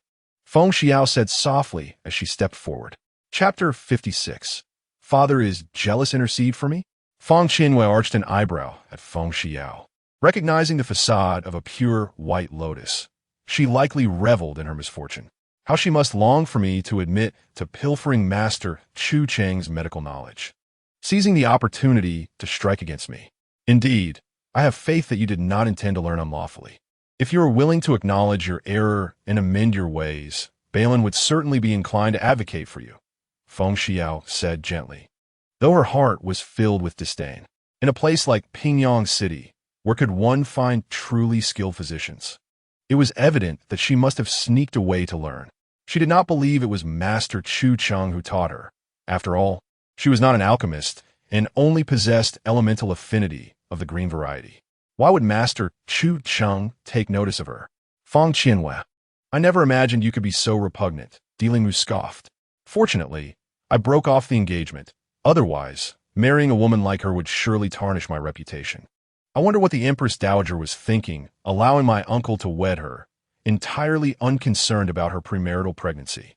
Feng Qianyue cast a haughty gaze over the three of them, boldly declaring, even if Master Chu Cheng pleaded with me to study medicine, I would hold him in contempt. With that, she turned to leave. Su Beilin's eyes widened like brass bells as she rushed forward in a fit of fury to block Feng Qianyue's path. What are you, to dare look down upon my master? Feng Qianyue scoffed. I would dare to speak such in front of Master Chu Cheng himself. Su Beilin's body suddenly radiated a fierce aura, her cold eyes flashing with murderous intent, though she did not dare to strike at Feng Qianyue here. The Empress Dowager seemed quite fond of her, and the Regent Prince trusted her. Step aside, Feng Qianyue said icily, her demeanor chilling and formidable. Su Beilin pressed her lips tightly together and had no choice but to retreat. After all, she lacked concrete evidence. Should she act against her in public, she would undoubtedly find herself at a disadvantage. Watching her retreating figure, a vicious glint flickered in Su Beilin's eyes. How dare a shameless wretch act so arrogantly before her? One day, she would make her kneel and beg for mercy. Senior sister, I never anticipated she would be so ungrateful. In the past, she would take things at home without acknowledgement and never admitted to it. Please do not be upset, Feng Xiao sighed, approaching with a sense of resignation. Su Beilin lifted her chin, mocking, so she is simply a habitual thief. At this moment, she was increasingly convinced that Feng Qianyue had indeed stolen her master's medical skills. However, Feng Qianyue had changed significantly. Perhaps she had not pilfered as suspected. Feng Xiao pondered thoughtfully. Xiao, you are defending her again. Just look at her attitude from earlier. She is utterly oblivious to her own shortcomings. Li Mu expressed his profound disdain. The mere thought of her achieving merit before the Empress Dowager and his father filled him with discontent. She was a woman he had rejected. If she continued to showcase her prowess, would it not be a slap in his face? Your Highness, Feng Xiao, bit her crimson lip. Su Beilin turned to her. Xiao, the new secret realm should soon be opening. We ought to return to the Hall of War Gods. Upon her return from a secret realm, we shall deal with Feng Qianyue accordingly. Very well, Feng Xiao beamed, eagerly anticipating the new secret realm, though the chance of acquiring the essence of battle would likely prove elusive. Reflecting on the challenge issued by Feng Qianyue, a sense of heaviness settled in her heart. She must find a way to seize opportunities for rapid advancement in the new secret realm.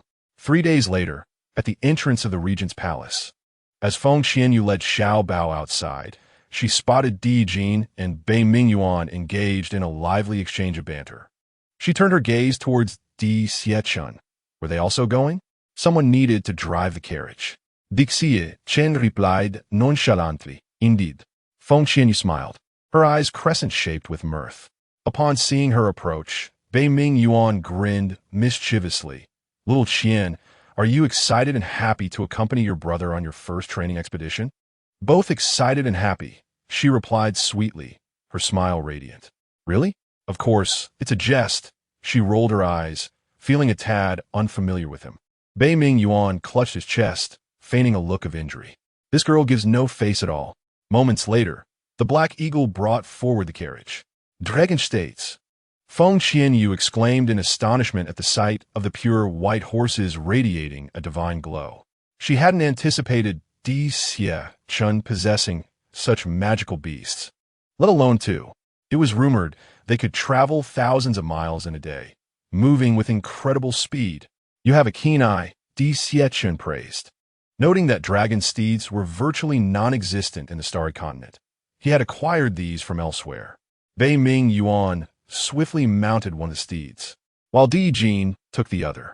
"Uncle is truly biased. Last time I asked to borrow a dragon steed, he refused.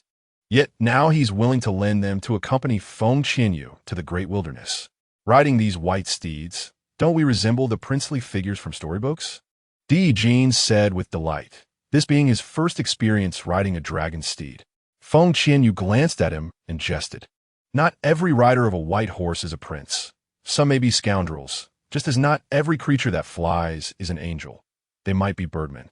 "Mother is correct," Xiao Bao chimed in with a smile. "That makes sense," Di Xiechun agreed, surprisingly. "Dai Yi Jin, by Mingyuan." There is no need for such insults. 8 days later, in the great wilderness, an expanse of limitless territory lay before them, with no discernible edges. This land boasted cities. Forests, lakes, swamps, grasslands, mountains, and rivers. Di Xiechun, in which direction lies the method of advancement you mentioned? Feng Qianyue inquired with a smile, recalling that the area was divided into 4 regions: east, south, west, and north. The dragon steeds proved their worth, traversing from the western side of the Starry Continent to the eastern side in just 8 days. A typical traveler would require at least a month for such a journey. "Devil's Valley," Di Xiechun uttered succinctly. Feng Qianyue's eyes sparkled with intrigue. "Is that the legendary valley inhabited by the 10 peculiar individuals?" "Yes, are you frightened?" Di Xiechun raised an eyebrow at her. "Frightened? The word fear does not exist in my vocabulary," she declared with confidence, her demeanor brimming with eagerness. Though she had not ventured extensively over the years, she had garnered considerable knowledge about the Starry Continent and found herself quite intrigued by the Devil's Valley. Di Xiechun's lips curled slightly. "You do possess some courage. I hope you won't be afraid when the time comes." "Don't worry, beautiful sister. I will protect you," Xiao Bao declared, patting his chest with a childish assurance. "Xiao Bao is truly wonderful," Feng Qianyue said, planting a kiss on his cheek. The cherubic face of the little darling was rosy and utterly adorable. The formidable Di Xiechun, with a countenance cloaked in darkness, thundered, "Who permitted you to kiss my son again?" "You never forbade me from kissing the little treasure," Feng Qianyue retorted, noting the chill in his demeanor, while her son radiated warmth like a little sun, undoubtedly resembling his mother. The little darling tugged at Feng Qianyue's sleeve and earnestly remarked, "Sister May, father is jealous. He is indeed quite proud. I am certain he harbors affection for you. Otherwise, he would not allow you to associate with us, nor would he have invited you into our home as a cook or permitted you to reside with us. In the past, he had never granted any woman such opportunities." Silence. Di Xiechun glared at him, feeling discontented at the sight of Feng Qianyue only kissing their son, though he would never admit it. "Father, are you feeling embarrassed and angry?" The little darling blinked his big, round eyes with an adorable smile. "It seems you are reluctant to venture to the Valley of Demons. Perhaps you should let Di Xiechun accompany you here while we wait," Di Xiechun said leisurely, his words laced with veiled threats. The little darling, with his bright, round eyes, obediently replied, "Father, I was wrong. Observing his son's submissive demeanor reminded Di Xiachen of Feng Qianyue's usual acquiescence. Their expressions, tones, and attitudes were strikingly similar. He recalled the moments on their journey, where Feng Qianyue sang and told stories to lull their son to sleep, stirring a soft spot deep within him. It was evident that their son was particularly joyful these days. He genuinely cherished Feng Qianyue, fully embracing her as his mother. He is still young. You should refrain from constantly threatening him to avoid causing psychological harm. Feng Qianyue admonished Di Xiachen with sincerity. The little darling nodded in agreement, snuggling closely to Feng Qianyue. Di Xiachen chuckled as if he had heard a joke. Do you know what nickname he has? Little Demon King? Feng Qianyue seemed to have heard of it. Indeed, he only bullies others. No one dares to bully him. You are the great Demon King. You will surely bully the little Demon King, Feng Qianyue stated earnestly. The little darling nodded in affirmation. Di Xiachen had no retort. Indeed, only he could bully his son. Outside the carriage, Di Xiachen smirked, realizing that even the invincible royal uncle had encountered a formidable opponent, as he was frequently silenced by Feng Qianyue's sharp retorts. Bei Mingyuan, fanning himself with a folding fan, observed the spectacle, noting that it was the first time he had witnessed Di Xiachen at a disadvantage in the presence of a woman. Truly, the eloquent Feng Qianyue was remarkable. As the path ahead became difficult for the carriage to navigate, Di Xiachen stored the dragon steed and the carriage within his spatial realm. Feng Qianyue was astonished. What kind of space could accommodate them all? Her spatial ring could not even hold living creatures, let alone such a large object as a carriage. The five of them proceeded on foot towards the Valley of Demons. What treasures could possibly exist in the Valley of Demons? Feng Qianyue could not help but inquire, her heart fluttering with excitement at the prospect of immediate advancement. Plead before me, and I shall reveal it, Di Xiachen said with a hint of arrogance. I beseech you. Feng Qianyue replied candidly, willing to indulge his little whims, for the thought of imminent advancement overshadowed any grievances. Little darling, Di Xiachen, in the depths of Beiming Abyss. This girl truly possesses a delightful charm. Were it anyone else, they would have been rendered speechless, yet she boldly uttered the words, I beg you, setting herself apart from other women. No wonder Ah Chan treats her with such distinction. Di Xiachen's lips curled in disdain as he remarked, weren't you supposed to be quite resolute? What I embody is the ability to be both yielding and steadfast, Feng Qianyue proudly declared. Ah, what a splendid ability to adapt. I have learned much, Bai Mingyuan mused, twirling the folding fan in his hand, a strong intuition stirring within him that this girl was destined for greatness. With a contemptuous grunt, Di Xiachen spoke of the tree of life within the Demon Valley, recalling that during his last visit, the divine fruits had yet to ripen, and now, by his calculations, the time had come. It is indeed the tree of life. Feng Qianyue exclaimed, her eyes sparkling with brilliance. She had her sights set on the life essence. If her second companion, the soul vine, consumed it, it would ascend to a higher tier, becoming even more formidable. It appears you are not as naive as you seem, Di Xiachen remarked with his usual sharp tongue. Your biting sarcasm is relentless. Must you always belittle me, you insufferable man? Feng Qianyue retorted, exasperated. Suddenly, a small entourage appeared ahead. A young woman clad in white rode upon a massive golden lion, trailed by a throng of individuals, including both guards and mercenaries, each mounted on their own steed. Listen well, you must procure the life divine fruit and the life essence for this princess, Yin Lin Lin commanded her followers. Yes, princess, they replied in unison. As Yin Lin Lin prepared to depart, she spotted Di Xiachen in the distance, her eyes lighting up at the sight of the strikingly handsome and regal man, particularly drawn to his innate aura of royalty. She steered her golden lion towards him. Young sir, are you also heading to the Demon Valley? Yin Lin Lin inquired, her gaze fixed on Di Xiachen, her heart racing. He replied curtly, a single word escaping his lips. Would you care to travel together? She invited, willing to offer him the life essence in exchange for the divine fruit, which she insisted must belong to her. Di Xiachen's expression remained impassive as he coldly questioned. Why should I accompany you? I can provide you with mounts, enabling us to reach the Demon Valley much faster. Many have likely already begun their journey there. If we delay, the divine fruit may be snatched away, Yen Lin Lin sweetly suggested. Suddenly, she cast a haughty glance at Feng Qianyue, her eyes filled with contempt. Feng Qianyue, she sneered. What an absurd expression she has. Di Xie Chun regarded Yen Lin Lin with a look of incredulity. Summoning his dragon steed and mounting one of the magnificent beasts, he turned to Feng Qianyue, his voice icy. Aren't you coming? Feng Qianyue blinked. But where is Xiao Bao? Sister may run. I shall ride with my cousin. Xiao Bao chimed in cheerfully, providing an opportunity for their father. Feng Qianyue. Di Xie scoffed. If you don't hurry, you can walk. With a twitch of her lips, she swiftly mounted the dragon steed, positioning herself behind him. She thought it wiser to avoid sitting in front, lest Di Xie grasp the reins, and it appear as though he were embracing her. Hold on tight to this, king, he reminded her. Feng Qianyue extended her hands to clutch his garments, ensuring her grip was secure. Are you certain? Di Xie asked, and with that, he signaled for the dragon steed to take flight. As Feng Qianyue uttered a single word, her body tilted backward, and in a moment of shock, she hastily extended her arms to embrace Di Xiechen's waist, pressing herself against his back. The howling winds rushed past her, the speed so intense that it felt as though she were traversing through time and space. Truly, he was a dragon steed. Di Xichen, can't you slow down just a bit? She implored, gripping him tightly, fearful of being flung away. A wicked smile curled at the corners of Di Xiechen's lips.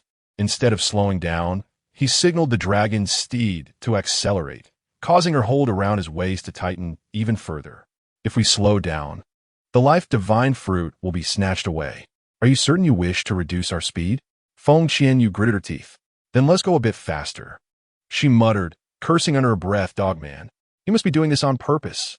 Consequently, she clung to his waist with all her might, as if to suffocate him. Di Xiechan wore a devilishly cunning smile. Even without seeing her face, he could sense her frustrated demeanor. Chapter 58. The life divine tree. Yen Lin Lin gazed at the two dragon steeds that had vanished in an instant, her eyes wide with exasperation as she signaled her team to pursue them immediately. Dragon steed? The only dragon steeds in the Starry Continent belong to the Regent of the Qinglong Empire. He is Di Xiechun, my idol. Yen Lin Lin felt a surge of excitement mixed with jealousy, astonished that another woman could ride alongside Di Xiechun. She was infuriated that this woman clung to her idol so tightly. She should have recognized him at first glance. No wonder he struck her as unparalleled and unique. It was unfortunate that she had never encountered Di Xiechun before, nor had she obtained even a portrait of him. Otherwise, she would not have spoken to him in such a manner. At the entrance of the Devil's Valley, the dragon steed gradually came to a halt. Will you not release this king? Di Xiechun remarked, casting a glance at the small hands tightly gripping his waist, with a charming glint in his eyes. Feng Qianyue did not immediately let go. Instead, she bit down hard on his back and retorted fiercely, Did you deliberately make the dragon steed gallop like that? Throughout their journey, her heart raced with anxiety, wishing to meld into him for fear of being thrown to the ground. Di Xiechun felt a sudden sting on his back, his lips twitching in surprise at her audacity to bite him. This king intended to bring you to the Devil's Valley sooner, yet you behave like a dog biting Lu Dongbin, failing to appreciate kindness and showing no gratitude. Feng Qianyue, with a malicious grip around his waist, pinched him hard. I trust you as far as I can throw you, you deceiver. She was not so easily misled, fully aware of his ulterior motives. In no time, the two dismounted from the dragon's steed. Shortly thereafter, Bei Ming Yuan and his companions arrived. Xiao Bao, let us depart, Feng Qianyue said, taking the little bundle of joy by the hand, completely disregarding Di Xiechun. However, the little one led her toward Di Xiechun, holding one hand with him and the other with her, cheerfully declaring, With father on my left and beauty sister on my right, I shall be safe. Oh, how he truly worried for this family. Feng Qianyue. Di Xiechun looked down at his son, their eyes meeting, and he bestowed a look of admiration upon him. Di Jin felt a bit flustered. Little Bao, even if no one holds your hand, you will be perfectly safe, won't you? Alas, poor me, devoid of companionship and care, sighed Bai Mingyuan with a desolate expression. Feng Qianyue turned to him, her face adorned with an innocent smile, suggesting, "You could let Di Jin hold your hand. After all, you are both solitary souls. Wouldn't it be nice to find warmth in each other?" "I would never hold his hand," Di Jin proudly declared, lifting his chin. "As if anyone would crave your touch," Bai Mingyuan retorted with a disdainful roll of his eyes. "I can see that you actually do crave it. Get lost. Look, you become furious out of embarrassment. I see you're asking for a beating," Bai Mingyuan responded, releasing his fighting spirit. Di Jin took off running, challenging. "Catch me if you can. If you have the guts, then don't run." Bai Mingyuan roared in anger, determined to teach him a lesson today. "Only a fool would stand still and let you hit him," Di Jin scoffed. Bai Mingyuan. Feng Qianyue, exasperated, thought of the two childish boys. Suddenly, an idea struck her mind uncontrollably, a dominant and a submissive, but both of them appeared more submissive in her eyes. In contrast, the imposing Di Xie-chun beside her radiated an aura of dominance. Upon entering the Devil's Valley, the five of them encountered a multitude of people, each a unique character, seemingly drawn to the place for the life, divine fruit. Feng Qianyue scanned the surroundings. She was unafraid of the young fighters. But the older ones were certainly at least at the King of Fighters level. Competing for the life, divine fruit against them would require cunning. Suddenly, she glanced at Di Xie-chun, her gaze flickering with curiosity. Would he lend a hand? Regardless, she decided to seize the moment when the opportunity arose. Having previously visited the Devil's Valley, Di Xie-chun was aware of the location of the life divine tree, and they soon approached its vicinity. Feng Qianyue observed the densely packed crowd ahead and felt a slight headache. Indeed, such treasures are not easily acquired. "Uncle, where is the life divine tree?" Di Jin asked, looking around, unable to locate the miraculous tree. Feng Qianyue desired the life divine fruit, while he could benefit from the life divine juice to bolster his health. "It's in the valley ahead," Di Xie-chun replied as he moved toward the throng. When they reached the valley's edge, they were met with a sea of people. Pushing through to the front, Feng Qianyue finally spotted a slender, ancient tree not far away, its entire being radiating a faint golden glow, clearly extraordinary. Is that the life divine tree? If not for the gentle golden light surrounding it, it would appear quite ordinary. She had imagined it to be colossal. Yet its current form sparked an impulse to uproot it and bring it home, envisioning daily indulgence in the life divine juice. With that thought, Feng Qianyue felt it was a feasible plan. Her Shenong ring could cultivate medicinal herbs, so growing the life divine tree would surely pose no challenge. "Little girl, you have many competitors," Bai Mingyuan teased, glancing at her with a smirk. Feng Qianyue squinted at him with a smile, retorting, "Who has been cooking for you these days?" "You. If you don't help me, do you even count as a person?" She replied with a smile that masked her seriousness. Bai Mingyuan's lips twitched slightly. Suddenly, someone uncontrollably dashed toward the depths of the valley, making a beeline for the life divine tree.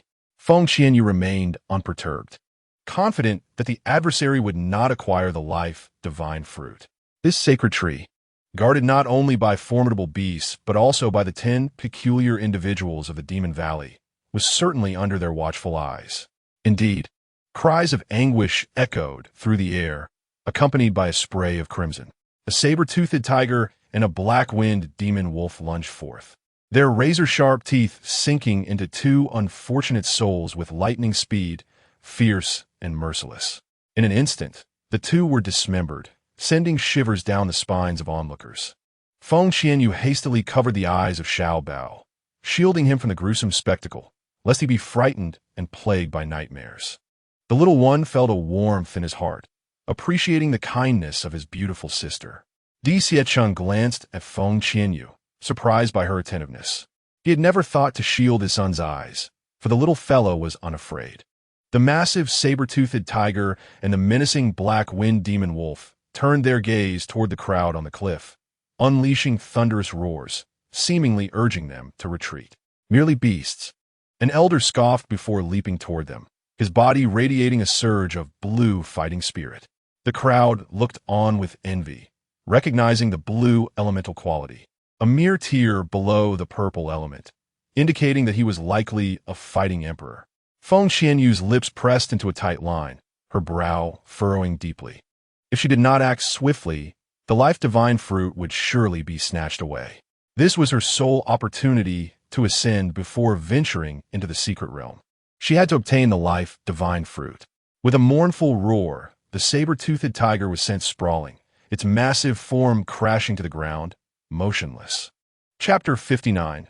The ruthless little one. Feng Qianyue's pupils constricted as one strike sent the saber-toothed tiger flying, only to hear another beastly roar as the black wind demon wolf also soared through the air. The elder emitted a triumphant laugh, striding confidently toward the life divine tree. Release the arrows. The life divine tree belongs to this princess. Lin commanded from her golden lion mount, aware that Di Xiechan was amidst the throng. Naturally, she aimed to impress him, believing that securing the life divine fruit and its essence would earn her his admiration. Her guards and mercenaries, spurred by her words, drew their bows and targeted the elder. The elder squinted, a derisive smirk playing on his lips as he regarded the incoming projectiles with utter calm. With a mere wave of his hand, a natural barrier of blue fighting spirit materialized before him, deflecting the glimmering arrows effortlessly. Lin's eyes widened in disbelief as she commanded, "Continue firing."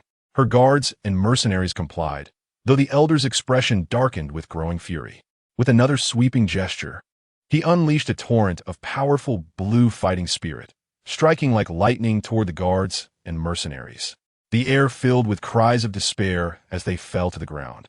Defeated, Lin felt a jolt of shock and frustration. The elder appeared formidable, having vanquished her entire contingent. This was intolerable. Just as the elder neared the life divine tree, an unexpected turn of events occurred. The life divine tree began to flee, its speed astonishingly swift. In an instant, the crowd erupted in excitement, each individual hurriedly taking off in pursuit of the tree of life. Feng Qianyue felt a twitch at the corner of her eye and swiftly followed suit. The little one, noticing her movement, scampered along with surprising speed. Di Xichen, Di Yijin, and Bei Ming Yuan raced after them, yet they soon found themselves separated as Feng Qianyue and the little bundle dashed ahead, the throng of people causing a chaotic dispersal. Feng Qianyue initially intended to chase the tree of life alone, but she hadn't anticipated the little one trailing her. Ultimately, she decided to carry him on her back, although it would hinder her speed. The thought of abandoning him for the sake of the tree of life was inconceivable to her. Suddenly, the crowd grew disorderly. Which direction did the tree of life go? To the left, it must be that way. I just saw a gleam of golden light. You're mistaken. It was clearly to the right. For heaven's sake, which way did it run? Listening to the frantic discussions ahead, Feng Qianyue's lips twitched in exasperation at the tree of life's clever deceit, obscuring its path and leaving everyone at a loss. Mother, to the left, the little one whispered in her ear. How do you know? Feng Qianyue asked, astonished. Intuition, he replied confidently. Without further ado, she sprinted to the left, as she was unsure of where to go, trusting the little one, her own lucky star. In the blink of an eye, the crowd scattered. Your Highness, Feng Qianyue and the little one are missing, Di Yijin exclaimed anxiously, worry etched on his face. It was the first time they had separated in such a large gathering. Shall we split up to search for them? Bei Ming Yuan suggested, his expression somber. Though he felt certain that Feng Qianyue would be all right, she was rather astute. Di Xiechun scanned the surroundings. I will head to the left. Before they could respond, he vanished in an instant. Feng Qianyue continued to run with the little one on her back, following his guidance diligently, until they arrived at a secluded area devoid of any presence. The silence surrounding them felt oddly unsettling. Mother, the tree of life is right here, the little one declared with conviction. Feng Qianyue surveyed the vicinity. Lush green grass, towering trees, and vibrant blossoms surrounded them. Yet the radiant tree of life was nowhere to be seen. Suddenly, she sensed something amiss beneath her feet. Numerous tendrils surged towards her with lethal intent. Feng Qianyue, unwilling to release the little one, summoned her second companion spirit, the vine spirit. The two spirits, rolling and ravenous, charged forth to fiercely combat the encroaching vines. In mere moments, the once menacing tendrils fled in disarray. "Mother, please set me down. I can run on my own," the little one urged, his voice sweet yet determined, wishing to alleviate her burden and assist her in locating the tree of life. "No, it's too perilous," she insisted. "I can protect myself. Please let me down quickly. I can find a tree of life, or it will escape again," he insisted anxiously. Hearing his plea, Feng Qianyue reluctantly set him down. The little one closed his eyes, and suddenly, a golden eye appeared at the center of his forehead. Feng Qianyue was taken aback. "Is that the legendary golden divine eye? What is this little one's true origin? Born with golden divine eyes, they are truly favored by the heavens." The little child suddenly opened his eyes wide and dashed toward the direction, embracing an utterly ordinary tree with fervor, exclaiming, "I've got you." Feng Qianyue was taken aback. Was that the tree of life? It appeared no different from any other tree. "Mother, come quickly. It's casting an illusion. My golden divine eyes can see its true form." The little child cried out, clinging tightly to the tree of life, determined to take it home and plant it. Feng Qianyue rushed over, scrutinizing the tree from top to bottom, yet found no fruit. The little child blinked and playfully kicked the trunk, declaring fiercely, "Reveal your true form at once, or I shall pluck all your leaves and leave you bare." A laugh escaped Feng Qianyue's lips. The little creature complied, eagerly pulling off the leaves, even taking a bite before disdainfully spitting it out. Tasty as he was, this glutton, under the relentless teasing of the little child and his companion, the ordinary tree revealed its true nature, shimmering with golden light. Feng Qianyue immediately spotted the fruit atop the tree, still half green and unripe. Legend had it that it needed to turn golden to be ready for harvest. "Look, the tree of life is over there," a loud shout echoed from a distance. Feng Qianyue, now flustered, reached to grasp the tree of life, intent on carrying it away.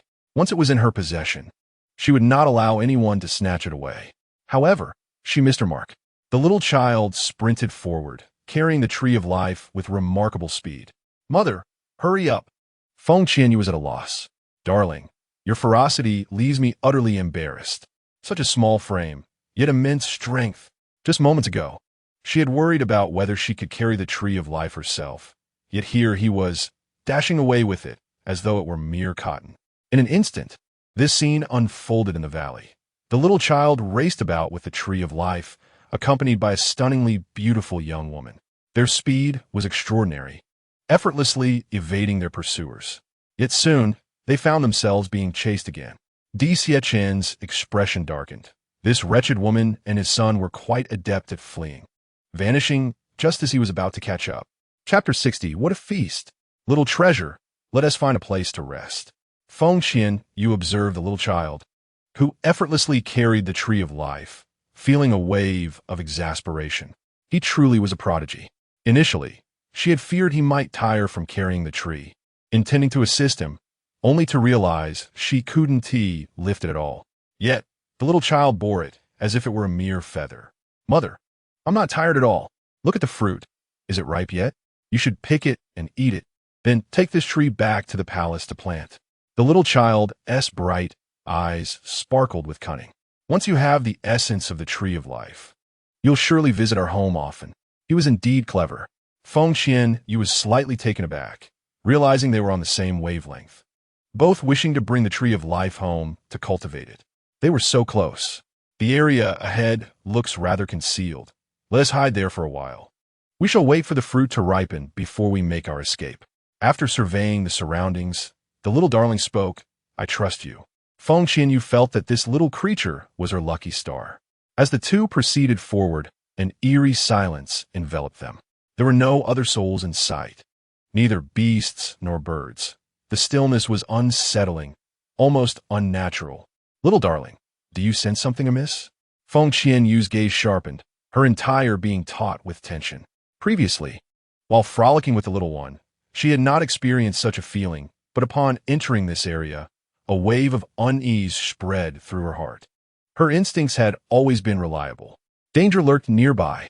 The little darling, bearing the life-divine tree, scanned the surroundings with his large, watery eyes, his cherubic face growing solemn. "Mother, be careful." He too sensed the ominous presence. Suddenly, a chilling and sinister laughter echoed through the air. Feng Qianyue swiftly shielded the little one behind her, her fierce eyes sweeping the vicinity before locking onto the northeastern direction, where she was certain someone lurked.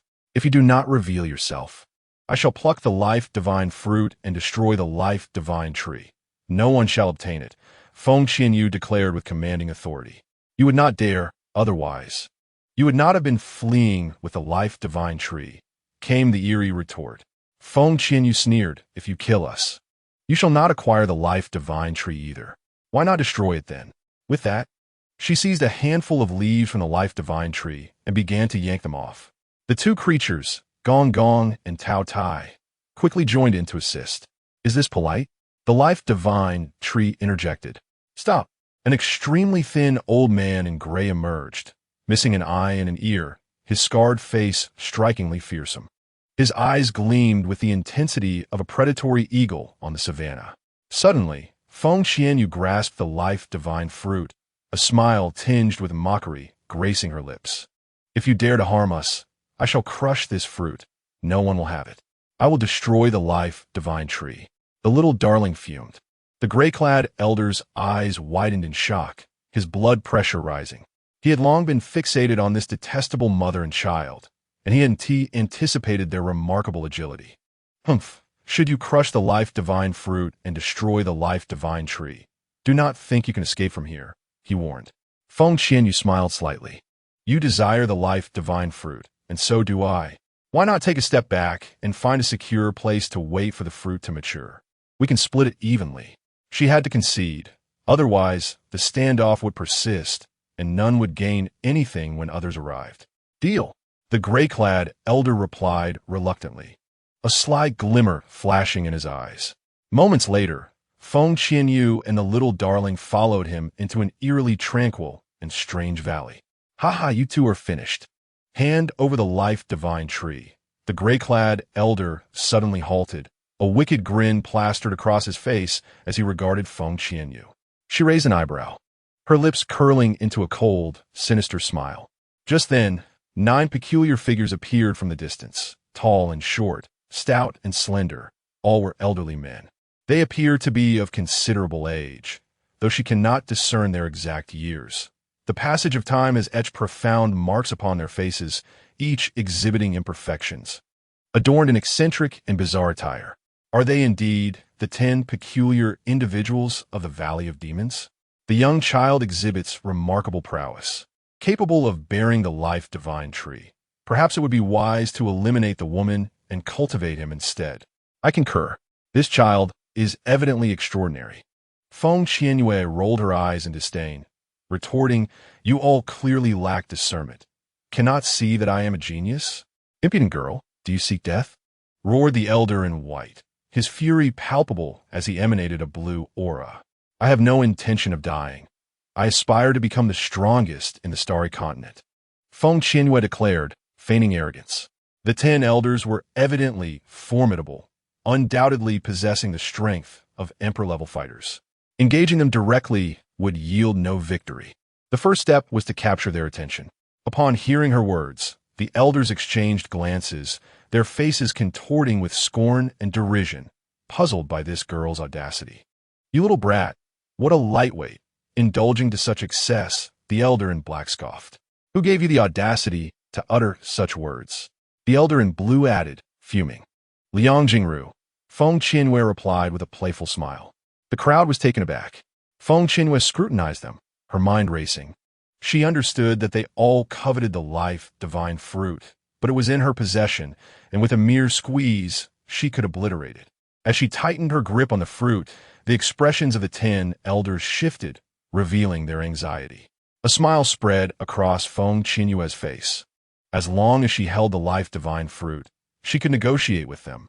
In truth, the life-divine fruit is minuscule, not sufficient for 10 individuals. Yet I possess a method to ensure each one receives a portion, guaranteeing its efficacy. What method do you propose? The elder in white snarled. Initially, they had intended to jointly claim the fruit and then duel for it, the victor claiming the prize. Should this audacious girl truly facilitate equal distribution, it would indeed be advantageous.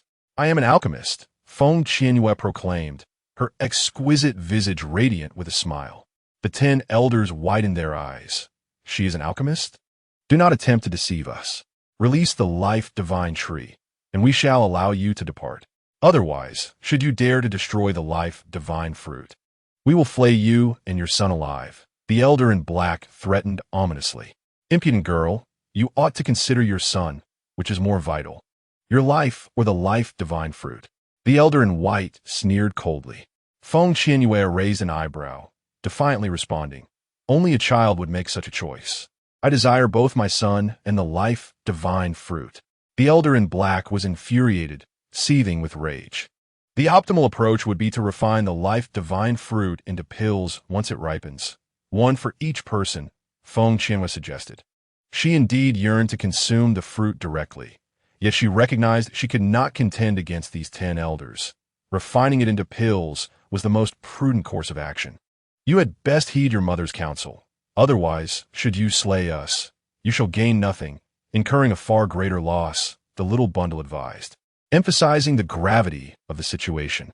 Forget it, forget it. He cannot possibly contend with them. How I wish the king were here. After much deliberation, the 10 elders resolved to grant Feng Qianyue an opportunity. On the grass, the little treasure clung protectively to the divine life tree. Feng Qianyue held onto the divine life fruit with an unwavering grip, her expression one of vigilant wariness, as though ready to crush it at the slightest advance from the elders. The elders were infuriated, unable to take action against her, feeling utterly constrained. Are you trapped in Demon Valley, unable to escape? A knowing smile graced Feng Qianyue's face, reminiscent of the mad elder from Pingyang City, who too was ensnared there. When she first encountered him, he was a lunatic, alternating between lucidity and madness, even mistaking her for his granddaughter. Over the years, he imparted much knowledge to her. One day, she would rescue him. What nonsense! The elder clad in black retorted, his displeasure evident. They were all formidable warriors at the emperor level, and naturally, they were loath to admit their predicament. It would be a disgrace. The little milk bun blinked innocently. Actually, it's not so bad if you admit it. Perhaps my mother could rescue you. Her? The elder in gray scoffed in disdain. If it weren't for the fact that the insufferable girl held the divine life fruit, they would find it easier to eliminate her than to crush an ant. Feng Qianyue smiled slightly, extending her left hand, revealing the 7 elemental energies floating in her palm. Is this sufficient? The little milk bun's eyes sparkled with astonishment, her expression one of pure wonder. Mother possesses the 7 elemental energies too, just like father. Wow, a genius paired with a genius. Tang Tian, this woman is indeed a genius. Rolling thunder, I knew I had an eye for talent. As the saying goes, a wise master saves 10 years of effort. The 10 elders' eyes widened in disbelief, immediately rubbing their eyes in disbelief. Had they conjured an illusion? 7 elemental energies, an unparalleled genius. Feng Qianyue swiftly withdrew her elemental display and, with sincerity in her gaze, declared, I am willing to reveal my talents as a gesture of goodwill. I intend to foster a good relationship with you. 10 emperor-level elders. If she could win them over, her backing would be formidable. Only a fool would oppose them. From the moment she discerned their extraordinary nature, she had devised a plan. Step 1. Boldly attract their attention. Step 2. Reveal her status as an alchemist. Step 3. Showcase her extraordinary talents. She could hardly believe they would remain unmoved. While revealing her talents too early before certain families could invite peril, these 10 elders were different. They were trapped in Demon Valley and would undoubtedly yearn to escape. Discovering such a talent as hers would surely incite their interest, given that their hopes of freedom rested upon her. What do you desire? The elder in black's eyes gleamed with intensity. He had to concede that this girl possessed both courage and intelligence, daring to speak and act boldly. They had languished in Demon Valley for far too long, dreaming of escaping this wretched place. Countless individuals had ventured here, either defeating them, escaping, or being killed. Today, they encountered a girl so audacious and presumptuous. However, it was clear that she was indeed extraordinary, not only an alchemist, but also a master of all 7 elemental energies. They were utterly astounded.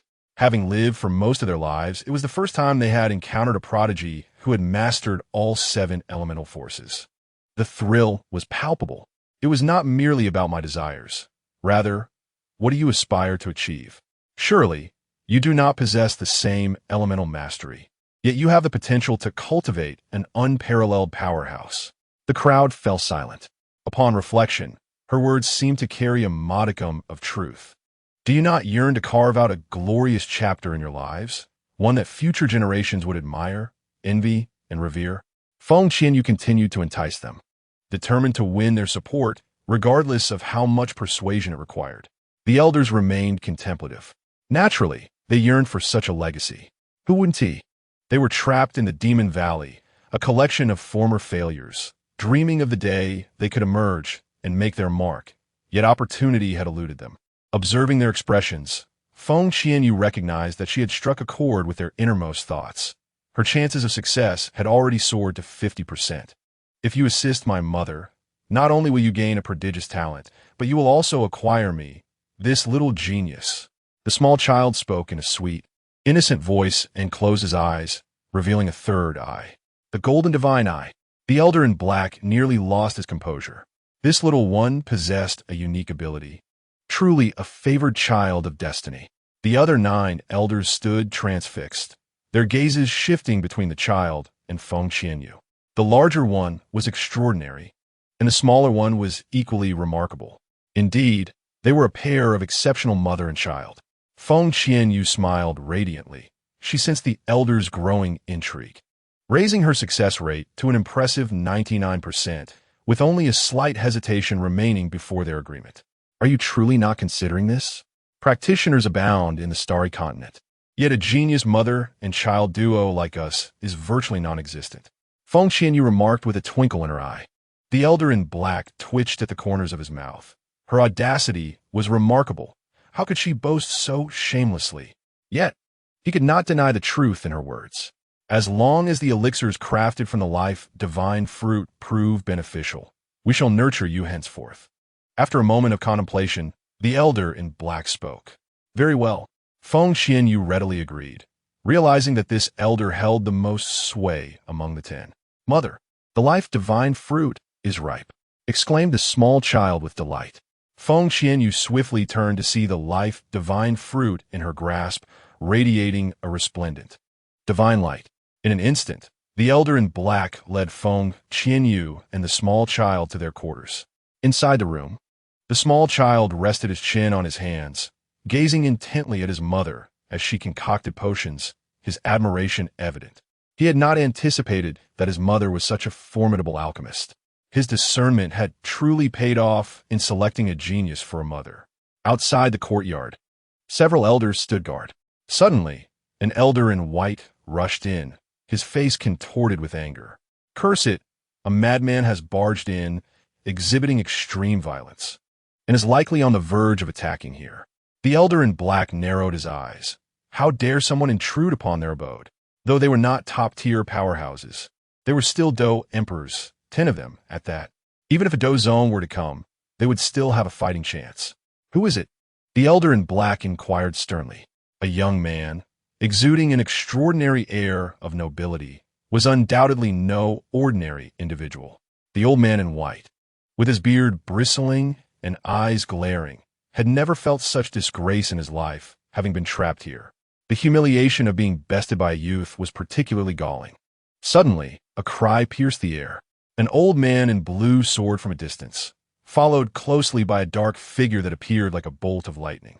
Upon stabilizing himself, the man radiated an imposing aura of sovereign authority, his brows and eyes reflecting an arrogance that seemed to look down upon the world. Where are my son and woman? The chilling presence of Di Xietchen emanated a sense of lethal intent akin to death itself. He was aware that they belonged to the top 10 oddities of the Demon Valley.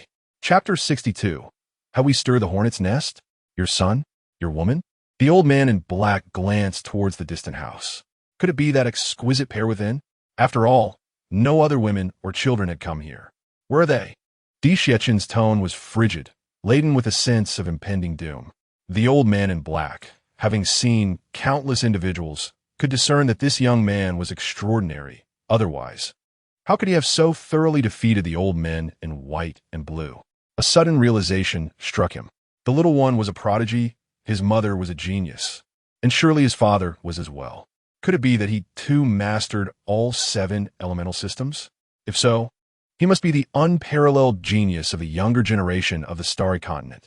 Di Xiechun. Instantly, his pupils contracted. Heaven help us! This family of 3 was composed entirely of extraordinary talents. Should they desire to dominate the starry continent, it would merely be a matter of time. He felt an overwhelming sense of gratitude for having granted Feng Qianyue an opportunity. Otherwise, they would undoubtedly regret it for a lifetime. Inside the room, as alchemical concoctions were being brewed, the old man in black retracted his hostile demeanor, a rare smile gracing his face. The other 9 old men looked on in bewilderment. This fellow actually smiled. Di Xiechun cast a cold glance at them before striding towards the distant house. Are we not to engage?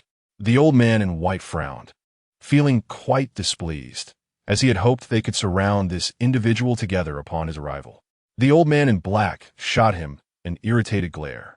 Do you even know who he is? Di Xiechun, a genius who has mastered all 7 elemental systems.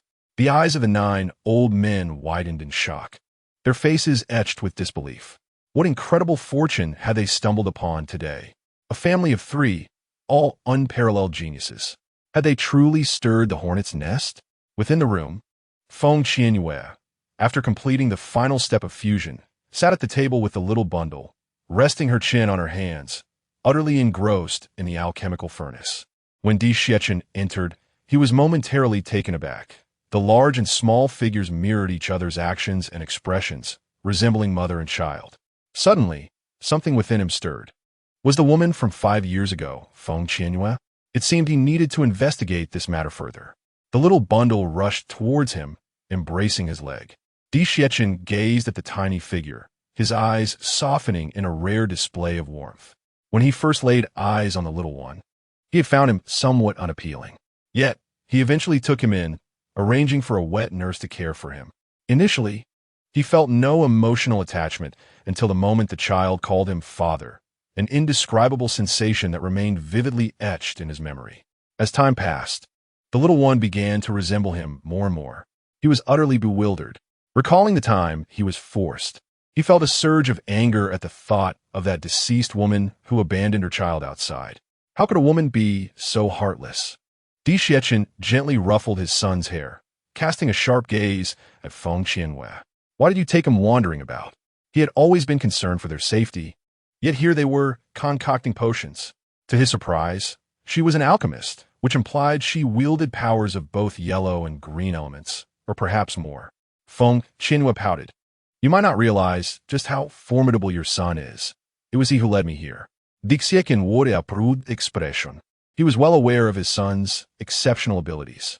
Feng Qianyue glanced at him and recounted how the little bundle had sprinted with the sacred tree of life, mentioning his golden divine eyes, and casually brought up her plan to recruit 10 elders. Di Xiechun's lips twitched. This woman was audacious, daring to think and act so boldly.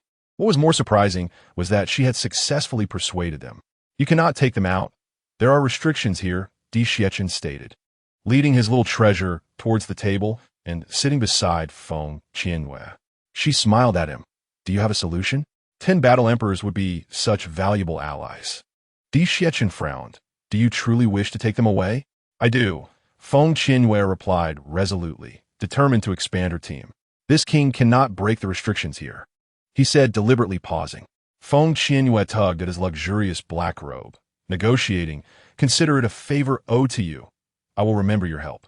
Is that so? This king fears you might be as unwilling as last time. When you were reluctant to be a cook, Di Xiechun recalled just how unwilling she had been then. Feng Qianyue felt a bit embarrassed, assuring him, I will not be, as long as you do not propose any outlandish conditions. She couldn't shake the feeling that she was digging her own grave. Whatever comes, I shall face it. Who is afraid of whom? Asatisfeids my grace, the xicanes lips. In truth, there were ways to unlock the restrictions, but they were not in a position to achieve that together. From the moment he first stepped into the Demon Valley, he had known it was sealed by powerful barriers. What is needed? A divine artifact. Feng Qianyue furrowed her brow. While spiritual artifacts could be relatively easy to obtain, divine artifacts were not so readily available. You might have the chance to acquire a divine artifact in the new secret realm, Di Xiachen remarked leisurely. I will find a way to locate a divine artifact, Feng Qianyue replied, a spark of excitement igniting within her. Over the years, she had tirelessly searched for divine artifacts, yet had come up empty-handed. She was taken aback that Di Xiachen provided her with such information so swiftly. Suddenly, he seemed increasingly agreeable, and she had to concede to his prowess. Why did it seem as though he knew everything? Indeed, he had the confidence that came with his strength. Di Xiachen doused her enthusiasm with a splash of cold water. Do you think divine artifacts are so easily found? I understand they are rare. But what if I'm fortunate enough for one to come to me? Feng Qianyue consoled herself, her heart heavy with doubt. Such fortunate events were unlikely to happen to her. She was merely a jinx. Otherwise, she would not have missed out on opportunities during her previous trips to secret realms. Just thinking about her upcoming venture into the new secret realm left her feeling anxious, fearing unforeseen circumstances might lead to missed opportunities. Feng Qianyue swiftly approached the alchemical furnace upon hearing a delicate sound emanating from within. After a brief pause of 10 seconds, she gradually opened the furnace, allowing its temperature to decrease before extracting the numerous pills contained inside. The room was soon suffused with an enchanting fragrance. Mother, you are truly remarkable, producing so many pills in one go, exclaimed the little one, his face alight with wonder, having observed that other alchemists typically manage to create only a single pill at a time. Feng Qianyue smiled gently, explaining that such basic pills were relatively easy to concoct. Here, consume this. It will enhance your strength, she added, offering him one. The little one accepted the pill, savoring it as if it were candy. Feng Qianyue quickly followed suit, consuming one herself, and then filled a vial with 10 pills, leaving 3 more to hand to Di Xiachen. These are for the 3 of you, as you all came together. However, Di Xiachen declined, asserting, I have no need for them. Then I shall have another. Feng Qianyue replied, retrieving another pill. The old man in black and his companions, after receiving their pills, consumed them without hesitation. Concerned that the effects of the pills might not be sufficient, Feng Qianyue prepared to extract the divine sap from the Tree of Life. Chapter 63. Was the man from that night Di Xiachen? Feng Qianyue deftly grasped a dagger and swiftly extracted the divine sap, the crystalline liquid exuding a subtle woody aroma that was tantalizing to behold. Suddenly, the Tree of Life began to thrash about. Who is the madman inflicting pain upon me? It roared in fury, its leaves rustling ominously in displeasure. Feng Qianyue, dagger in hand, was taken aback. How can you speak? I have always been able to speak. It was merely dormant until you, that deranged woman, awakened me with your blade. The Tree of Life bellowed in annoyance. Perhaps you should express gratitude for my awakening you. Otherwise, you would remain a mere tree consciousness, incapable of speech. Feng Qianyue replied with a sly smile, gracing her delicate features. The Tree of Life pondered.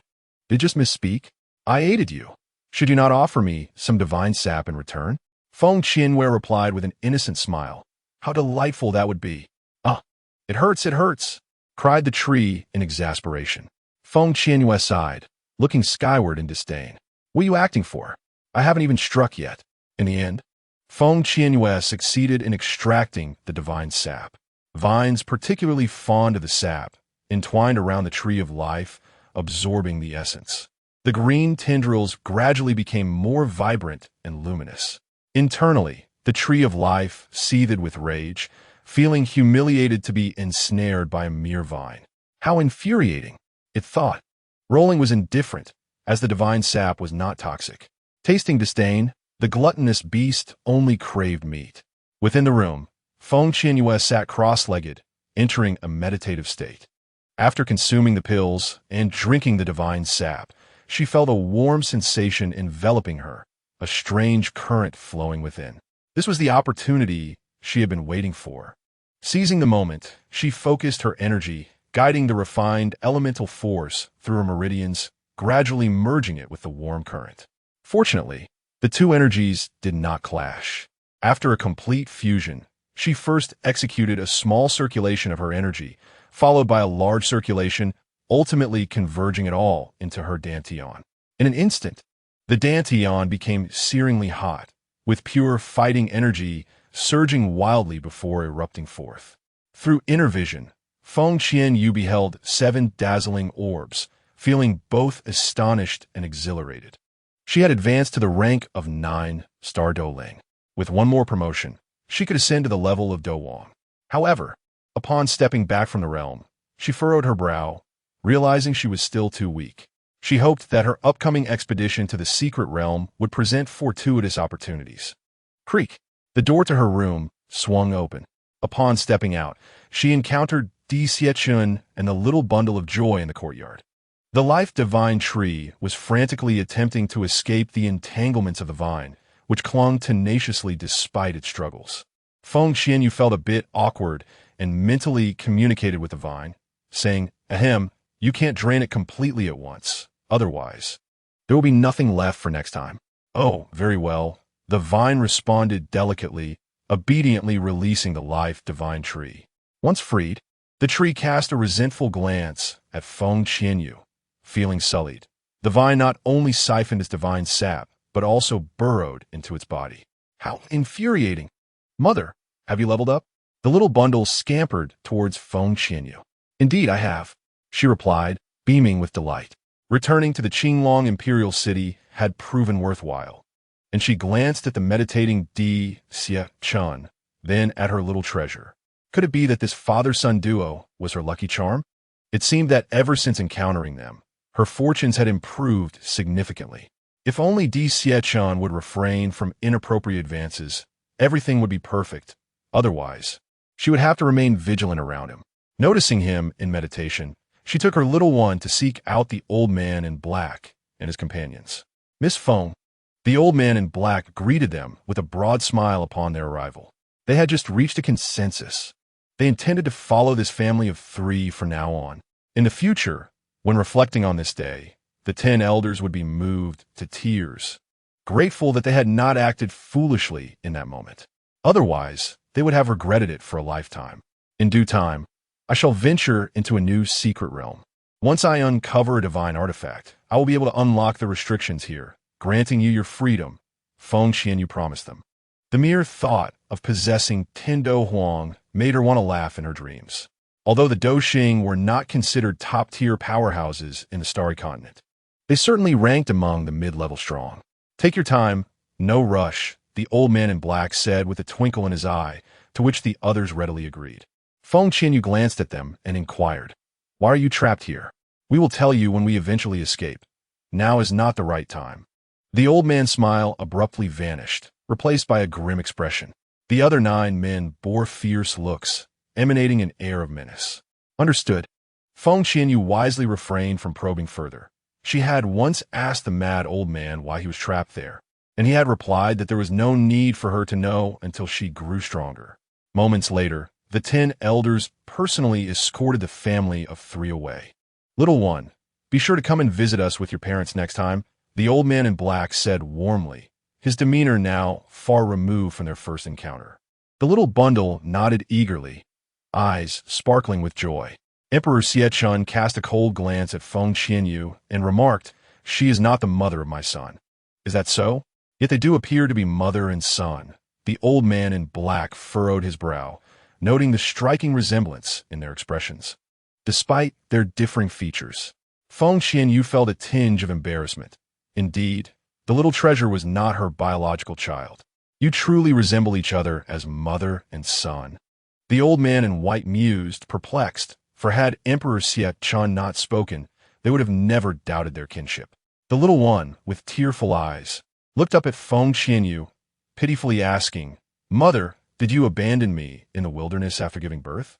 He desperately wished this were true, for then the beautiful sister would indeed be his mother. He would not blame her for abandoning him. Surely she had her reasons. Feng Qian, you shook her head. My son passed away shortly after birth 4 years ago. I buried him myself. The grass on his grave must be over a meter tall by now. Each year on his birthday, she would visit him. The little one, along with the others, was taken aback. A flicker of unusual light passed through Emperor Xiechun's eyes as he inquired, Feng Qianyue, did you commit any misdeeds 5 years ago? No, she replied instantly, knowing she could not confess that she had taken advantage of a man in a desperate bid for survival. Wait, what did he mean by that question? Could it be that the man she had taken advantage of that night was Emperor Xiechun? How terrifying! Yet, it seemed implausible that someone as formidable as him could have been overpowered. Moreover, what were the odds? If that were the case, then the little one would indeed be her son. However, she had personally buried her child 4 years ago, and she was certain he had no breath of life left in him. Emperor Xiechun pressed his thin lips together, a surge of agitation rising uncontrollably within him. What was he truly hoping for? Why did he still harbor the extravagant hope that the woman from that night was Feng Qianyue?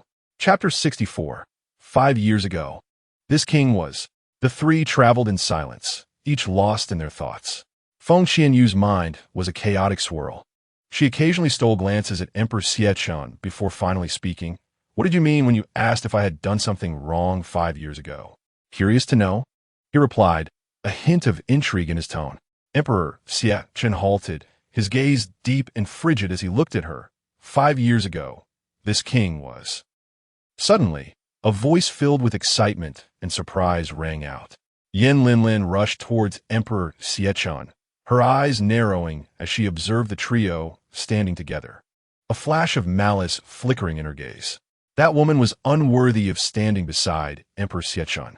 What infuriated her further was the fact that this wretched woman had allowed Emperor Xiechun's son to roam freely, potentially benefiting from the life divine tree. Where were the fruits of the life divine tree? What the life divine essence? Had she claimed them all? The guards and mercenaries quickly followed Yin Linlin. Others nearby recognized Feng Qianyue and the little treasure, rushing over with furious expressions. With so much time passed, could she have consumed the life divine fruits? Regent, I am Yin Linlin, the princess of the Zhuke Empire, she declared boldly once she reached them, her sparkling eyes fixated on Emperor Xiechun, her heart fluttering. What is it? Emperor Xiechun's face bore a cold indifference, repelling any approach. Yin Linlin initially believed he would disregard her, but she suddenly chuckled. I apologize for not recognizing you earlier. Have you acquired the Tree of Life? Her voice was neither too loud nor too soft, but sufficiently audible for those around her. Everyone present was aware that Feng Qianyue had taken the Tree of Life along with the young heir, and she aimed to direct the animosity towards Feng Qianyue, inciting a collective effort against her. In an instant, all eyes were fixed upon Feng Qianyue, their gazes sharp enough to seem as if they would rend her apart. The Tree of Life was no ordinary spirit tree, and the fruits it bore were not mere spiritual fruits, but divine ones, rumored to grant elevation upon consumption. You vile girl, surrender the divine fruit of life. If you relinquish both the fruit and the Tree of Life, we shall allow you to leave. You, a mere girl, are unworthy of consuming the divine fruit of life. The crowd vocally condemned Feng Qianyue, their murderous intent palpable, as if to declare that should she fail to present the divine fruit, her demise was inevitable. Di Xiechun had never surrounded himself with women. He would undoubtedly not extend his assistance to her. Observing the grotesque expressions of those distant figures, a mocking smile graced Feng Qianyue's lips. In her previous life, due to the Shinnong Ring and the Yin-Yang medical canon, she had been besieged by a multitude. She had resolutely refused to part with those treasures, even unto death. Little did she know that her self-detonation would lead her to a complete rebirth. I have already consumed the divine fruit of life. Perhaps by tomorrow, my father will exude its essence. Would you care to feast on excrement? Feng Qianyue remarked with a playful grin. Di Xiechun, this woman. The young heir appeared bewildered. Yin Linlin rolled her eyes internally, branding her as an uncultured woman for uttering such repulsive words. The crowd seethed with anger, their fierce glares seemingly wishing to tear her to shreds. They were resolute that she would learn the consequences of provoking them. Just as they began to unleash their fury, 10 elderly figures suddenly approached from a distance, each adorned in peculiar attire, their expressions fierce and menacing, exuding an aura of death as if they had emerged from the depths of hell. It's them, the 10 oddities. Someone stammered. Why have they come? Fool! They are undoubtedly here for the divine fruit of life. Vile girl, do you know who they are? The 10 oddities of Demon Valley. If you have any sense, quickly produce the tree of life, or your fate is sealed. The speaker relished the misfortune. They could not obtain the divine fruit, nor would they allow this detestable girl to have it. Yin Linlin turned to Di Xiechun, smiling. Regent, the 10 oddities have come for the divine fruit, and the tree of life is in her possession. We should separate from her. The young heir huffed. Aunt, my father would never abandon my mother. Aunt? Yin Linlin nearly erupted, but restrained herself. You insolent child. Just wait until I become your stepmother. Then you shall see. Mother? Yin Linlin's eyes widened in disbelief. She is my mother, the young heir said, nuzzling against Feng Qianyue's leg. With the beautiful sister-son gone, he would henceforth be her son, ensuring that he would care for and protect his mother. Regent. Yin Linlin bit her crimson lip, tears welling in her eyes. It is rumored that Di Xiechun is indifferent to women. Why does this wretched woman occupy his side? She is my woman. Emperor Xie Chan domineeringly wrapped his arm around Feng Qianyue's shoulders. Regent Wang, have you lost your senses? Why are you inciting animosity against her?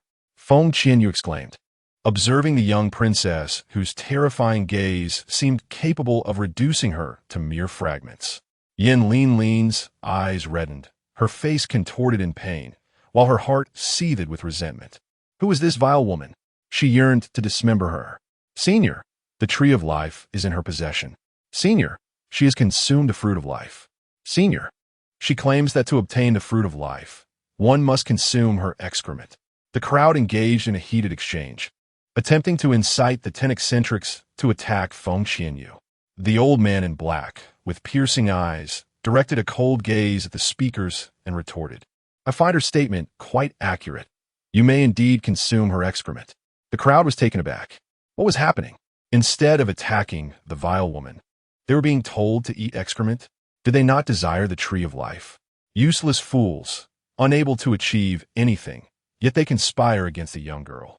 We shall not engage in such foolishness, the old man in white declared, stroking his beard with righteous indignation. Young lady, depart with confidence, should they dare to harm you. I shall strike them down with a single blow, the old man in black growled fiercely. The crowd was left dumbfounded. This was not how events were supposed to unfold. They had anticipated witnessing the 10 eccentrics deal with the vile woman. Feng Qianyue glanced at the old man in black, a forced smile on her lips as she turned her gaze to Emperor Xiechun, her eyes seemingly imploring him to remove his hand. Emperor Xiechun then took her hand in his, with his other hand grasping his son, and elegantly departed. Feng Qianyue wore an expression of exasperation. What was this man up to? Watching them depart hand in hand, Yin Linlin stomped her foot in fury, her expression twisted with rage. Investigate. I want to know everything about her within 3 days. Yes, the guards replied in unison. At that moment, a girl in green rushed forward. Princess. Her name is Feng Qianyue, the eldest daughter of the Feng family from the Azure Dragon Empire. 5 years ago, she was involved with a stranger and was subsequently jilted by the crown prince. Upon finishing, Chu Bingruo glared hatefully at Feng Qianyue's retreating figure. The last time in the Black Abyss forest, this vile woman not only snatched the iron tree's flower, but also poisoned her. How could she possibly let this go?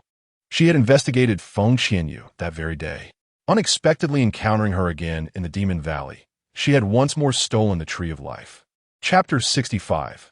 The woman who gave birth to the young heir appears. Damn Feng Qianyue. How dare a loose woman compete with me for a man? Yin Linlin's eyes glimmered with malice, her exquisite face marred by disdain. Chu Bingruo chuckled inwardly. While she was not yet bold enough to confront Feng Qianyue directly, she could certainly incite Yin Linlin to act, being the most beloved princess of the Vermilion Bird Empire. Arrogant and overbearing, those who provoked her seldom met a favorable end. Feng Qianyue was doomed. Emperor Xiechun, will you not release my hand? Feng Qianyue attempted to withdraw her hand, but he stubbornly held on, leaving her perplexed. Noticing her unwillingness, Emperor Xie Chun coldly released her grip. Gaining her freedom, Feng Qianyue sighed in relief. Why did you publicly declare me as your woman? Please do not tarnish my reputation. You still possess a reputation? Emperor Xie Chun retorted sharply. Feng Qianyue, you ungrateful woman, he growled through clenched teeth. His handsome visage darkened with fury. In that moment, he instinctively spoke out, wishing to convey to those present that Feng Qianyue was opposing him. She gazed at him, questioning, Why do you protect me? Is it not natural for a prince to safeguard you, considering you healed my mother and my son adores you? He retorted with indignation, his heart aflame with frustration. He could not openly admit, Woman, you have captured my attention, for she was the very one who consistently vexed him and challenged him. Yet, despite this, he felt compelled to defend her. Is it the only reason? Feng Qianyue inquired seriously, momentarily perplexed by Di Xiechen's intentions. If he had feelings for her, he had a mother for the child he cherished. If he did not harbor affection, his actions often led to misunderstandings. None whatsoever, Di Xiecchen replied haughtily. Feng Qianyue chuckled lightly. I appreciate your protection, but refrain from any intimate gestures in the future, and do not refer to me as your woman. Di Xiecchen narrowed his eyes dangerously, an aura of menace surrounding him. What did she mean? Did she truly wish to sever their connection? Your Highness, we have finally found you. Suddenly, Di Yejin and Bai Mingyuan rushed over from the distance, both panting heavily. After becoming separated, they had reunited and, having heard of Feng Qianyue carrying the Tree of Life with her child, had attempted to pursue her, but ultimately lost track. Di Xiecchen cast a cold glance in their direction and tossed them a porcelain vial, stating, This contains the elixir made from the fruits of the Tree of Life. With that, he took the child by the hand and began to walk towards the outskirts. Feng Qianyue observed their retreating figures, pressing her lips together. She hoped he would not act recklessly again. Have you two quarreled? Bai Mingyuan asked with a knowing smile. Not at all. Feng Qianyue shot him an annoyed glare. Bai Mingyuan leaned closer, grinning mischievously. I have known him for over a decade. I can sense his anger. Do not be deceived by his icy demeanor. He is quite easy to appease. Feng Qianyue stroked her chin, finding herself somewhat in agreement. Di Xiecchen was indeed a proud enigma. Though he often spoke sharply and claimed he would not assist her, he invariably came to her aid when it mattered. Yet why was he upset? She had not spoken falsely. He need not compromise his reputation to protect her. After all, she was a woman of ill repute. They say women are complex, but men can be just as intricate. 8 days later, in the Azure Dragon Imperial capital, Regent, you may return to the manor. I wish to visit the Feng family. Feng Qianyue stated, addressing Di Xiecchen, who sat opposite her. Throughout the journey, he had not uttered a single word beyond what was necessary. Perhaps this silence was preferable. Their relationship had never been particularly amicable, merely one of mutual benefit. Di Xiecchen opened his eyes to glance at her, and then the carriage came to a halt. Mother, I will wait for you at home, the little one said with a sweet smile. Though he felt a heaviness in his heart, he remained silent. The emotions of adults were indeed complicated. Feng Qianyue reached out to stroke his head. Home. That was their home, not hers. She was merely staying temporarily. After disembarking from the carriage, she took a moment to reflect. Feng Qianyue made her way towards the Feng residence.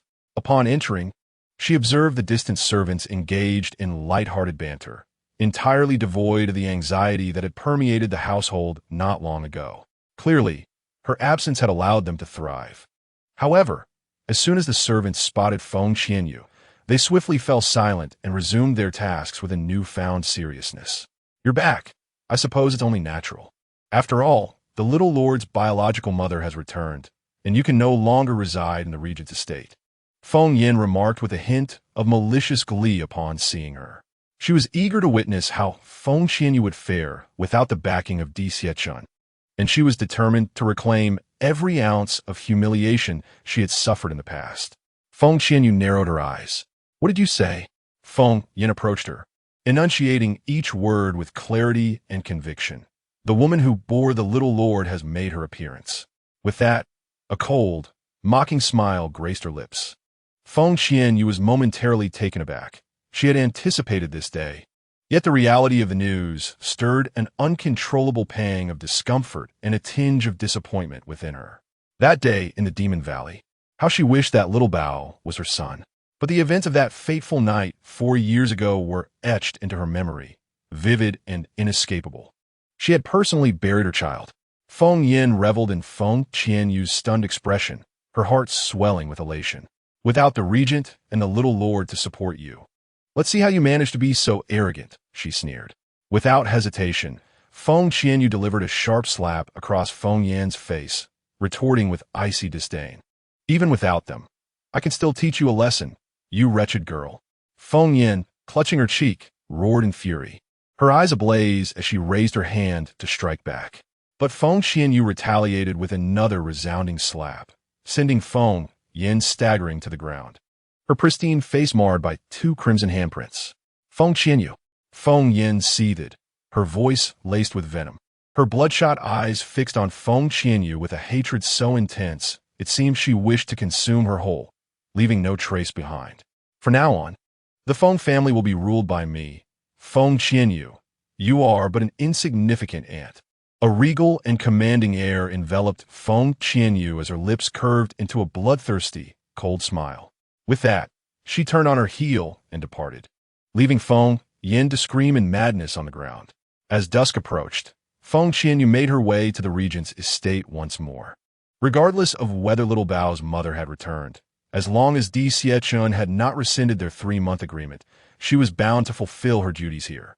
Upon entering the estate, she was met with a myriad of complex gazes.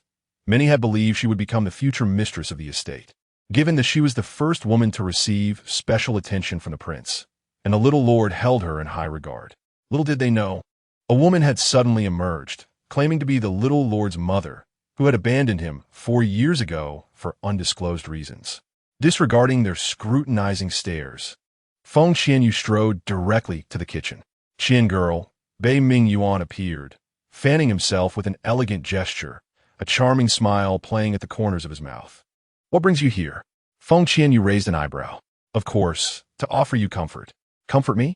Feng Qianyue regarded him with an expression that suggested he was a fool. Chapter 66. She was callously abandoned. Bei Ming Yuan sighed. I have just learned that little Bao's biological mother has resurfaced. You must be feeling quite heartbroken, am I right? Heartbroken? Me? Feng Qianyue smiled, acknowledging that she felt a twinge of disappointment upon hearing the news. Yet she was not heartbroken. During this period of companionship, she had grown exceedingly fond of the little treasure. The child was adorable, clever, and considerate, indeed a little genius. Who could resist such a precious gem? Bei Ming Yuan gazed at her radiant smile with a hint of tenderness and said, do not force a smile. Regardless of whether the child's biological mother returns, I will support you. Over the past half-month, he had come to appreciate Feng Qianyue even more. This girl was bold, principled, and loyal. When she acquired the divine fruit of life, she did not keep it to herself but instead concocted elixirs for him and Di Yijin as well. To his astonishment, she was also an alchemist. Feng Qianyue rolled her eyes in exasperation, realizing he still misunderstood her feelings towards Di Xiechun. I feel like smashing your head, she thought. Bei Ming Yuan, wincing slightly, patted his chest, and offered, if you wish to cry, I can lend you my shoulder. I will reiterate, she said through clenched teeth, I do not like Di Xiechun. All right, no need to fret, Bei Ming Yuan replied, inwardly reflecting that she was currently upset, and he should not further provoke her emotions. Feng Qianyue shot him a frosty glare. Do you truly believe I do not like him? I believe you. He answered earnestly, having decided to indulge her, comforting her as best he could, as long as she was not sad or distressed. Feng Qianyue pursed her lips and strode towards the kitchen, thinking that Di Xiechun and the little treasure must be at the palace by now. As long as he had not instructed anyone not to prepare dinner, she would take it upon herself to do so. Bei Ming Yuan lingered in the kitchen, occasionally glancing at Feng Qianyue, who was bustling about preparing dinner, feeling a pang of sympathy for her. She must be deeply hurt, using her busyness as a distraction. Poor girl. It was said that once the woman revealed her identity, she was arranged by the Empress Dowager to stay in the palace. He wondered what her current circumstances were. That little rascal, Di Yijin, had not shared any information either. As night fell, the Wang residence was aglow with lights. Feng Qianyue had prepared an exquisite feast. "Little girl," Bei Mingyuan remarked with a smile, "it seems they will not return for dinner. Shall we eat?" "Yes," Feng Qianyue replied brightly. Initially lacking appetite, she figured if she did not eat, Bei Mingyuan would likely concoct wild scenarios in his mind. So she decided to join him for a meal. "Little girl, my father mentioned that the new secret realm is about to open. Are you excited?" Bei Mingyuan, sensing the silence, sought to spark a conversation. Feng Qianyue's eyes sparkled with excitement as she exclaimed, "Really? Once I obtain the fighting fruit and advance, I will leave the Azure Dragon Empire, but I will truly miss the little milk bun, despite our brief time together of just over a month." "Of course. Have you ever been to a secret realm before?" Bei Mingyuan, noticing the light in her eyes, realized he had successfully shifted her focus. While she was cooking, he had refrained from speaking, fearing it might distract her and jeopardize their efforts. Feng Qianyue shook her head. "Call me brother, and I will share some experiences with you." In the depths of Northern Abyss, the captivating fox-like eyes shimmered with a bewitching glow, their corners subtly arched, exuding an enchanting allure. "Don't call me that," Feng Qianyue coldly rejected, her brows and eyes clouded with a chill that emanated an unapproachable indifference. The smile vanished from Bei Mingyuan's face as he sensed the sharp shift in her emotions. Had he misspoken? "If you're unwilling, that's fine. I genuinely wish to acknowledge you as my sister." "Don't jest," Feng Qianyue retorted icily. "I am not jesting," Bei Mingyuan asserted with a serious demeanor. She cast a glance at him before lowering her head to eat, her exquisite features shrouded in a layer of frost, her heart a tumult of conflicting emotions. In her past life, she was an orphan. At the tender age of 5, a couple adopted her, yet when she turned 10, they found their biological daughter and callously abandoned her. She had genuinely regarded them as her parents, striving to excel in all matters for fear of disappointing them. On that rainy day, she wept, pleading them not to cast her aside, but they insisted they could no longer keep her, otherwise their daughter would be displeased, and they handed her a sum of 10,000 as they sent her away. She left without accepting the money. After that day, her yearning for family persisted, yet she vowed never to easily accept anyone again. Even when the eccentric old man acknowledged her as his granddaughter, she dared not take it to heart, fearing the day he might reunite with his biological granddaughter, not wanting to endure the pain of abandonment again. "If you're unwilling, that's fine. Let me share some important points regarding the secret realm. You can prepare these days," Bei Mingyuan said with a light chuckle, sensing an inexplicable sadness emanating from her, evoking a sense of compassion. After a brief moment, Feng Qianyue set down her chopsticks. "Since you shared so much, I'll accompany you to the new secret realm. I'm done eating." With that, she rose and departed. A smile suffused Bei Mingyuan's fox-like eyes, suggesting that her mood had improved somewhat. After leaving the kitchen, Feng Qianyue returned to her room, tidied her belongings, and left. With the return of little Bao's mother, she should move back to the Feng family. Noticing that time was still on her side, she decided to visit the apothecary to procure some medicinal herbs, intending to refine more elixirs and prepare some poisons. Should the need arise, she could resort to toxins in battle. "Oh, isn't this the shameless Feng Qianyue from the Feng family?" A derisive male voice interrupted. Feng Qianyue's beautiful eyes sharpened like a blade. "Good dogs don't block the way. Move aside." She recognized the speaker, Di Zihong, the third son of the Duke of Da, the grandson of the Empress Dowager. His sudden appearance, obstructing her path, was hardly coincidental. After all, she had discovered poison insects in the Empress Dowager's jewelry box, and she surmised that she had become a thorn in her side. "You're nothing but a worthless wretch. Previously, you had the Emperor's uncle backing you, but now that his woman has returned, what are you but a discarded shoe?" Di Zihong sneered, his gaze fixed on Feng Qianyue with contempt. He had to admit that this girl possessed a certain charm. Her figure was enticing, making one want to dominate and bully her. Feng Qianyue raised an eyebrow. So, the reason no one had troubled her during this time was due to concerns about Di Xiachen. Very well. She informed them today that even without the presence of Di Xiachen, she, Feng Qianyue, was not someone they could bully at will.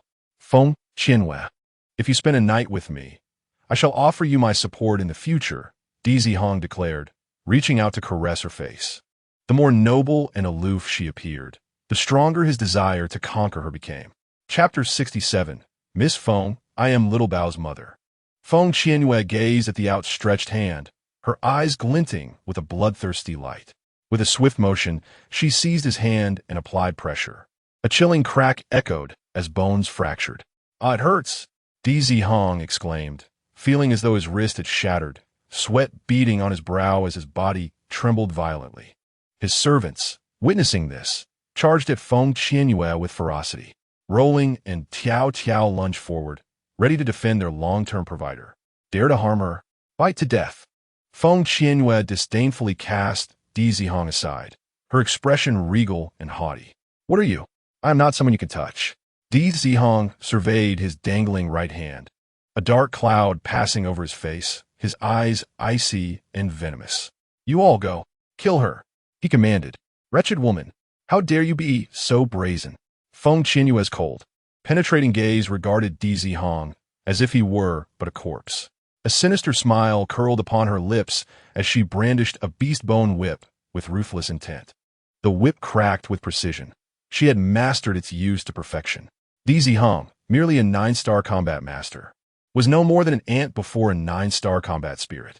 While she would not execute Di Hong in public, after all, he was the heir of the Wangfu, she would not allow him to escape unscathed. She was acutely aware of the grievances that had formed between her and the Wangfu since she had discovered the poison insects with the Tai Fei. Only when Di Hong was pleading for mercy did she relent. "I have a temper. Do not provoke me again."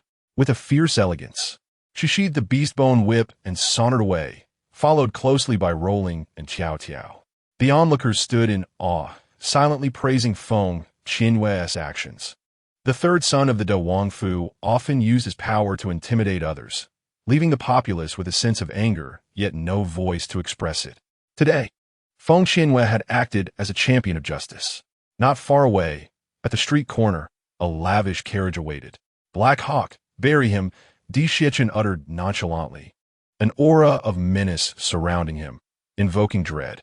"Master, that is the third son of the Wangfu," Black Hawk remarked, visibly unsettled. "If my father says to bury him, then bury him," the young master declared indignantly. "That scoundrel dared to harm my mother. I have long found Di Hong displeasing as he has bullied the palace maidens." "Very well, since both the master and young master have spoken, then it shall be done." The following day, Feng Qianyue awoke naturally, deciding to linger in bed a little longer since she did not have to prepare breakfast for the Wangfu. However, after tossing and turning, she ultimately rose. "Surely, they know I have moved back?" she pondered. "Are they now a harmonious family of 3? To have given birth to such a delightful son as Little Bao. That woman must indeed be exceptional, as genetics play a significant role." Upon rising, Feng Qianyue concocted a selection of elixirs and brewed some poisons. As she noted the passage of time, she donned a delicate cherry blossom pink embroidered gown before stepping outside. Despite having struck Feng Yin the previous day, her uncle and the others had surprisingly refrained from confronting her. Whatever schemes they were concocting, she was prepared to counter them effectively. Upon reaching the entrance of the Regent's residence, she observed a luxurious, unfamiliar carriage stationed there, unmistakably belonging to a woman. Suddenly, the carriage curtain lifted, and a young lady clad in a pink gown alighted. She appeared to be around 18 or 19 years old, possessing a breathtaking beauty. Her skin like finely polished jade, and her figure exquisitely alluring. The young lady exuded an air of nobility, reminiscent of an ethereal being, untouched by the mundane world. "Is this Miss Feng?" Shunning inquired, her countenance adorned with a poised and graceful smile, her lively eyes sparkling with enchanting brilliance. "Is there something you require?" Feng Qianyue replied coldly. Shunning bit her crimson lip, her smile gradually transforming into a bitter expression. "Miss Feng, I am Xiao Bao's mother. The Empress Dowager sent me to find you, saying that Xiao Bao holds great affection for you." And then, Feng Qianyue frowned, taken aback to learn that Shunning was indeed Xiao Bao's mother. Had Emperor Xichen not brought her home last night? What was he playing at? Did he not cherish his own woman? "Miss Feng, Could you possibly assist me? Xiao Bao refuses to acknowledge me. For years ago, I never intended to abandon him. It was my family that forced me to do so. Shi Ningmei's expression was sorrowful, her eyes brimming with tears. Feng Qianyue pressed her lips together, her exquisite features icy and aloof. You ought to clarify matters with Xiao Bao himself and seek his forgiveness. If I were in your position, I would fight tooth and nail to protect my child. I have explained myself to him, yet he remains unwilling to engage with me, Shun Ningmei replied, dabbing at her tears with a handkerchief, her voice choked with emotion. Then find a way, Feng Qianyue stated curtly, turning to leave, disinterested in further interaction. Suddenly, Shi Ningmei grasped her hand urgently. Feng Qianyue's eyes glittered with cold disdain as she shook off Shun Ningmei's grasp. Her voice is frigid as ancient ice. I'm not fond of strangers touching me. The Empress Dowager informed me that Xiao Bao listens to you, which is why I sought your assistance. Hoping you might persuade him to meet with me, Shi Ningmei said, clutching her chest as though in agony. After abandoning him for 4 years, you expect him to forgive you simply because you have reappeared? Such good fortune is rare in this world. I cannot assist you. Feng Qianyue replied expressionlessly. Striding into the residence, Shi Ningmei rushed forward to block her path and fell to her knees. I'm acutely aware of how much I owe Xiao Bao. For the rest of my life, I will strive to make amends. Could you please convey a message to him, urging him to meet with me? Feng Qianyue regarded her in surprise at her willingness to kneel. I will speak to him. With that, she swiftly entered the Regent's residence. Miss Feng, thank you. Shi Ningmei expressed gratefully. The maid by the carriage quickly approached to assist her, guiding her toward the vehicle. Miss, how could you kneel before such a lowly person? Seeing Xiao Bao is all that matters, Shi Ningmei replied without concern, a glimmer of ruthless determination flashing in her eyes. This act of kneeling today would eventually be repaid to Feng Qianyue. The wretched woman would certainly not assist her. After all, she is merely a loose woman who has somehow obtained the opportunity to enter the Regent's residence. Perhaps she has designs on both Di Xiechun and Xiao Bao. Mother, the little darling, upon seeing Feng Qianyue, rushed over adorably and skillfully clung to her leg. Sweetheart, you must not call me mother anymore. Feng Qianyue gently stroked his head, her heart tinged with a bittersweet pang. No, you are my mother, the little darling replied in a muffled voice. Feng Qianyue opened her mouth and smiled. She is at the gate of the royal residence. You should go meet her. No, the little darling shook his head, clinging tightly to her leg. Feng Qianyue sighed helplessly in her heart, glancing at Di Xiechun in the distance. Regent, please pry him away. Di Xiechun approached with a cold expression, forcibly separating the little darling from her. I moved back to the Feng family last night. I will no longer reside here from today onward. Feng Qianyue felt it necessary to inform him. Whatever, Di Xiechun retorted angrily, his deep black eyes glinting like icy stars, chilling to the bone. Was she so eager to sever ties with him? Chapter 68. Was it you that night 5 years ago? Feng Qianyue glanced at Di Xiechun and walked toward the kitchen, choosing not to comment on his affair with that woman, as it was of no concern to her. Had it not been for that woman's kneeling plea, she would not have spoken a word on her behalf. Now that she had, whether Xiao Bao would choose to meet her was no longer her concern. Mother seems to no longer want me. The little darling's eyes were red, shimmering with unshed tears, a picture of impending sorrow. She is not your mother. Di Xiechun huffed coldly, clearly viewing her as a heartless woman. The little darling bit his lip in grievance. Is that woman really my biological mother? Uncertain. Di Xiechun's eyes narrowed dangerously, his expression inscrutable. For 4 years, Shi Ningmei was the first woman to claim she was Xiao Bao's mother. Although she spoke of the events 5 years prior when he was forced and mentioned that her family had secretly abandoned Xiao Bao, he did not believe her words. The little darling's eyes brightened. So she may not be my mother? Indeed. Do you like her? I do not, Di Xiechun replied solemnly. How could he harbor any fondness for her? Even if she were the woman from that night, his heart was filled only with disdain. The little darling breathed a sigh of relief. As he did not like her at all, he certainly did not desire her as a mother. Father, I have discovered something quite serious. You do not even know who my mother is? The little darling suddenly grasped the crux of the matter. Previously, he had believed his father and mother to be in love, but separated due to unforeseen circumstances, leading to his abandonment. Now, he realized his father did not even know who his mother was. The little darling was astonished. What had truly transpired 5 years ago? Dixikenes lips twitched slightly. The little darling's eyes sparkled with excitement as he mused. Could my mother be the beautiful sister? Why are you so fixated on believing it is her? Dixieken pondered. Deep in thought, he had ordered an investigation into the events of 5 years past, yet no leads had emerged. All anyone knew was that she had left the capital for that ancient temple, and what transpired thereafter was known solely to her. Upon first encountering the beautiful elder sister, an irresistible urge to have her as a maternal figure surged within me. The charming visage of the little darling radiated an adorable smile. That day, while passing by the Feng residence, I was startled by the piercing screams of a woman emanating from the courtyard. Upon noticing the dog hole, I initially intended to rush in to wield justice. However, upon laying eyes on the beautiful sister, my heart raced uncontrollably, and my mind instinctively conjured the image of a mother. Ultimately, I found myself crouched within the dog hole, engrossed in the scene, utterly captivated by her striking demeanor. This enchantment persisted until the moment when those nefarious individuals threatened her. Unable to contain myself, I dashed out impulsively. Emperor Xiechun, is Feng Qianyue truly so enchanting? He observed this insufferable woman, whose sole focus appeared to be inciting his ire. The so-called maternal figure of his son made her presence known, yet she seemed utterly unconcerned, hastily distancing herself from their father-son bond. Did she not harbor even a modicum of affection for him? The more Emperor Xiechun pondered, the more vexed he became, deeming her an utterly unappreciative woman. Father, do you have a fondness for the beautiful elder sister? The little darling inquired earnestly, gazing up at Emperor Xiechun with his charming, round face. With an air of regal aloofness, Emperor Xiechun replied coldly, not particularly. Thus, it must be that he does indeed harbor a fondness. The little darling beamed like a blossoming flower.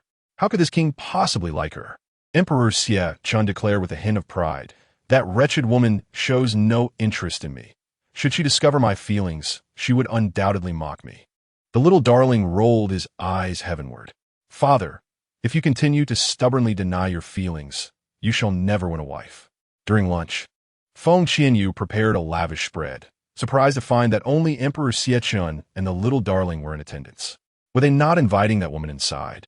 Suddenly, He Ying stumbled in, visibly trembling, and stammered, Master, Miss Shun has fainted. Since she is under the protection of the Empress Dowager, send someone to deliver her to the Empress Dowager. Emperor Xiechun responded coldly, his expression devoid of warmth, shrouded in an air of chilling authority. Yes, my lord. He Ying hurriedly exited, his heart racing with trepidation. Ever since the arrival of the legendary young lord's maternal figure, he had sensed an unusual and formidable aura emanating from his master, as if he could extinguish life with but a thought. Feng Qianyue glanced at Emperor Xiechun and then returned to her meal, her curiosity regarding their entangled past igniting fervently within her. What do you see in me? Do you perceive me as heartless? Emperor Xiechun glared at Feng Qianyue. Irritation etched across his features, with a smile that barely concealed her amusement. Feng Qianyue replied, I never said that. You are merely projecting. Unaware of the intricate web of love and resentment between them, she dared not pass judgment. Strangely, she found herself disliking the woman at the entrance. Do you truly believe she is the mother of the little darling? Emperor Xiechun asked, his countenance darkening. Is she not? Feng Qianyue replied, momentarily taken aback. The little darling set down his chicken leg and remarked, Elder sister, father is a fool. He doesn't even know who my mother is. Feng Qianyue was left in shock, glancing between Emperor Xiechun and the little darling, her mind conjuring a melodramatic tale of a mother running away with a child. Why was it that in Emperor Xiechun's presence, it was the father who bore the child? Thus, it dawned upon her that the woman outside might indeed be an impostor. Suddenly, an inexplicable surge of joy washed over her, filling her sparkling eyes with a delightful mirth. When she regained her composure, she was momentarily taken aback. Even if that woman was not the mother of the little treasure, she was not either. What reason did she have to feel such exhilaration? Feng Qianyue, are you laughing at this royal? Di Xiechen's handsome face darkened like the bottom of a pot, his obsidian-like eyes gleaming with a fierce and cold glint. The incident from 5 years ago, only she and their son were privy to it, along with that woman outside. Feng Qianyue shook her head vigorously, insisting, I am simply astounded. I never anticipated that the Regent would have such a ridiculous affair 5 years ago, not even knowing who the woman he slept with was. It was that person who forced themselves upon this king. Di Xiechen roared in a fit of rage, his complexion ashen, exuding an aura of terrifying murderous intent. Feng Qianyue was left dumbfounded, her expression one of disbelief. Who would dare to act so boldly as to force Di Xiecchen? Once I find her, I shall ensure she meets a gruesome end.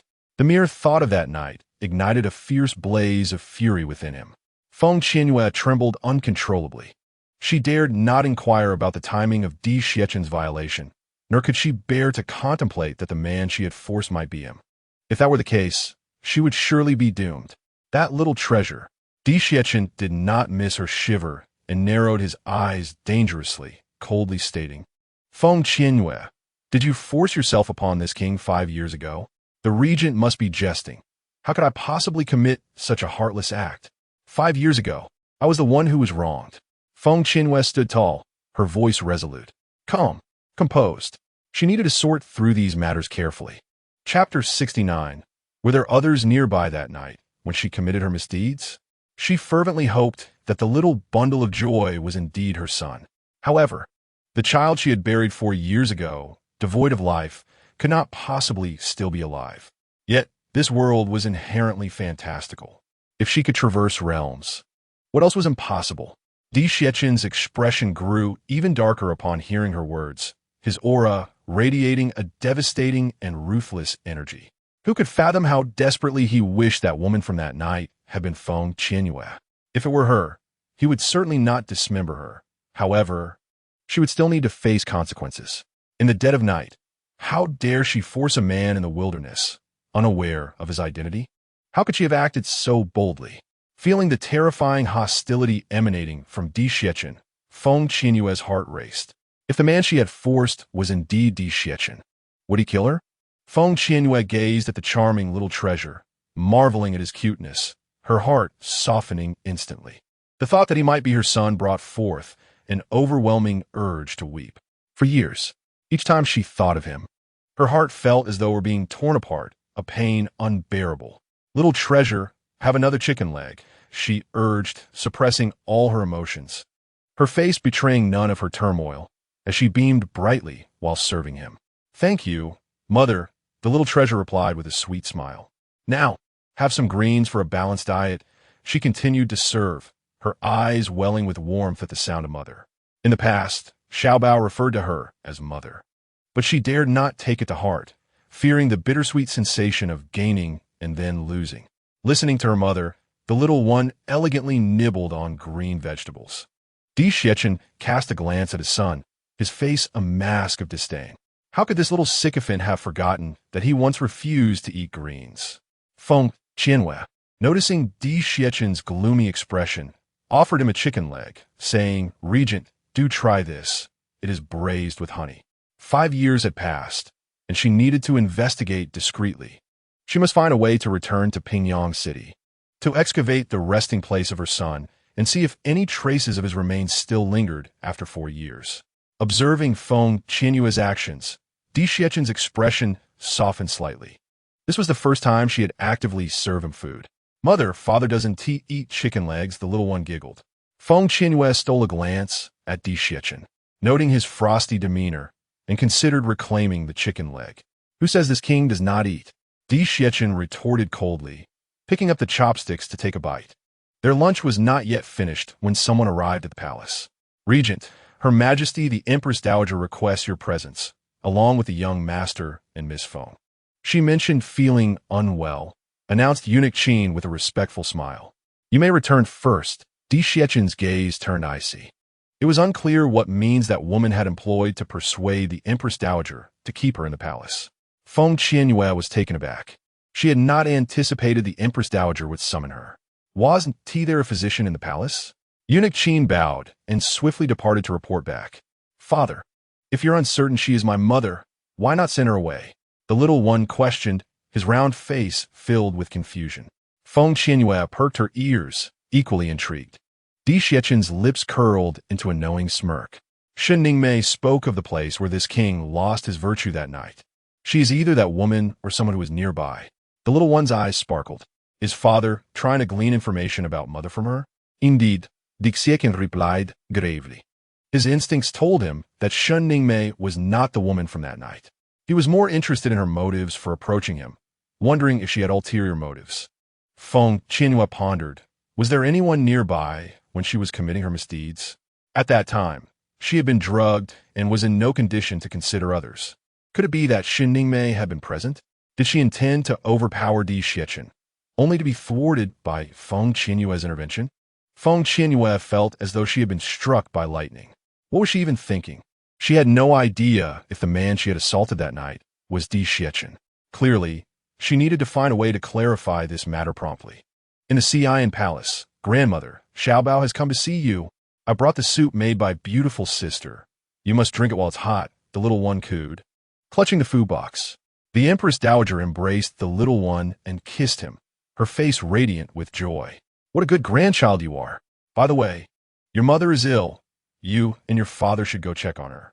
Oh, the little one blinked obediently. He too wished to uncover the identity of his mother and understand why someone would impersonate her. It seemed he would need to play along. Upon witnessing the departure of the emperor and his entourage, the Empress Dowager cast a mischievous glance at Feng Qianyue. My dear Miss Feng, have you had the pleasure of meeting Miss Shen? Indeed, I have, Feng Qianyue replied with a smile. And what are your thoughts on her? After a moment's reflection, Feng Qianyue stated, not particularly impressive. Even if she is the mother of the little darling, she should not have allowed her family to abandon her 4 years ago. Moreover, she could very well be a fraud. The Empress Dowager's heart swelled with delight upon hearing this. Look at that. A hint of jealousy. She mused. How else could one explain such a disparaging remark about a girl she had just met? When Shen Ningmei had claimed to be the little darling's mother, the Empress Dowager had naturally been skeptical. She had inquired about how she ended up with that scoundrel, only to be met with tears and an apology for the troubles caused to the father and son. Alas, she was left without the juicy details she had hoped for regarding events from 5 years prior. Ultimately, she decided to keep Shen Ningmei in the palace, eager to observe whether Feng Qianyue would express any concern upon learning of Shen's presence. To her surprise, the tension was palpable. Had this girl truly fallen for that scoundrel? No wonder he was her son. His charm was undeniable. You do not hold any affection for her? The Empress Dowager inquired, her smile fading into a serious expression. Indeed, I do not, Feng Qianyue replied thoughtfully. The Empress Dowager nearly leapt with joy at this revelation. Realizing how astute her earlier actions had been, it seemed she needed to stoke the flames further, with Xiao Bao unwilling to accept Miss Shen and the scoundrel remaining aloof. The Empress Dowager was in despair. Would you not assist me in persuading them? I cannot intervene, Feng Qianyue replied, reluctant to engage. There was no need for her to intervene. The father and son were quite clever.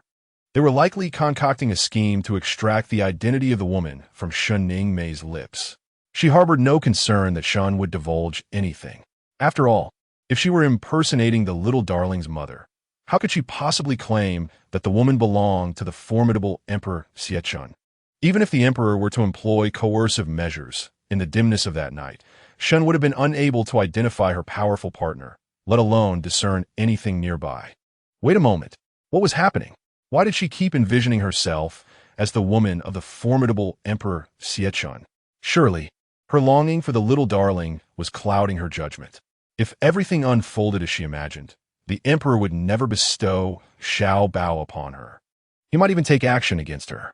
It appeared she needed to devise a strategy to ensure the emperor could not harm her. The Empress Dowager fixed her gaze on Feng Qianyue, a knowing smile gracing her lips as she asked, Are you perhaps feeling a twinge of jealousy? Chapter 70. I certainly do not harbor feelings for that scoundrel. Jealousy? Feng Qianyue was taken aback, perplexed by the Empress Dowager's inquiry. Xiao Bao is endearing and sensible. You must surely have affection for him. Though the scoundrel often wears an icy demeanor, he possesses many redeeming qualities. It is only natural for you to be drawn to him, the Empress Dowager gently remarked. Your Majesty, Feng Qianyue replied, exasperated. What have I done to warrant such misunderstandings? I do not like that scoundrel at all. Fraud, she thought, claiming her heart belongs solely to the little darling's mother. Yet she remains oblivious to who that truly is. Coughing lightly, she acknowledged her own deceit. If that night had indeed been between them, then their spoken sentiments of affection would have been directed toward one another. Alas, I understand. Regardless of whether Miss Shun is the mother of the young master, I desire you to become my daughter-in-law. It is evident that both father and son are fond of you. The Empress Dowager's eyes brimmed with benevolent laughter. Such is the enchantment of affinity. Upon setting her sights on Feng Qianyue, she deemed all other women unworthy of her son. Your Majesty, go quickly. Remember to hold tightly to the one you cherish. The Empress Dowager interrupted her with earnest counsel. Feng Qianyue felt a surge of despair. What was this predicament? I heard you are unwell. Allow me to examine you, she offered. The Empress Dowager gently rubbed her chest, smiling warmly. I was indeed quite uncomfortable. But the moment I saw you, the pain vanished. Feng Qianyue was taken aback. Last time, you discovered the poison at the residence of the late princess. A scapegoat emerged, and that old crone may not let you off easily. Fear not, for they will protect you. The Empress Dowager, recalling a thought, felt compelled to prepare her psychologically. A cold smile graced her heart. The late princess had battled her for far too long, and it was time to seize the opportunity to conclude it. Did she truly believe a scapegoat could be found every time? Thank you for the reminder, Your Majesty. A flash of fierce determination flickered in Feng Qianyue's eyes. She had suspected that the third young master of the family would not suddenly trouble her. The Empress Dowager promptly instructed the matron to escort Feng Qianyue to find Di Xiechun. In another palace, upon seeing Di Xiechun and the young master, Shening Mei's heart soared. She had not fainted earlier. It was merely an act to gauge whether the father and son cared. To her surprise, they had come. Yet, recalling Di Xiechun's demeanor from the previous day left her feeling uneasy and distressed. She knew he harbored doubts about her, despite her explicit recounting of the events from that fateful night. The memory of that night, 5 years prior, ignited a tempest of fury within Shening Mei. That evening, having just found Di Xiechun in deep meditation, she waited from afar, only to witness a figure rush past in the moonlight. She intended to approach, only to find herself obstructed by an invisible barrier. Helplessly, she watched as that woman pinned Di Xiechun to the ground, like a fragile skiff tossed upon his form. Though she was an untouched maiden, she understood the implications of the act. In that moment, jealousy consumed her. How dare that lowly woman from an inferior continent commit such a heinous act against Di Xiechun? She had planned to wait until the barrier dissipated to exact her revenge, but her family intervened, forcibly taking her away to a sacred ground for cultivation. 5 long years passed. Recently, she finally emerged from seclusion, and her first act was to seek out Di Xiechun in the Starry Continent, where she learned of all that had transpired. That wretched woman had actually borne Di Xiechun a son, abandoning him in the wilderness and remaining absent ever since. Such thoughts of imposture arose within her. Regrettably, the darkness of that night had obscured her view of the woman's features. Yet, for years had elapsed. Perhaps she had perished. Contemplating Feng Qianyue, a cold smile crept into her heart. Do not think that just because the young master favors you, it elevates your worth. You, a base individual, are unworthy to stand beside Di Xiechun. My dear child, I apologize for the pain I have caused you. These past 4 years, I have been trapped, unable to reach you. They promised me they would care for you. I am sorry. Shening Mei struggled to hold back her tears, her voice tinged with sorrow. Upon first laying eyes on the little one, she felt an overwhelming affection for him. Although he was not born of her, being the son of Di Xiechun, he was surely extraordinary. She vowed to care for him as if he were her own. The small, cherubic face of the baby remained expressionless, quietly observing her performance.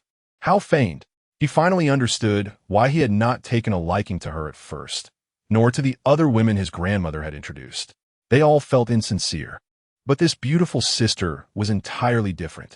With just one glance, he found himself captivated. "I do not wish to forgive you," the little one declared, his face taut with indignation.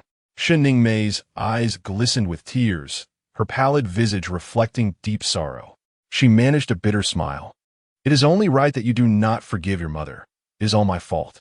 For these 4 years, it has been father who has looked after me." "I despise you," the little one retorted angrily, inwardly grumbling, "fraud." "My dear child, I am truly sorry. All my faults. I promise to compensate you in the future, and I will always be by your side," Shin Mei said as she reached out to embrace the little one.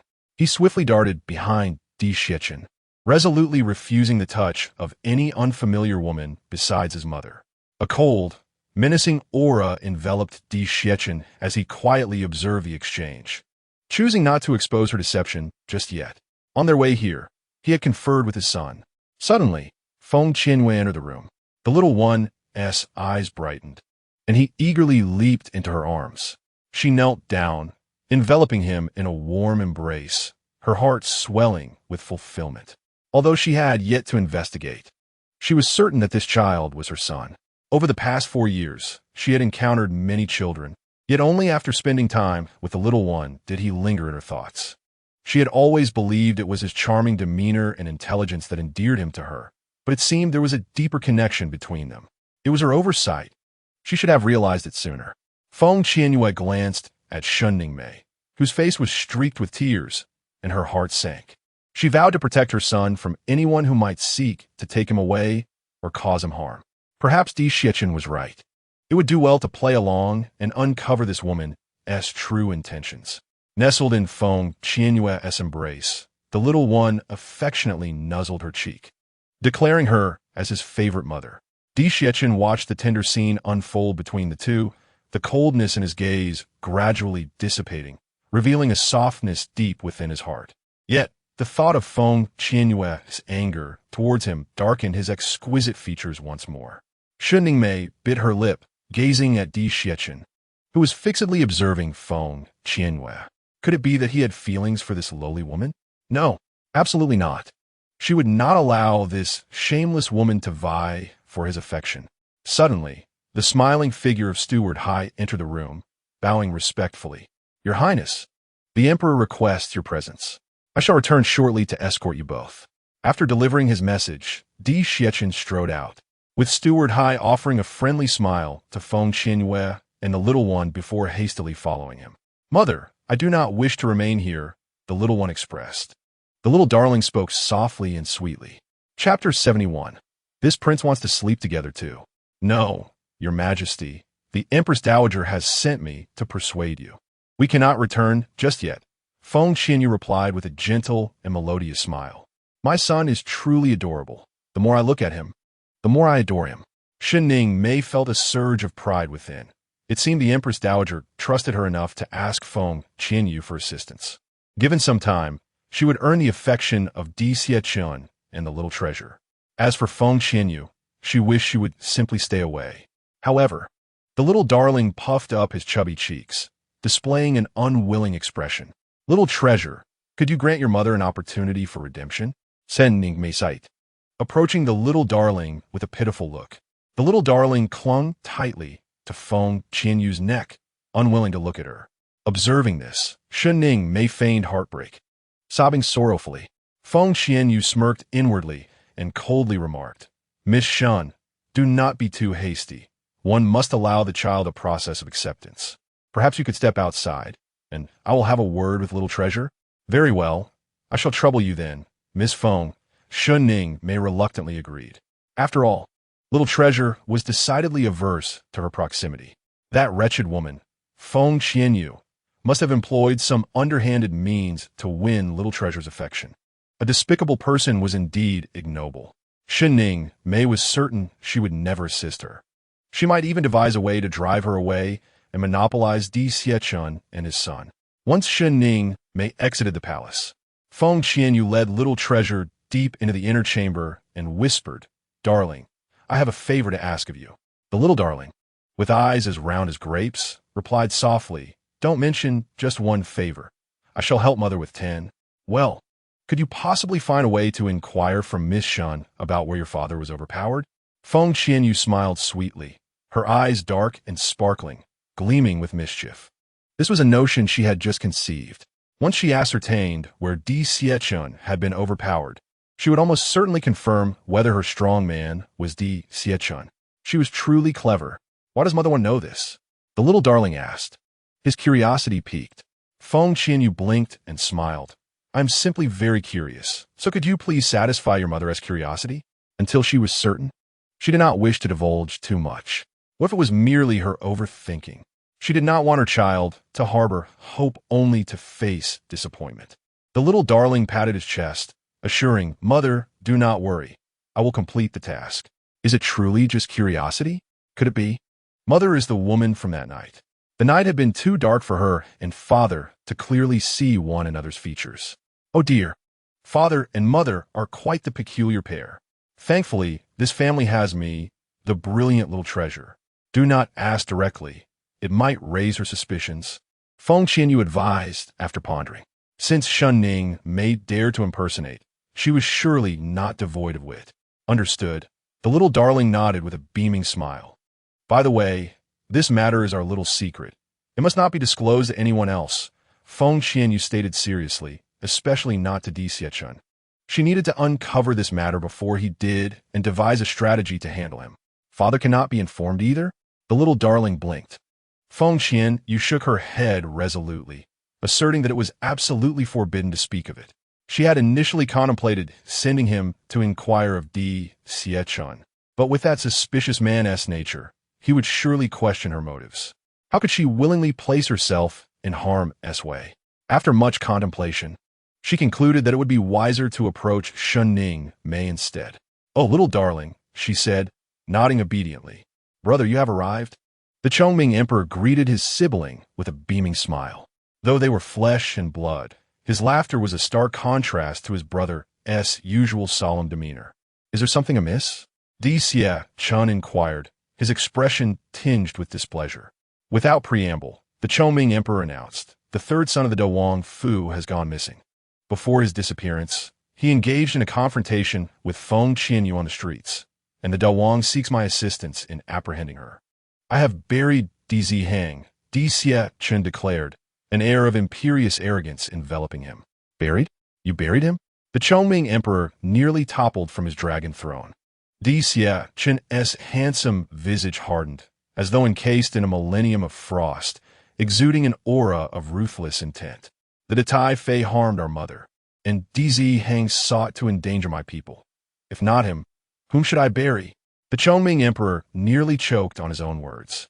Was he truly so invested in Feng Qianyue? Hadn't he, the mother of his child, just emerged?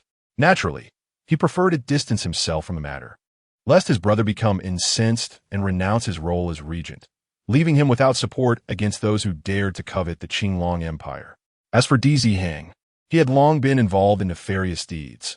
Had it not been for the protection of the Datai, Fei, and Dawang, he would have met his demise much earlier. Now, if he had perished, so be it. He had provoked the Emperor's wrath. I know how to proceed. By the way, the new secret realm will open in 2 days, and I intend for the Crown Prince and others to attend. Though it is unfortunate that you cannot accompany them, the Chongming Emperor lamented. With his presence, he could offer some measure of guidance. Upon hearing the last remark, Di Xiechun's chiseled features darkened, his gaze sharp as a blade fixed upon the Chongming Emperor. The latter felt his heart race under that penetrating stare. What had he said to provoke such a terrifying look? Outside the palace, Shun Ning Mei paced in the garden. Upon seeing Feng Qianyue leading Xiao Bao out, she hurried forward but hesitated, stopping short in a display of trepidation. Having listened to my elder sister's advice, I have decided to grant you an opportunity for atonement. However, I shall not forgive you immediately, the little darling declared, his handsome face marred by indignation. Shun Ning Mei felt a surge of joy within her, her excitement palpable as she smiled at Feng Qianyue, expressing her gratitude. Thank you, Miss Feng. She had not anticipated her assistance, yet she remained skeptical of its sincerity. When Di Xiechun arrived, he found Feng Qianyue and Shun Ning Mei seated in a pavilion, with Xiao Bao playing nearby. "Son, it is time to return home," he called. Xiao Bao's eyes brightened as he tugged at Feng Qianyue's hand. "Mother, let us go back." Feng Qianyue glanced at Shunning Mei, whose expression was stiff, and offered reassurance. "Be patient, give him some time. I will continue to persuade him." It seemed that she would have to wait until tomorrow when Xiao Bao and Shunning Mei could spend some time alone together. "Xiao Bao, I shall see you tomorrow," Shunning Mei said, her smile tender as she looked at him. The little darling responded softly, taking Feng Qianyue's hand as they approached Di Xiechun. The sight of the two, a child and a woman, with the latter's exquisitely delicate face adorned with a smile sweet enough to melt hearts, softened the expression on Di Xiechun's face just a fraction.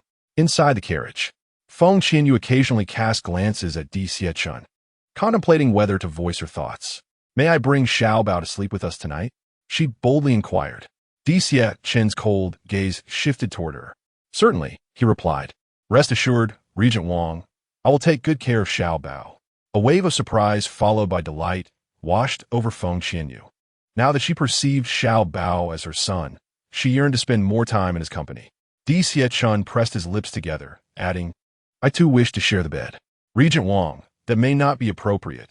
Feng Qianyue promptly declined, bewildered by his audacity. Was he out of his mind to make such a request?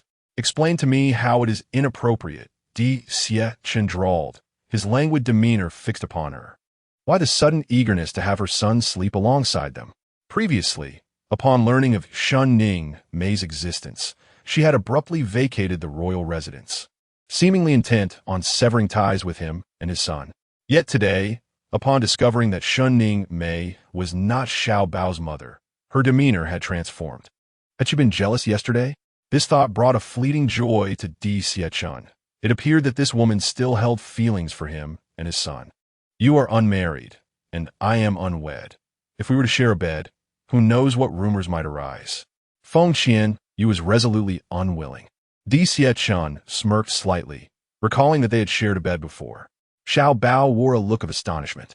"When did that happen? Why was I unaware of it?"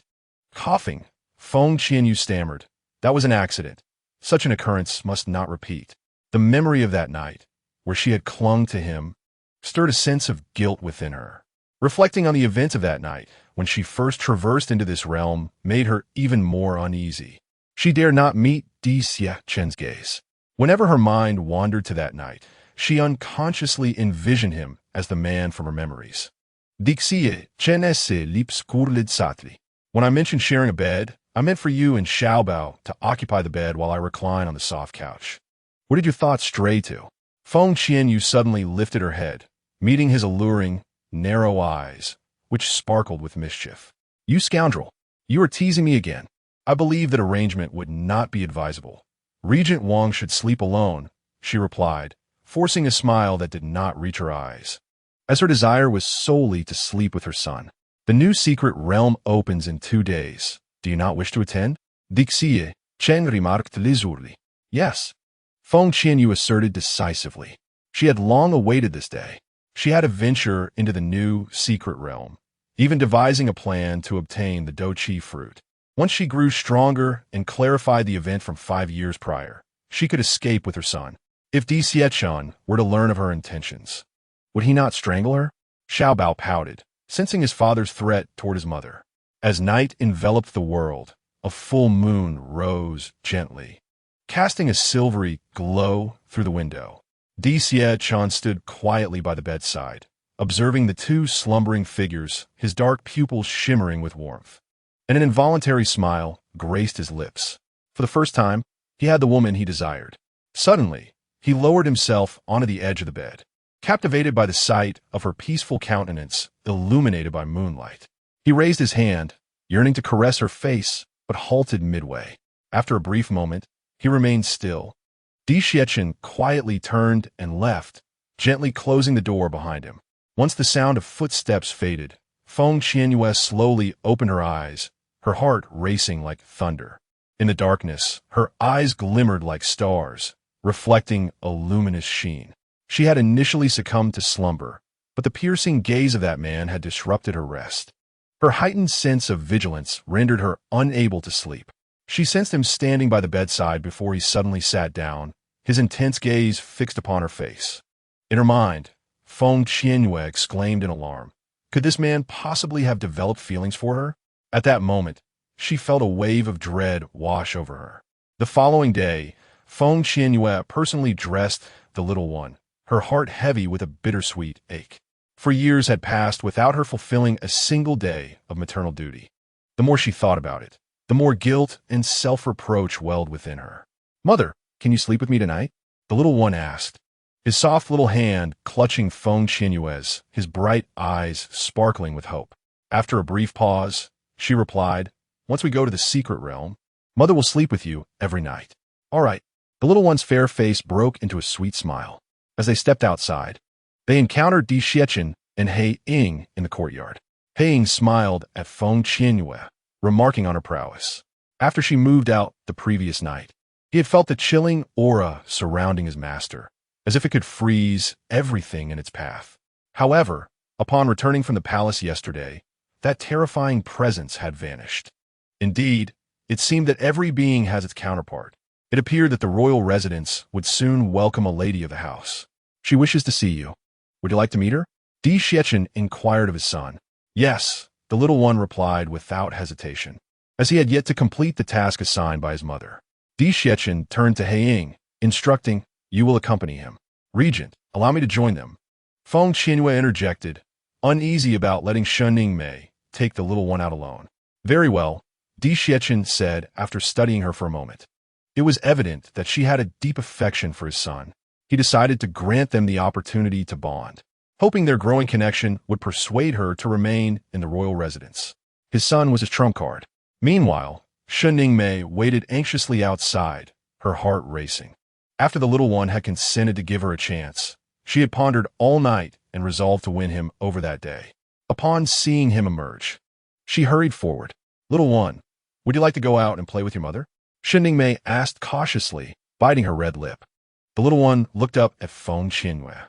With a smile, she replied, "Miss Shun, the regent has agreed to let you spend time together, but he does not yet trust you and requires me to accompany the little one."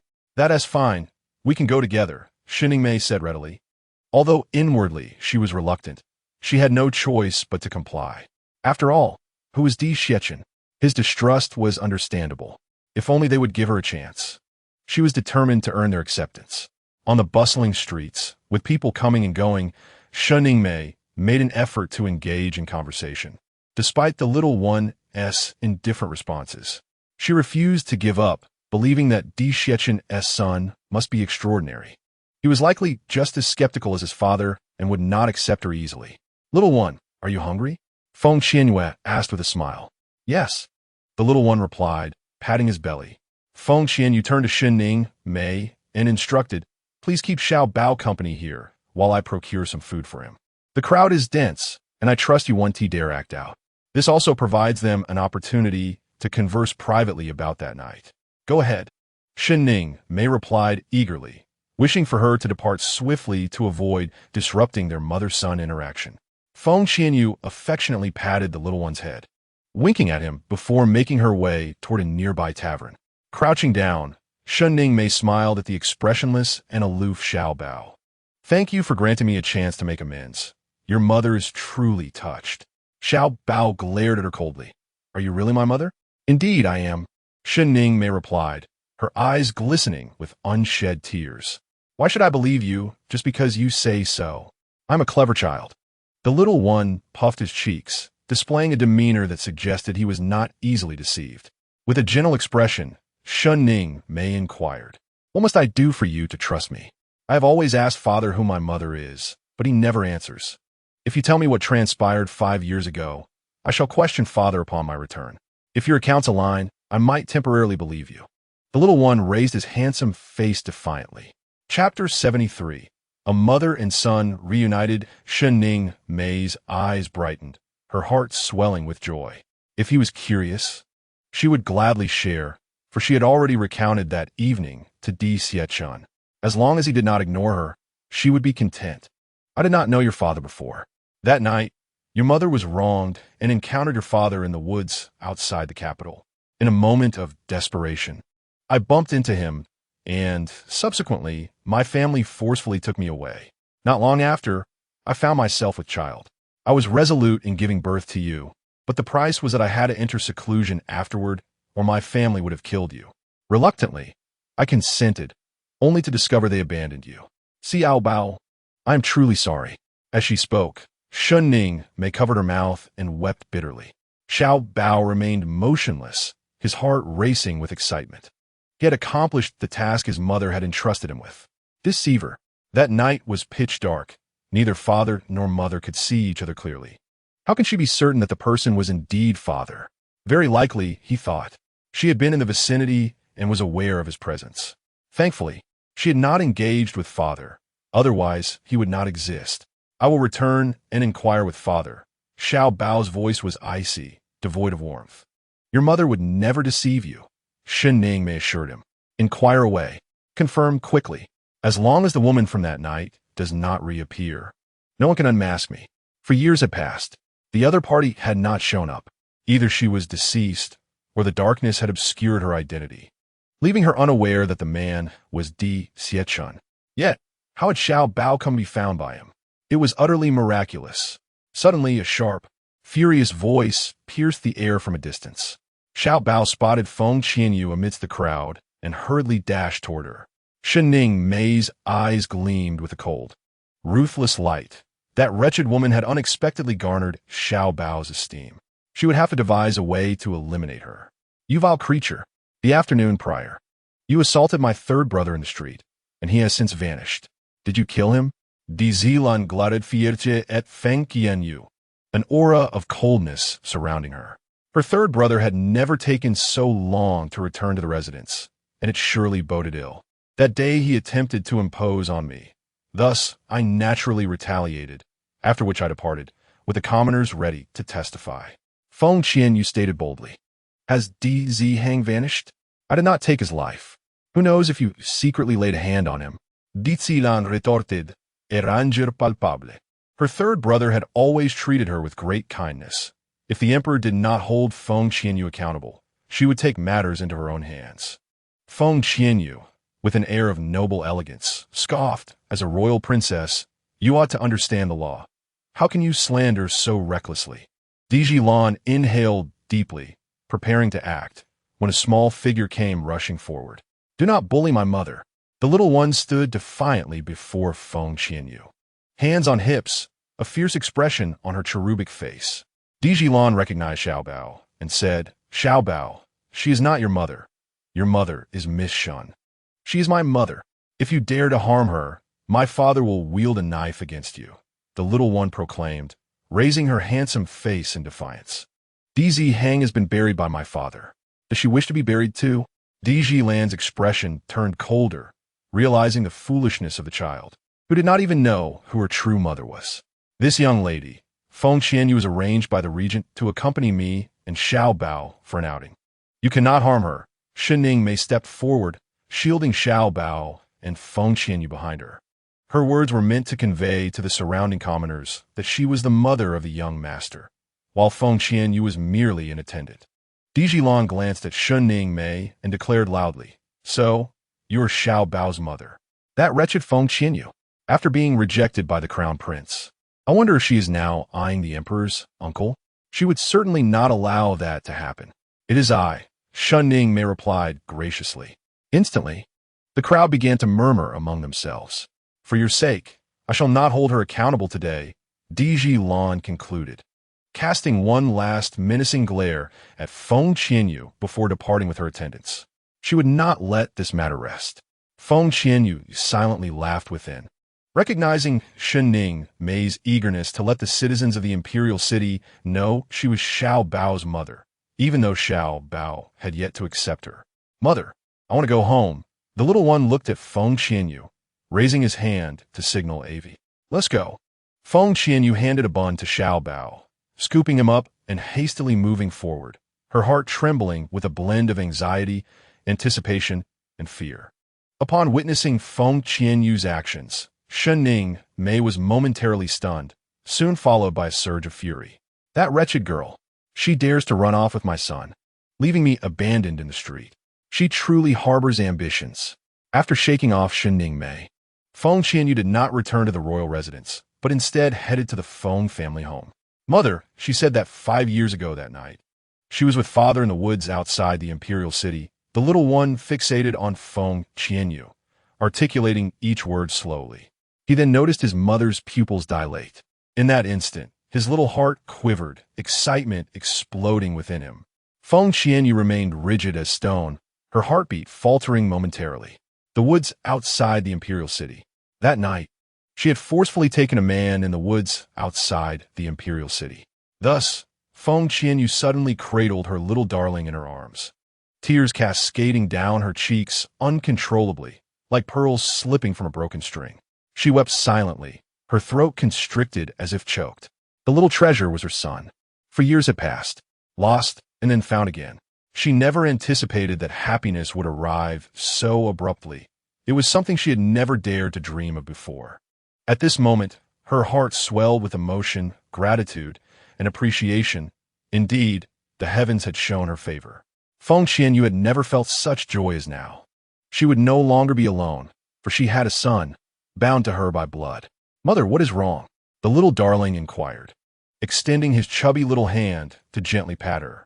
He, too, felt the urge to cry, for his clever little mind had grasped the situation. It turned out that the beautiful sister was his mother. No wonder he felt an extraordinary connection upon seeing her for the first time. Is this what they call blood being thicker than water? He truly was a genius baby, having found his mother all on his own. Little treasure, I am your mother, and I am sorry. Feng Qianyue gazed at him through tear-filled eyes, yearning to reveal the truth. Although she was unaware of what transpired 4 years ago, she was immensely grateful that her son had not been taken from her. How wonderful it was. Her son was alive. Mother, I figured it out, the little darling said, his eyes tinged with red. He was a boy and must not cry. Otherwise, his mother might weep even more. Feng Qianyue was momentarily taken aback, astonished by his insights. The little darling shared all his thoughts. My dear, how are you so clever? Feng Qianyue embraced him once more, tears streaming down her face uncontrollably. How could such a 4-year-old child be so understanding? Di Xie Chen must have treated him well. Yet the absence of a mother must have caused him considerable sorrow. The little darling blinked and said in a sweet, childish voice, of course. It is mother who is clever for having given birth to such a smart child. Feng Qianyue, touched by his heartfelt words, laughed through her tears. What a considerate little one he was. He did not hold any resentment towards her. Little treasure, do you blame your mother? Feng Qianyue asked, her heart fluttering with anxiety and apprehension, although she knew he cherished her. The little darling shook his head, understanding her deeply. Mother thought I was dead, so she did not come to find me. How could I blame you? Besides, you were kind to me even without knowing I was your son. I love you so much. Today, he felt overwhelmingly happy. Little treasure, Feng Qianyue sobbed, her heart aching, never expecting he would understand her so well. Had she known he was alive 4 years ago, she would never have let him go. Mother, if you keep crying, I will be very sad. Our reunion should bring joy, the little darling said, reaching out to wipe her tears, not wishing to see her weep. For 4 years, he had longed for her. His mother must have suffered greatly, believing him to be dead. From now on, he would take good care of her. How wonderful it was. He had a mother now. Feng Qianyue made a concerted effort to control her tears. Her son was right. Today, their reunion should be a celebration, not steeped in sorrow. Missing 4 years was inconsequential. They still had countless more years ahead of them. She would double the compensation of maternal love for him over the past 4 years. Listen to me, darling. Do not cry. Let us be joyful together. Feng Qianyue cupped his face and planted a kiss, her heart a tumultuous sea of tenderness. There is no greater joy in the world than the return of something lost. What merit does Feng Qianyue possess to deserve this? From now on, she would no longer curse the heavens. Mother, mother, her little darling nestled in her embrace, his voice soft and melodious, adorned with an unprecedented radiant smile. No other child would ever mock him again for having only a father and no mother. His mother is the best mother in the world, and she would always be by little Bao's side. Feng Qianyue's eyes glistened with tears, her stunningly beautiful face illuminated by a smile of pure happiness. Once she found her grandfather and parents, their family would reunite. Yet, thoughts of Di Xiachen left her feeling somewhat uneasy. After all, she had overstepped that night, engaging in an act of sheer madness. At that moment, he seemed unable to move, a bit dazed. What was he doing awake at such a late hour? Thankfully, he was there. Otherwise, she would have faced dire consequences. How wonderful it is to have a mother. The little darling's rosy cheeks were adorably flushed, exuding cuteness. Unable to resist, Feng Qianyue pinched his cheek and hesitated before saying, "Little Bao, can we keep our relationship as mother and son a secret from your father for now?" "Why?" the little darling asked, puzzled. "At that time, I had unwittingly interfered with your father. If you were to find out, he would surely kill me." Feng Qianyue's eyes twitched sharply at the thought. Recalling that day when Di Xiachen threatened to dismember her, her heart quaked with fear. He must have loathed her for these past 5 years. The little darling's lips quivered as he patted his chest, declaring, "With me here, father will not harm you. And I sense that he has feelings for you." While the first part of his statement brought her comfort, the latter terrified her. "Little Bao, I have no feelings for your father." She was resolute. She could not force herself to be with a man for the sake of her child. "You do not like father?" "Not at all," Feng Qianyue replied with certainty. The little darling felt a pang of disappointment, yet his face shone with a brilliant smile. "I will not force you two together just because I want my mother. Your happiness is what matters most." He would not pressure his mother. "Father, you are doomed. This time, your arrogance will lead to a fiery reckoning in your pursuit of her." However, he believed in his father's charm. Perhaps one day, his mother would come to like him. Moreover, he was there as a little assistant. "Little Bao, I am sorry."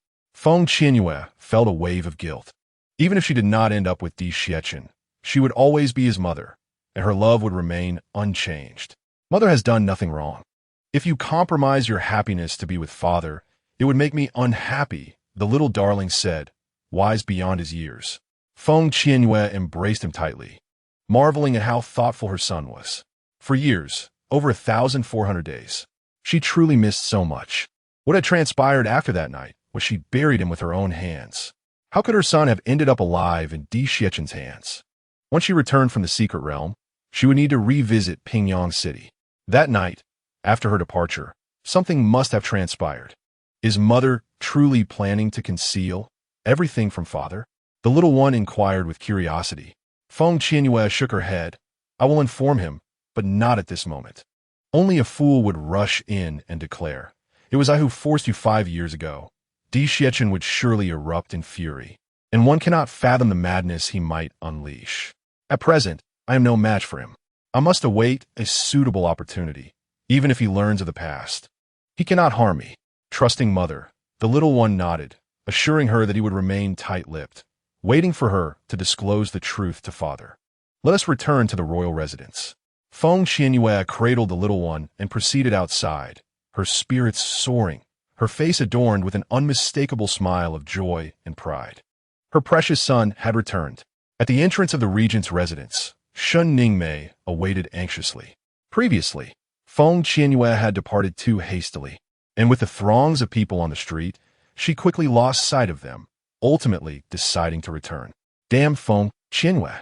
It seems I must devise a way to eliminate her swiftly. Otherwise, she will undoubtedly become a stumbling block for me. Suddenly, she spotted Feng Qianyue approaching from afar. Holding the little treasure, both engaged in cheerful banter, radiating an intimate camaraderie that stirred her envy and jealousy. "Little treasure, where have you been? Mother has been so worried." Shun Ningmei rushed over, her exquisitely made-up face marred by concern. Upon hearing the term mother, Feng Qianyue felt a cold smirk form within her.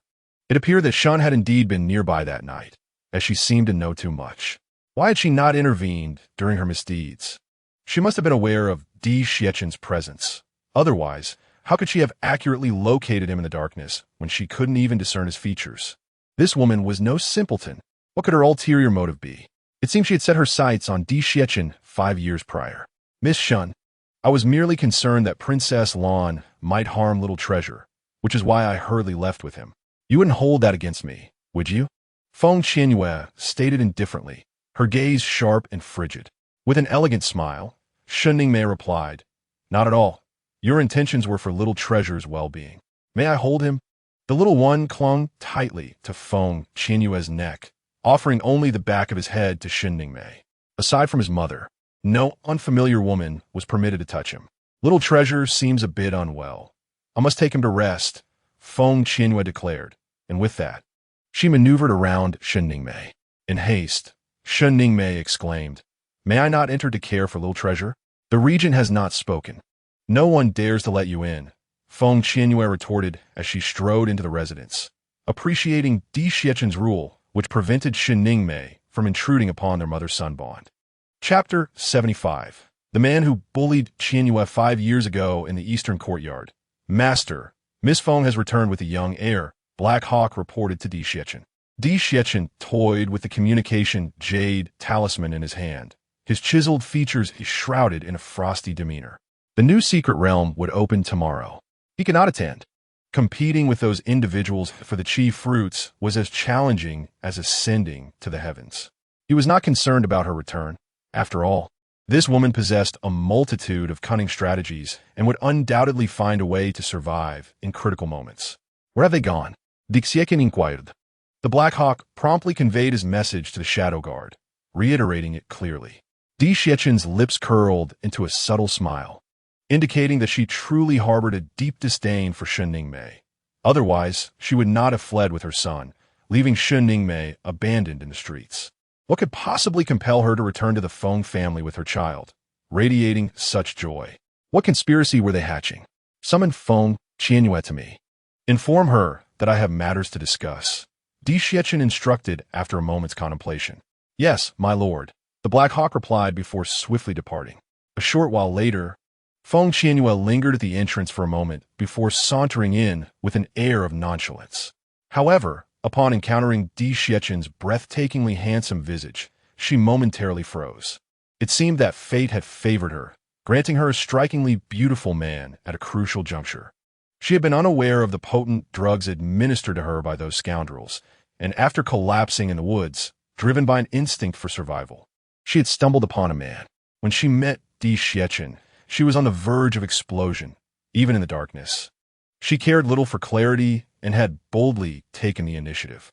In retrospect, this was perhaps the most audacious and reckless act she had ever committed. Noticing Feng Qianyue's rapt gaze upon him, Di Xiechen's lips quirked slightly. "Do you find me enchanting?" he inquired. Feng Qianyue rolled her eyes heavenward, disdainfully retorting, "Narcissism is a malady in need of treatment." Di Xiechen's expression darkened. Could she not utter a few pleasant words? Why must she always confront him so directly? "What brings you here?" Feng Qianyue asked with a cheerful demeanor, her expression so natural that it betrayed no hint of guilt. In her past life, she had encountered grand spectacles, and she remained remarkably composed. After all, 5 years ago, no one knew the truth of her lost virtue. Wait, those 5 men, because they had not touched her, if they were to come forward, she would have sought them out for vengeance before her journey to Pingyang City. However, at that time, she had been utterly powerless and had to abandon her quest. She had attempted to locate them later, but they seemed to have vanished, never to reappear in the imperial capital. She speculated whether their employer had silenced them. "The new secret realm will open tomorrow, and I will ensure you attend," Di Xiecchen stated languidly. "Thank you, Regent," Feng Qianyue exclaimed, her heart blooming with delight. This fellow occasionally exhibited commendable qualities. Observing her smiling eyes and crescent-shaped brows, Di Xiecchen felt something stir within his chest, softly, gently. "Hand over your communication jade talisman," he commanded. "Why?" she queried. "I permit you to take your son with you, but I must be able to communicate with you at all times. Do you not wish to bring your child along?" Di Xiecchen replied coldly, his expression darkening. Did she not desire to stay in contact with him? Thinking swiftly, Feng Qianyue produced the communication jade talisman and handed it to him, feeling as though the man radiated a divine glow in that moment. He had voluntarily allowed her to take Xiao Bao with her, enabling her to spend time with her son without his presence as an unwelcome distraction. Di Xiecchen took the talisman, furrowing his brow. "You have many contacts?" Friends I met during my previous journeys, Feng Qianyue replied with a cheerful smile. It appears your friends are not ordinary. Each of them possesses a communication jade talisman. Di Xiaochen remarked meaningfully, before infusing a trace of his own energy into the talisman. This object is a superior spiritual artifact, not something just anyone possesses. Perhaps it is due to my amiable nature and charm that others are inclined to engage with me, Feng Qianyue remarked with a playful smile. Narcissism is a malady that requires treatment, Di Xiaochen retorted, echoing her own words. Feng Qianyue spoke the truth. The communication jade talisman was a gift from others who eagerly wished to maintain contact with her. Di Xiaochen handed his communication jade talisman to Feng Qianyue, who swiftly infused it with her own fighting spirit. Moments later, the two jade talismans gleamed, indicating their successful binding. As Di Xiaochen prepared to return the jade talisman to her, he noticed a faint yellow glow emanating from it.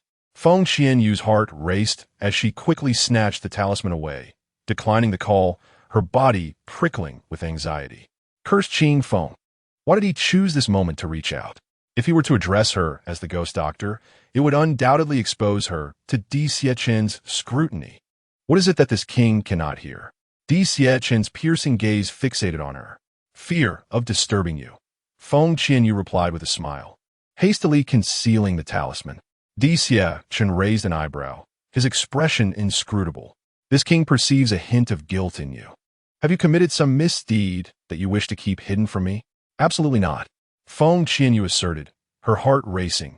Was she indeed guilty or merely apprehensive? After all, this man's commanding presence was daunting, especially those profound, penetrating eyes that seemed to read her very soul. Ah, Chun, a nonchalant voice suddenly called from outside. Belonging to Bai Ming Yuan. Feng Qianyue pressed her lips together, her impression of Bai Ming Yuan improving instantly. Hurry in, lest Di Xiaochen continues to regard me with that predatory gaze. Dressed in a flamboyant crimson robe, Bai Ming Yuan sauntered in, casually fanning himself. Upon noticing Feng Qianyue's presence, an ambiguous smile graced his lips. I hope I'm not interrupting anything. Not at all. You two continue your conversation. I shall attend to Xiao Bao, she replied before making a swift exit. Di Xiaochen observed her straightened back, his eyes narrowing dangerously. This woman surely harbored secrets from him. Speak if you have something to say, otherwise leave. Bai Ming Yuan's lips twitched. Has the young lady upset you? You must understand. With the sudden appearance of a mother for Xiao Bao, she is likely feeling a tinge of jealousy. Di Xiaochen sat up straight. Are you certain she is jealous? After your visit to the palace that day, she seemed lost and dispirited while cooking. If you truly care for her, you should address the matter concerning that woman. Would you like me to teach you how to pursue a lady? Bai Ming Yuan chuckled with a playful charm. Who has any affection for her? Di Xiaochen declared with a haughty demeanor, his eyes sparkling with intensity. Bai Ming Yuan smirked, producing a book and handing it over. Di Xiaochen glanced at it, his handsome face darkening. It was yet another work by the author I am a goddess. This tale, The Overbearing Prince Falls in Love with Me, narrates how a stoic prince woos his beloved. Perhaps you should take notes. Bai Ming Yuan placed the book on the table. Is there anything else? If not, leave. Di Xiaochen dismissed him, uninterested in such frivolous literature. What I am about to share will undoubtedly pique your interest. Speak. I have located the man who bullied Qian Yadu 5 years ago.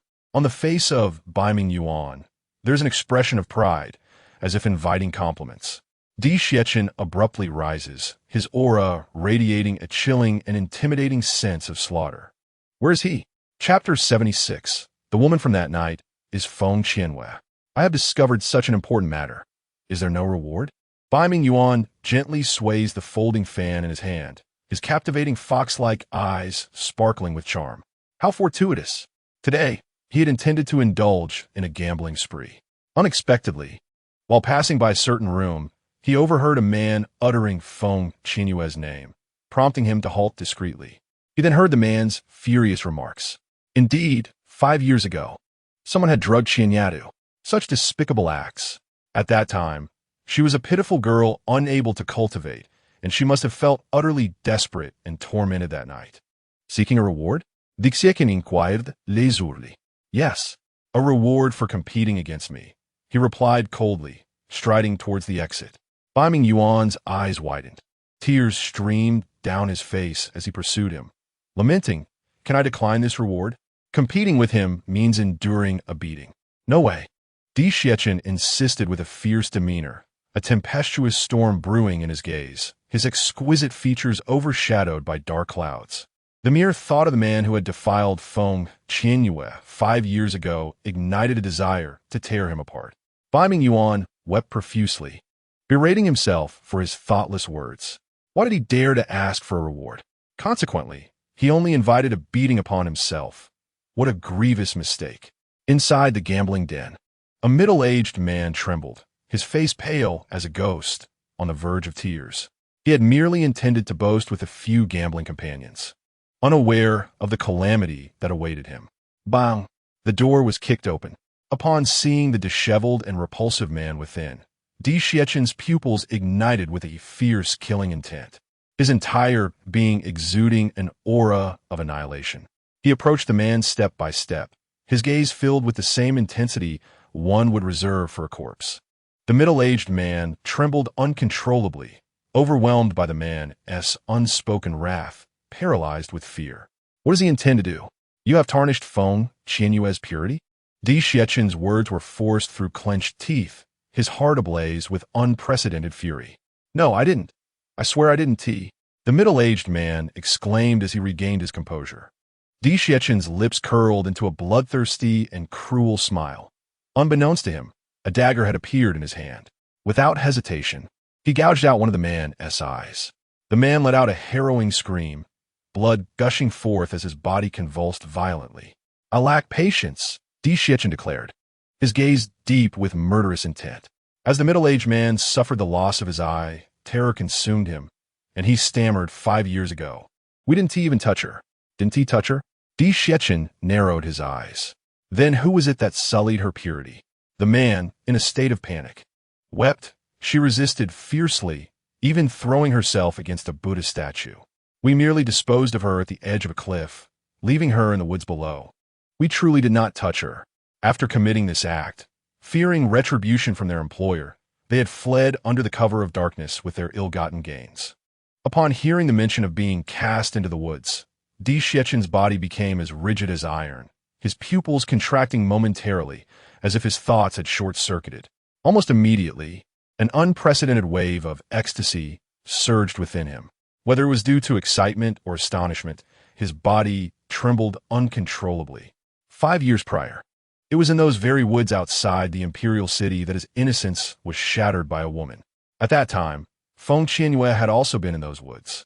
Without a second thought, he realized that the woman in question was indeed Feng Qianyue. The darkness of the woods had concealed their appearances from one another. Are you all right? Feng Qianyue inquired, observing his reaction with a furrowed brow. It appeared that he had truly fallen for Feng Qianyue. Her plight elicited such a profound response from him. This was the first time he had witnessed Dixiekin lose his composure in such a manner. I'm fine, Dixiekin replied, regaining his composure swiftly. We truly did not harm her. Her purity was not tarnished by our hands. The middle-aged man cried out in anguish, desperate for them to spare his life. Had he known this would transpire, he would never have returned to the imperial city, nor would he have boasted about events from 5 years ago, especially in the presence of someone familiar with Feng Qianyue. A beguiling smile graced Feng Qianyue's exquisite features. Come now, tell me, it was not you who ruined her. But which wretched man was responsible? Dixiekin's expression darkened. We do not know. We merely left her in the woods and departed. The middle-aged man spoke hastily, trembling in fear. Dixiekin's cold, profound gaze fixed upon him. Who was it that harmed Feng Qianyue 5 years ago? The assailant did not reveal his face. He was a man, the middle-aged man admitted, unable to conceal the truth. He offered us a substantial sum to defile Feng Qianyue at an ancient temple and then dispose of her. When she collided with death, we simply cast her over the cliff. We never anticipated she would survive. Had he known, he would have unequivocally refrained from returning to the imperial city. A fierce and ruthless glint flickered in Di Xiechen's eyes as his bloody dagger found its mark in the middle-aged man's chest, who convulsed once before falling still. Let today, as events remain between us. Do not let a third party learn of it, or you understand the consequences, Di Xiecchen warned Bai Mingyuan solemnly. Images of the woman danced in his mind, her radiant smile, her flattery, her duplicity, her cunning, her anger, her vulnerability, her aloofness. Each scene tugged at his heartstrings, thawing the icy walls that had encased his heart. Feng Qianyue was likely unaware that the man from that fateful night was him. Otherwise, knowing her as he did, she would undoubtedly flee, perhaps even taking their son with her. After all, he had once declared before her that he would dismember her tormentor and scatter their ashes. 5 years ago, in that moment of clarity, he had harbored thoughts of tearing that man apart, a sentiment that had persisted throughout the years. Yet, upon realizing it was Feng Qianyue, his heart was filled solely with surprise and exhilaration. He even yearned to keep her by his side for eternity. Little Bao was their son. Yet, she had continuously claimed that the child she buried 4 years ago was lost to her. Why was he now in possession of a living son? What had transpired 4 years ago that led to their separation? Were they destined to be entwined by fate? After countless twists and turns, their family was finally reunited. Once, he never believed in fate, but at this moment he did. I shall keep this secret. Bai Mingyuan raised his right hand, swearing to ensure that the young lady would not be told, and he certainly would not speak of it indiscriminately. Nor would he dare to inquire about her, for she had lost her innocence that fateful night, and it would be unkind to pry into her wounds. Di Xiecchen stepped outside, eager to return to the royal residence. The thought of their mother and child nestled together filled the emptiness in his chest, igniting a sense of tenderness and joy within him. Bai Mingyuan hurried after him, muttering in the dark woods, which scoundrel would ruin the young lady's purity at night. Truly despicable. Di Xiechen's handsome face darkened, and he replied coldly, This matter will be investigated thoroughly by me. You need not concern yourself. With that, he strode away in anger. Bai Mingyuan smacked his forehead, realizing how foolish he was to mention the young lady's lost purity in his presence. It was bound to evoke jealousy. Chapter 77. Had something sinister occurred? In the room, the little darling displayed all his treasures. Mother, quickly, put them all into your spatial ring. They will be useful later, he said, presenting his collection like a prized offering. He wished to give all his protective treasures to his mother to ensure her safety. Alas, his father could not accompany them if he were present. No one could harm her. Poor father, left alone at home, waiting for their return. Feng Qianyue gazed at the pile of items, her lips twitching. Little darling, how do you possess so many treasures? And they appear to be extraordinary spirit artifacts. Perhaps I am simply too endearing. Every time my father takes me out, they love to gift me things, the little darling replied earnestly, blinking his eyes. Feng Qianyue couldn't help but chuckle, wondering if this self-adoration was inherited from her and Di Xiecchen. My son, beloved by all, how could you not be cherished? With that, she planted a firm kiss on the little darling's cheek, soft and tender, evoking an irresistible urge to kiss him again. The little darling bit his lip and asked Mother, When father takes me to those sects next time, could you accompany us? They always mock me for being a child without a mother. Upon saying this, his cherubic face was etched with profound grievance and pity. Feng Qianyue's smile vanished as she declared proudly, We shall go, without a doubt. I will tell them that you not only have a mother, but also the most beautiful mother. Thank you, Mother. The little darling's heart soared, his face radiant with a sweet smile. The thought of those children mocking him made him want to take his mother there immediately to show off. He wanted to incite their envy. They ridicule you because of me. You must help me reclaim my dignity, Feng Qianyue asserted, embracing the little darling. Feeling a pang of guilt, those children were truly detestable. How could they think her son, so handsome and adorable, was unwanted? The little darling's eyes sparkled as he clung to Feng Qianyue's neck, proudly declaring, When mother appears, she will surely dazzle everyone. Absolutely, Feng Qianyue proclaimed, her eyes shining with unwavering determination. It appears that this time, no matter what, one must find a way to obtain the spirit fruit. Otherwise, with such meager strength, how can one assist their son? Immediately thereafter, the little darling proceeded to introduce each spiritual artifact to Feng Qianyue, instructing her on their usage. After familiarizing herself with all the treasures, Feng Qianyue felt a swell of pride for her son. Astonished that the little one had managed to acquire so many treasures during his outing, evidently quite popular. Upon returning to the estate, Chen headed straight for the courtyard where his son resided. As he entered, he overheard the cheerful exchange between mother and child emanating from inside the room. Their joyful banter was unmistakable. Without hesitation, he strode toward the chamber. Just as Feng Qianyue was about to speak, she noticed the man entering. His exquisitely sculpted face devoid of any expression, rendering his emotions inscrutable. Instinctively, she released the little one, fearing that he might discern something amiss. Chen fixed his gaze upon Feng Qianyue, suppressing the tumult of emotions within, and approached her directly, inquiring, "Do you harbor feelings for me?" The little darling's eyes sparkled with interest. Feng Qianyue, taken aback by the question, found herself bewildered. What madness was he indulging in? "I do not." "How could you not? This king is wise, valiant, and stands out among the crowd. Why do you not appreciate this?" Dixie Chenesse ansum visage darkened. As if it could drip with water, his heart constricted by her lack of discernment. Did she truly lack vision? Almost choking, Feng Qianyue realized that his words echoed her previous compliments, which he seemed to remember with perfect clarity. Merely being a good person does not guarantee universal admiration. Much like how many admirable women may fancy you, why do you not reciprocate their affections? The little darling rested his chin on his hands, acknowledging his mother's wisdom. They simply do not compare to this king, Chen retorted defensively. Father's reasoning holds merit. Feng Qianyue, is it truly wise to be so self-absorbed? Chen scrutinized her intently and glanced at his son, grateful that the boy resembled him entirely. Otherwise, he might have suspected her of having taken his essence without his knowledge.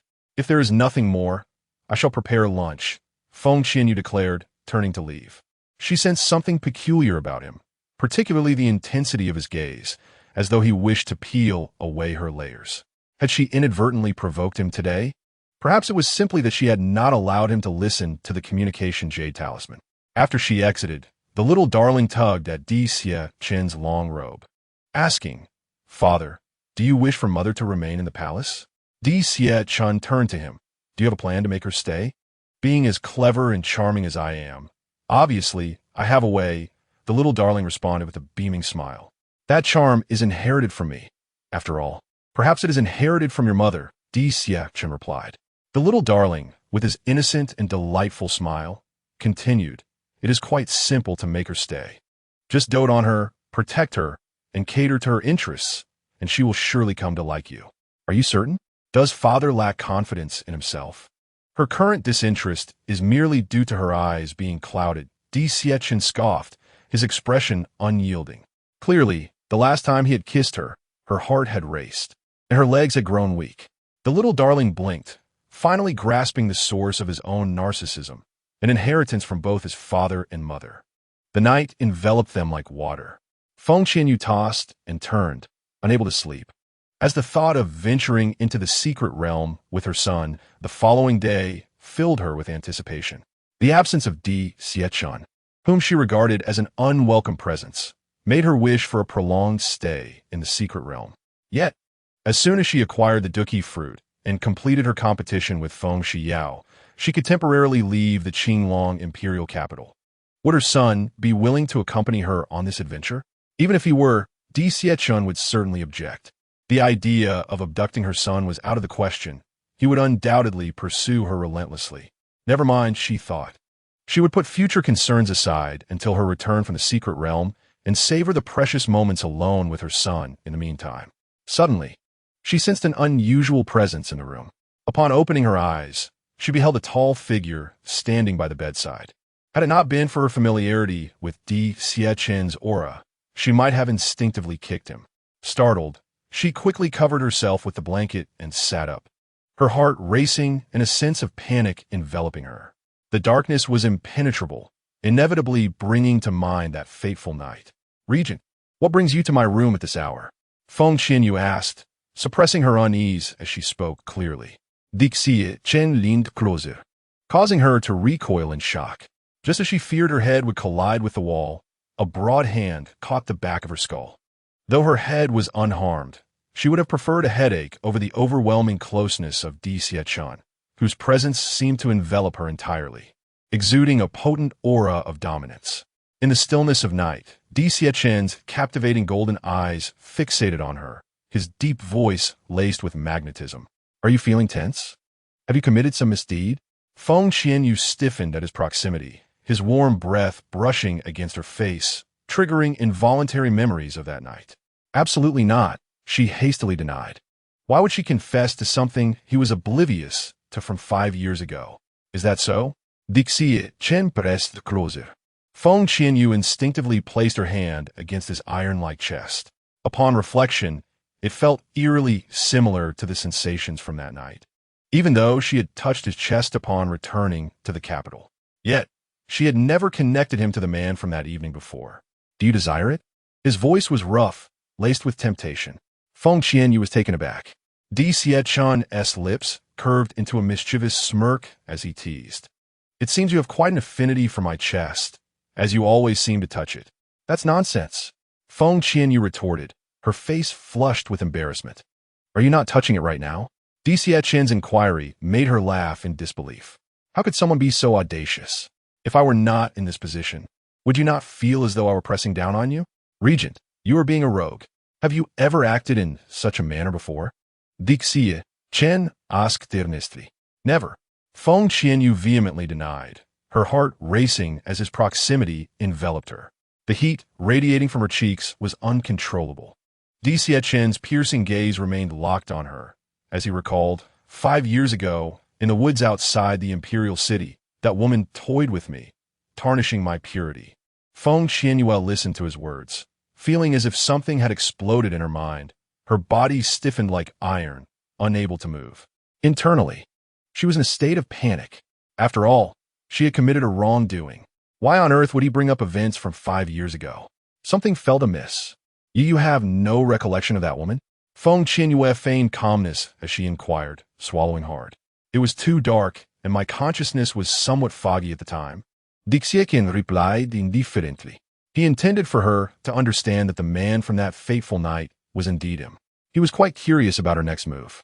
Relief washed over Feng Qianyue in an instant. Fortunately, he was unaware that she was the one involved. In truth, she believed that the woman bore no blame. She surely did not intend to offend him. She defended herself, acknowledging that she had been left with no choice. Oh, Dixie Chen adopted a tone that invited her to continue. It was pitch black at night. The other party did not know it was you. Perhaps she was in a predicament, which forced her into such actions. Feng Qianyue reasoned with him. Although he was the victim and did not need to empathize with her, she felt genuinely innocent. A slight smirk appeared on Dixie Chen's lips as he leaned closer. You two lost your innocence that night and were drugged. Was it truly not you who took advantage of this prince? It wasn't me. I didn't do it. It wasn't me. Feng Qianyue fervently denied, her heart racing to her throat, her mind a chaotic whirlwind. She had a nagging premonition that Dixie Chen would soon discover she was the woman from that night. It seemed imperative for her to secure her position in his heart. That way, even if he learned the truth, he would not seek to destroy her. Dixie Chen's expression darkened. What a deceiver. I specifically mentioned the woods outside the capital that night. With your intelligence, it would be impossible for you not to deduce the identity of that man. However, her denial was understandable. She likely feared retribution. Suddenly, Dixie Chen wrapped an arm around her waist, helping her to sit up. Feng Qianyue quickly shifted to the side, maintaining a safe distance, her heart thundering. Unable to achieve composure, the aura emanating from the man was overwhelmingly potent, wrapping around her and making her breath somewhat labored. Perhaps you are correct. This prince should not blame her. After all, she bore me a lovely son, Dixie Chen said leisurely. He could not frighten her further, lest she truly flee. Even if she did run away to the ends of the earth, I would retrieve her. Feng Qianyue nodded vigorously in agreement, smiling ingratiatingly. Yes, yes. Our little treasure is adorable, intelligent, and a genius. Where else could one find such a child? That is due to this prince's fine genes, Di Xiachen stated proudly. The quality of a child reflects both father and mother, indicating that the mother of our little treasure is also quite exceptional. Feng Qianyue couldn't help but praise herself. Di Xiachen snorted coldly. From what you say, should this prince express gratitude to her? No need, no need. I simply believe that she acted without malice and has gifted you with our little treasure. For the sake of the child, please do not harm her. Feng Qianyue earnestly attempted to lessen her own guilt.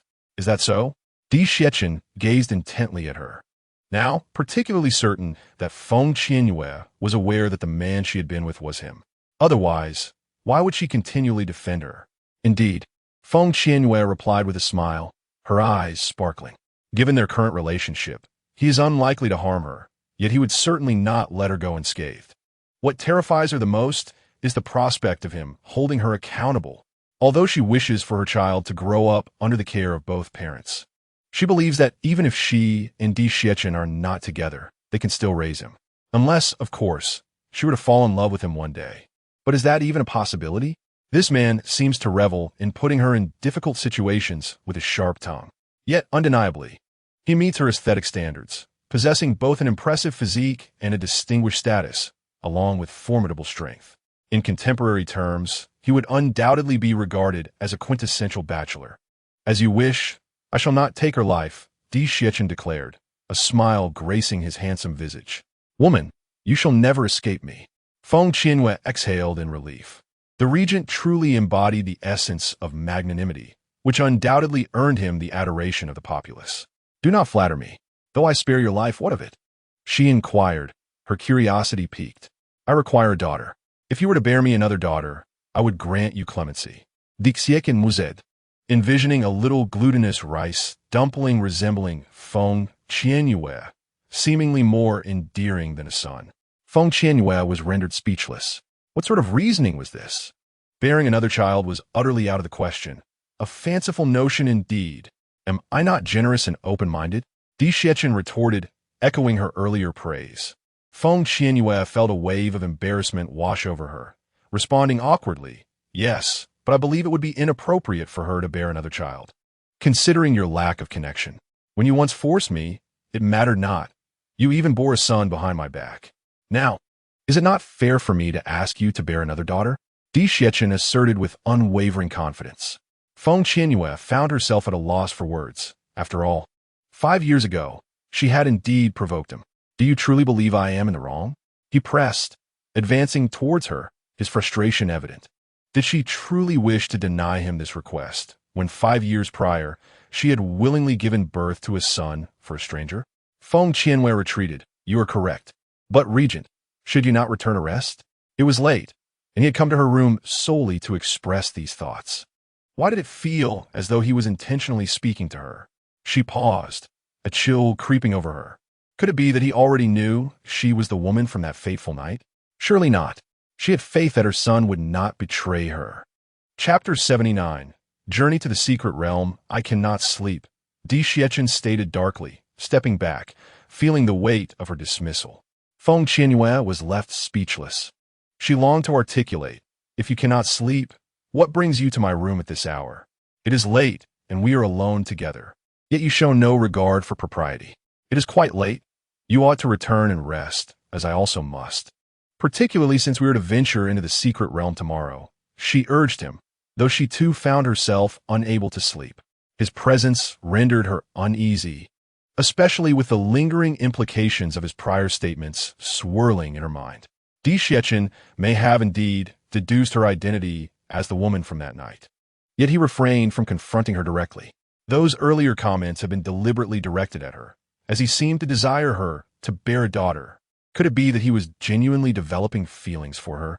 It appeared that once they returned from the secret realm, she would need to make a hasty exit. Di Xiachen slowly descended from the bed, casting a commanding gaze upon her. Feng Qianyue.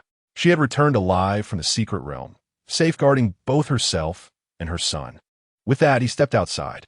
Feng Qianyue stared at his retreating figure, momentarily taken aback. Was he genuinely concerned for her? That night, she found herself unable to sleep.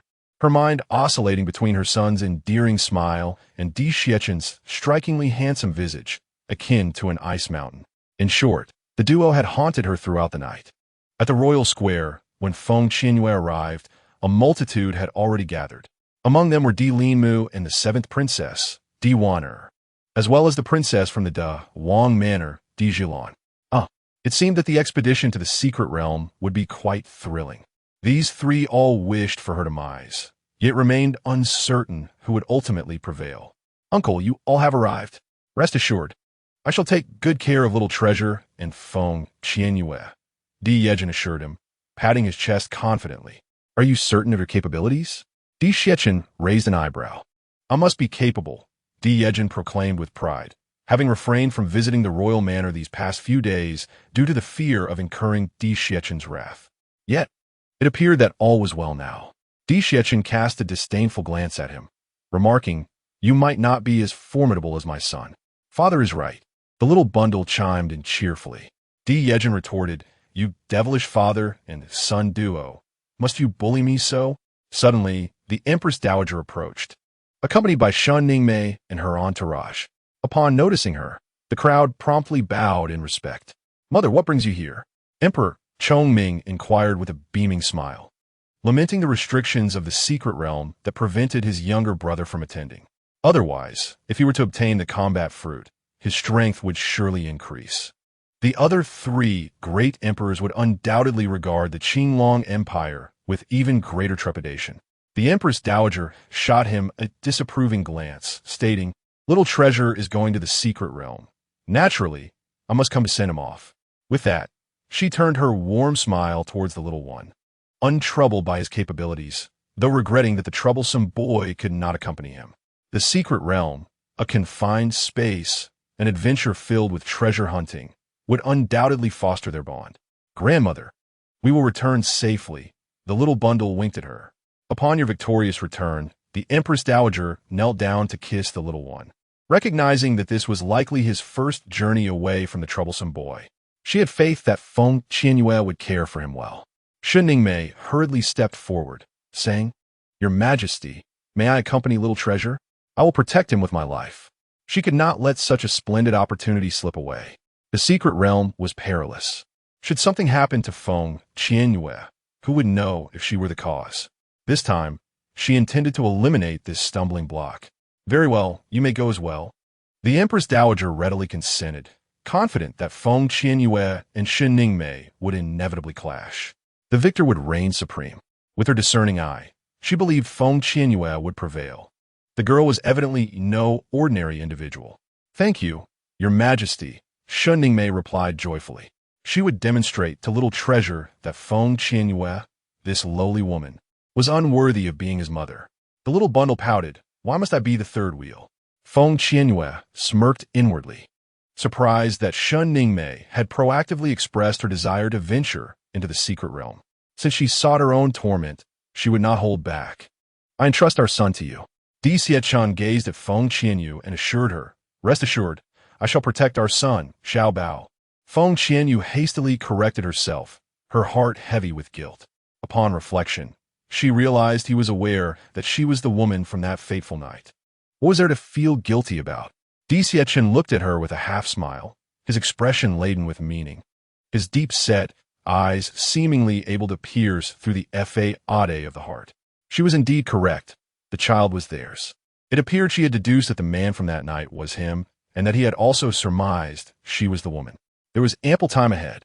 Their accounts could be settled in due course. Feng Qianyue met his gaze and swallowed hard. Although neither had articulated it, they shared a tacit understanding. The road ahead was fraught with challenges. Shun Ningmei clenched her fists beneath her sleeves, her lips pressed tightly together, and a hint of mist gathered in her eyes, feeling both envious and resentful. It was unexpected that Di Xiechan would rather entrust Xiao Bao to Feng Qianyue than to her, indicating that Feng Qianyue held a unique place in his heart. Moments later, the teleportation array at the center of the royal square was activated by several elderly men.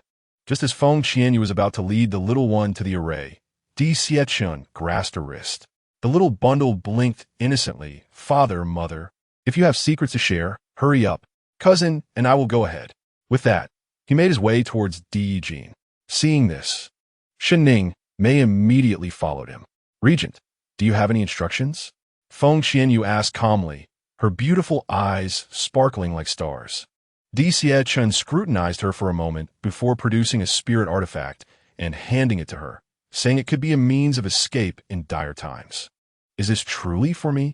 Feng Qianyue inquired, eyeing the thick square cloth in his hand, uncertain of its nature, but certain it was something valuable. You must return it, she added, feeling flustered. It is called the Flying Flowing Rhythm Carpet. It allows flight when activated with fighting spirit. The distance it can cover depends on the strength of your fighting spirit. Di Xiechun instructed her on its use. Feng Qianyue's eyes brightened. Indeed, it was a remarkable item. Thank you, she said, swiftly taking it and stowing it away. Feng Qianyue, we shall settle our accounts upon your return. Di Xiechun stated with a deeper meaning, his eyes dark and unfathomable as they remained fixed on her. Must I return? Feng Qianyue lamented, feeling despondent. Why could he not wait until she returned to broach such matters, allowing her to embark on her adventure with a light heart? The mere thought of him demanding an account upon her return was overwhelming. You may certainly attempt to evade, but whether in the heavens or the earth, I shall find you, Di Xiechun declared assertively, his demeanor exuding an air of dominance. Feng Qianyue felt a pang of despair. Was she truly marked by him? Surely he did not expect her to bear him a daughter? From his earlier words, it seemed fleeing would not be an option. However, the world was vast, and she doubted he could truly pursue her to the ends of the earth. Suddenly, Di Xiechun pulled Feng Qianyue into his embrace, assertively holding her close. Do not be so unruly, she protested, struggling against him, aware that they were in plain sight of many onlookers. Is it not you who first acted unruly towards me? Di Xiechun countered, a playful glint in his onyx-like eyes. You ought to know how to take responsibility. The woman was pregnant, and her once empty heart was now brimming with emotion. Previously, he had never felt a spark for any woman, save for Feng Qianyue, who, despite her obliviousness, had captured his sincere affection. Feng Qianyue wept and innocently remarked, I don't know how to write. Indeed, she had guessed correctly. He desired her to take responsibility. When you return, I shall teach you how to write properly. Emperor Xiechun whispered meaningfully in her ear, his warm breath grazing her cheek. A shiver coursed through Feng Qianyue as she sensed an underlying implication in his words. Suddenly, the air around them stirred. Let go of me. The teleportation array has activated. Feng Qianyue urged, pushing him with all her might, eager to escape to the secret realm and avoid facing Emperor Xiechun. Coincidentally, she had been contemplating how to deal with him during this time. Reluctantly, Emperor Xiechun released Feng Qianyue, pinching her cheek lightly. Go ahead, I shall await your return. Very well, Feng Qianyue replied with a sweet smile. Upon exiting the secret realm, she yearned to flee. As for the matter of responsibility, she would address it when he found her again. The Empress wore an affectionate smile, delighted that her aloof son had finally shown signs of enlightenment by embracing Feng Qianyue in front of everyone. It was a rare occurrence. It seemed she must prepare for their impending nuptials. Perhaps she would soon have a granddaughter. Emperor Chongming was taken aback. Was that truly his brother, who never allowed any woman to approach him? He had embraced Feng Qianyue so intimately, and witnessing his face, radiant with warmth, made it apparent he had fallen for her. The Empress regarded Feng Qianyue's retreating figure, her eyes flashing with a venomous glint, a torrent of hatred swelling within her. 5 years prior, she had turned her son into a laughingstock in the capital. Now, 5 years later, she had publicly humiliated her esteemed son and embarrassed her daughter. And now, Feng Qianyue had the audacity to entice the regent. What a shameless woman. The individuals within the teleportation array gaped at Feng Qianyue, their faces a canvas of disbelief. Emperor Xiechun had openly embraced her, unmistakably signaling that she was the woman he had chosen. Dealing Mu gazed upon Feng Qianyue's enchanting visage, his heart twisted with rage and jealousy. How dared she flirt with the royal uncle, especially upon witnessing the affectionate embrace? A frenzied jealousy surged within him, yearning to claim her for himself. She was undoubtedly scheming, intentionally drawing close to the royal uncle to exact revenge for the annulment of their engagement 5 years prior. Feng Qianyue scooped up the little milk bag and, feeling the teleportation array activate, glanced at Emperor Xie, silently conveying 5 words, her eyes glinting with cunning mischief. She proclaimed, "I shall not return." Emperor Xie discerned her lips' movements, a faint smirk gracing his thin lips. Truly, she was a disobedient woman, even if she fled. If he could not catch her, it would be his loss. The teleportation array erupted in brilliance. In an instant, Feng Qianyue and the others vanished without a trace. In the ethereal secret realm, Feng Qianyue felt as though she had been transported to another place in the blink of an eye. As she touched down, a sigh of relief escaped her. She had successfully entered the secret realm without incident. Feng Qianyue, who gave you the right to come to the secret realm? Divane provocatively confronted hier, stepping forward. Last time at the Empress Dowager's, she was humiliated and ultimately confined, a debt she has not forgotten. Now that the Emperor's uncle cannot enter the secret realm, she is eager to see who will protect her. Are you questioning the Emperor's uncle's judgment? There must be a reason he allowed her to come, and instead of wasting time here, one should hasten to find treasures. Regent retorted bluntly. Diwanner shot him a glare. Regent, uninterested in her, turned to the little treasure, saying, "Let's go treasure hunting." Divane smirked mockingly, thinking that they were deluding themselves if they believed they could find any treasures. Once Sister Xiao appeared, she would crush them. Feng Qianyue, if you apologize to Xiao, I can allow you to join us, and you will receive a share of the treasures we find. Ling Mu stated with a seemingly generous demeanor. Get lost. Feng Qianyue curtly dismissed him, showing no regard for his words. Ling Mu's face twisted in anger, a fierce blaze igniting within him. How dare this wretched woman reject his offer? Fine. He would observe how a lowly fighter like her would fare in the Void Spirit's secret realm. When the time comes, don't come crying to me. After arrogantly declaring this, Ling Mu casually chose a direction to proceed. Diwanner and Zhilong glared at Feng Qianyue before hastily following him. The royal guards, observing this, naturally trailed the prince, leaving only Feng Qianyue, the little treasure, Regent, and Shenning Mei behind. Miss Feng, may I carry the little treasure? Shenning Mei stepped forward to inquire, eager for daily interaction with the child, yet finding this woman a nuisance. No need. Feng Qianyue flatly refused. It seems tiring for you to hold him all the time. I am his mother, so let me carry him. Shenning Mei persisted, her thoughts turning dark. Feng Qianyue wore a knowing smile, laced with irony, and said, "Are you certain you are the little treasure's mother?" She was confident. Shenning Mei must be wishing to eliminate her at this moment. If so, she would provoke her further. Then she could unveil the truth and see what Shenning Mei intended to do. Of course I am. Miss Feng, what do you mean by that? Shenning Mei responded, her expression one of feigned innocence, as if she had been wronged. I suspect you are not the little treasure's mother, Feng Qianyue stated seriously. Regent watched with amusement, sensing the tension between them, as if a conflict were imminent. Could it be true, as Bei Mingyuan suggested, that Feng Qianyue harbored feelings for the emperor's uncle and was now asserting her claim against Shenning Mei? Shenning Mei wore a dignified smile, saying, I know you like the regent. It's natural to doubt me, but I am indeed the little treasure's mother, an undeniable fact. Is that so? Feng Qianyue replied with a smirk. What a pity. I was the woman that night. Father said you are not my mother. I will not acknowledge you. The little treasure stated coldly, his expression unyielding, as if he needed to discuss this matter with his true mother. Hurry and get rid of this fraud. Little treasure, I am your mother. Shenning Mei's tears flowed freely, her sorrowful visage resembling that of a weeping flower, exuding all the pathos she could muster.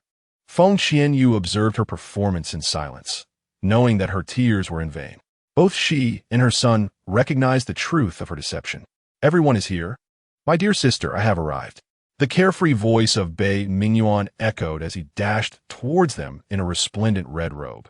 Feng Qianyue's lips twitched slightly as she cradled the little bundle and decided to leave. It appeared she needed to familiarize herself with the mystic spirit secret realm. As for the spirit fruit, it would likely prove elusive. And the divine artifacts? She had to rescue the 10 old men. Chapter 81. If you seek to kill me, be prepared for your own demise. Do you possess any knowledge of this secret realm? Feng Qianyue inquired, glancing at Di Yejin and Bei Mingyuan, both of whom shook their heads. Shen Ningmei spoke up, stating, no one can comprehend a secret realm that has not been unlocked. What a naive individual, lacking even this basic understanding. It was evident she had never ventured into a secret realm. It seemed that Miss Shun was quite knowledgeable. Feng Qianyue smiled and asked, might I inquire where you hail from? She detected a hint of superiority in Shun's tone, indicating that her facade was faltering, especially after Feng had just provoked her. Zhongzhou. As Shen Ningmei uttered these two syllables, an air of nobility graced her features. Feng Qianyue was taken aback. She realized that Shun was not from the Starry Continent, but from a different realm.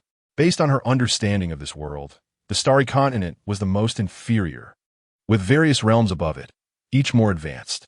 Yet, even these higher realms belonged to the lower planes of this world, while the upper realm was the ultimate destination for the powerful, an aspiration she shared. Only by ascending to the upper realm could one attain the pinnacle of strength, achieving everlasting life, immune to death. Immortal? Feng Qianyue remained skeptical, for many gods, demons, and immortals had also perished. Nonetheless, this did not deter her pursuit of strength. In her previous life as an orphan, she yearned for familial bonds, and now, with her soul returned, she had family. Her singular goal was to reunite with them. As she ventured deeper into the mystic spirit secret realm, she encountered an increasing number of individuals, predominantly young, with only a smattering of middle-aged people, as only those of the Dowang realm or below could enter. Feng Qianyue felt a sense of relief. Although she was merely a 9-star Douling, she could still contend with those at the Dowang level, but against Do Huang, she would surely be outmatched.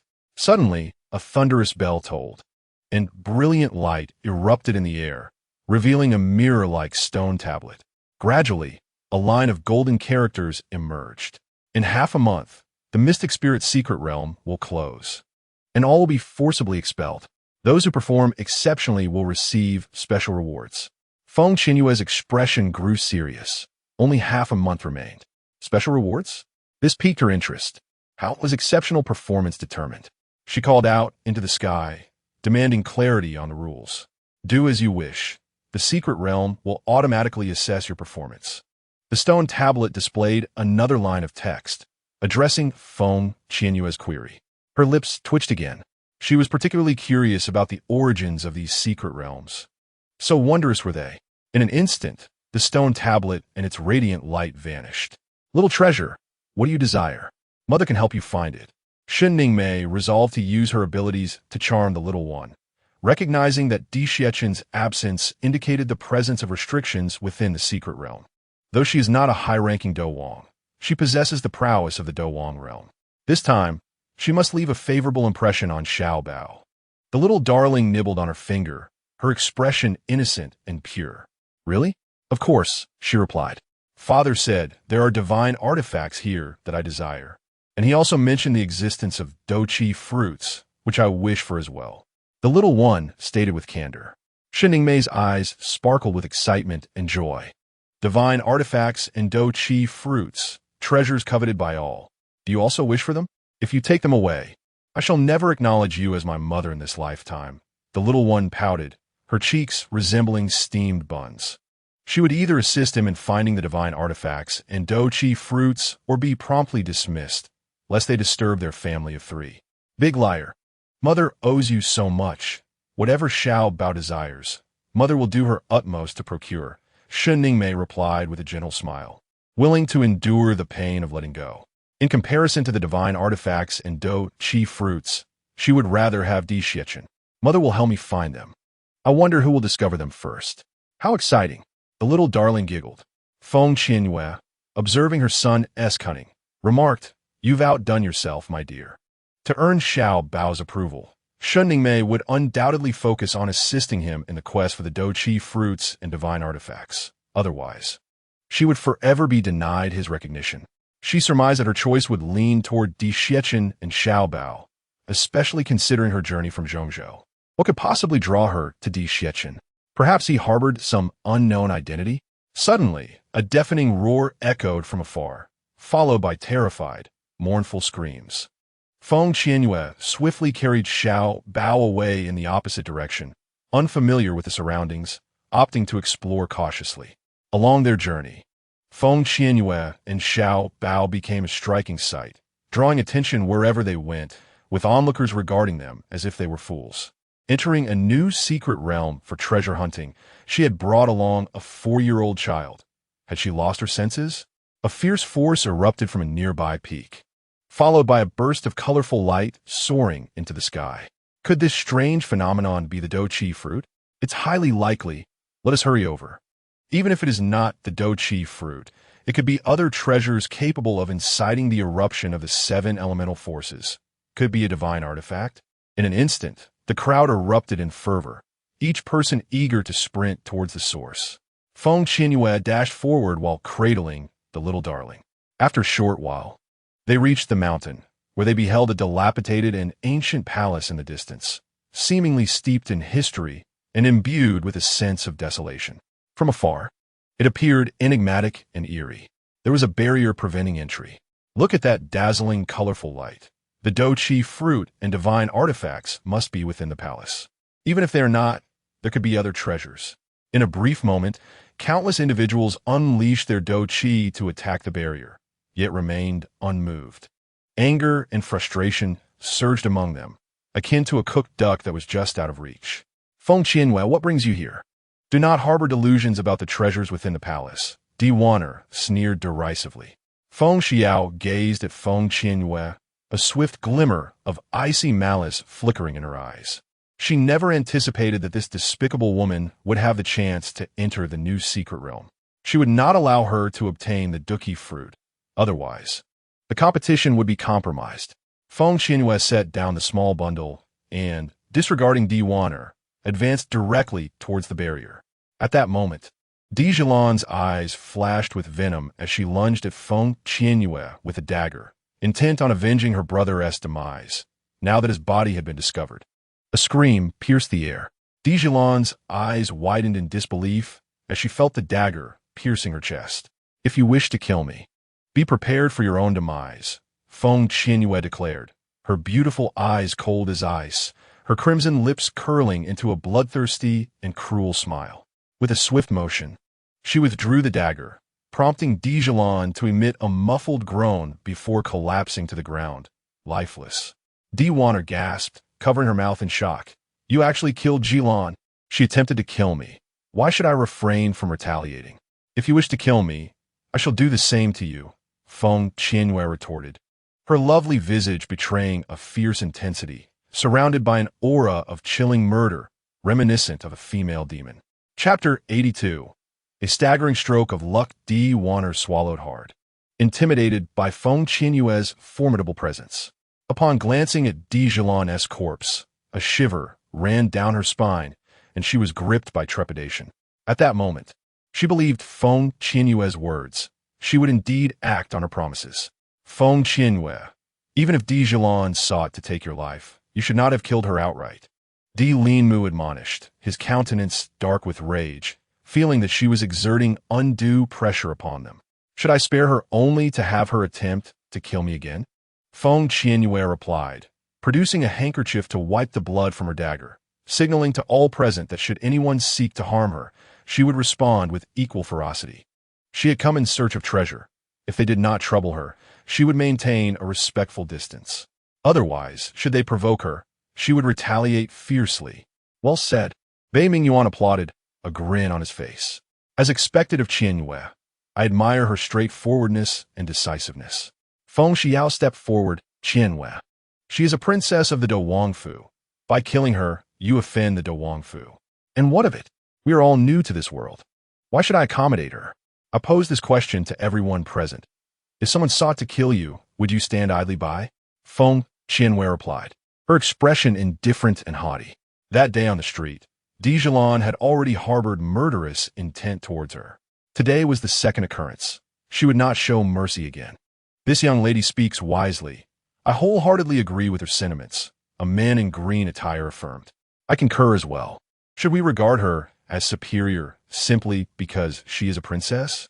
In this world, aside from the supremacy of martial prowess, there exists power and status. The imperial authority is not something to be trifled with. Suddenly, Yen Linlin approached, her delicate features exuding an air of superiority.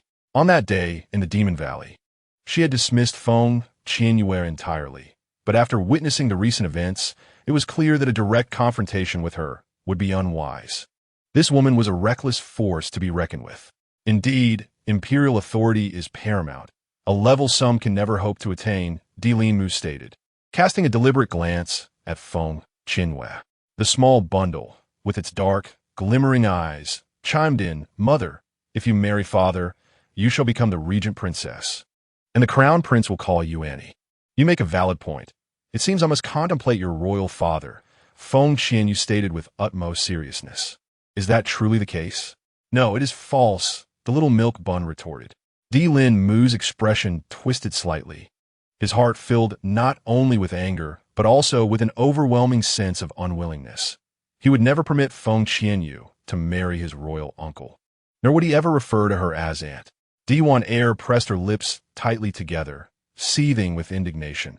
This brazen woman was utterly unrestrained. Upon her return, the Duke of De would undoubtedly take action against her, and she would see if she dared to act so arrogantly again. Feng Qianyue was tumultuous inside, astonished that the young lord still harbored feelings for Feng Qianyue. Wasn't it said that his mother had returned? What was the current situation? Feng Qianyue, do you truly believe that the regent would marry a woman who is pregnant out of wedlock? Su Beilin's exquisite face was marked by profound disdain. She had inquired of her master the other day. He claimed not to have taught anyone else, but had demonstrated before others, leading her to suspect they had observed and learned from him. Once they returned from the mystic spirit's secret realm, she intended to drag Feng Qianyue before her master to confess her transgressions. Beilin, who is she? Why are you even conversing with such a person? Qin Xiang said with evident disgust. Her name is Feng Qianyue. 5 years ago, she was cast aside by the crown prince of the Qinglong Empire after losing her virtue while unmarried. Not only did she surreptitiously learn my master Chu Cheng's medical skills, but she also flaunted a counterfeit token of the chief disciple of the Battle God Temple. Su Beilin declared, her voice neither too loud nor too soft, but clear enough for all present to hear. She aimed to make everyone aware of Feng Qianyue's misdeeds. The disciples of the Battle God Temple behind her were filled with rage upon hearing that she dared to forge a counterfeit token. Zhu Jiang? That name sounds familiar. He is a revered master alchemist. Even with wealth, one might not secure his services, someone remarked. Miss, are you a disciple of Master Chu Cheng? Suddenly, all eyes fell upon Su Beilin, their gazes ablaze with fervor. Su Beilin reveled in this moment of attention, proudly proclaiming, Indeed, my master is Chu Cheng. Feng Qianyue, I never imagined you to be so vain. Not only stealing Master Chu Cheng's medical knowledge, but also fabricating a counterfeit token of the chief disciple of the Battle God Temple. How shameless! Yen Linlin seized the opportunity to scorn her. The onlookers directed their disdainful, mocking, and scornful gazes toward Feng Qianyue, their expressions rife with contempt and derision. They were astonished to discover that she was indeed that kind of person. Shenning Mei subtly curled her red lips, secretly hoping for the crowd to collectively denounce Feng Qianyue, sparing her the need to intervene personally. Feng Qianyue glanced at Su Beilin, who continued to bask in her self-importance. After all, in due time, she would no longer have the privilege of being Chu Cheng's disciple. Rather than gossiping idly, it would be more prudent to consider how to unlock the barrier and seek treasures within the ancient palace, for they had but 15 days. Feng Qianyue taunted. The little milk bun stepped forward, his eyes squinting with a smile as he said, Mother is right. Feng Qianyue smiled, taking his hand as they approached the barrier. Reaching out to touch it, just as she believed the barrier to be impenetrable, she stepped through, along with her little milk bun. A profound silence enveloped the scene. Everyone widened their eyes in deep shock and disbelief. They had actually entered. What was happening? In an instant, everyone rushed toward the barrier. However, they were promptly halted. As Feng Qianyue observed the individuals frantically striking the barrier, a boisterous laugh erupted from her, exuding an air of insufferable arrogance. Suddenly, a flash of light illuminated the sky, and a familiar stone tablet materialized. As the first slayer in the ethereal realm, her reward was access to the mysterious palace. An hour later, the barrier would open, allowing others to enter. Feng Qianyue gazed at the characters emerging on the stone tablet, nearly bursting into a fit of laughter. What extraordinary fortune was this? By eliminating a foe, she could gain early entry to the mysterious palace to seek treasures. Her son was indeed her lucky star. The crowd was taken aback. What on earth is this? They exclaimed. By slaying one individual, she could venture forth to hunt for treasures ahead of everyone else. Would she not seize all the precious items within the hour? This thought incited a wave of agitation among the onlookers. Su Balin and the others, their tempers flaring, were seething with frustration and ire, feeling utterly helpless. Initially intent on thwarting Feng Qianyue and embarrassing her, they now found her the object of envy for all present. Di Jin and Bei Ming Yuan, had they been forsaken? Shen Ning Mei pressed her lips together, a glint of cold light flashing in her eyes.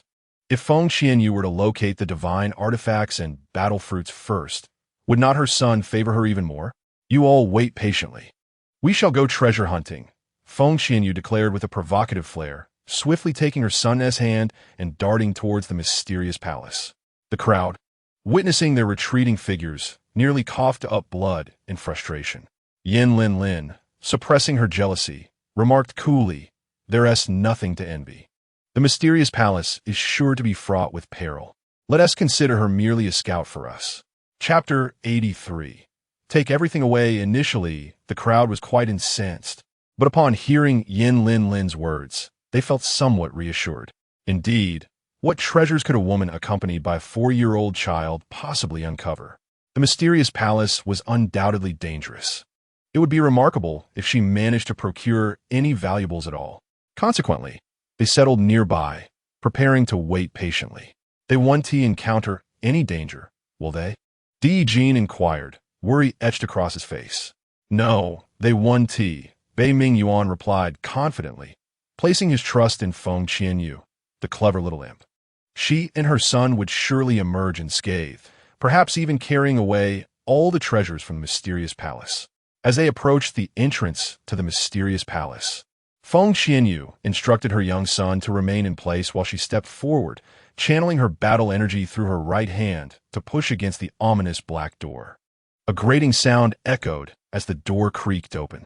The onlookers outside fixated their gazes, secretly hoping for a monstrous creature to emerge and devour Feng Qianyue, eager to witness her fall from grace. Feng Qianyue surveyed the dust-laden palace, a pungent aroma of time wafting towards her. Sensi no imidi danya. She took her first step inside. Mother, the place emanating with colorful light must hold treasures, her son exclaimed, hastily following her. Very well, Feng Qianyue replied, guiding him further within. He would certainly refuse to wait outside, so it was wiser to keep him close at hand. As they ventured deeper into the palace, the mother and son found themselves awestruck. Take everything of use. Pack it all up, leave not a single item behind. Rolling and Glutton aided in their quest for treasures. After thoroughly sifting through the palace and gathering all that could be taken, Feng Qianyue and the little milk bun contentedly made their way toward the palace's rear courtyard, where they were immediately captivated by a vibrant pool. Scarlet, orange, yellow, green, cyan, blue, and violet, 7 brilliant rays of light surged skyward, dazzling and resplendent. Mother, hurry inside to cultivate, urged the little milk bun. Wait for me here. Do not wander off, Feng Qianyue instructed. The little milk bun obediently nodded, resolved to guard his mother, vigilant against any potential ambush. Feng Qianyue swiftly entered the colorful pool, where an unending torrent of elemental energy from the 7 attributes surged into her being, distinct from the elemental force she usually absorbed. As she diligently refined this energy, the fighting spirit within her dantian swelled increasingly. Gradually, 7 orbs began to emit a faint glow. Feng Qianyue's heart surged with elation. This was a herald of her impending advancement.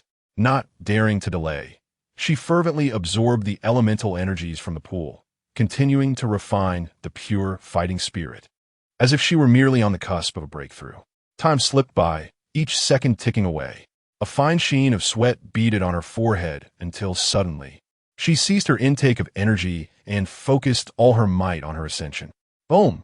The formidable force within her dantian erupted. The 7 orbs, each a different hue, shimmered brilliantly. "I've ascended," she exclaimed, opening her eyes and swiftly emerging from the water to embrace the little milk bun in a flurry of kisses. "Little treasure, you are truly my lucky star. I have advanced. Congratulations, mother." The little milk bun replied with a beaming smile, sharing in her joy. A resounding, solemn chime echoed through the air. Feng Qianyue scooped up her son and hurried away, realizing that an hour had passed and the barrier was now open. As the barrier lifted, those waiting outside rushed madly toward the illusory palace, filled with both anticipation and trepidation. The absence of any sounds of conflict from within indicated a lack of danger. The treasures must be. Indeed, upon entering, they found the palace deserted, completely stripped of its contents. However, the disturbed dust hinted at the presence of numerous items that had once been there, all taken away. "Damn Feng Qianyue, how despicable!" Su Beilin cursed through gritted teeth, her face contorted in anger. Is there anyone so greedy as to leave nothing for others? Who would have thought she was so avaricious? Sighed Yin Xiao, disappointment etched on her features, her heart aflame with fury. But then she reflected, what difference did it make if she took everything? The real challenge lay in surviving to escape. Yin Lin, exasperated, surveyed the crowd. "Everyone, since all the treasures have been taken by Feng Qianyue, why not unite and reclaim them from her? She is walking a perilous path." She had no doubt that with their numbers, they could overpower her. Furthermore, once the news of the treasures she possessed spread, others within the secret realm would undoubtedly seek her out, bringing her more trouble.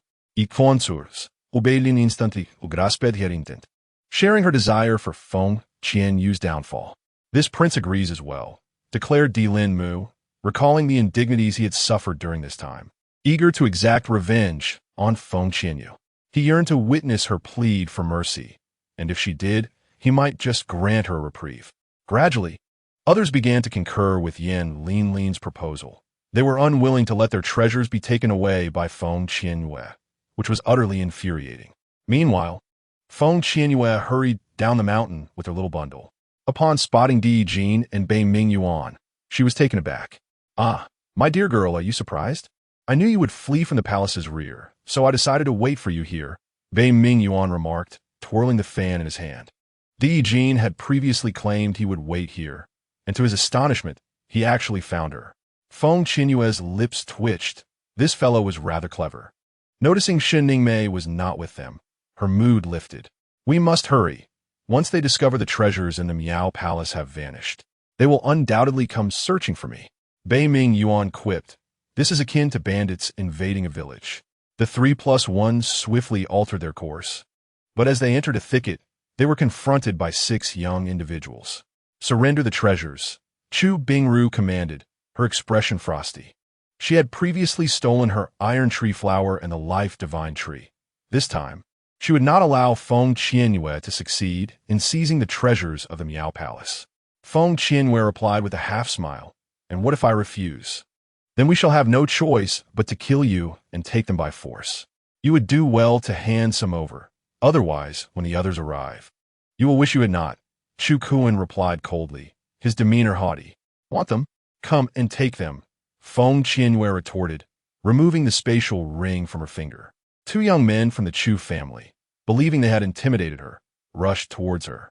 Just as they drew near, Feng Qianyue struck, with 2 daggers in hand. She swiftly pierced their chests with lethal precision. "You dare to kill our Chu family members?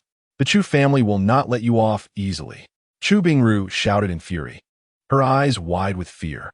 Feng Qianyue withdrew her daggers, and with a thud, the 2 corpses collapsed to the ground. A cold, devilish smile curled on her lips. "Then I shall eliminate all of you. Who would know it was I?" "Excellent idea. I relish silencing witnesses," Bei Mingyuan said before darting forward like a wraith. Feng Qianyue also sprang into action, her form resembling lightning as she charged at Chu Bingru, having spared her in the Black Abyss Forest. And with her failure to cherish that chance, it was time for her to report to the King of Hell. Chapter 84.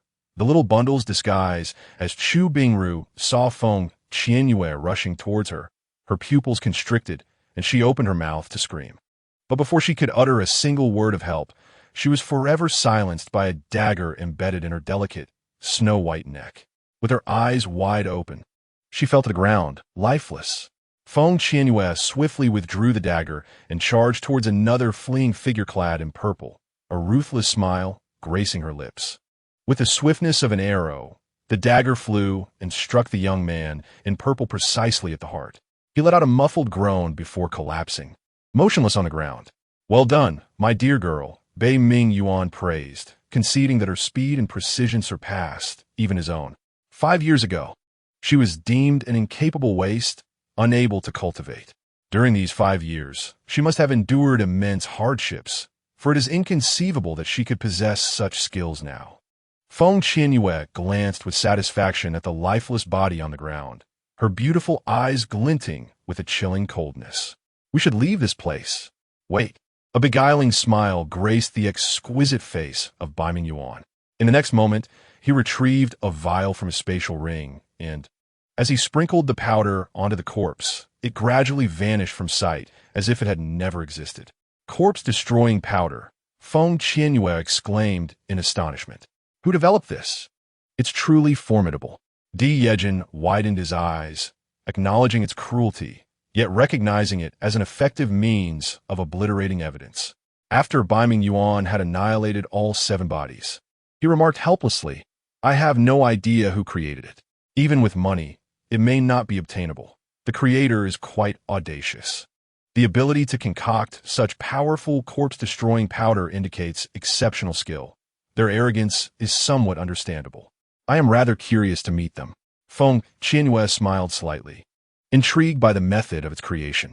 To obliterate a corpse so swiftly is no ordinary feat. The small milk bun approached Feng Qianyue, tugging at her skirt. "Mother, I made the corpse-destroying powder." Feng Qianyue was taken aback. "Little treasure, you mean those bottles and jars you often tinker with at home are for making corpse-destroying powder?" Regent was equally astonished. Bai Mingyuan gulped hard, exclaiming, "So, the one who tricked me last time was you? It's your fault for being so foolish." The small milk bun's innocent face radiated purity. Bai Mingyuan found himself in disbelief, feeling as though his world was crumbling. He had assumed the traitor was a foul-tempered old man, only to discover it was this mischievous child. "Does your father know?"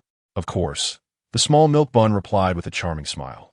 Bai Mingyuan realized that the two of them had conspired together against him, the unsuspecting man. Feng Qianyue squatted down, pinching his soft cheek proudly. "Little treasure, your mother is so proud of you. You are truly remarkable." She could hardly fathom that he had concocted the corpse-destroying powder at just 4 years old. He was an absolute genius. She never expected to have such an extraordinary child with Regent. "It's inherited," the small milk bun blinked innocently. "One can only wonder who your mother is. She must be a genius like your royal uncle to have given birth to such an impressive son," Regent asserted confidently. "Now that you mention it, I am quite curious as well," Bai Mingyuan mused, having previously inquired with Regent, who had remained tight-lipped. Feng Qianyue and the small milk bun exchanged glances before departing hand in hand, with Regent and Bai Mingyuan hastily following behind. After Yin Linlin and her companions exited the mysterious palace, they began searching for Feng Qianyue while simultaneously spreading rumors about her possessing numerous treasures. In no time, Feng Qianyue became a figure known throughout the ethereal secret realm. As the new secret realm opened, not only did the 4 great royal families send representatives, but various powerful factions and prestigious families across the continent also dispatched their younger generations to seek treasures and hone their skills. All the treasures from the mysterious palace had been claimed by Feng Qianyue, inciting envy and resentment among those who remained. Thus, everyone was searching for Feng Qianyue. As evening approached, Feng Qianyue found herself cornered by a group. "Feng Qianyue, surrender the treasure and we may spare your life. Otherwise, You shall all perish. A young man declared coldly, his voice laced with menace. You're truly greedy to take all the good things for yourself, utterly shameless. A woman in white retorted with disdain. Feng Qianyue raised an eyebrow, her demeanor exuding cold arrogance as she replied, Enough with your prattle, if you desire the treasure. Come and take it. With that, she produced a beast bone whip. Having indulged in the comforts of the Azure Dragon Imperial City for too long, she felt the need for a rigorous trial, and this venture into the Void Spirit's secret realm was an opportune moment to gauge the strength of the younger generation. Upon hearing her words, the crowd seethed with anger, their frustration palpable as they yearned to crush her. How dare mere waste, who could not cultivate 5 years ago? Provoke them? Very well. Today we shall teach you a lesson, the woman in white declared as she unleashed a powerful aura, revealing her spirit-fighting realm prowess. The others quickly followed suit, eager to eliminate Feng Qianyue and seize her treasure. Feng Qianyue glanced at Di Jin, instructing, You keep our little treasure safe. Mother, I don't need protection.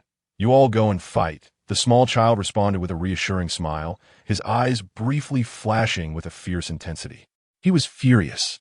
It was a testament to his mother's abilities to acquire the treasure, and why should they snatch it from her? In the distance, seeing that Feng Qianyue remained obstinate, the crowd unleashed their fighting energy and charged at her with ferocity. They numbered over 20, while she had only 3 companions. Feng Qianyue narrowed her eyes, her form darting through the throng like lightning, her whip striking with lethal precision, showing no mercy. Within the confines of the small valley, the atmosphere was charged with turbulent energy. As the battle raged on, nearby individuals sensed the commotion and rushed towards the valley. Upon recognizing Feng Qianyue, they immediately joined the fray. Enraged, Feng Qianyue was enveloped in a chilling aura of carnage, her purple gown stained with splatters of blood that formed grotesque floral patterns. Suddenly, a deafening roar echoed through the air, causing a violent shift in the atmosphere, imparting an overwhelming sense of pressure. Feng Qianyue swiftly dashed to her child's side and covered his ears, her gaze vigilant. She had read accounts of the secret realm. Although uninhabited, it was home to remnants of ancient beasts. These creatures were neither demonic beasts nor spiritual or divine ones, yet they possessed terrifying strength and combat prowess. With some high-tier beasts comparable to the might of a battle emperor, Feng Qianyue pressed her lips together, her expression grave. She felt no fear, yet her duty to protect her son was paramount. The crowd was paralyzed by the roar, apprehensive and anxious, as the thunderous cries drew nearer. Just as they prepared to flee, a colossal figure emerged overhead, casting a shadow over the valley. Your end is near. Suspended in the air was a gigantic golden eagle, looming like a city in the sky, its golden wings shimmering with an ethereal glow. And its eyes, larger than a child's head, gleamed with a fierce brilliance. The golden claws gleamed with a chilling coldness, exuding an aura of destruction that sent shivers down the spine, raising the hairs on the back of one's neck. Could that be the legendary beast, the golden soaring eagle? Oh heavens, we must flee! The urgency to escape this cursed place consumed everyone, their minds no longer on competing with Feng Qianyue for treasures. They would rather face demonic beasts than encounter a mythical creature. This was beyond what they, as mere fighters, could easily contend with in a real confrontation. Victory would be elusive. Feng Qianyue swiftly scooped up the little milk bundle and dashed away. Having perused illustrations of mythical beasts, she was acutely aware of their formidable nature. Di Jin and Bei Mingyuan quickly followed suit. With a thunderous roar, the golden soaring eagle fixated on the diminutive humans below, its demeanor one of haughty superiority, and it dove down for an attack. Having long been deprived of the taste of human flesh. Hurry! Feng Qianyue quickened her pace. Even without glancing back, she could sense the eagle's relentless pursuit, the turbulent air causing her muscles to tense. Though she was a one-star Do Wong, she was ill-prepared to confront the golden soaring eagle. A horrific scream pierced the air. Curiosity compelled Feng Qianyue to glance back, only to feel her scalp prickle in horror as she witnessed the eagle tear a woman to shreds, blood splattering grotesquely. Following that, More screams erupted as the slower individuals fell victim to the eagle's claws. Suddenly, the massive shadow of the golden, soaring eagle loomed over them, and it unleashed torrents of searing flames, completely obstructing their escape route. What now? I did not wish to perish. Had I known of the mythical beast, I would have refrained from coming, lest I find no treasure and lose my life in the process. It seems to be drawing ever closer. The fleeing crowd halted, their faces pale, eyes filled with sheer terror and panic. Feng Qianyue regarded the distant golden soaring eagle with an unwavering composure, showing no signs of distress. She would not concede defeat until the final moment. "You insignificant humans shall perish," the golden soaring eagle declared, flapping its wings and soaring towards them with its gaping maw open wide. There was no escaping, no evading. The only recourse was to fight. Various hues of battle energy began to emanate. Feng Qianyue handed the little milk bundle to Di Yijin, her tone serious. "Take care of him. I will," he assured, clutching the child tightly. Just as Feng Qianyue prepared to advance, a few figures dashed towards them from the distance. None other than Feng Qianyue and Su Beilin, disciples of the Doshan Hall. "Is it a mythical beast? If we slay it, will it reflect well on us?" Su Beilin's eyes sparkled with excitement, her dissatisfaction with Feng Qianyue's prior advantage palpable. "Senior sister, I believe so. Although the golden soaring eagle is a mythical beast, our combined strength as disciples of the Doshan Hall should suffice to vanquish it," Feng Qianyue declared with noble grace. The pitiful state of those unfortunate souls in the distance marked the perfect opportunity for them to showcase their prowess. Su Beilin turned to the other disciples. "Do you wish to fight?" "Yes, we must fight. Let us demonstrate the strength of the inner disciples of the Doshan Hall," Qin Xiang proclaimed, prideful and brash. The others echoed their willingness, all eager to shine and earn the admiration of their peers. Su Beilin cast a glance at the distant figure of Feng Qianyue, drenched in blood, her lips curling into a scornful smirk. Worthlessness is indeed synonymous with weakness. In pursuit of the treasure she possessed, they must confront the golden soaring eagle. Otherwise, how could they seize the coveted prize from her grasp? "Step aside. Allow the disciples of the Battle God Temple to handle this," Su Beilin proclaimed as she advanced, summoning her accompanying primordial spirit to strike at the golden soaring eagle. Feng Qianyue turned to Di Ling Mu and Di1 Air, "Your Highness, please wait for me here." "Xiao, do take care," Di Ling Mu gently cautioned. With a soft smile, Feng Qianyue soared into the air, wielding her sword against the golden soaring eagle. A sharp, jarring sound resonated as her blade met its wings, which were as unyielding as iron, failing to penetrate and instead sparking a cascade of embers. The onlookers were left in astonishment. Feng Qianyue narrowed her eyes, surprised that Feng Qianyue would dare to attack the golden soaring eagle. One could only describe her actions as foolish. Indeed, the golden soaring eagle erupted in fury, sweeping its wings towards her with tremendous force. Feng Qianyue felt a powerful surge rushing towards her, causing her insides to twist painfully and paling her delicate visage. Just as it seemed she would plummet, a golden phoenix swooped in to catch her, radiating a blinding brilliance. The golden phoenix emitted a resounding roar, exuding a formidable aura. Feng Qianyue's gaze remained fixed on the phoenix, her exquisitely beautiful face etched with icy resolve, her fists clenched tightly, a manifestation of her accompanying primordial spirit. My heavens! Her primordial spirit is a phoenix. Truly, a testament to the inner disciples of the Battle God Temple. This girl is a prodigy. How enviable! The higher the grade of one's primordial spirit, the swifter the advancement. She is destined for greatness. Amidst the chorus of admiration surrounding her, Feng Qianyue basked in the praise, signaling the phoenix to gently lower her to the ground. She was acutely aware that she was no match for the golden soaring eagle. "Senior sister, it's far too powerful," Feng Qianyue gasped, clutching her chest in distress. Su Beilin, eyeing the predatory gaze of the golden soaring eagle, declared, "We must engage once more. Otherwise, we shall never escape this place." Instantly, a dozen disciples from the Battle God Temple charged at the golden soaring eagle anew. "We must leave," Feng Qianyue urged Di Yijin and Bei Mingyuan. She had no desire to watch the spectacle unfold and preferred to seize the opportunity to flee.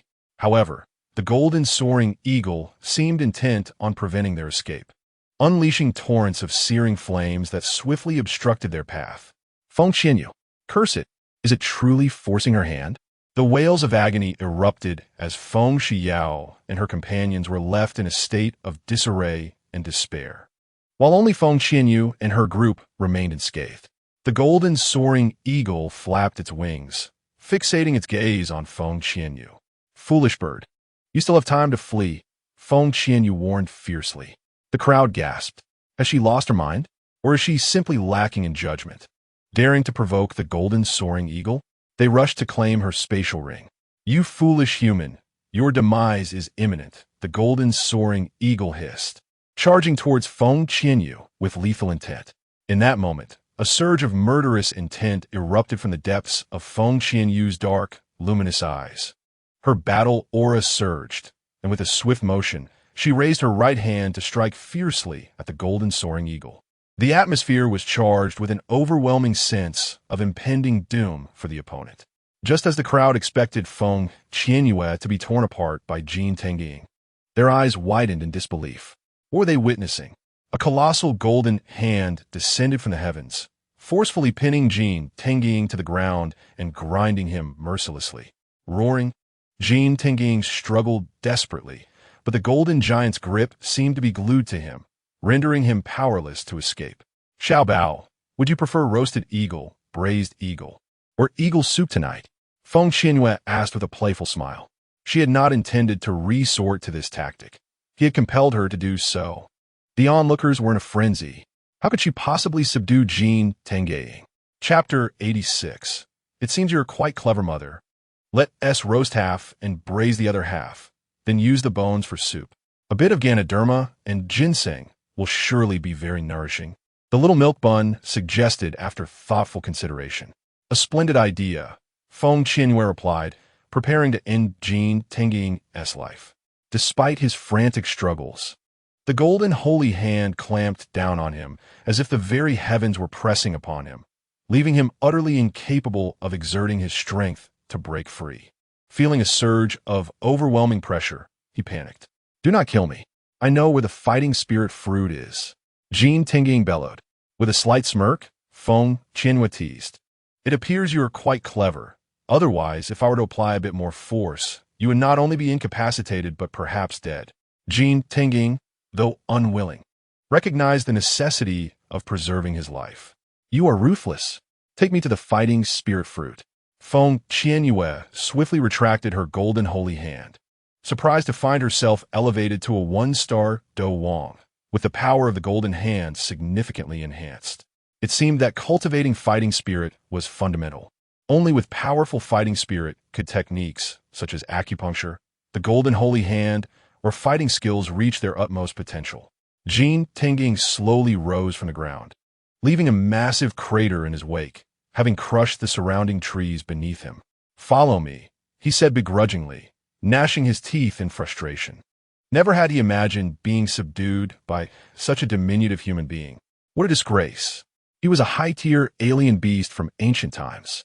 Feng Qianyue turned to Feng Qianyue with a knowing smile, saying, It seems you have not acquired any skills during your years at the Fighting God Temple. I look forward to our competition. With that, she took the little milk bun by the hand and left in high spirits. Feng Qianyue trembled with rage, her eyes radiating a chilling aura. What had just transpired with that enormous golden hand descending upon her? How did Feng Qianyue possess such astonishing abilities? The very thought of the pressure and power exerted by that golden hand sent her heart racing with anxiety. In a competition, if Feng Qianyue employed that technique, she would undoubtedly lose. Her reputation would be irrevocably tarnished, and Feng Qianyue would emerge as the pride of the Feng family. Suddenly, she understood. Feng Qianyue had intentionally issued a challenge at the Fighting Spirit Guild because she was confident in her victory. The prospect of Feng Qianyue obtaining the fighting spirit fruit sent Feng Qianyue into a panic. She could not afford to be outdone by Feng Qianyue. Absolutely not. Di Linmu's face bore an expression of shock as he fixated on the purple figure. Was that formidable and imposing woman truly Feng Qianyue? she defeated the Golden Eagle, a feat that even the inner disciples of the Battle God Hall could not accomplish together. Yet she achieved it single-handedly. What has Feng Qianyue experienced over the past 5 years that has rendered her so formidable? We must follow her. The spirit fruit of Battle Qi does not belong to her alone. Su Beilin seethed with jealousy, initially hoping that the disciples of the Battle God Hall would shine, only to have the spotlight stolen by Feng Qianyue.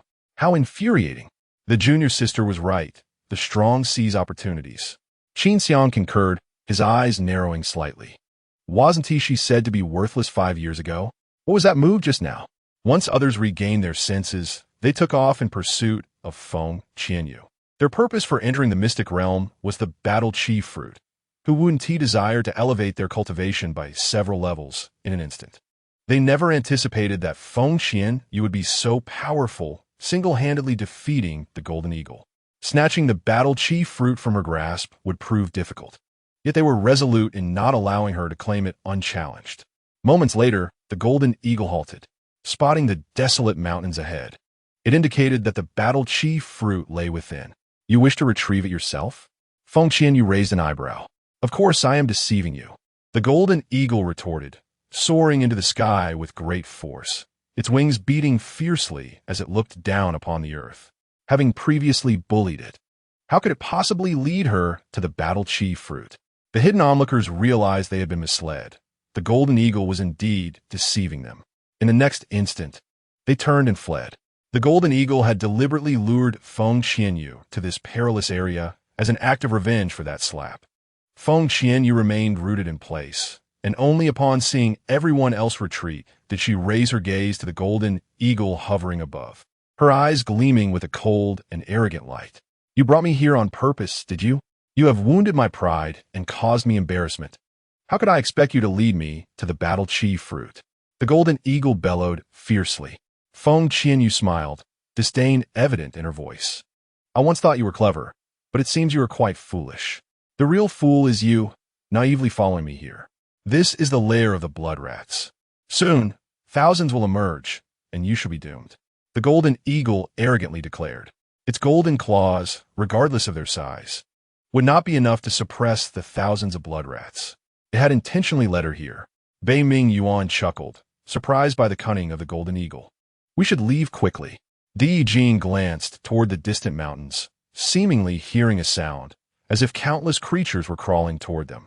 The Golden Eagle laughed triumphantly, relishing their predicament. Run? Do you think you can outrun the blood rats? We cannot, but what of you? Feng Qianyue inquired, stroking her chin. Of course. I can escape, especially since I can fly above them. They cannot reach me, the Golden Eagle replied, looking at Feng Qianyue as if she were simple-minded. Then it's settled, Feng Qianyue said, satisfied. The Golden Eagle glared, furious. What do you mean by that? Do you dare think I would lead you to safety? Don't even dream of it. You can enjoy your game with the blood rats. With that, it prepared to take flight. Do you not feel a burning sensation upon your skin? Feng Qianyue smirked knowingly. What have you done? The Golden Eagle's eyes widened in alarm. Its entire body ablaze with an intense heat, a direct consequence of its urgency to flee. It had been dusted with a toxic powder. If the poison were not neutralized, its feathers would fall out one by one, leading to the eventual decay of its skin and, subsequently, its innards. Feng Qianyue wore a devilish smirk on her exquisitely crafted face. Did she leave no contingency plan? Certainly not. You. The Golden Eagle seethed. Its teeth clenched in frustration as it glared at Feng Qianyue. The mere thought of losing its plumage filled it with a desire to tear her apart. Feng Qianyue gazed at it haughtily, proclaiming, either descend and take us away, or await your demise. Are you not feeling a sharp pain in your chest, akin to being pricked by needles? The Golden Eagle fixed its furious gaze upon her, letting out a series of enraged screeches. Never before had it felt so cornered. She had stealthily poisoned it without its knowledge. Suddenly, a swarm of colossal red rats appeared in the distance, their bristling fur glinting menacingly like sharp blades.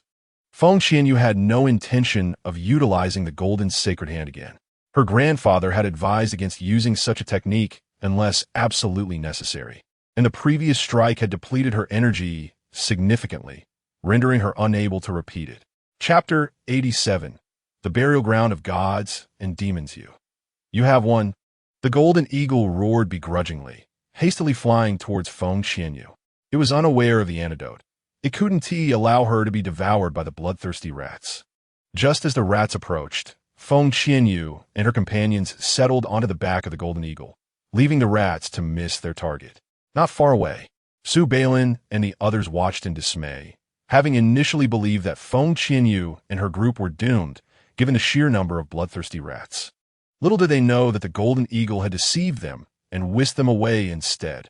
The golden eagle's speed was astonishing, and it vanished in an instant. We must swiftly locate Feng Qianyue.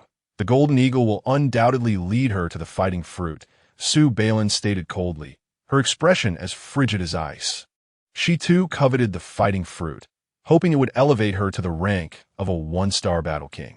Feng Xiao bit her crimson lip, resolute in her determination that Feng Qian, you must not acquire the fighting fruit. Along their journey, Bei Mingyuan and Di Yijin continuously praised Feng Qianyue, their admiration genuine.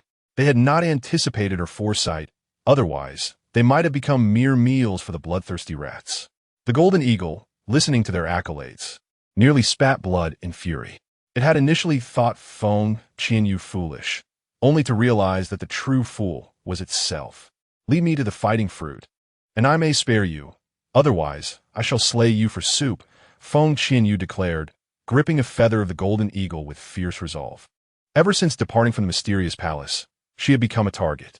Those individuals would not allow her to escape unscathed. She had to find the fighting fruit quickly and consume it, lest unforeseen calamities befall her. The golden eagle snorted disdainfully, declaring, I advise you insignificant beings not to harbor delusions. Even if I were to reveal the location of the fighting fruit, you would be incapable of obtaining it. Simply take me there. Acquiring it is my own affair, Feng Qianyue replied, her eyes radiating nobility, her delicate features exuding determination. You know not the heights of your own hubris. The golden eagle sneered, before altering its course towards the eastern side of the secret realm. Feng Qianyue gazed intently ahead, her heart a tumult of anticipation and anxiety. It seemed that Jin Tong-ing would not deceive her this time. Moments later, Jin Tong-ing came to a halt at the entrance of a barren valley. Deep within the valley lay the remains of a beheaded deity, the essence of which he had fabricated. Surrounding the periphery were numerous high-level exotic beasts. To enter, one must first conquer them. A deity? Feng Qianyue swallowed hard. Such a formidable entity was beyond her wildest imaginings, a being surpassing even the Do God. It was rumored that only those who ascended to the 9-star Do God and successfully navigated the tribulations could attain divine status. Jin Tong-ing scoffed, warning her that a mere human like herself could never provoke a deity. He strongly advised her to abandon such thoughts. Feng Qianyue blinked, her excitement bubbling forth. Since a deity is buried here, could there be divine artifacts? Jin Tong-ying's lips twitched. Was she truly unafraid? How could she still entertain thoughts of divine artifacts? She was indeed a woman of whimsical dreams. I shall venture in now. You all wait for me outside, Feng Qianyue declared resolutely. What a danger! If she did not take the plunge, she would not only miss out on the essence, but also the divine artifacts. Both were essential for her. My dear girl, this is far too perilous, Bei Mingyuan said, his expression grave. If Jin Tong-ing spoke the truth, the valley would undoubtedly harbor great danger. I do not approve of your reckless entry. It is too risky. Di Yijin admired her audacity. She truly feared nothing. The little one looked up at Feng Qianyue. Mother, I will accompany you. Feng Qianyue shook her head, her tone serious. You must stay outside with them. Though he possesses some skills, I prefer not to take you into danger this time. I can navigate better alone without concern. Then do take care, the little one relented, trusting that his mother would be safe. Feng Qianyue cast a glance at Bei Mingyuan and Di Yijin before striding boldly into the valley. Jin Tong-ying's eyes widened in disbelief. This woman was extraordinarily bold. Did she truly feel no fear? Not far away, atop a mountain peak, stood a group of individuals, both men and women. At the forefront, a man and a woman donned resplendent golden armor, exuding an air of majesty. Suddenly, a black crow swooped down. alighting upon the shoulder of a young man. After listening to the crow's report, he quickly conveyed the news. To his astonishment, the essence was indeed located in that valley. Your Highness, shall we proceed there now? Ji Nanyan's crimson lips curled into a beautiful arc. This Feng Qianyue possesses quite the audacity. Indeed, 5 years ago, she was but a waste. Having finally begun her cultivation, it is no surprise she would risk everything for the essence. Alas, she is unworthy of obtaining it. Ji Xian's sharply defined features bore a noble expression. Ji Nanyan narrowed her eyes, concerned that should she acquire the essence, that golden hand, which was no ordinary technique, had already dispatched Jin Tingying with a single strike. Thus, it would be prudent to let Feng Qianyue lead the charge. Once she has eliminated the exotic beasts, and her essence is nearly depleted, that shall be our opportune moment to strike. Ji Xian's lips curled into a sinister smile. The essence was a prize that the White Tiger Empire must secure. Your Highness speaks wisely. Ji Nanyan slightly raised her exquisite chin, eager to gauge the prowess of Feng Qianyue, a mere scion of a humble family daring to covet the precious duki fruit. Truly, a display of reckless audacity. In the valley, Feng Qianyue dashed forward, intent on evading confrontation with the ferocious beasts, her sole aim being to locate the resting place of the divine and demonic beings, where both the duki fruit and the divine artifacts surely lay hidden. Yet, the thunderous roars of the beasts echoed relentlessly, as if attempting to upend the very heavens, resonating throughout the ethereal realm. Feng Qianyue halted, her hands clenched into fists. One by one, the beasts emerged, their forms towering 2 to 3 times larger than ordinary magical creatures, their mere presence exuding an overwhelming pressure that sent shivers down her spine. Human, you possess remarkable audacity. This is no place for your kind. Depart at once, they growled. Feng Qianyue advanced step by step, her enchanting visage remaining composed and unyielding as she proposed. Shall we consider a trade? The beasts exchanged glances, unleashing furious roars in response. You presume to negotiate with us, insignificant human? Surely, you cannot approach the resting place of the divine and demonic beings. Feng Qianyue, brimming with confidence, replied with a wry smile. I surmise you're unable to approach that sacred site either. If you could, the treasures would already be in your possession, and you wouldn't linger here. The beasts pondered her words, recognizing a glimmer of intelligence in her. Let's collaborate. Allow me to attempt access. I seek only the duki fruit and the divine artifacts. The rest shall remain yours, she continued, her strategy hinging on wit rather than brute strength, for she knew she could not contend with so many formidable foes. You are audacious, yet we cannot approach that place, and neither shall you, sneered the dark-hued octagonal winged dragon, its eyes filled with disdain. Who do you think you are, to negotiate with us? The fierce blue-eyed centipede menaced, brandishing a claw capable of crushing her. The other beasts roared in unison, their massive jaws agape, exuding an oppressive force. Feng Qianyue summoned her duki for protection, standing tall and unwavering, her delicate features devoid of panic, her star-like eyes shining with determination. Why not allow me to try? If I fail, you may dispose of me at your leisure. Should I succeed in approaching that place, you would reap the treasures without incurring any loss. She was resolute, and it was evident that the beasts were somewhat intrigued. Otherwise, they would have attacked her without hesitation. Her reasoning bore a semblance of merit. Prompting the sky serpent to speak, let her attempt it. We have gazed upon that place for too long, yet we cannot draw near. You best heed this warning. Failure to comply may result in your demise. The blue-eyed centipede threatened ominously. After deliberation, the other beasts ultimately consented to permit Feng Qianyue to make her attempt, albeit with little hope, for if they could not breach the threshold, how could an ordinary, insignificant human ever hope to succeed? Feng Qianyue's watery eyes brimmed with delight as she pondered for a moment before declaring, I believe I can enter. With that, she strode boldly into the valley. The beasts regarded her with disdain. This woman was utterly arrogant and shameless, perhaps believing herself invincible. It appeared she was quite naive, unaware of the formidable nature of the divine beings. Even in their downfall, their essences remained, and not just anyone could approach them. Without the beast's obstruction, Feng Qianyue rushed unimpeded into the valley. Gradually, a dense white mist enveloped the surroundings, obscuring all visibility. Feng Qianyue halted her steps, her gaze vigilant as she scanned her surroundings. Sensing no immediate danger, she cautiously ventured into the mist.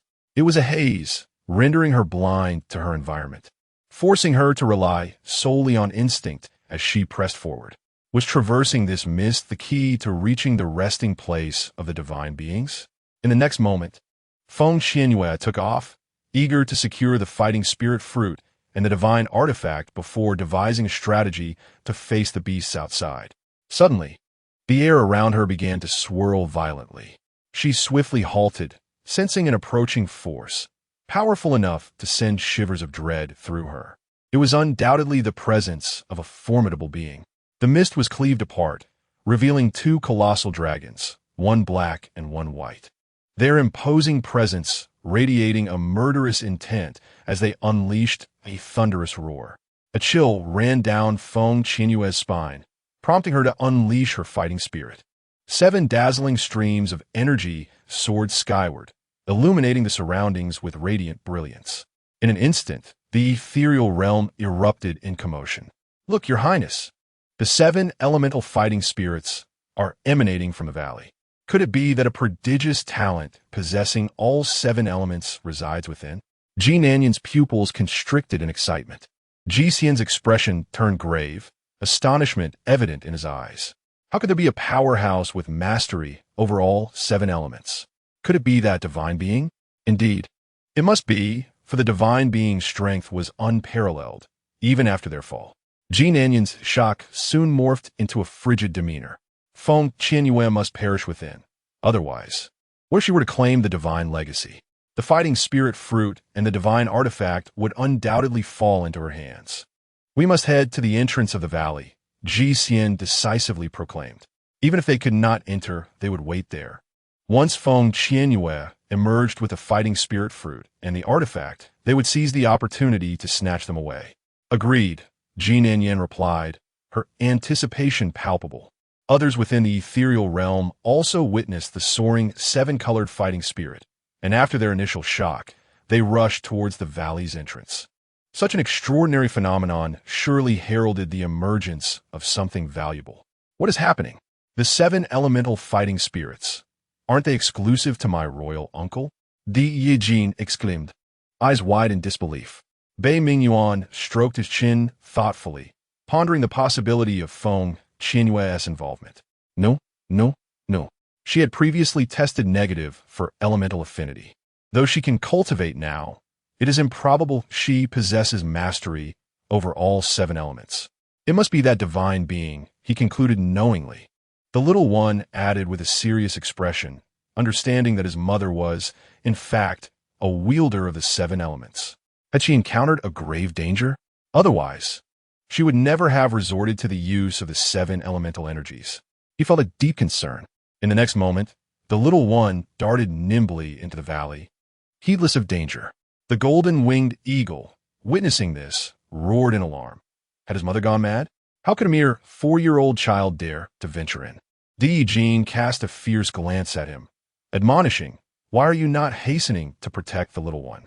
If anything befalls him, Feng Qianyue will not offer you an antidote." Silence. The golden-winged eagle retorted angrily, its feathers bristling. That wretched woman had stated that she would provide the antidote only upon her return. If she did not emerge, would he not succumb to poison? After a moment of hesitation, he rushed into the valley, knowing that if the mischievous child encountered trouble, the insane woman would certainly deny him the antidote. Deep within the valley, Feng Qianyue radiated a spectrum of colors, wielding a beast-bone whip as she calmly observed the imposing figures of 2 colossal dragons. They were formidable, undoubtedly guarding the headless demon. As a mere 1-star Do Wang, she had no hope of defeating them. "I come here without malice, seeking only Do Chi fruits and divine artifacts. And I assure you, I shall not disturb the great demon lords," Feng Qianyue declared with sincere and forthright expression. "Insignificant human, be gone." The black dragon coldly commanded from its lofty perch, surprised by the woman's audacity. she remained unfazed in their presence. "You are unworthy of the Do-Chi fruits and divine artifacts," the white dragon disdainfully added, perceiving her as nothing more than an insect. Feng Qianyue pressed her lips together thoughtfully and inquired, "What must one do to be worthy of them?" The two dragons were momentarily taken aback. They had never encountered a human who appeared so unafraid. While others would have trembled before their draconic might, she stood composed, even daring to ask about obtaining the coveted treasures. "The Do-Chi fruit is a fabrication of our master. The divine artifact has been used by our master. How can you possibly compare yourself to him?" The black dragon replied with a chilling glare. "As long as we are here, none shall take our master's possessions." Feng Qianyue raised her delicate chin and spoke slowly. "At present, I cannot compare to him, but who can predict the future? Presumptuous. Our master is a being of noble status. And what are you?" The white dragon seethed, its piercing gaze threatening to tear her apart. Chapter 89. The Headless Man. "I may be insignificant now, but as long as I remain steadfast and relentless, there will come a day when I too shall emerge as a strong being," Feng Qianyue asserted, her eyes radiating determination and her expression resolute. No one could deter her from the path of strength, though she recognized the dangers and hardships that lay ahead. Without embarking on this journey, she would forever remain a weakling. "You are still too young. Countless individuals have devoted themselves to arduous training, yet they remain human, never ascending to divinity or demonhood, let alone becoming gods or demons," the white dragon mocked, viewing her as a dreamer lost in folly. "Just because it has not happened before does not mean it cannot happen in the future. Even if I never become a god or a demon, what of it? At least I will have fought valiantly for my aspirations. Even gods and demons can fall," Feng Qianyue replied, standing tall with conviction. "Impudent." The black and white dragons roared in fury upon hearing her final words, diving toward Feng Qianyue with murderous intent. How dare she look down upon their master? Cursed be it. Feng Qianyue stood resolutely in place, her dark, lustrous eyes brimming with defiance. She felt no remorse for her words. Sensing the malevolence surrounding her, she immediately summoned the golden sacred hand. Though victory was not guaranteed, a defense was certainly within her reach. The earth trembled, and the air within the valley surged violently. Onlookers outside were thrown off balance by the overwhelming force, and as they glanced upward, they beheld a colossal golden hand firmly restraining two enormous dragons, one black and one white. Good heavens! Ancient divine dragons, two of them. A collective gasp escaped their lips. These were beings they would never dare provoke, yet here was Feng Qianyue attacking them. Had she lost her senses? She was utterly oblivious to her own limitations, daring to confront two ancient dragons. The black and white dragons roared in fury, their bodies pinned down by the golden hand. How infuriating! Who was she to wield such a gigantic golden hand? Did she believe she could defeat them? It was a futile hope. The thunderous roars of the dragons echoed, and in an instant, the golden hand was shattered. Feng Qianyue staggered backward, blood spurting from her mouth, her insides ablaze with pain. "Human, you stand no chance against us," the black dragon declared arrogantly, grudgingly acknowledging her audacity. Yet, weakness is ultimately weakness. The aspiration to ascend to divinity or malevolence was unattainable. To speak so disrespectfully to our master is a grave mistake, the white dragon snarled, launching itself towards Feng Qianyue. Its eyes, larger than copper bells, glinting with cold malice. Feng Qianyue swiftly unleashed her strongest fighting spirit to defend herself, her gaze resolute, her pallid face devoid of fear or trepidation. "Do not harm my mother," cried the small child, darting in front of Feng Qianyue, promptly closing his eyes to unleash the golden eyes. A brilliant beam of golden light erupted forth, striking the white dragon directly. The white dragon emitted a wretched and furious cry, twisting in midair. Feng Qianyue gazed at the small body shielding her, her eyes instantly moistening. She dashed forward, placing herself protectively behind the child, her gaze sharp as she confronted the two colossal dragons above. "Mother, I'm fine. I just feel a bit dizzy." "Wait, why are there so many mothers?" Turning around, Feng Qianyue saw the small child topple to the ground. She quickly reached out, cradling him in her arms. "Little treasure, do not frighten your mother. I'm all right. Do not worry." The child beamed with a charming smile, though he had simply overexerted himself. "Do not act so foolishly in the future. What would happen to your mother if something were to befall you?" Feng Qianyue's voice choked with emotion as she recalled the moment he had fallen. "I will be fine," the small child reassured her, reaching out to touch her face. Feng Qianyue grasped his hand to check his pulse, and upon confirming his safety, she gently placed him on the ground beside her.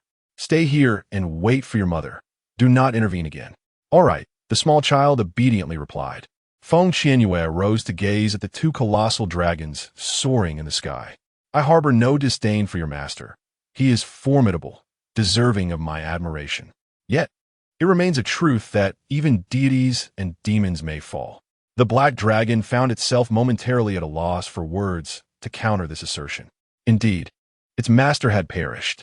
Suddenly, it turned its attention to the small child on the ground, who possessed golden eyes, an indication that he was no ordinary being. Even in death, her master held more nobility than you insignificant humans. "How dare your son harm me? I shall devour him." The white dragon roared, its expression twisted with fury. It was utterly humiliated to have been attacked by a mere child. Without hesitation, it charged once more at Feng Qianyue. Feng Qianyue unleashed a surge of 7 elemental energies, her beast-bone whip striking out fiercely. Until the very last moment, she would not concede defeat. The white dragon, enraged by her defiance, unleashed a series of furious roars as its tail lashed out violently at her. A muffled grunt escaped her lips as she coughed up another mouthful of blood. Despite her speed, it paled in comparison to that of the two ancient dragons. "Mother!" the little child exclaimed in alarm as he stood up. Feng Qianyue wiped the blood from the corner of her mouth and hurried towards him. If she allowed him to leave now, he would surely refuse. "Are you afraid?" "Not afraid," the little one replied, his voice both youthful and resolute. She affectionately ruffled his hair, scooping him up as she dashed deeper into the valley. The black and white dragons stared in disbelief. How could she persist in entering? Did she truly fear for her life? The two dragons pursued her relentlessly, attacking as they flew. Feng Qianyue, cradling the little one, dodged and weaved, but ultimately, the dragons, beasts of the ancient world, far outmatched her speed. Suddenly,